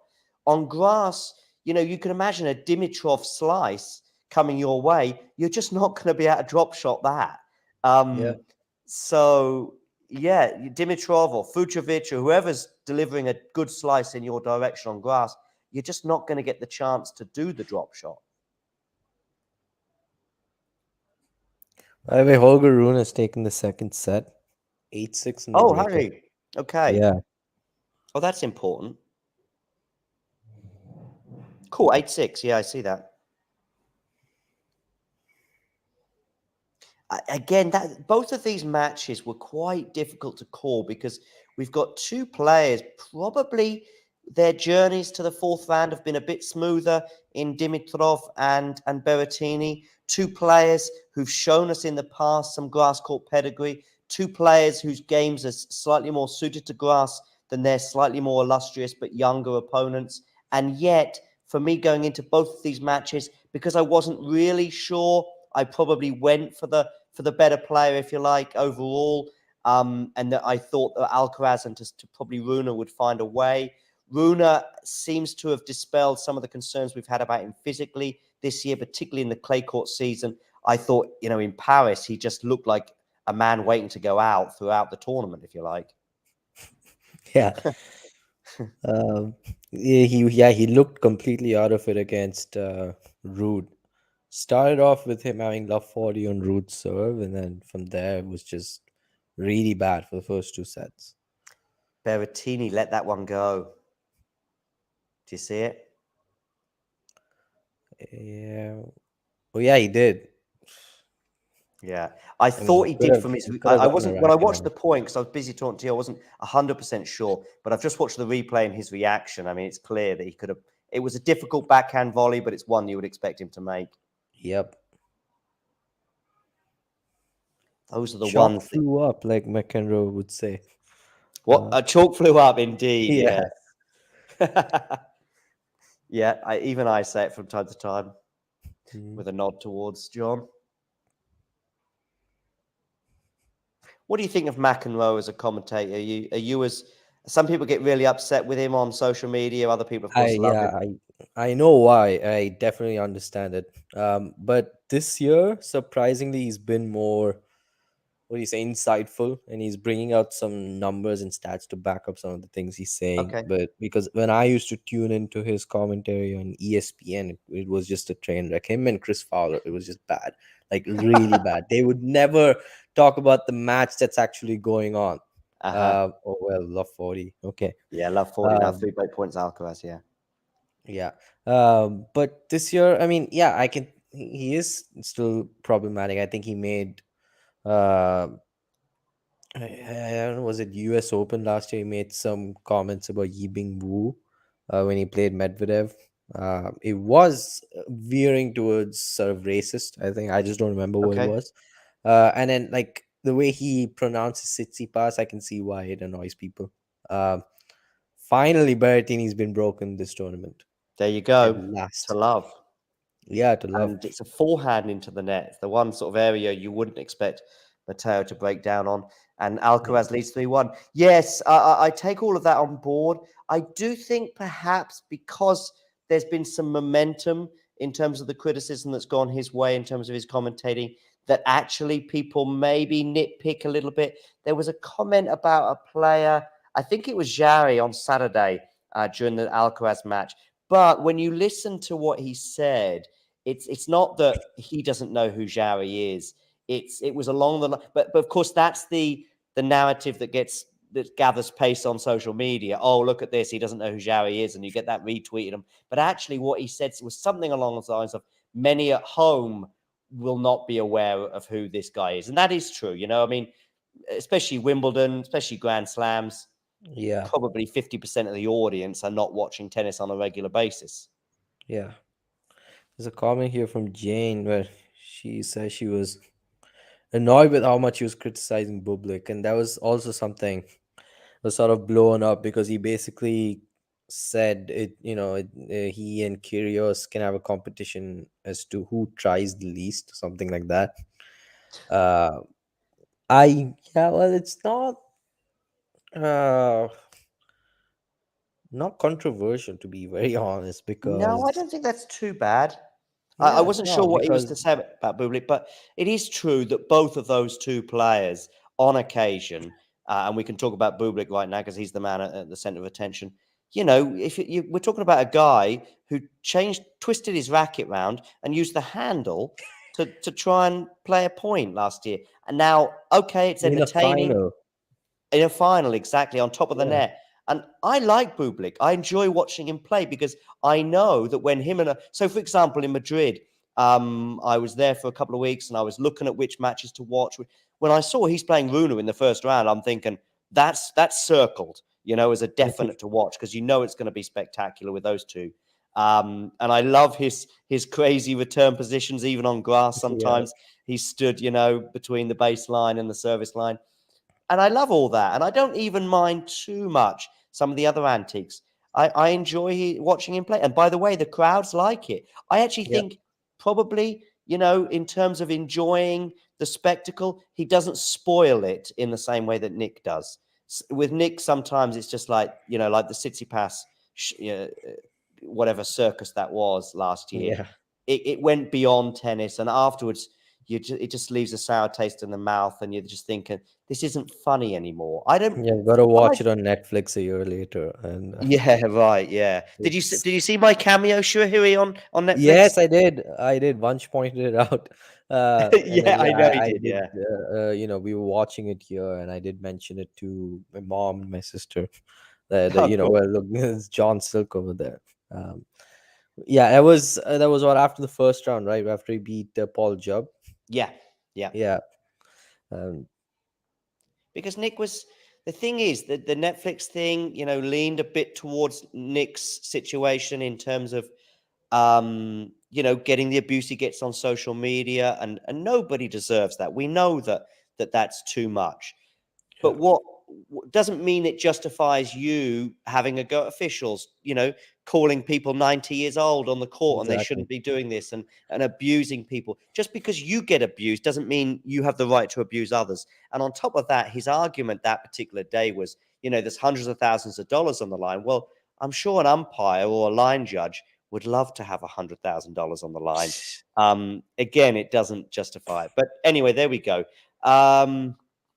Back to this, Alcaraz now has really changed the momentum. He's held serve as well, so he leads 4-1. There is a momentum shift here. I don't know what's going on in the Rune match. They're on serve at the beginning of the second set. So yeah, it's on serve. Yeah. But back to 5-6 years ago, if you'd have asked me about Kyrgios, I would have leaned a lot more towards the Bublik theory that I just mentioned here, that overall he's fun. Overall, I will circle his matches, because when he's high-fiving people in Washington and asking people which direction he should serve in, that's funny. That's fun. Yeah. I enjoy that. Is. I don't even mind the between the legs tweeners, but he's gone way beyond that in the last few years. Yeah, and then he's pointing towards that as you know, making it seem like people criticize him for doing those things. I don't think anybody has an issue with that. It's No. The overarching issue has always been his behavior, like spitting towards members of the audiences, or like you know, calling the umpire a tool, or it's been all of those things. I mean, I remember that Cincinnati incident during that match against Hachanov. He just leaves the court, he smashes 2 rackets and comes back. And yeah, he keeps when it happens every single match. Obviously, it is. I mean, it's problematic as it is, but then he makes a habit of it, and I don't think anybody's really going to get behind that kind of behavior.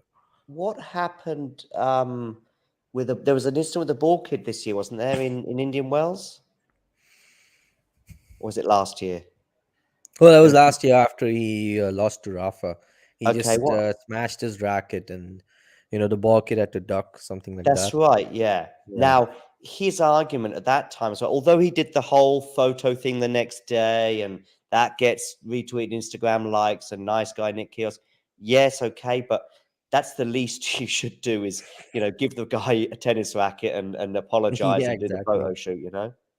Yeah, and then the tournament right after that tantrum he threw again when he played Sinner. You know, Carlos Bernardes, his walkie-talkie went off or something. He kept rambling over that single issue, like, oh, no one's here to watch you, they're here to watch us. Yeah, right. And that doesn't for me, that's not nice. Yeah, it's not. And this is the same person who advocates for mental health when it comes to him. Right, exactly. And again, I'm all for that, and we definitely should support him in every way, shape, or form that we possibly can. But the things, these have consequences, and perhaps some of the people that he's abusing maybe have Yeah. mental health issues too. Yeah. I mean, he's the one dishing all of that out as well. I mean, he's constantly had a go at players who've never crossed paths with him. I know, but It's Casper insane. Ruud, I think, is one that he sort of seems to have occasionally sort of mentioned. He also has an unusual relationship or flexible relationship with the truth sometimes. In terms of, I think, was it Carreño Busta and Clay Court, picking up Oh my points. God, I remember that. Yeah, so just do your research if you like, sort of John McEnroe-esque, bringing it full circle. Carreño Busta has done better at hard court slams than Kyrgios has. Indeed, Two yeah. semifinals, won a Masters title as well. Let me know what you think about this point, by the way. Yeah, well, it's just about Alcaraz just missed the first serve.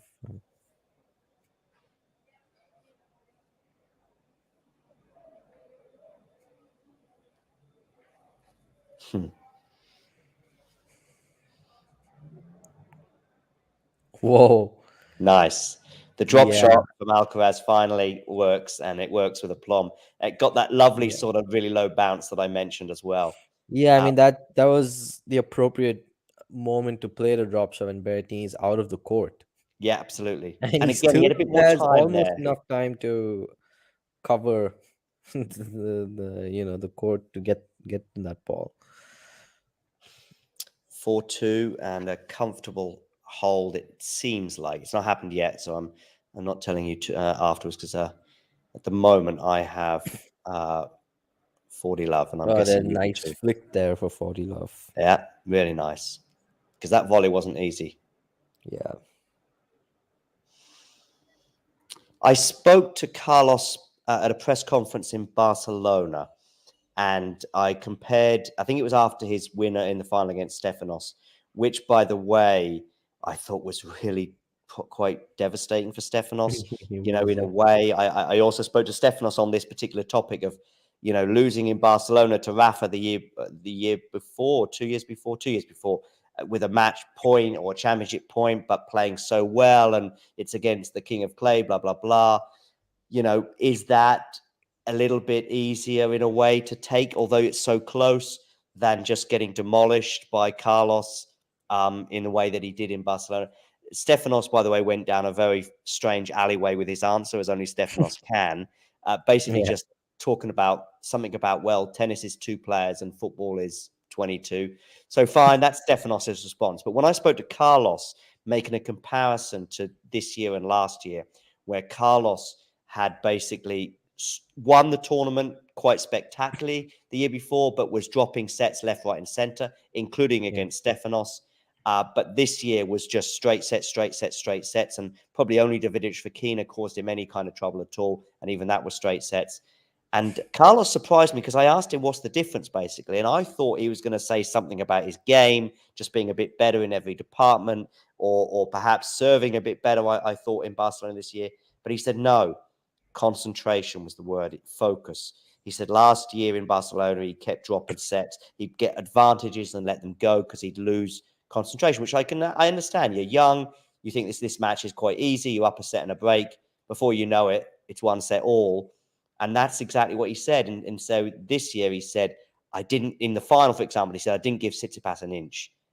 Once I had him, I wasn't going to let him go, which I thought was interesting. Yeah. Well, yeah, he almost lost to Dimitrov last year, and then there was that incredible get. Was that in the semi-final? Yeah, it was the semi-final. Yeah. He said he was in a lot of pain then, and also before the final against Carreño Busta. Carlos was in pain? Yeah, he mentioned that. I think know this year, he said last year, he didn't think he would be able to take to court for the final, and then we know what happened. So it's kind of scary. I mean, both those matches in the same day, weren't they? Because of rain. Yeah. I think Oh yeah, they were. Yeah, I remember. Oh, back to Jane, by the way. Sorry, I'm just seeing something here about what John Macron says. I would disagree. If he said those things about the return position and the underarm serve, I don't see it as disrespectful. They are things you can do in the match. You first of all, the underarm serve, you're doing it because you think it's the best way. Or I would suggest most players are doing it because they think this is the best way to win a point. It doesn't always work, as we saw to Davidovich-Fokina's cost of the day, but it can happen. You know, you can win points, you can lose points like that. And you look at who was it? Was it Andy Murray did it to somebody about a year ago or a It bit was less? Alcaraz at Indian Wells 2 years ago. Murray did it to Alcaraz. Yeah, Yeah, and he won the point, right? he did. Yeah. Yeah, and I think Murray's just thinking, this is a way I think I can win the point, whether it be immediately or afterwards. Even Kyrgios and Bublik, they are thinking, and when I do it sometimes, I probably do it maybe depending on who I'm playing and how far behind they are the baseline and all sorts of things. Sometimes I even do it because the sun's in my eyes, and it's a lot easier to do an underarm serve than. And I've got a I cap mean, it is sometimes. in the rule book, so I don't know how it's Yeah, right. disrespectful. Like, Exactly. And and then regarding when the you return serve, position, yeah, you can return the serve from wherever you want, wherever and you as want. long as get a racket on the ball after it's bounced, Yeah. anything is legal really. So I don't know how it's disrespectful. No. Maybe you could have some sort of discourse about whether or not hitting opponents is disrespectful. I think that there are arguments for both sides, I guess. I mean, sometimes you apologize or whatever, um but yeah, like, I don't see how this particularly is disrespectful. When you talk about hitting someone, I presume and Berrettini is on the verge of holding, and I don't think I'm spoiling too much by saying he does hold. So it's 5-3. Regarding the hitting thing, yeah, I tend to lean towards it being okay because again, you're trying to win the point. You may be going for the body in the way that you might go for the body on a serve. You're Yeah. just trying to win the point, and you just think it's a bit easier to get towards the body. So he's got to react with or she's got to react with a really difficult volley, rather than going down the line or going cross court where you might push it wide, or you might give them a chance to get a good volley on it as well. Plus anticipation, probably when it's that close in as well, you're going to go left, you're going to go right. The one place you're not going to do with your racket is get ready for a body shot. So you just want to win the point, really. Case by case, you could show me an example, Shrihari, where it was bang out of order, when you were so close to the other player and it did really hurt them. But I would suggest probably 9 times out of 10, maybe even more than that. It's just fine. It's trying to win the point. Most of the time, it doesn't hurt the opponent anyway. Yeah, well, in doubles, I guess that can be a thing. If you recall that incident between Kyrgios, Kokkinakis, and Mektic and Pavic last year at the Australian Open, where Kyrgios and Kokkinakis were sort of confronted by Mektic and Pavic's coach, or coaches, I should say, or it was just one person, like, who had an issue with, I think, Kyrgios going after one of them. Okay. Going at one of them. And also, I mean, Kyrgios himself, when he hit Nadal, he didn't apologize. Nadal didn't like it for sure. And No, he didn't. yeah, But my main issue is the lack of apology. Other than that, and he says, he would do it again, or he's not. yeah, you don't need to do that. Just fine. Just move on from it. But generally, the actual play, case by case, you could always show me a really maybe brutal example where it wasn't necessary between a 30-year-old professional and a 7-year-old kid. Maybe Yeah, maybe Tsitsipas against Kyrgios last year, instead of like actually trying to win the points, more interested in hitting Yeah. Kyrgios. Yeah, Maybe exactly. there. Yeah. But yeah, I mean, I guess you do have a point there. All things considered. Gets 3 set points for Alcaraz. Or has he won the set already? I'm not sure, but Not going to tell you. I'm surprised Dimitrov's still hanging tough, because this is exactly a kind of scenario where he starts to capitulate. pretty double fault. Yeah, double fault from It's Carlos. pretty infamous for being a head case, if you want to call it that way, where like so many matches, he's blown away some big leads in his career. What's the worst one you can think of? For me, off the top of my head, I would think of him against Djokovic in Cincinnati, 2018. Okay. Yeah, set in a breakup, and he loses from there, like 6-2, 3-2, something like that. He had Djokovic, and there's no reason for him to lose. Also Is against Zverev at RG this year was 4-2 and love 40 in the second Okay. set, and then he loses the next 9 games, or no 9, 7 or 8 games, something like that. Okay, Is Alcaraz is sort of spraying errors here instead yeah, of he trying is, to yeah. close out the set.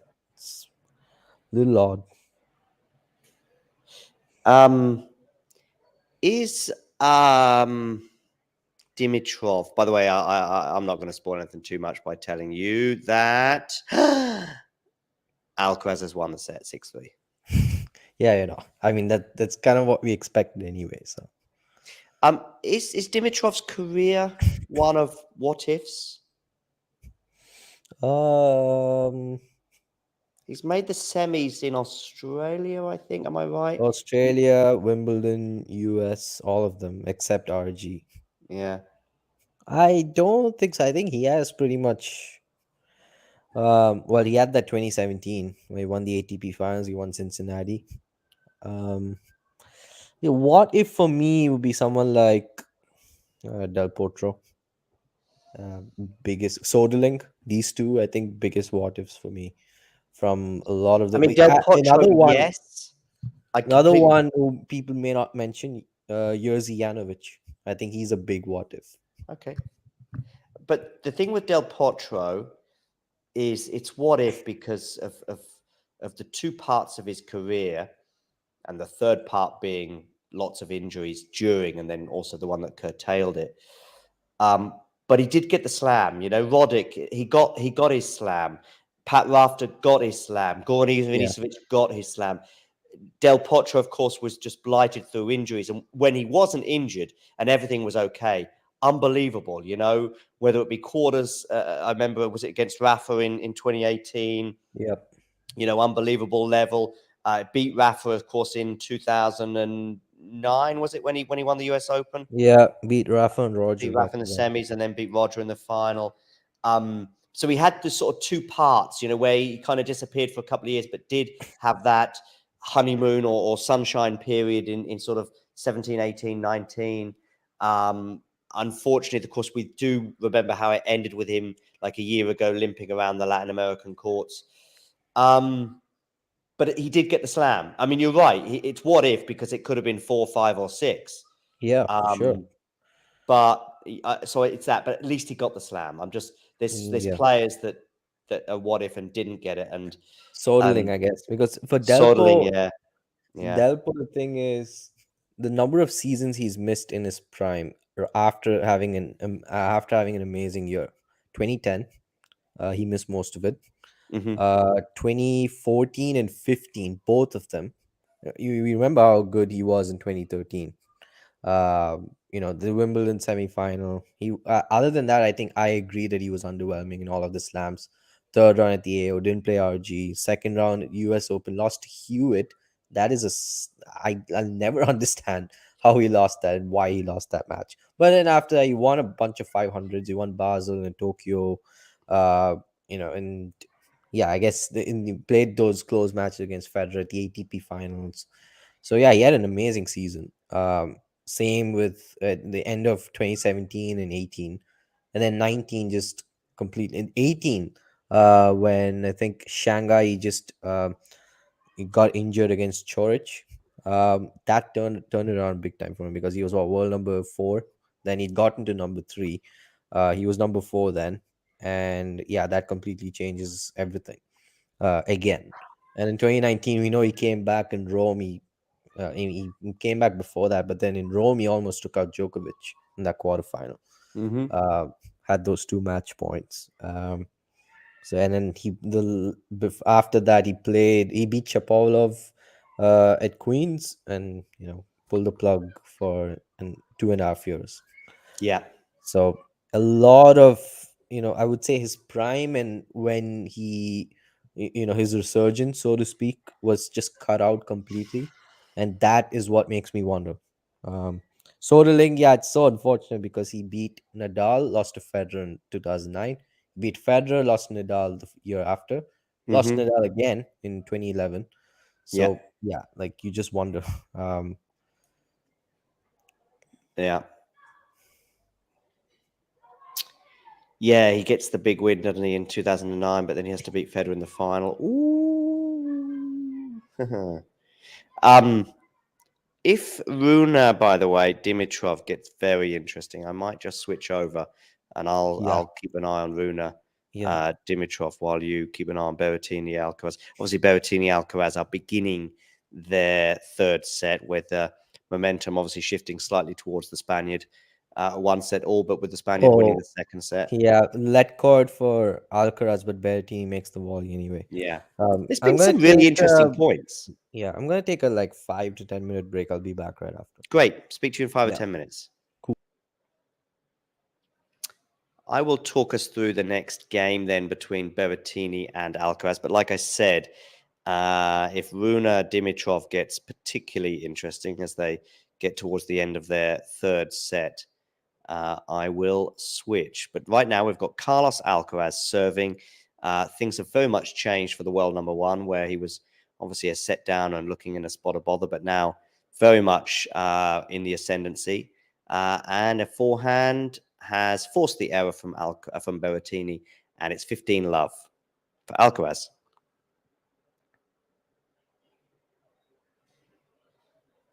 Hewitt was ghosty. I saw Hewitt myself play at Wimbledon in 2003 as defending champion. He won the first set, but actually went on to lose in the first round in 4 sets to Karlovic. And I think he was the first player, the first defending champion to lose in the first round for almost 40 years. Alcaraz second serve, backhand return goes long from Berrettini.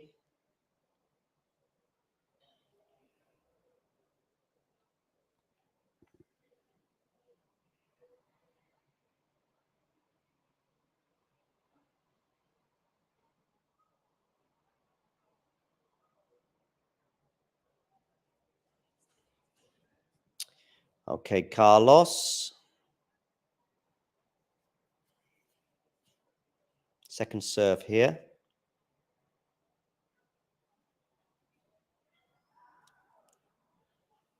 Goes into the net. So it's a double fault for Carlos, because he did double fault when he was serving it out in the previous set. It didn't cost him too much. It's only his second double fault of the match. The last one, as I said, coming not too long ago when he was trying to serve out that second set.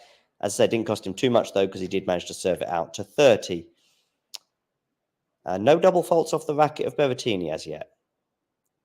Forehand return from Berrettini goes wide, so it's 40-15. I'm sure somebody would have done ghosty. But the book I think that deserves to be written and will be written by someone one day is the book of Jana Novotná. That will be a very interesting tale. Of course, Jana Novotná famously blowing a very comfortable lead over Steffi Graf in the third set a few years ago. Or more than a few years ago, 1993.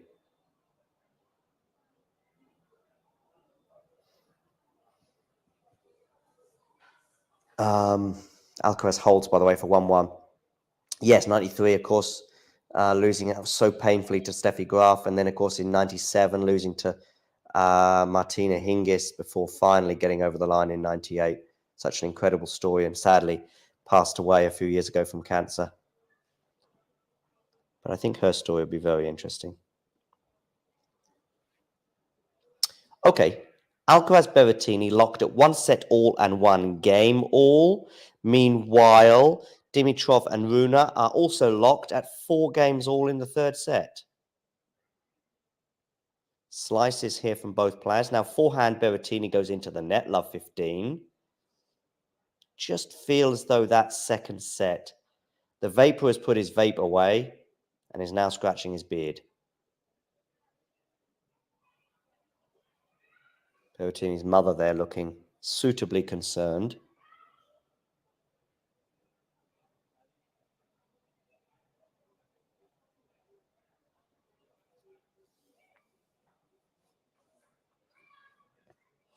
Berrettini serving. Backhand return from Carlos. Backhand from Berrettini into the net. Good aggressive return there from Carlitos, forcing the error. Love 30. Ghosty, it is something I've considered, but there's two reasons why I haven't. One is I think you need to get Mandlikova on board. That was her coach during basically this really crucial part of her career as she was trying to win Wimbledon. Berrettini goes long with a forehand, meaning love 40.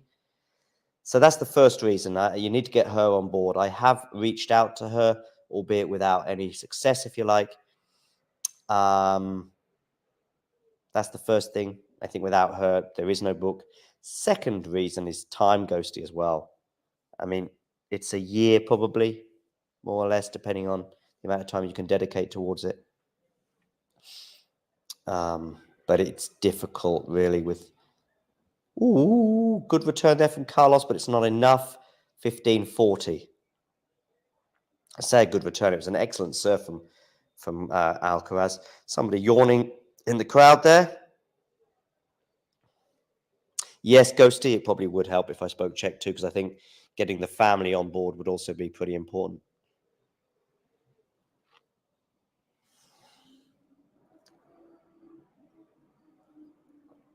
Goes down the tee, and it's an ace for Matteo Berrettini. That's the thing, you see. He's in a spot of bother on his serve.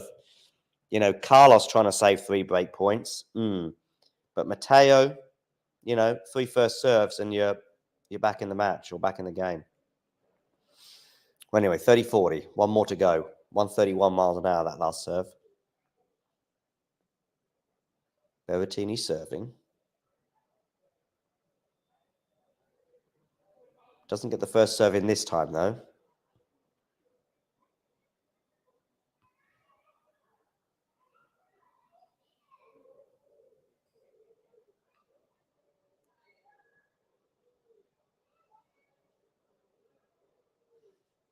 And second serve is gone long from Alcaraz, so it's deuce.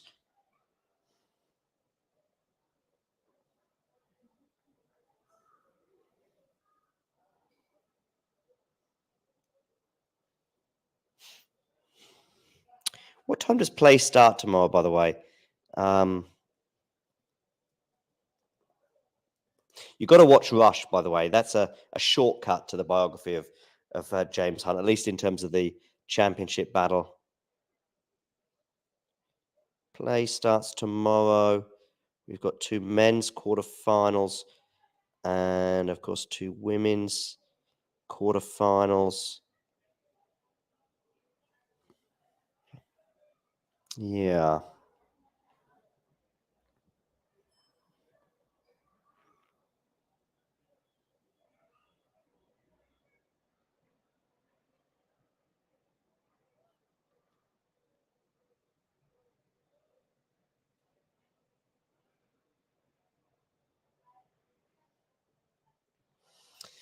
Okay, break point again for Alcaraz.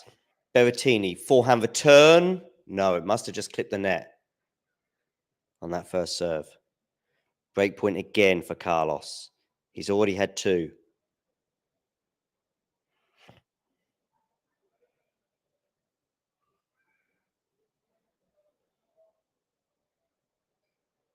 Indeed, Ghosty. Yeah, it's good. I mean, I think it's good even if you're not into sport or not into Formula One or whatever. I think it's an interesting tale. Okay, second serve here, Berrettini. Good kick on that serve. Forehand Matteo. Backhand slice from Carlos. Forehand Matteo. Backhand from Carlos goes long. couldn't quite get into that rally, Carlos. There wasn't really a chance for him to pull the trigger. Deuce. Berrettini has saved 8 break points in this match. So arguably, really, Carlos could well have had the initiative by now. For those of you just joining, make sure you hit the like button.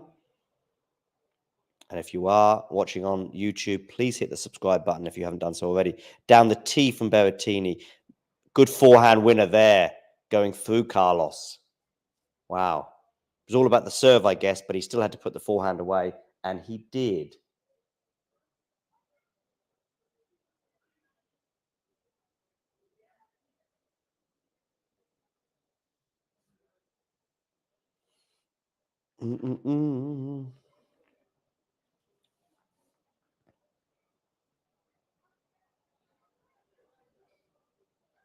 Berrettini serving. Backhand return from Carlos. Forehand, though, goes wide from Berrettini. Carlos clenches the fist in delight, and it is deuce. This is a big game. Talking of big games, Rune is involved in a big game as he's serving to stay in the third set. He has a game point advantage over Dimitrov.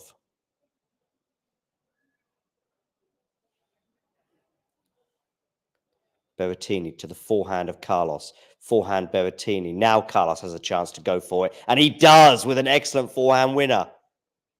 That's the thing. He just couldn't get in that rally a couple of points ago. But now he's got his 5th break point of the game. Pulled the trigger with aplomb. Advantage Carlitos. 93 miles an hour, that winner. Berrettini couldn't even get his racket on it. So, 5th break point of this game. Where are you going with this serve?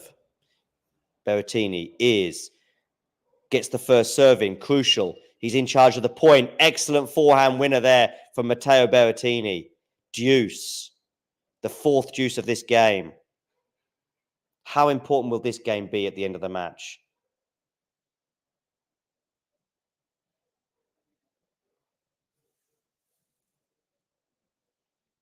Yeah, I might switch to that if that goes to a tiebreak in particular. 5 games all, Dimitrov and Rune.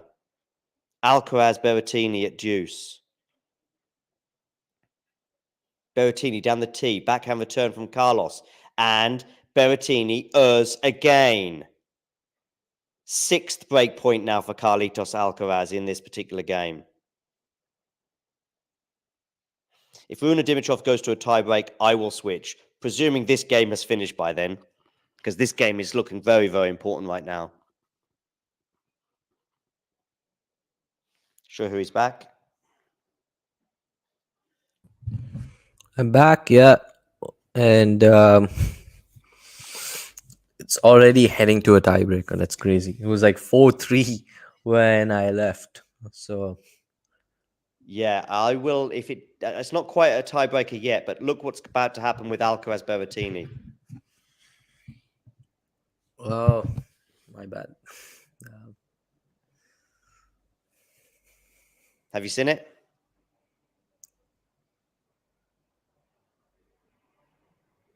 Oh my god. Oh my god. How did he get that? I know, that was a hell of a leap, wasn't it? So Alcaraz breaks for 2-1. The momentum now very much with him, having just won the 2nd set and now a break up in the 3rd. The other match is 5-all, right? Yeah, it is. Yeah, 5-all. It's 30-15 on the Dimitrov serve, I see. If that goes to a tiebreak, in fact, I might switch over now because you can keep do you want to keep Alcaraz Berrettini on while I switch over to Dimitrov Rune? Sure, yeah. Sounds good. All right. Yeah. This definitely feels like one of those matches where, you know, Berrettini would take the first set, Alcaraz take the next 2, and then out of nowhere, Berrettini would win the 4th, and we'll have a fifth set.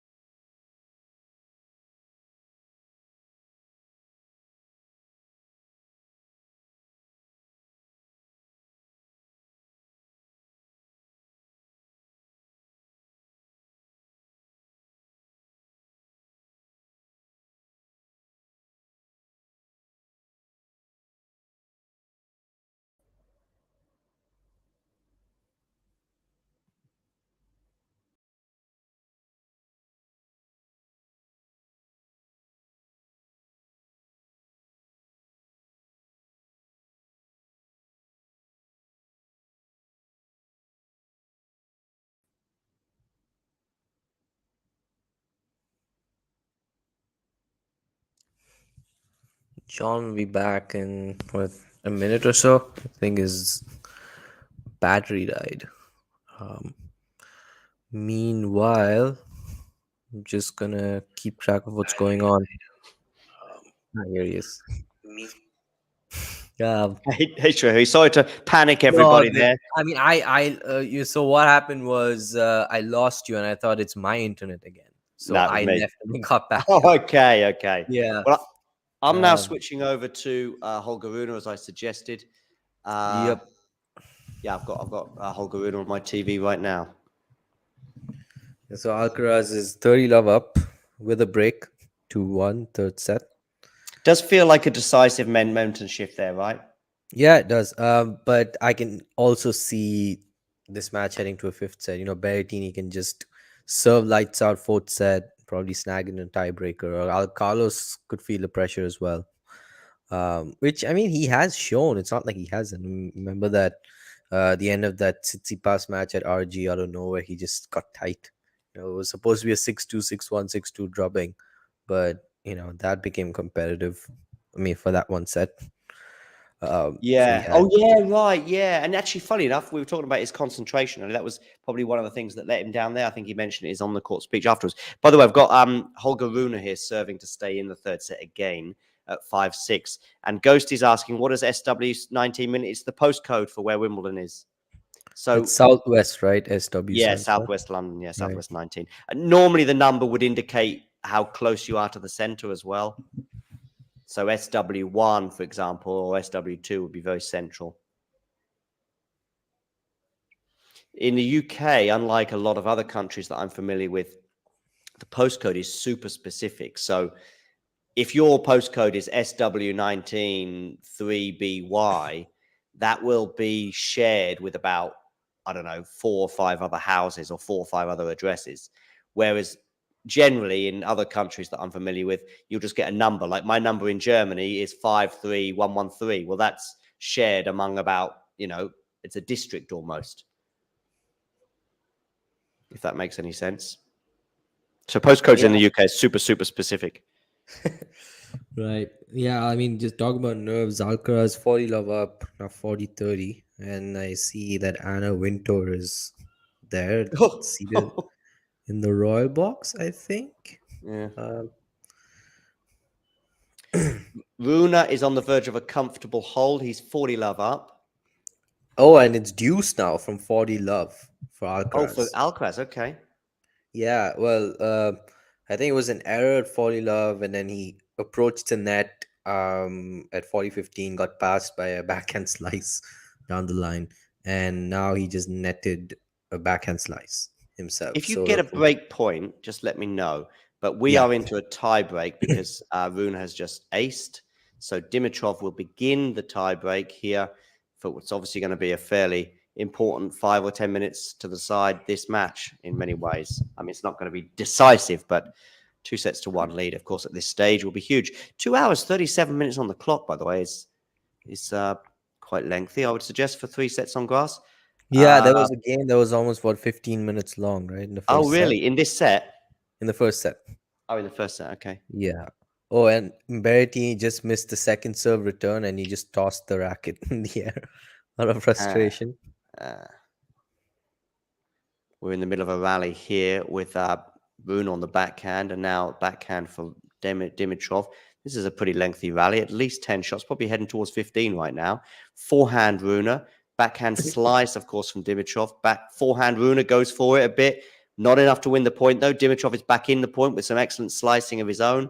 But this time he goes wide with a forehand, arguably the easiest shot. I bet that was pushing 20 shots, that rally.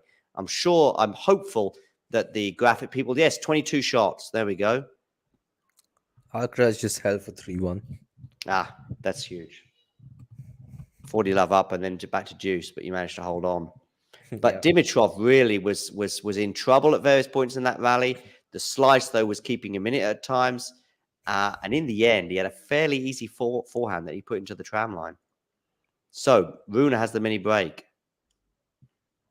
Are we going to see the young gun sort of stamp his authority in a way a little bit like Carlos has in the other match? He's loving these slices, is Dimitrov.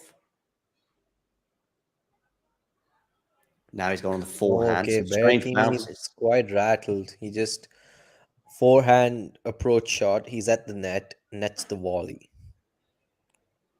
Not looking too good for him at the moment. And another unforced error from Dimitrov. 2-love Rune.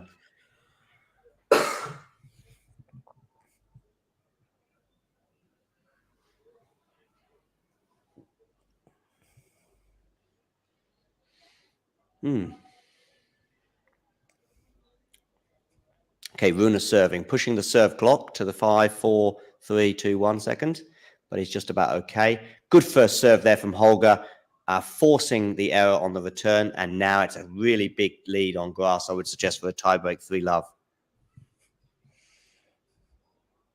Yeah, Matteo Berrettini still it's crazy because his resume at slams, he's made the semis or better at 3 out of 4, made the quarters at RG.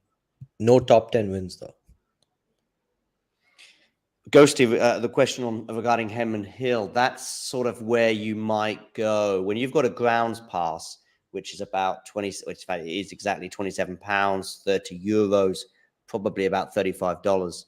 That will get you obviously to see most of the courts from about 3 onwards, I think, around the grounds. But it'll also give you the opportunity to sit on Henman Hill and watch some of the action on centre court.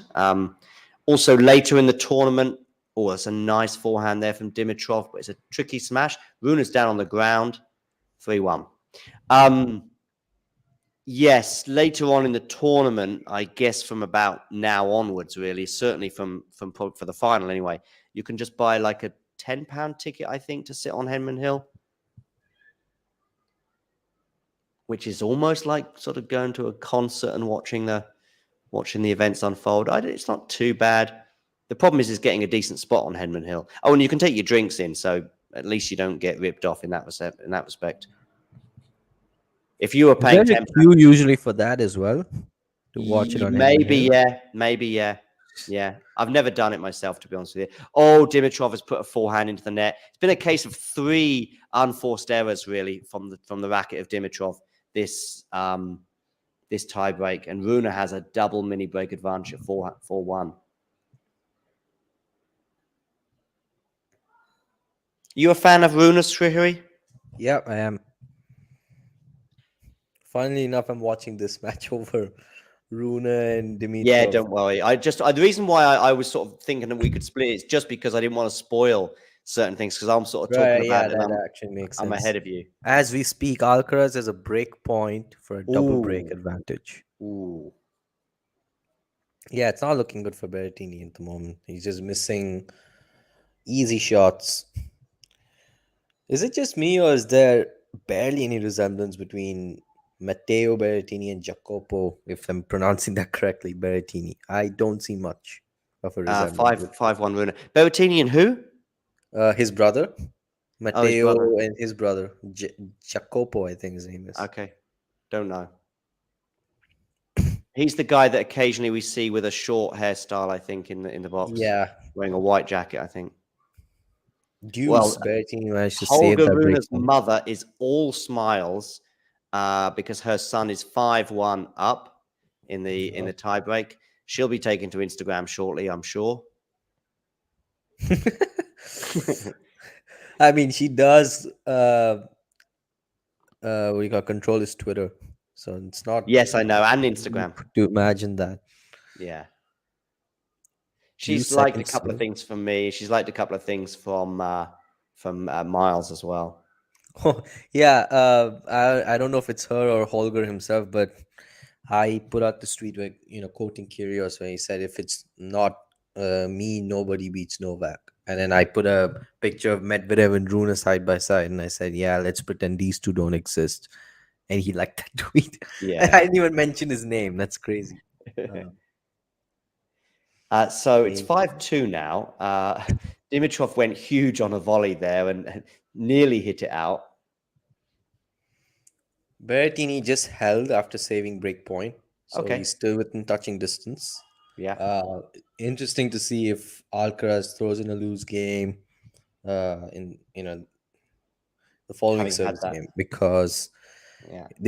a lot of times this happened where players have a chance to do 2 breaks up, and then they Yeah, sort of yeah. dwell on that going into their next service game, and they don't convert, Meta Andreeva. and we're back on level 2. Yeah, exactly.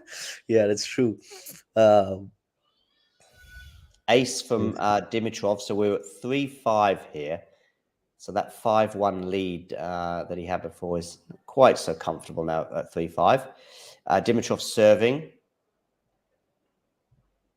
This point will be big, because you'd think if Rune wins this, that would be enough to get him over the line, but we'll see. 3-5, second serve Dimitrov, because he's gone long on the first serve. Second serve to the backhand of Holger. Has Holger gone long on the return? He has, yes. So 5-4. Holger Rune with 2 serves. It did look long. I think there is a challenge coming from Holger, but... Wait, it's 5-4. Wasn't the lead Oh, bigger? it did land on the line. Oh, to me, it looked long, and it's a good challenge. Dimitrov doesn't look very amused, as you can imagine. They just cut to a couple of spectators, one with a Nadal mask and the other one with the Federer mask. I saw on the center Federer court. hat. I didn't see the masks.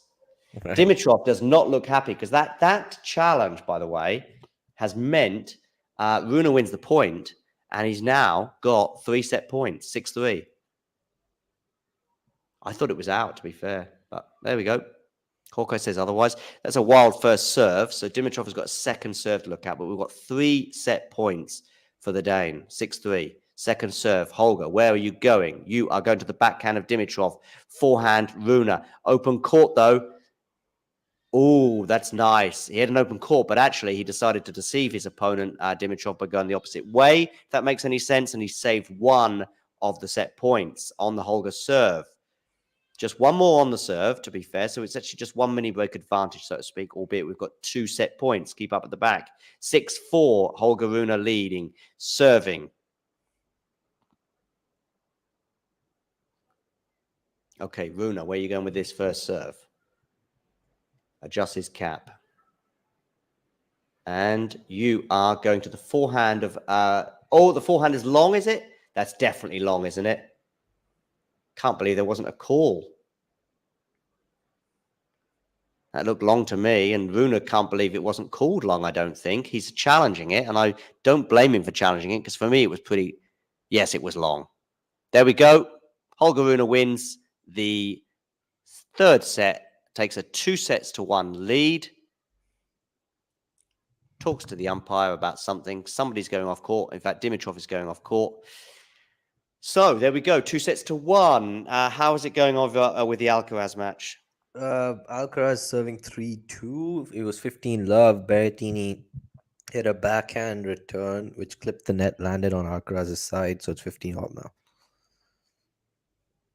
Here we go. Interesting to see how Alcaraz holds up after having that chance to go 2 breaks up.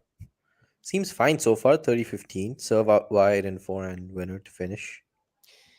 That tie break was a case of some fairly loose forehands from Dimitrov, famously, of course, at the end of the 22-shot rally.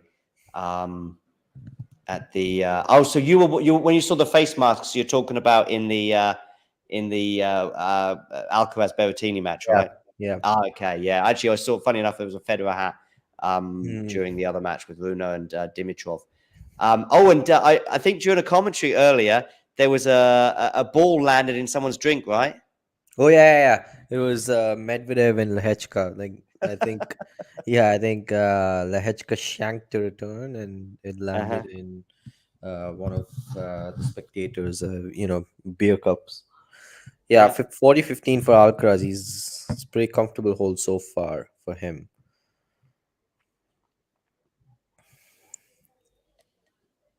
I'm just flicking now back to Alcaraz.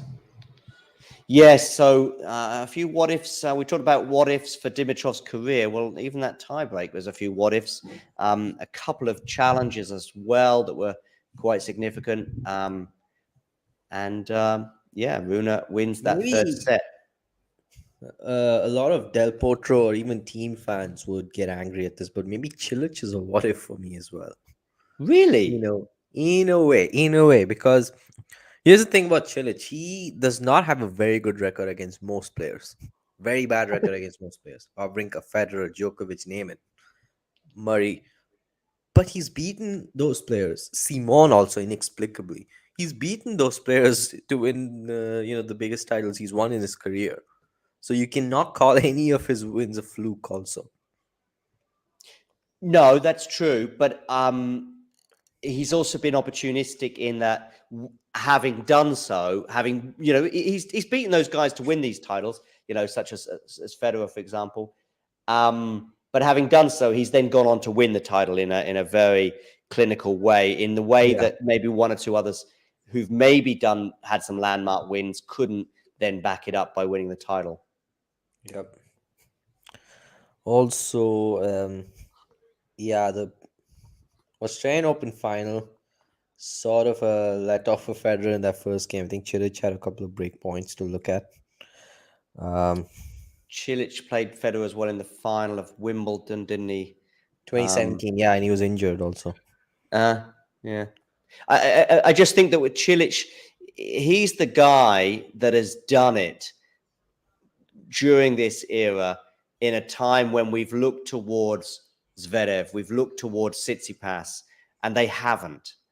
And really, you would think that both Zverev and Tsitsipas, when they burst on the scene in 2017, 2018, 2019, when these two players burst on the scene, it was like, well, they're going to pick up a couple of slams, maybe more, especially in terms of talent alone. Whereas I don't think we necessarily thought that with Cilic until it kind of happened, if that makes sense. Same with Medvedev, to be honest. He bloomed a lot later in comparison, age-wise, and with season also, if you look at it, compared to, I think, Vanch and I were actually talking about it a while ago. Felt like 2019 was when the change of guard sort of happened, when he's had more and more matches at the top level between Medvedev, Tsitsipas, Team, and Zverev. Especially, Medvedev and Tsitsipas making their debut. I'll throw in Berrettini in the mix as well, because he deserves it. He did really well in 2019 and 21 as well. He had an amazing season. These guys were, sort of, I want to say they were in a way gatekeeping these big titles. They were making it deep, most of them. If you remember 2021, when Novak, Rafa, and Roger, Novak obviously was away for reasons. He wanted to focus on the slams. He didn't play any of those lead-up events to US Open. These guys were the ones who were making it deep mostly. At those, Medvedev won Canada, and then I think all four of Medvedev, Tsitsipas, Rublev, and Zverev made the semis in Cincinnati. So they did pretty well to gatekeep those tournaments. And I think 2019 was sort of the key season where we saw this change in tide. We probably saw the last of Federer as well, a full season, if you will. Because it's sort of watching that Beijing final between Team and Tsitsipas made me, reminded me that these guys actually played a lot. I think they played 10 times now, Team and Tsitsipas, and a lot of it was in the 2018-19 time period. Is it about 6-4 in Tsitsipas's favor now, or something like that? It's 5-5, I think. 5-5, okay. Yeah, it was 5-3 for Team before Madrid, and Steph won those two. Yeah. Deciding set breakers. Yeah, very much could have been 7-3 for Team as well. It's crazy. That's also, I mean, he's won all of their deciding set tiebreakers. It was the ATP final 2019, and then the two matches this season. That's a nice stat. There's a lovely volley you're about to see from Carlos Alcaraz. He's 4-3 with a break. Mm-hmm. He's apologizing. I'm not sure if he mishit a shot before that, but anyway, it's 15-all because he was love 15 in that rally. Yeah, I'm not sure why he apologized. No. Maybe there was a mishit earlier in the rally. Talking of mishits, wait for this.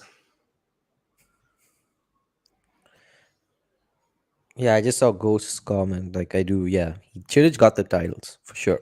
He has a Masters. He has a Grand Slam. He's won Davis Cup. Got a, I think, medal at the Olympics as well, although it was in doubles. Oh, wild! Yeah. That volley from Alcaraz, dearie me. we don't worry too much because they never cost him at the end of the match, or seldom do, if you want to put it that way. Yeah, coming back, like the change in car, like Medvedev also, it was really that post Wimbledon period where he just announced himself and was just winning matches like nobody's business, making finals. Yeah, 2019, you mean? Yeah, that US Open series, Washington, oh, close, but Berrettini misses that Yeah, backhand slice pass, 30 yeah, all. 30 all, yeah. Yeah, and then he all the way to Shanghai where he won. And then he was just too gassed. He didn't win a match after in that season. He lost to Shardy in the opening round of Paris and Yeah, 0 ATP 3 finals, yeah, I remember the final. ATP finals.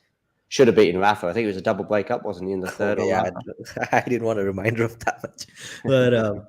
But that's insane. I don't know how, like, if you look at the Nadal Medvedev head to head, it's 5-1, but it's Yeah. just boiled down to Nadal being the clutcher player than Medvedev. Yeah, except the one that, funny enough, it was a lack of clutchness from Rafa in the one that Medvedev won because he was serving for the match. He served for the match.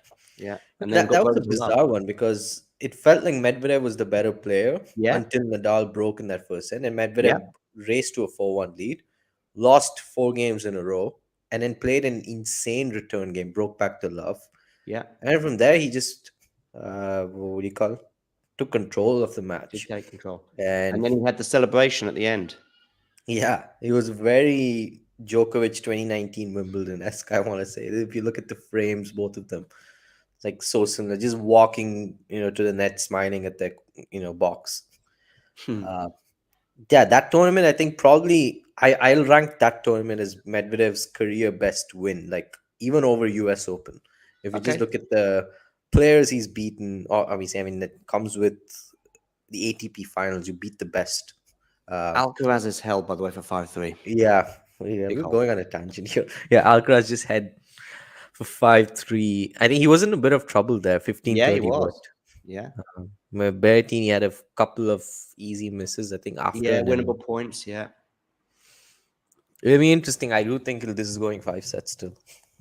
Okay, we'll see. Yeah. If I had one going to of these 2 matches that are currently happening, I would probably err towards the Rune one going 5. But yeah, this one still could go 5. They're on serve at 1-1, by the way, in the 4th set. Oh, okay. I'm assuming Rune is serving. Yes, Rune serving first. Yes, it's 1-1, 15 love Rune. But yes, I just think the momentum shift towards Carlos in this match feels a bit greater than the momentum that Rune will have right now. I could be wrong. And I also think the gap between the 2 players is a bit finer on court 1. It is, for sure. The scoreline is very reminiscent, don't you think? Alcaraz Sinner last year, US Open. Oh, okay. I mean, yes, I guess so, but that's about the only. Yeah, I'm not. Exactly. Not having a go either. There's no comparing to that match. Other than I mean, it's surface reliant too as well. I've actually watched Sinner play Alcaraz. I watched them at Wimbledon last year in the 4th round. Yeah, that was also a pretty good match, and yeah, it wasn't bad. Took me by surprise. I didn't see Sinner racing into a lead in the way he did. And once Alcaraz won in straight sets, and 4 sets. 4 sets. Yeah, almost won in straight sets. I mean, yeah, right, exactly. Yeah, he had match points in the 3rd, and that was when Alcaraz was like, "Yeah, I'm not going to lose in straight sets." He didn't lose in straight sets until I think Astana, where he lost to Goffin, and again in Basel, where he lost to Felix, and then he was like, "Yeah, you know what." Even this year, he didn't lose to Marozjan in straight sets. So yeah. By the way, Alcaraz has 2 set points after a pretty interesting rally here. We've got a couple of unconventional returns from him where he sort of bends down and sort of returns it like so. Squat and pats it back, exactly. And then we had a pretty cool rally that ended with a pretty cool lob, basically. Berrettini, it felt like he was just swatting the ball out more than anything. Yeah.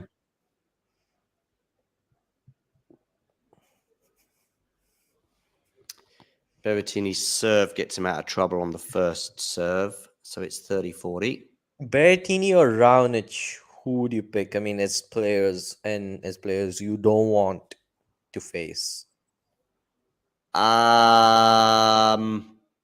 probably just lean a bit more to Berrettini. I think, like if it was like a Wimbledon final for the player that I like, if I was concerned about, I would probably just lean a bit more to Berrettini. I think his temperament is a bit more reliable Yeah. than Raonic.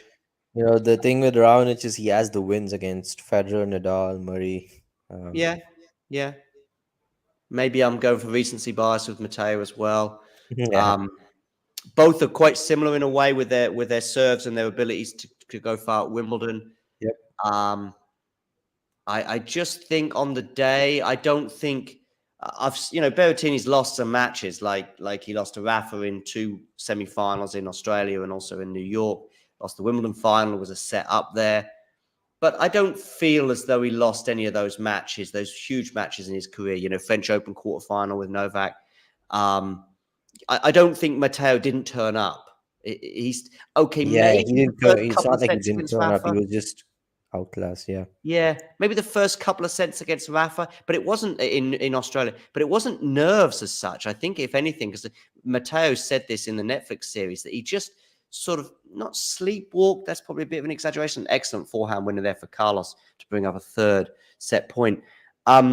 But sometimes in sport, you can sort of just a little bit lack of focus, and before you know it, you're 2 sets down to some of these phenoms. Yep. And I think he probably could have been a bit better in those first 2 sets against Rafa. But basically, it wasn't like he bottled any of those matches.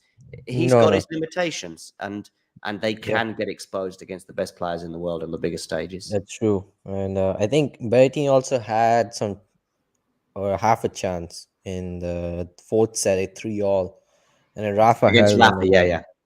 He ran away with it from there. And Berrettini's gone long on the forehand, and Alcaraz wins the set 6-3. So we're into a 4th set with Alcaraz leading 2 sets to 1. Of course, he will serve first in this 4th set because he got a double break in the end in that set. Yeah.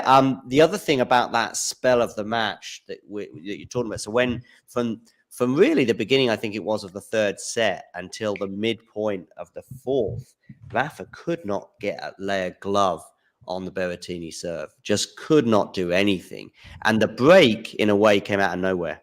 What do you think of that? Huh? I'd rather face Raonic than Fucsovics. It depends on the surface, but I think he might mean in a scrap down an alleyway. Okay.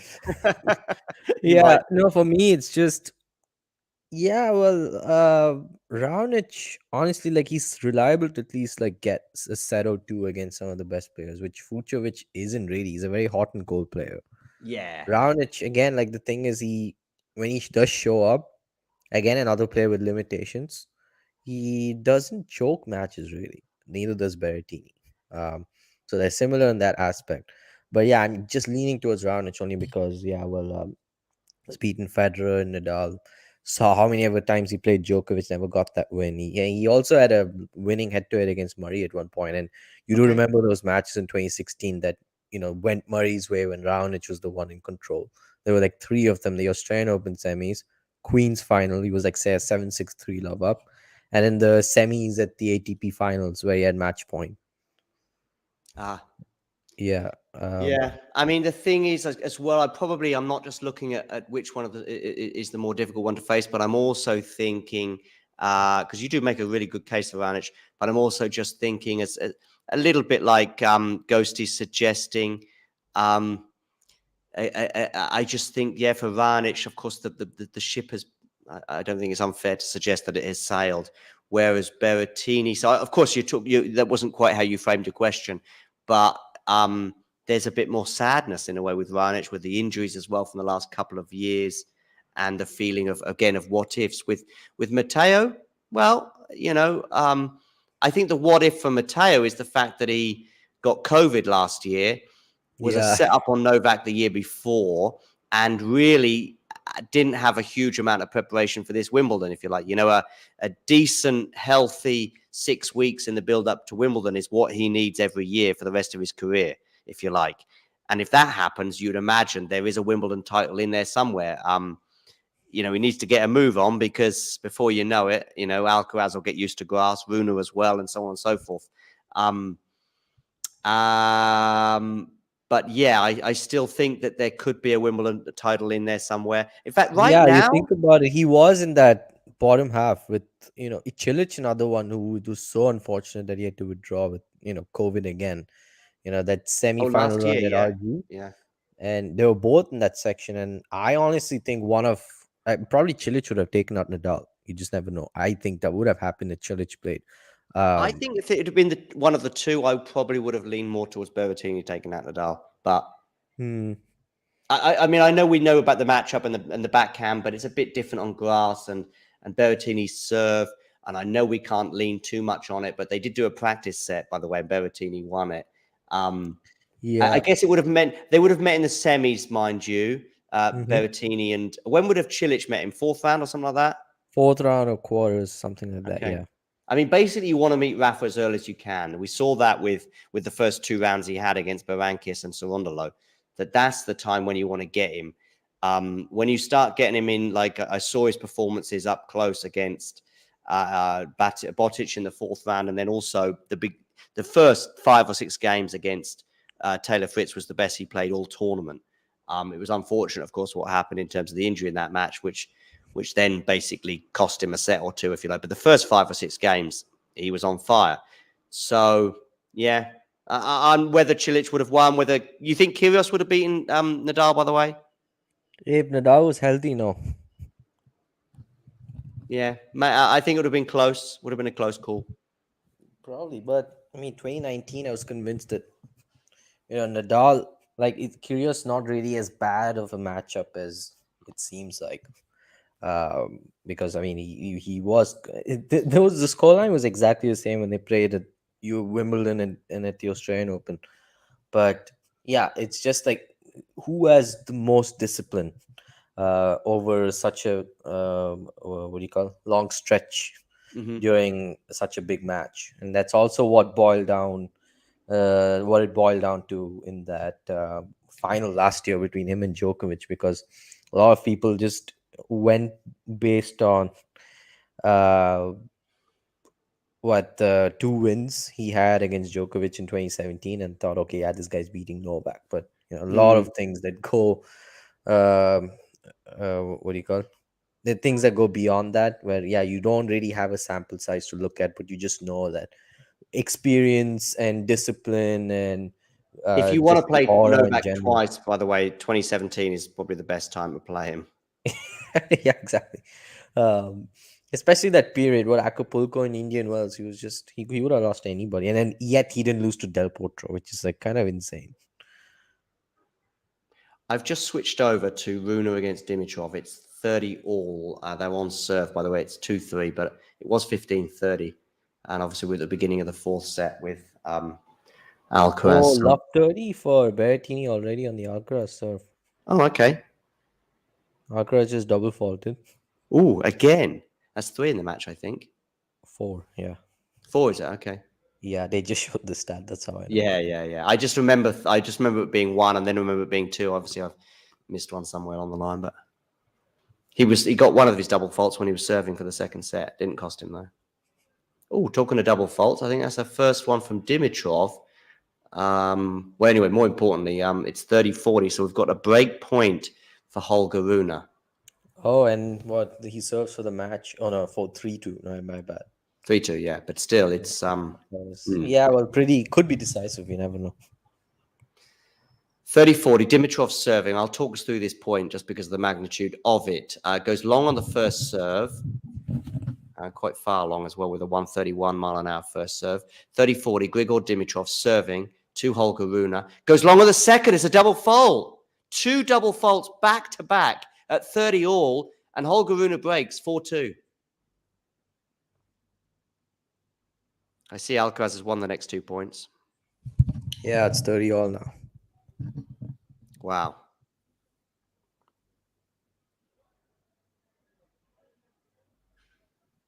Ghosty thinks Kyrgios might have edged it. This is a good one as well. Yeah, he also thinks he would have beaten Nadal. But yeah, I did mention with a caveat, if Nadal was healthy, I don't think Kyrgios would have beaten him. That's what I meant. Oh yeah, the health, that's huge. Yeah. Very strange rally going on right here between Rune and Dimitrov. And Dimitrov and Rune. With Dimitrov winning it, love 15, to the standing ovation of the crowd. It was a bizarre one with so many sort of volleys at each other at the net. There was a series of 3 volleys at each other, basically, at the net, all in a pleasant way. None of them at each other, if you like. But anyway, Dimitrov wins it with a forehand winner. Sorry, backhand winner, actually. Got confused there between the forehand and the backhand. You would never know I'm a tennis commentator. Anyway, love 15 on the Rune serve. So not the ideal start for the Dane. So he looks to consolidate as they exchange slices. Now Dimitrov on the forehand. Rune's down, but I think it's wide. It is. Rune was down, managed to get up, but was basically out of the point. Dimitrov has a fairly easy put away.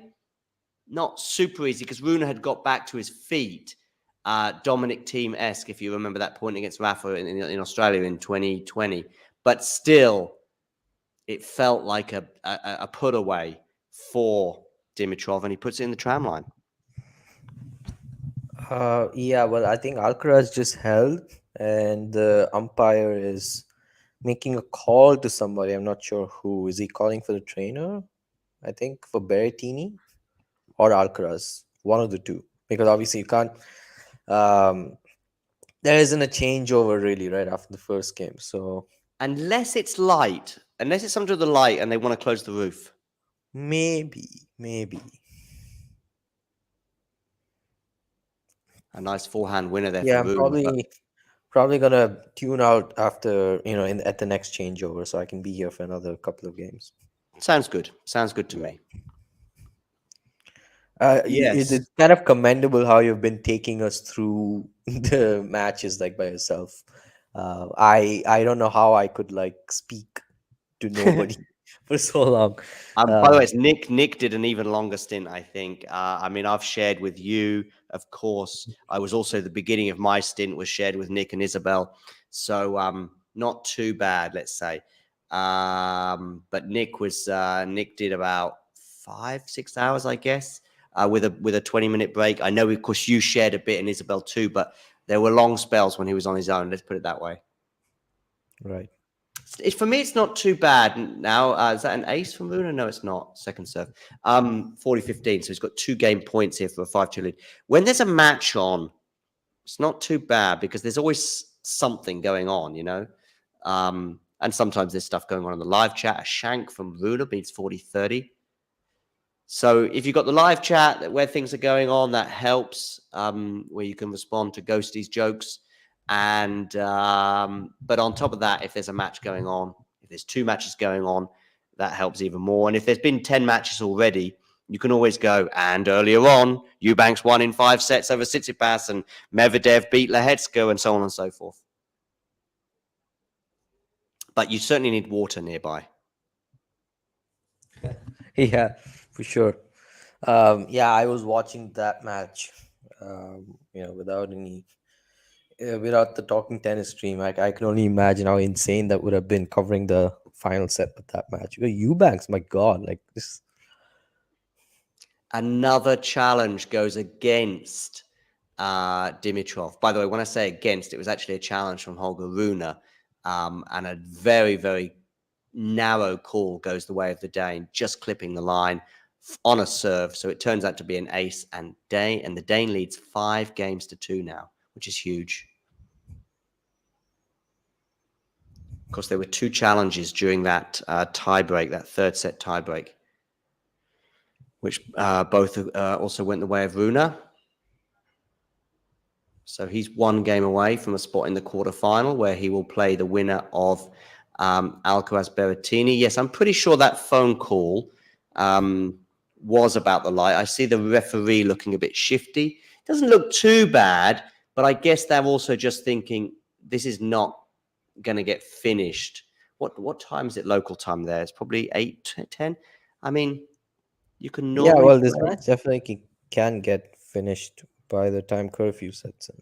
Oh, curfew fine. It's just about light. In fact, I'm Ah, sure okay. even if this goes 5, it'll certainly be. But I mean, I don't know. Normally, I mean, I remember as a kid, they'd be playing sort of till 8:30, 8:45.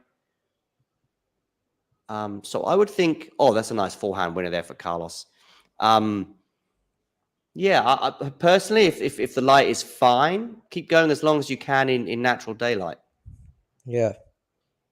And for me, 15, 20 minutes. So another, not the next changeover, the changeover after. You don't want to be stopping a game mid-game. I get it. But yeah, I would wait until not. So I think they will probably do it the next changeover, given all the phone calls and the shenanigans. But personally, I would probably wait until the changeover after. Okay, yeah. So Holger Rune is 1 game away as well. Yeah. It's kind of crazy how he managed to come to a stage where he can pull this off in 4 sets. He really looked up against it at one Yeah. point. Yep. Kind Losing of, that first set. yeah. I know I draw a lot of parallels here. I don't know why, but it's like Federer and Wawrinka in 2014. Federer just had no answers to Wawrinka. Even the scoreline is like exactly the same, almost. Like if Wawrinka took the first set 6-3, then or not exactly the same, but yeah, it was like 6-3, 6-7, and then Federer won the next 2 sets, something like that. Okay. So I just got distracted slightly because there was a challenge in the Berrettini Alcaraz match. John Blom, by the way, has had 3 different facial hairs styles, and he confuses me all the time. I like him with a moustache. That's the one I'm familiar with, if you like. And then suddenly he decided to shave the moustache off and basically clean shaven. Now he's gone rough and ready with a bit of stubble, trying to match Berrettini.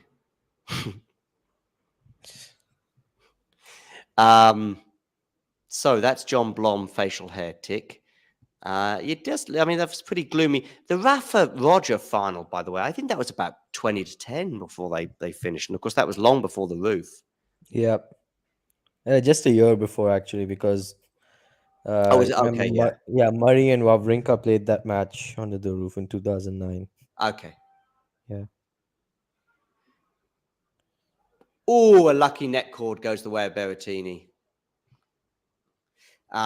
Yes, okay, so it was only a year before. But yeah, I mean, of course, different nights, different, cloud covers, etc., can make a difference. But maybe one or both players have said yes to it. Personally, I would imagine that Berrettini might be leaning towards it a bit.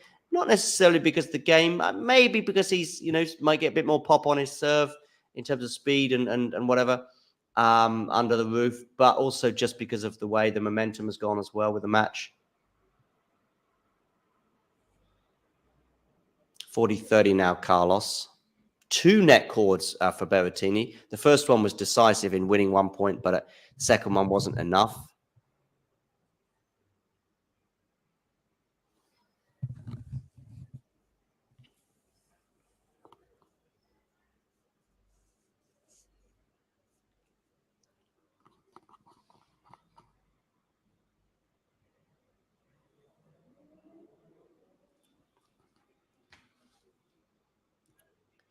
What's the schedule for tomorrow? So you've got Pegula against Vondrousova, I think, is the first matchup. Carlos has held, by the way, for 2-1.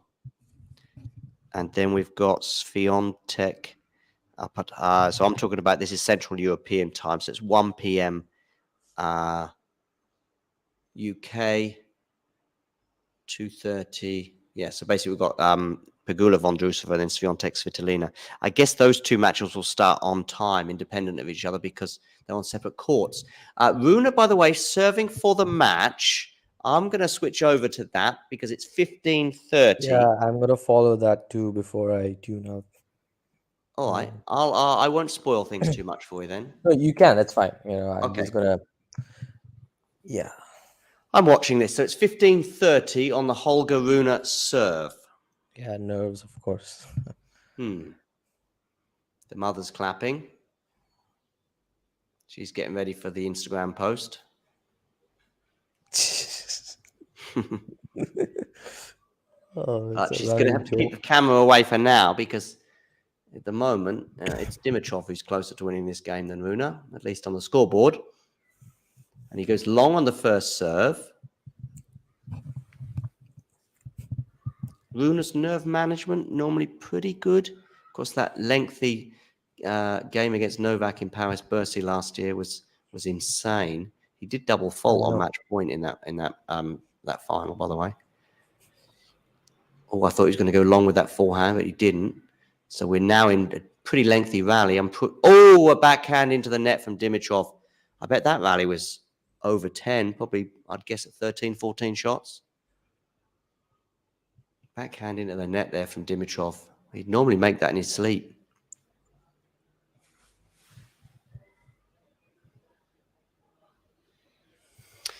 The Sky cameras, or whichever cameras, I don't know what it is that I've got Sky in Germany, but maybe BBC are in charge of the cameras there. They're keen to show Dimitrov's girlfriend anyway. They've gone to her quite a lot. Okay, 30-all. Rune serving. Wild first serve.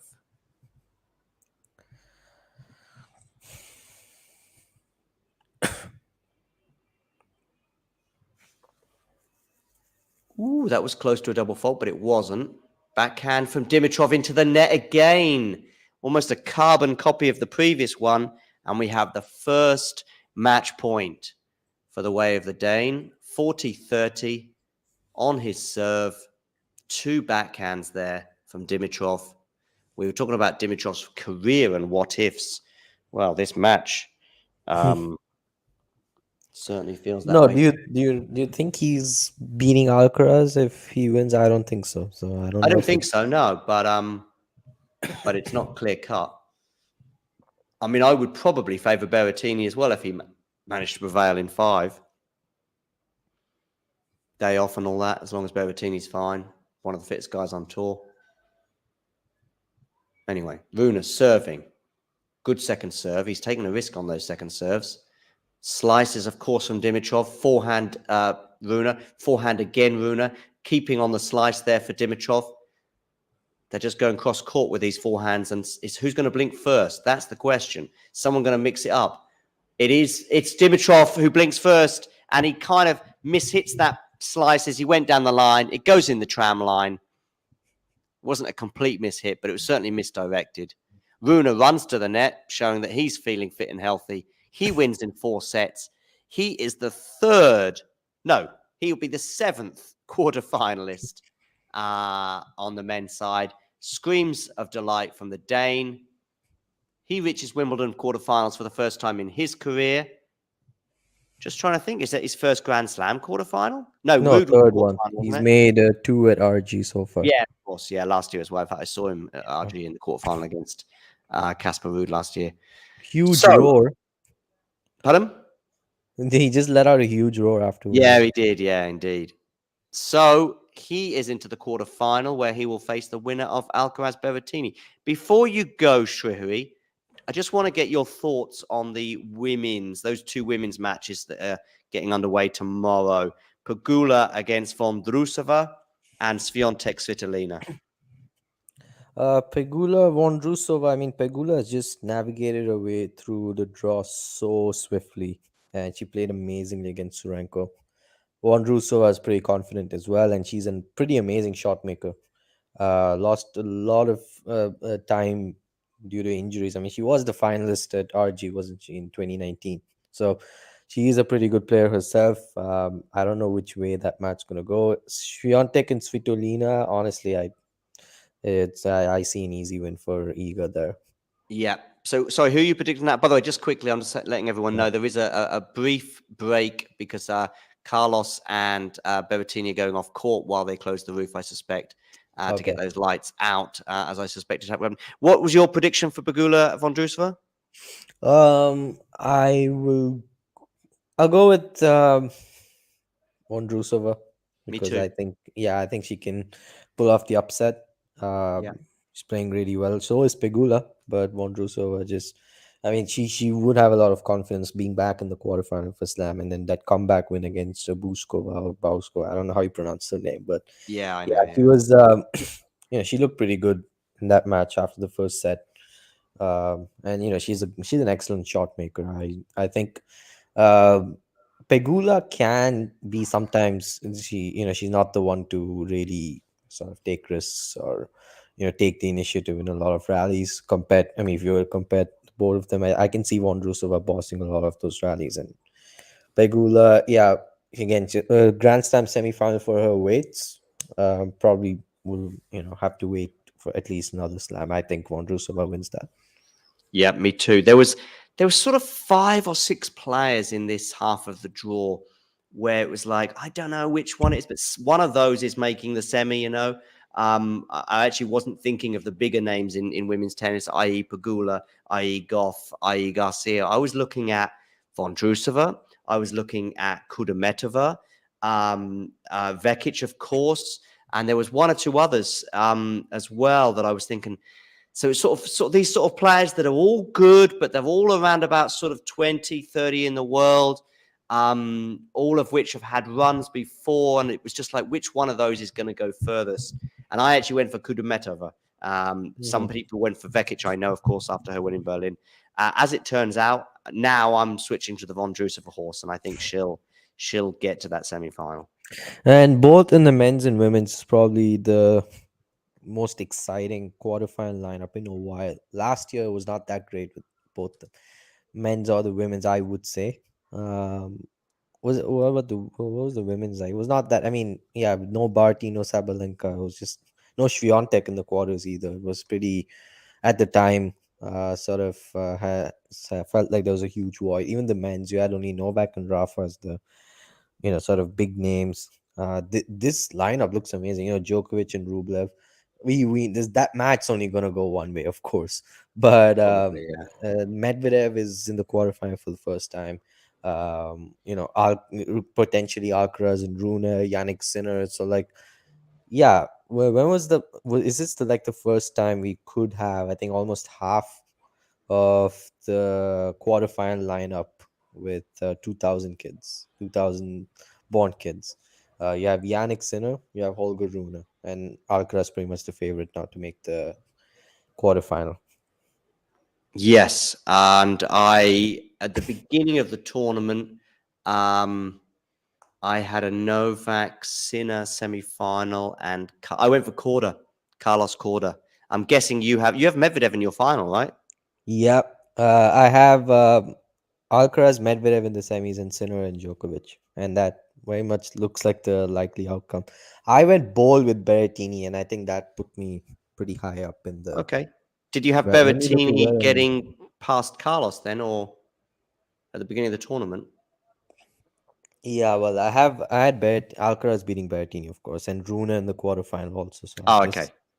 Yeah, I'm gonna look at where I'm ranked. Okay, I'm down to 99. That's interesting. Hmm. I think, somewhere in the 50s or 60s yesterday. Think, yeah, it would have gotten much higher if Bublik won, because I had Bublik in the quarterfinal against Djokovic. Oh, did you? Yeah. I mean, Yeah. he obviously won Halle, and I probably would have gone towards him in that match over Rublev. Had I been asked to make a prediction, I probably would have I would have made him the slight favorite over Rublev in terms of this surface, in terms of how they were playing. Regarding that Novak quarterfinal, I would probably say I would rank it Rublev, Djokovic, you're always going to go Djokovic, but depending on the surface, depends on how heavy you would go towards Djokovic. For me, I would go heavier on grass than even on a hard court. The one surface where I would say he might have a chance, not saying he would win, but where I would say he might get a set, he might do a bit more damage, would be the clay. He did beat him in Belgrade a couple of years ago, or last year, didn't he? On that surface, he needs to probably get Novak on a cold day or on a bad day. I just think it could be any day, and he's not winning on grass or hard court. Yeah. Well, I mean, grass is going to be worse for his return. Yeah, exactly. So I think. I know they played across each other in Australia in the quarterfinal this year, and it went exactly really as we probably all imagined it would, with Rublev spending half the match with his head in his hands. I think perhaps because Rublev on grass probably is can be a bit more relaxed. We won't quite see so many head in hands moments. They did have a really good first set, at least in the ATP Tour Finals. It was a really competitive one, and I think Rublev threw it away. In a way, was it 4-all, 5-all? It was certainly very tight before Rublev got broken, I think. Yeah, And then AO was just not close at all. no, So I expect something like that. I would expect, if you said to me, what's more likely, something like AO or a super close match with either player winning, I would suspect it's more likely that we get like the AO. But who knows? Who knows? What other men's quarterfinals are there? So we've got obviously Berrettini or Alcaraz against Sinner. We've got Safiullin against Sinner against Rune. We've got Sinner against Safiullin. Safiullin is arguably the biggest surprise quarterfinals. Well, I guess Eubanks too. I guess we've got Sinner and Medvedev winning those two matches. Yep. Eubanks, he can take a set for sure. He troubled Medvedev in Miami before rain interrupted play, and then Medvedev sort of was more clutch. He didn't play too well, but well enough to beat Eubanks. I expect something similar in the Wimbledon quarterfinal as well. And yeah, I have Medvedev going all the way to the final, which I mean will be interesting because he most likely will face Carlos, and he is the favorite on paper for that match for sure. But I just think Medvedev sort of will pull off the upset.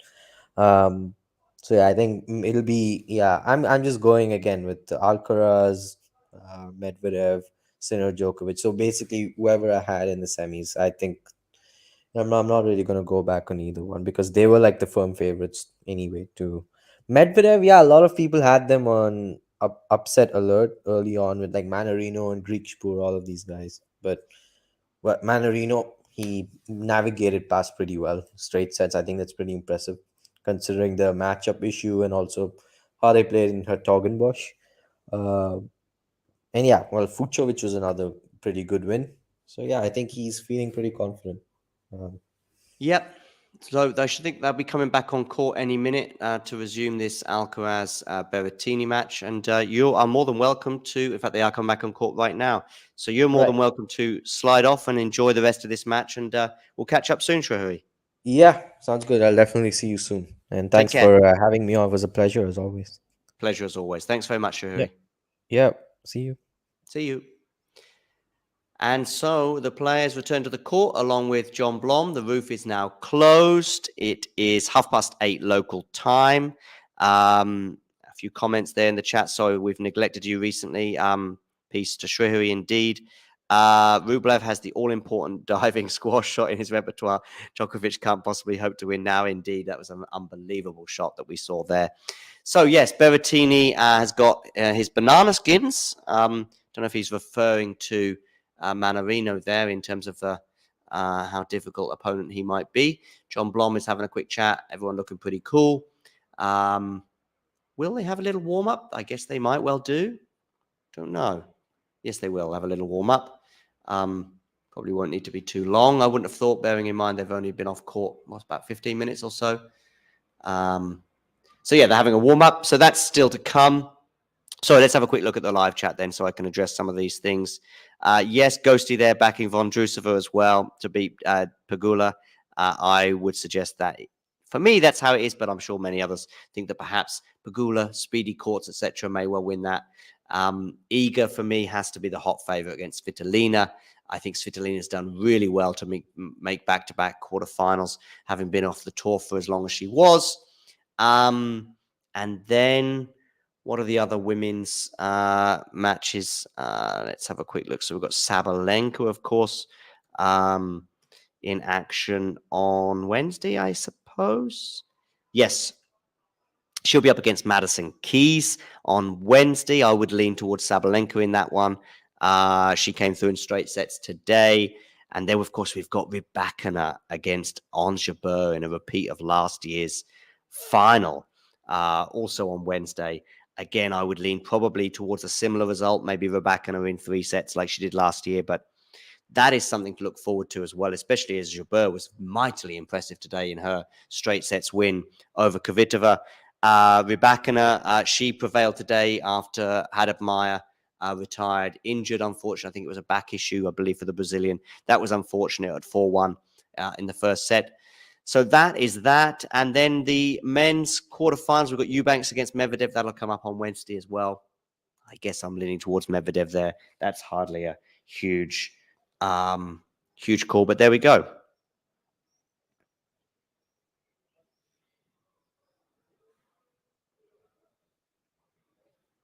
Cool.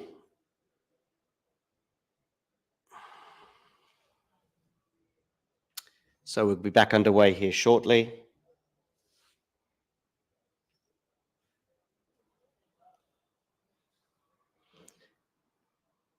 Yeah.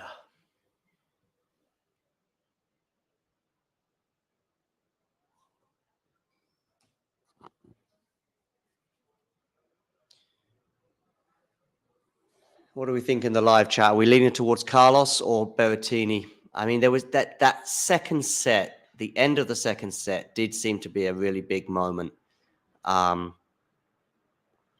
in the match, and it turned out that way. Once Alcaraz got that, I felt as though that was a pretty significant moment. We'll see. We'll see. One serve in the fourth set. So, yeah. What about Rune, by the way? 3 in 4 sets over Dimitrov. Good win for the Dane. That was a really close one in the way it panned out, but also in terms of the call. I did edge just towards Holger Rune, and I've also edged just slightly towards Alcaraz. By the way, last ball drops with Nick and Miles this evening.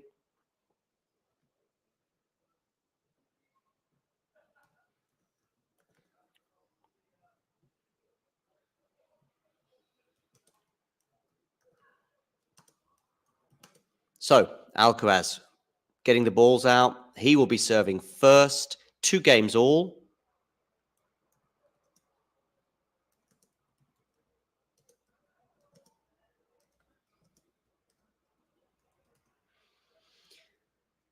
Alcaraz serving at 2-all. I will now share exclusively this match because it's the only match left right now. So we'll hone in on this one. And we'll have it like so. So Alcaraz serving down the tee, but he's not got his first serve in. Let's share on the screen the correct match. Right now, it's just, you can just see my face, which is not what you want to see. You want to see this.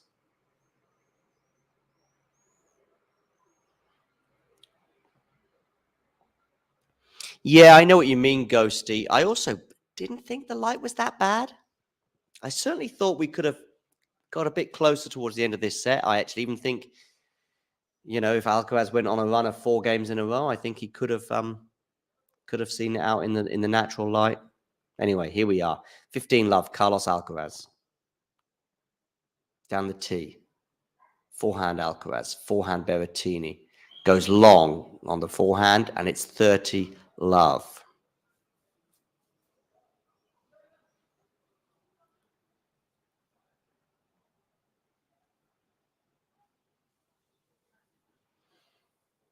Alcaraz serving.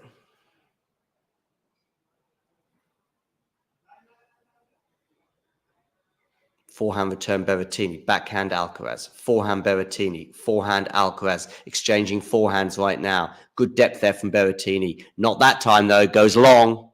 40-love. 3 game points.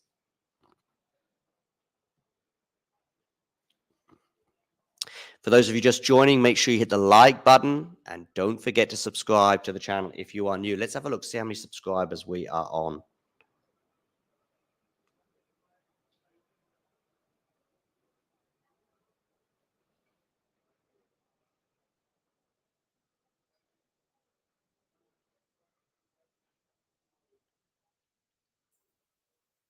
Alcaraz holds for 3-2.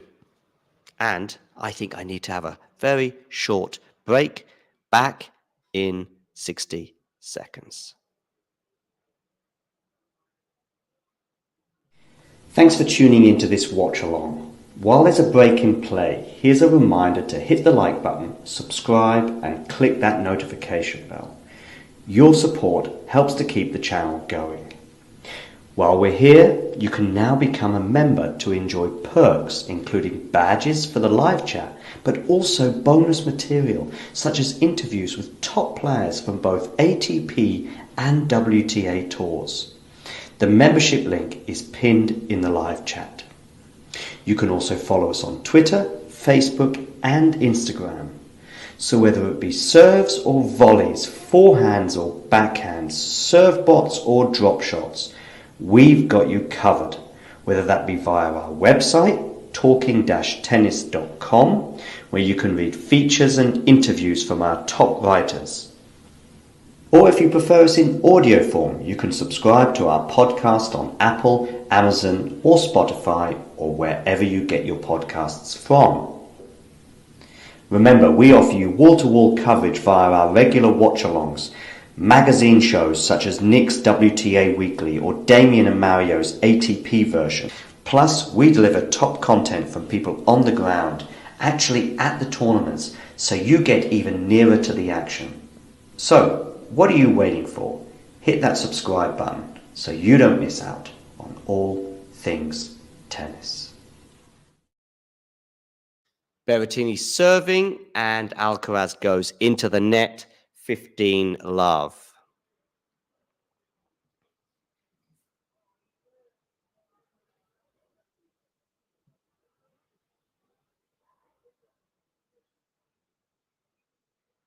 Okay, Djokovic, by the way, has called for Wimbledon organisers to consider bringing forward centre court start time from 1:30 to midday, as he thinks it's a better time.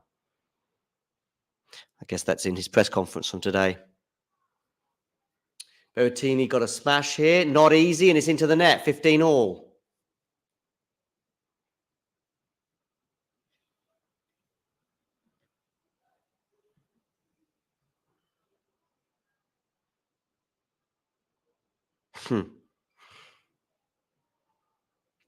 Here we go. Rune, of course, making it through. Showing an image of him there, looking pretty happy.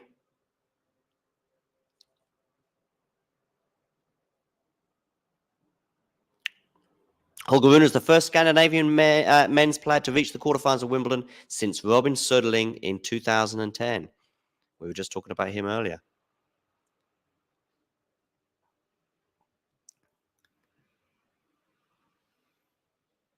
And Berrettini wins the next point for 30-15.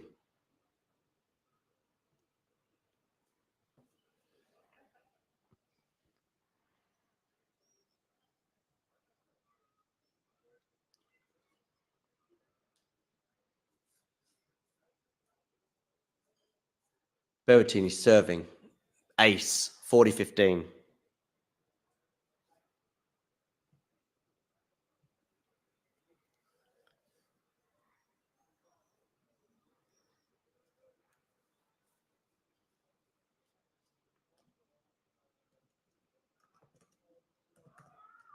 Two game points for the Italian.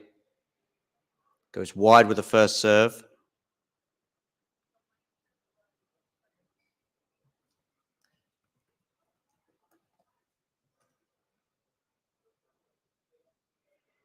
Forehand return from Alcaraz. Good depth on that, or was it long? It was long. It was long. So the game goes the way of the Italian. 3 games all.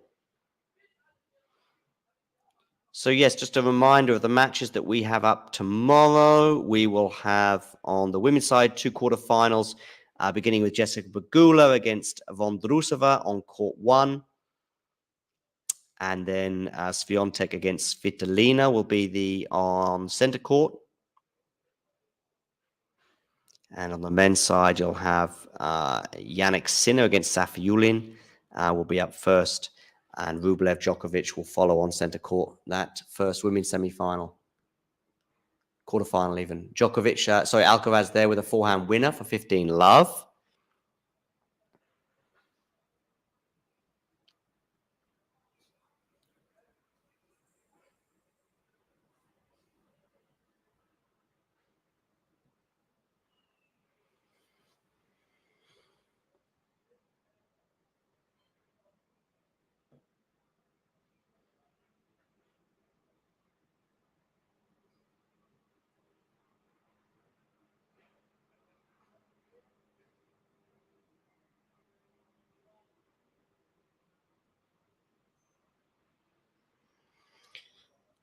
Alcaraz here, serving at 15 love. 3 games all. Where are you going with this serve? Backhand return from Berrettini. Good depth on that return. Backhand slice from Berrettini. Forehand to forehand right now, and the forehand from Berrettini is wayward, 30 love.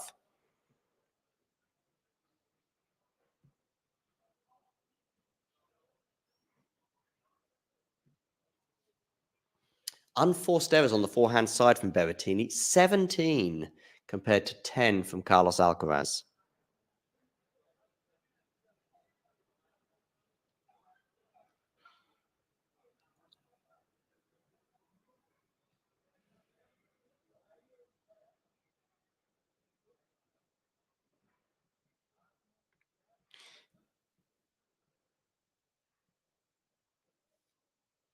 Now we're at 40 love for the Spaniard.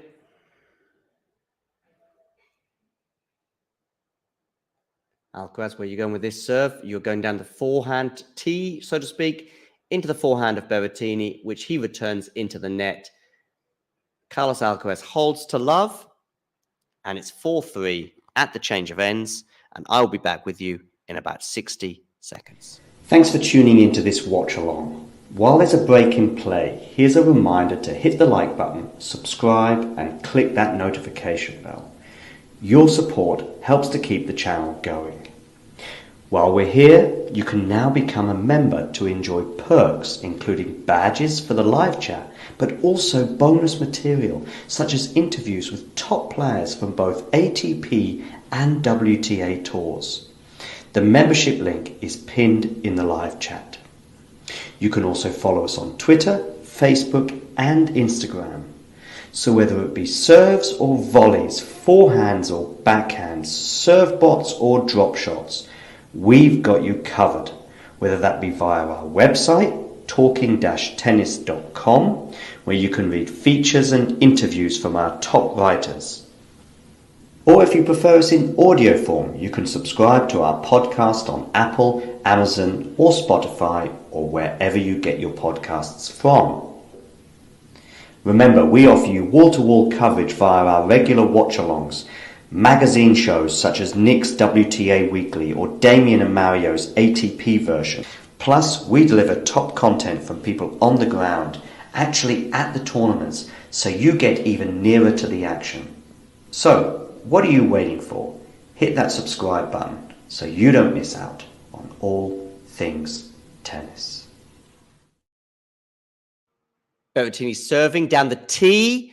The return from Alcaraz is okay, but Berrettini should be putting that forehand away. He doesn't. It's love 15. It's love 15, ladies and gentlemen.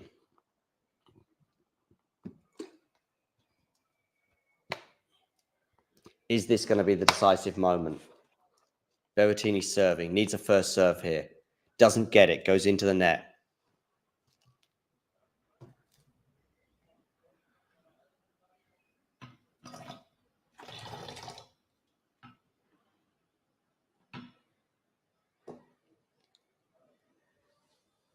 And Alcaraz wins the next point for love 30. I apologize, my eyes were averted, but all I saw is the ball bouncing off the net and landing on the side of the Italian. If that helps, if you're watching at home, no big deal. Love 30. Berrettini serving. Big point, this one. Huge. Goes down the tee, ace. I think it just clipped the chalk as well.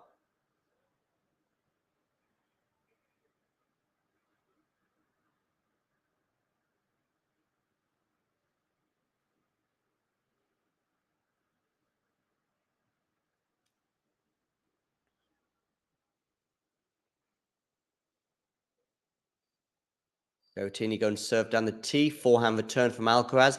Backhand Alcaraz. Does that clip the line? I think it does. Forehand Alcaraz. Wow, Carlos Alcaraz. That backhand landed on the line. Really sort of took Berrettini aback a little bit. And then the forehand winner. 2 break points.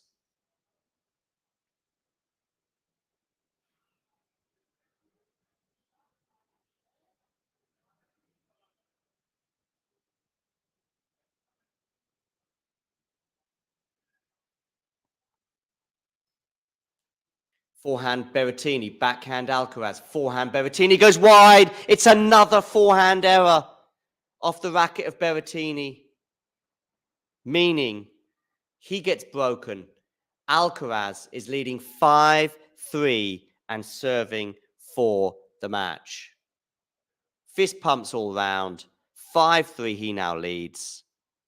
Indeed. Indeed. Carlos Alcaraz serving for the match.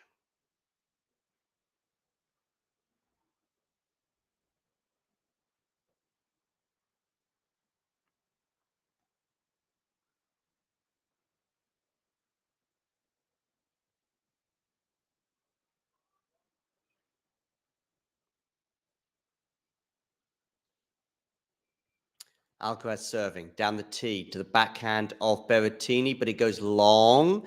Alcaraz, though, is appealing, challenging, I think is the correct vernacular in tennis.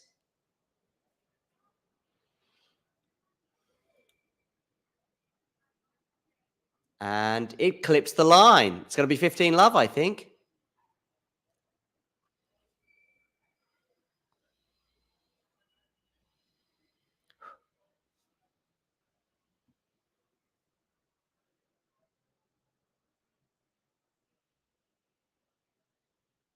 Carlos Alcaraz, 15 love. He leads. Where are you going with this serve? You're going down the tee. Forehand is long from Berrettini, 30 love. 2 points away from a place in the quarterfinals. 30 love, he leads.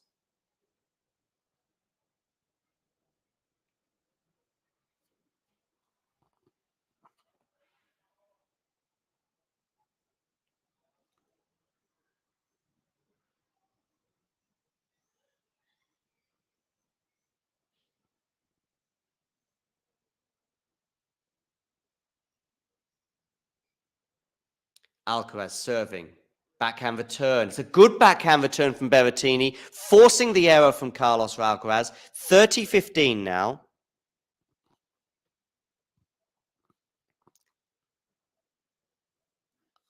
You mean in terms of the when he got broken, Ghosty? I think it was just the fact that he hit the line and it just caught Berrettini by surprise.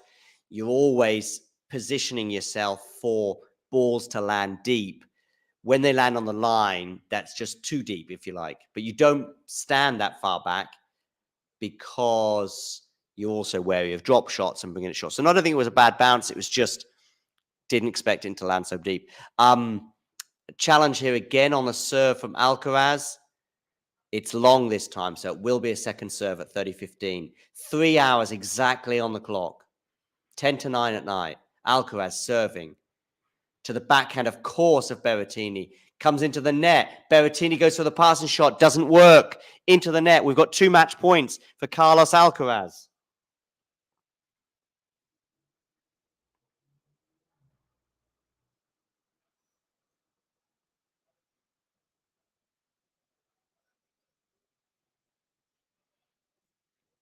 Okay. Djokovic is through. Holger Rune is through. Daniel Medvedev is through. Christopher Eubanks is through. Is Alcaraz going to join them? Return. Good return from Berrettini, forcing the error from Alcaraz. If he is going to go through, he's not going to go through yet. Of course, Sinner is already through. Safiullin is also through. Those two are coming up tomorrow. The winner of this match will play Holger Rune on Wednesday. How thick are the lines? Normal. Don't know. Not significant in terms of that. That point, I don't think, Ghosty. Still match point. Alcaraz, 40-30. Where are you going with this serve? You are going long with it. So it's going to be a second serve. Carlos. Mind you, you asked that question. I thought they looked incredibly thick in Berlin. Second serve, backhand return, forehand Carlos, forehand Berrettini, clips the net, lucky boy Berrettini, Berrettini slice, forehand Carlos, forehand slice now from Berrettini, forehand Carlos, backhand Berrettini, the volley's long from Carlos Alcaraz. The volley is long from Carlos Alcaraz.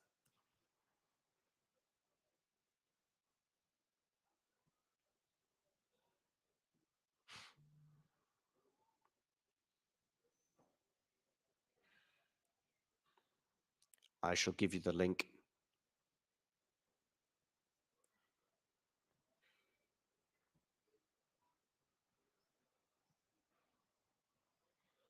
Okay, yeah. Juice here. Carlos Alcaraz serving. Had 2 match points and blew that last one, really.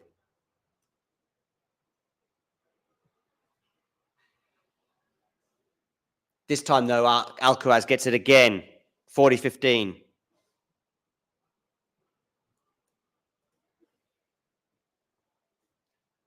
Match point number 3.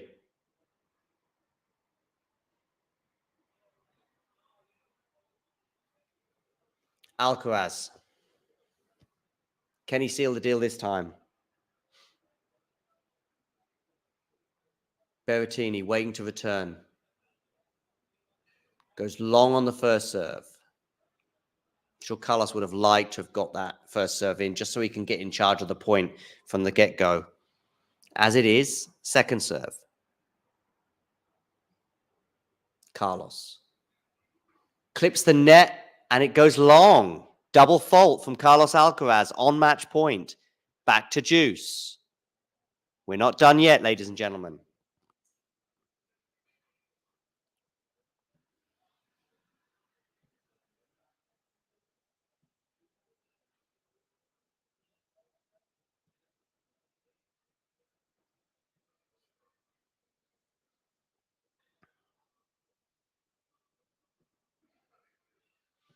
Alcaraz this time into the forehand of Berrettini. Backhand from Carlos is too good. Advantage Carlos again. Match point again for the 4th time. He smiles and looks to the sky.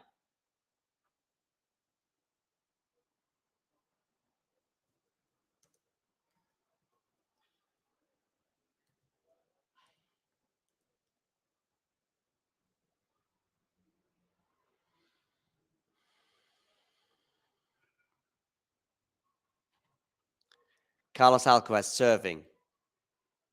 Down the tee, forehand return. Forehand Carlos, backhand error from Matteo Berrettini. Hands aloft, hands go to the head, punches all round and claps all round in the box of Carlos Alcaraz. Alcaraz has won over Matteo Berrettini in 4 sets. Lost the first set, but once he got in charge of that second set and sealed the deal, never looked back. He will now face Holger Rune in Wednesday's quarterfinals. Hands aloft. Vamos, I can read on the lips of the Spaniard. And I'm going to now send you a link because, of course, you guys need to be switching over from me to the boys. The boys being Miles and... Who is it? Miles and Nick tonight will be bringing you last ball drops. They'll be bringing you that in 4 minutes or so because the last ball has dropped on the court here. So I can end the poll, by the way. Alcaraz predicted of 62%. I'm going for Alcaraz to win that match. I'm now going to pin this in the live chat so you can join in for the last ball drops. Replace pin message. So now that's pinned. Click on the pinned link that I have just pinned in the live chat. Click on that link and you can wait there for just say 2 to 3 minutes before the boys get underway. We are just short of 10 hours here, by the way. So I'm going to wrap up. Thank you. Make sure you hit the like button. Make sure you subscribe to the channel if you're new and click on that link that I just posted in the live chat on YouTube and you can join Miles and Nick for the last ball drops where they review day 8's play, which was pretty sensational, especially if your name was Christopher Eubanks. Thanks, everybody, and take care. Speak to you soon. Thanks for stopping by. You know the drill. Blah, blah, blah, blah, blah, blah, blah, blah, blah. If you enjoyed this video, make sure you hit that like button. Don't forget to subscribe and click that notification bell so you don't miss out on all things tennis.